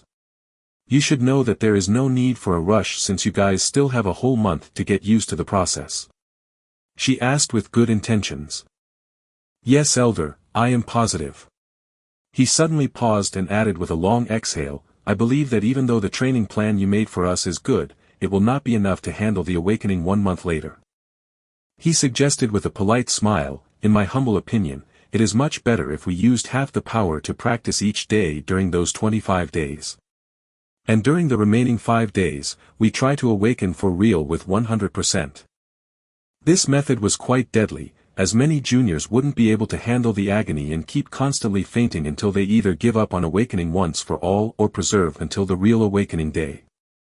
At that point, those who stuck with the constant torture would have higher chances of succeeding for real, since the pain duration would actually get reduced by the potions.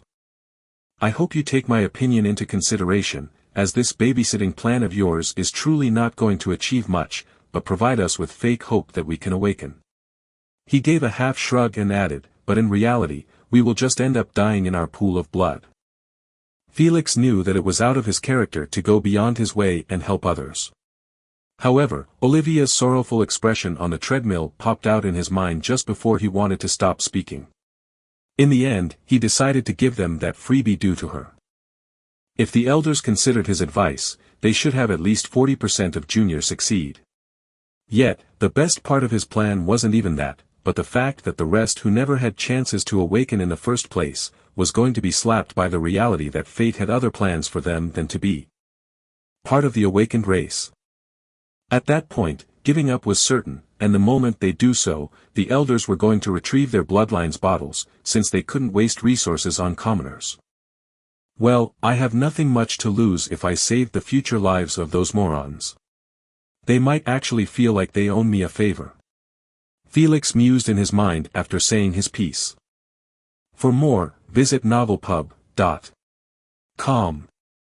Charlotte's eyes were on the verge of spewing beams of light, each time she heard his voice, like angels singing heavenly music in her ears. Felix recoiled a bit at the creepy way she kept looking at him. But soon his tense shoulders eased up as he heard her say, "What you said is exactly what I had on my mind, and I even shared this plan to the elders and parents."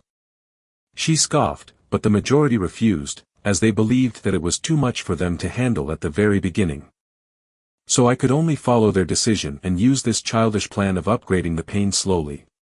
She sighed in dejection. However, that expression didn't even stick for 1 second before it got replaced by a devilish glint that sent cold shivers on everyone's back. But now that you suggested it, and with me supporting it, they will have no choice but to follow our plan. She chuckled and said, "Otherwise their face will be slapped after they see you practicing with 50% while their children with 5%. Elder Charlotte, we are only thinking about their safety, nothing more. If not, we would have never mentioned it." Felix rubbed his hands and grinned as well. Charlotte laughed sadistically for the first time while staring at the juniors who were shivering on the floor in fear from the voices of this evil do. "Hee, dear Felix, the first share the same view as you. This is all for them. Too bad no one appreciates our goodwill." Indeed. For more, visit novelpub.com.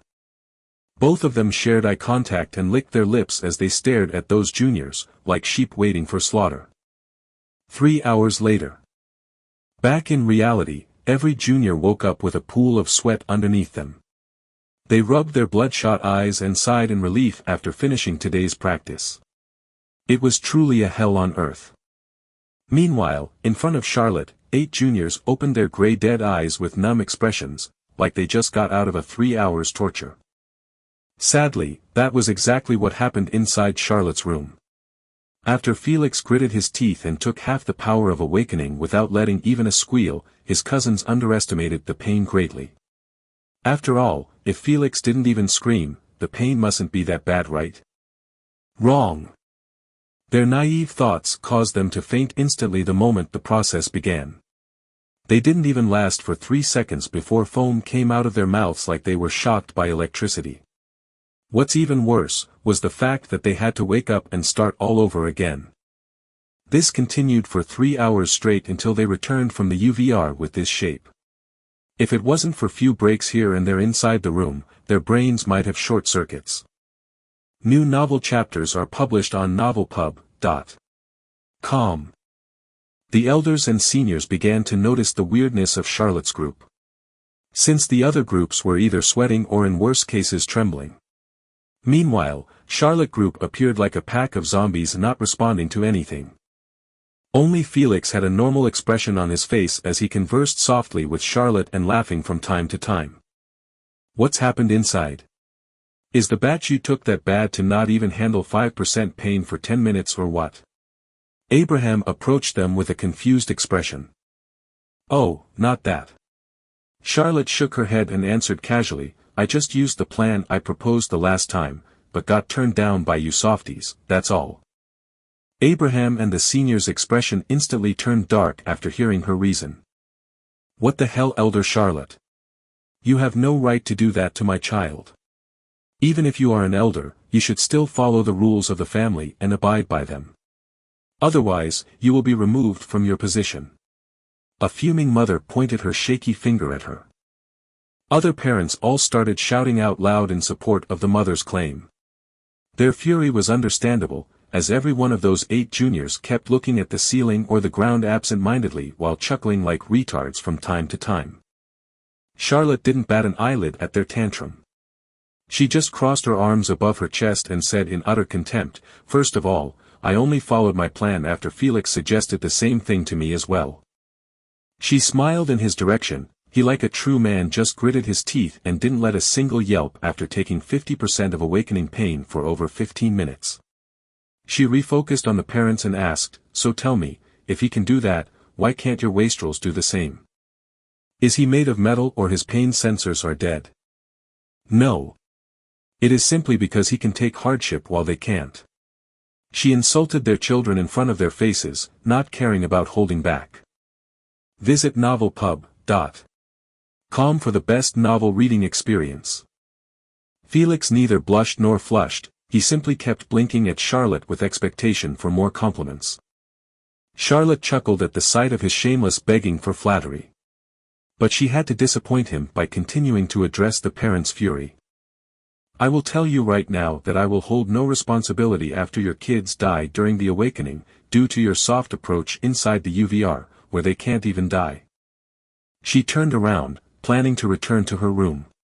However, her calm voice kept ringing in the ears of everyone. You can either break them during the awakening mock practice or give them false hope that awakening was achievable by your mild approach. It's up to you, not me. Chapter 56. The assembly fell into mayhem. The parents weren't able to say anything, as she left them stranded in the middle of the argument like this. Actually, even if she stayed, they didn't have any solid counter-argument to add on. Especially, when Felix whipped out his phone and started playing in a game like he never entered the UVR. With their children. In the end, they didn't want to embarrass themselves any further. So they just let it go and stopped mentioning this issue anymore. After all, it wasn't like their kids were dead or anything. Abraham decided to intervene at this point to change the subject, by asking Felix with a hint of disbelief in his tone, did she say the truth? You managed to handle 50% without issues? It was nothing much, to be honest. He lifted his head from the phone and smiled, I believe that my cousins can handle it as well if they got exposed to that pain. Some of them might only need 3 times while some will need more. But in the end, I trust in their tolerance to help them pass through it successfully. You just need to give them a chance. Am I right, guys? He spread his hands with a sincere smile, as he looked at his cousins. In the eyes of the elders and seniors, he really resembled an uncle who had his cousins' well-being set as a priority. However, the juniors only saw the devil in that form, trying to drag them to hell with him. But, they could do nothing about it and just get dragged with a smile on their faces. He is right. We want to change the plan as well, and start training the same way as he does. He is no better than us, if he could do it, we can achieve it as well. We just need a little bit more time than him, that's all. A short red-haired cousin trembled, each time a boastful sentence came out of his stiff lips. In the end, he couldn't handle saying more and passed the ball to his cousins. Right, guys? The rest had no one to save them from this shit-hole that Felix threw them in. They understood that only by accepting his flattery would they save face for their parents. Thus, the poor lads could only support their cousin with fake bravado. Indeed, 5% was nothing, I didn't even faint. Even though I passed out, I firmly believe that I will not faint next time during 50%. Fuck, why don't you say that while lifting your head, James? I dare you. Imagine fainting at 5%, yet daring to say such bullshit. You really love slapping your parents' faces, don't you, James? Enough insulting him, guys. He passed out over 30 times during the past 4 hours in my group. Sarah whirled her finger at her temple and said, so I believe that really messed up his head. Damn, 30 times in 4 hours. He must have broken some world record with that. Meanwhile, I only fainted 15 times. At least you passed out 15 times.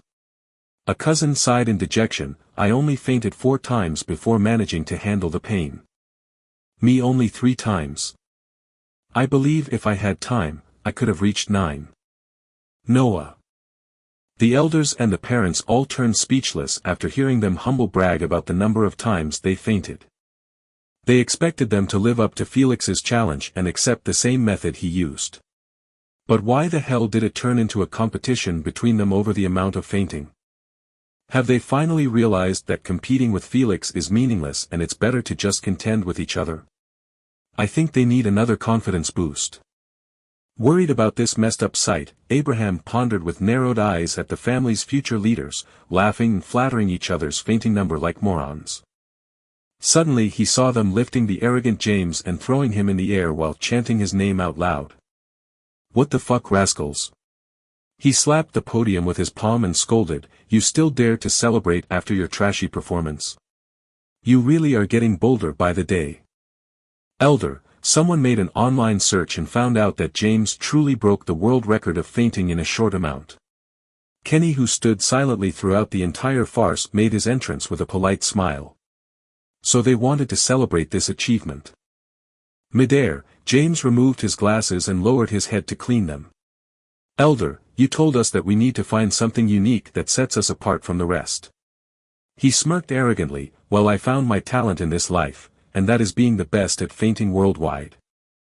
Heh, I can already see myself making tours around the world, showcasing everyone my gift. This is my path in my life, and I am glad I found it this early." The juniors couldn't help but put him on the floor and distance themselves from him after hearing his retarded dream. They truly began to believe that he had a screw loose after fainting that many times continuously. Unbothered by the dumbstruck and worried gazes everyone was giving him, James wore his glasses back on and left the floor with that confident smirk still planted on his face. He was truly not bullshitting them. Meanwhile, Felix had absolutely no idea what was happening around him. Since the moment he answered Abraham, he wore his AirPods and focused on playing his league match under the curses of his teammates for going AFK. Furious elders, embarrassed parents, humble bragging juniors, Felix playing on his phone, and finally James, who walked out of the floor arrogantly to pursue his dream. This gathering could not get any weirder. So the elders just excused everyone and ended the assembly early, on this uncanny note. Indifferent, Felix threw his broken phone in the garbage bin immediately after entering his room. The toxicity of League's community was truly one of the deadliest poisons in the universe. Without further ado, he went to the bathroom first, planning to take a quick shower, so he could make a phone call to the Wormhole Express after. It turned out, the lady boss already contacted him earlier this morning, to inform him about the shipment arrival in her shop. That meant, he finally could use the serial codes of the pain relief potions without a problem. He was simply waiting for them, so he could make one delivery that includes everything he bought in the UVR all at once. 10 minutes later. He sat on the couch, wearing only a bathroom robe on. He was obviously impatient to not even dress up first, before making the call. Fuck me, I don't remember their phone number. Annoyed, he asked for the all-knowing queen to give it to him. Suddenly, a long list of phone numbers was displayed before him, each for a different race. His eyebrows twitched, as he forgot to mention that he wanted the human branch one. "Sorry, can I have the one for humans?" "As you wish, Sir Felix." The queen left only one number on the long list and even highlighted it with green light, so he wouldn't miss it. Felix smiled and thanked her. Although, Felix could simply just order her around and she would obey since she was merely a basic version of the real queen. He still felt that it was improper, as she was always nice to him, especially in his lowest during his previous life. So, he always treated her like a real person and only made requests, not orders. Ring ring ring, clack.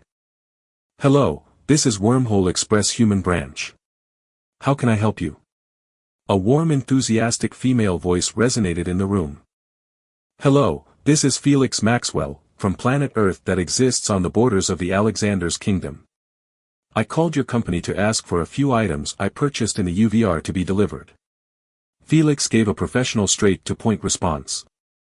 "We are happy to do business with you, sir. I just need your AP bracelet ID number first to obtain your personal details." She paused and requested, "Can I have your permission to do so?" "Of course, be my guest." A few moments later, she informed him, "All right, we have your planet coordinates as well as your home address. Do you want us to deliver your items to your current address or you want to change it?" "Leave it be. I want my stuff to arrive here," he replied. "Good, now that we got that out of the way, I need to ask if you have the serial codes of the purchased products, or they are still in the seller's hands." Without answering, Felix swiped his finger left on the hologram and sent all of his items' serial codes, from potions to stones. Pleased by his cooperation, her voice got a bit warmer. "Finally, we need to discuss the delivery method and their prices. If you are not familiar with them, I can explain in detail each one benefits and their required payment. No need, I want to choose the basic 7 days delivery plan. Felix didn't bother hearing her explanation of those VIP methods that he couldn't afford even with his current capital. As you wish, sir. Based on the current number of items you provided us, the delivery price shall be 550.500 SC. Do you give me permission to deduct it from your bank account? She requested with a tone lacking in the previous warmness. It seemed that she wasn't pleased by his commoner choice. Go ahead. Composed, he gave her his permission. Yet, his hand that was clutching his chest in pain, said otherwise. Fucking blood-sucking wormpires, asking for $500,000 to deliver 30 items or less. Peep. His bracelet vibrated slightly, entailing that the payment had been successfully transferred. It was a great pleasure dealing business with you, sir. I hope you have a nice day, goodbye. She instantly hanged up after getting the money, not waiting a single second to hear his response. Felix wasn't mad even a bit at her disrespectful way of treating him. He understood that every basic customer like him was treated like this by every company. Whether in the UVR or the universe. You only get shown respect when you slap them with your massive Donger bank account. He stood up from the couch and went to order lunch. Yet his thoughts were on a completely different matter. His mind was trying its best to find a way that could help him avoid his family after he awakened 7 days later. He never planned to wait until the end of the month and do it with his cousins, as the faster he awakened the earlier he would reach greater purity in his integration and began his climbing journey on the SG individual ranking ladder. If he went and did so, he must hide thoroughly, since it was quite impolite to awaken without informing the elders and his grandfather after all the care they showed him. The way of hiding himself was what annoyed him the most. He simply couldn't disappear for 23 or 24 days straight. The elders weren't fools to not figure out that he was hiding from them. Fuck it, I will show my best form during those 7 days, and pretend that I was sick after. As long as I don't obtain a high-profile mutations, I should be safe. Felix stopped bothering too much about it and just decided to go with the cheesiest trick in the book. As his thoughts became clear, he remembered his free-loading tenet. Asna, where did you go again? I thought you had nothing to watch. So why didn't I hear anything from you the entire day? A few minutes later, no response came through. He repeatedly called yet still nothing. This time he wasn't mad at her lackluster response, as he figured out pretty quick that she was probably asleep. His guess was right, as Asna was really sleeping peacefully on a mist-made bed, with dark eyes from mental exhaustion. It was only a natural result after she spent 6 months binge-watching movies and series without a pause. No matter if her body needed sleep or not, the consciousness always needed a break from time to time. Otherwise, she would turn insane. Sleep was truly a gift one should treasure dearly, as some people couldn't even enjoy such a basic human need. Chapter 57. The delivery has arrived. Eager and quite impatient, Felix roamed around the living room with his hands folded behind his back. He couldn't sit still for even a second, as his items were about to arrive in a couple of seconds. A week had already passed by in the blink of an eye. Felix already stopped going to the awakening mock practice after successfully enduring 100% for over 20 minutes continuously. His results showcased that he was absolutely ready to awaken for real. Thus, there was no point in torturing himself with the rest. Meanwhile, the same couldn't be said about his cousins, as they weren't able to even endure the basic 50% for 5 minutes before passing out. This constant daily torture forced 10 juniors to quit the training camp, and return their bloodlines bottles to the family.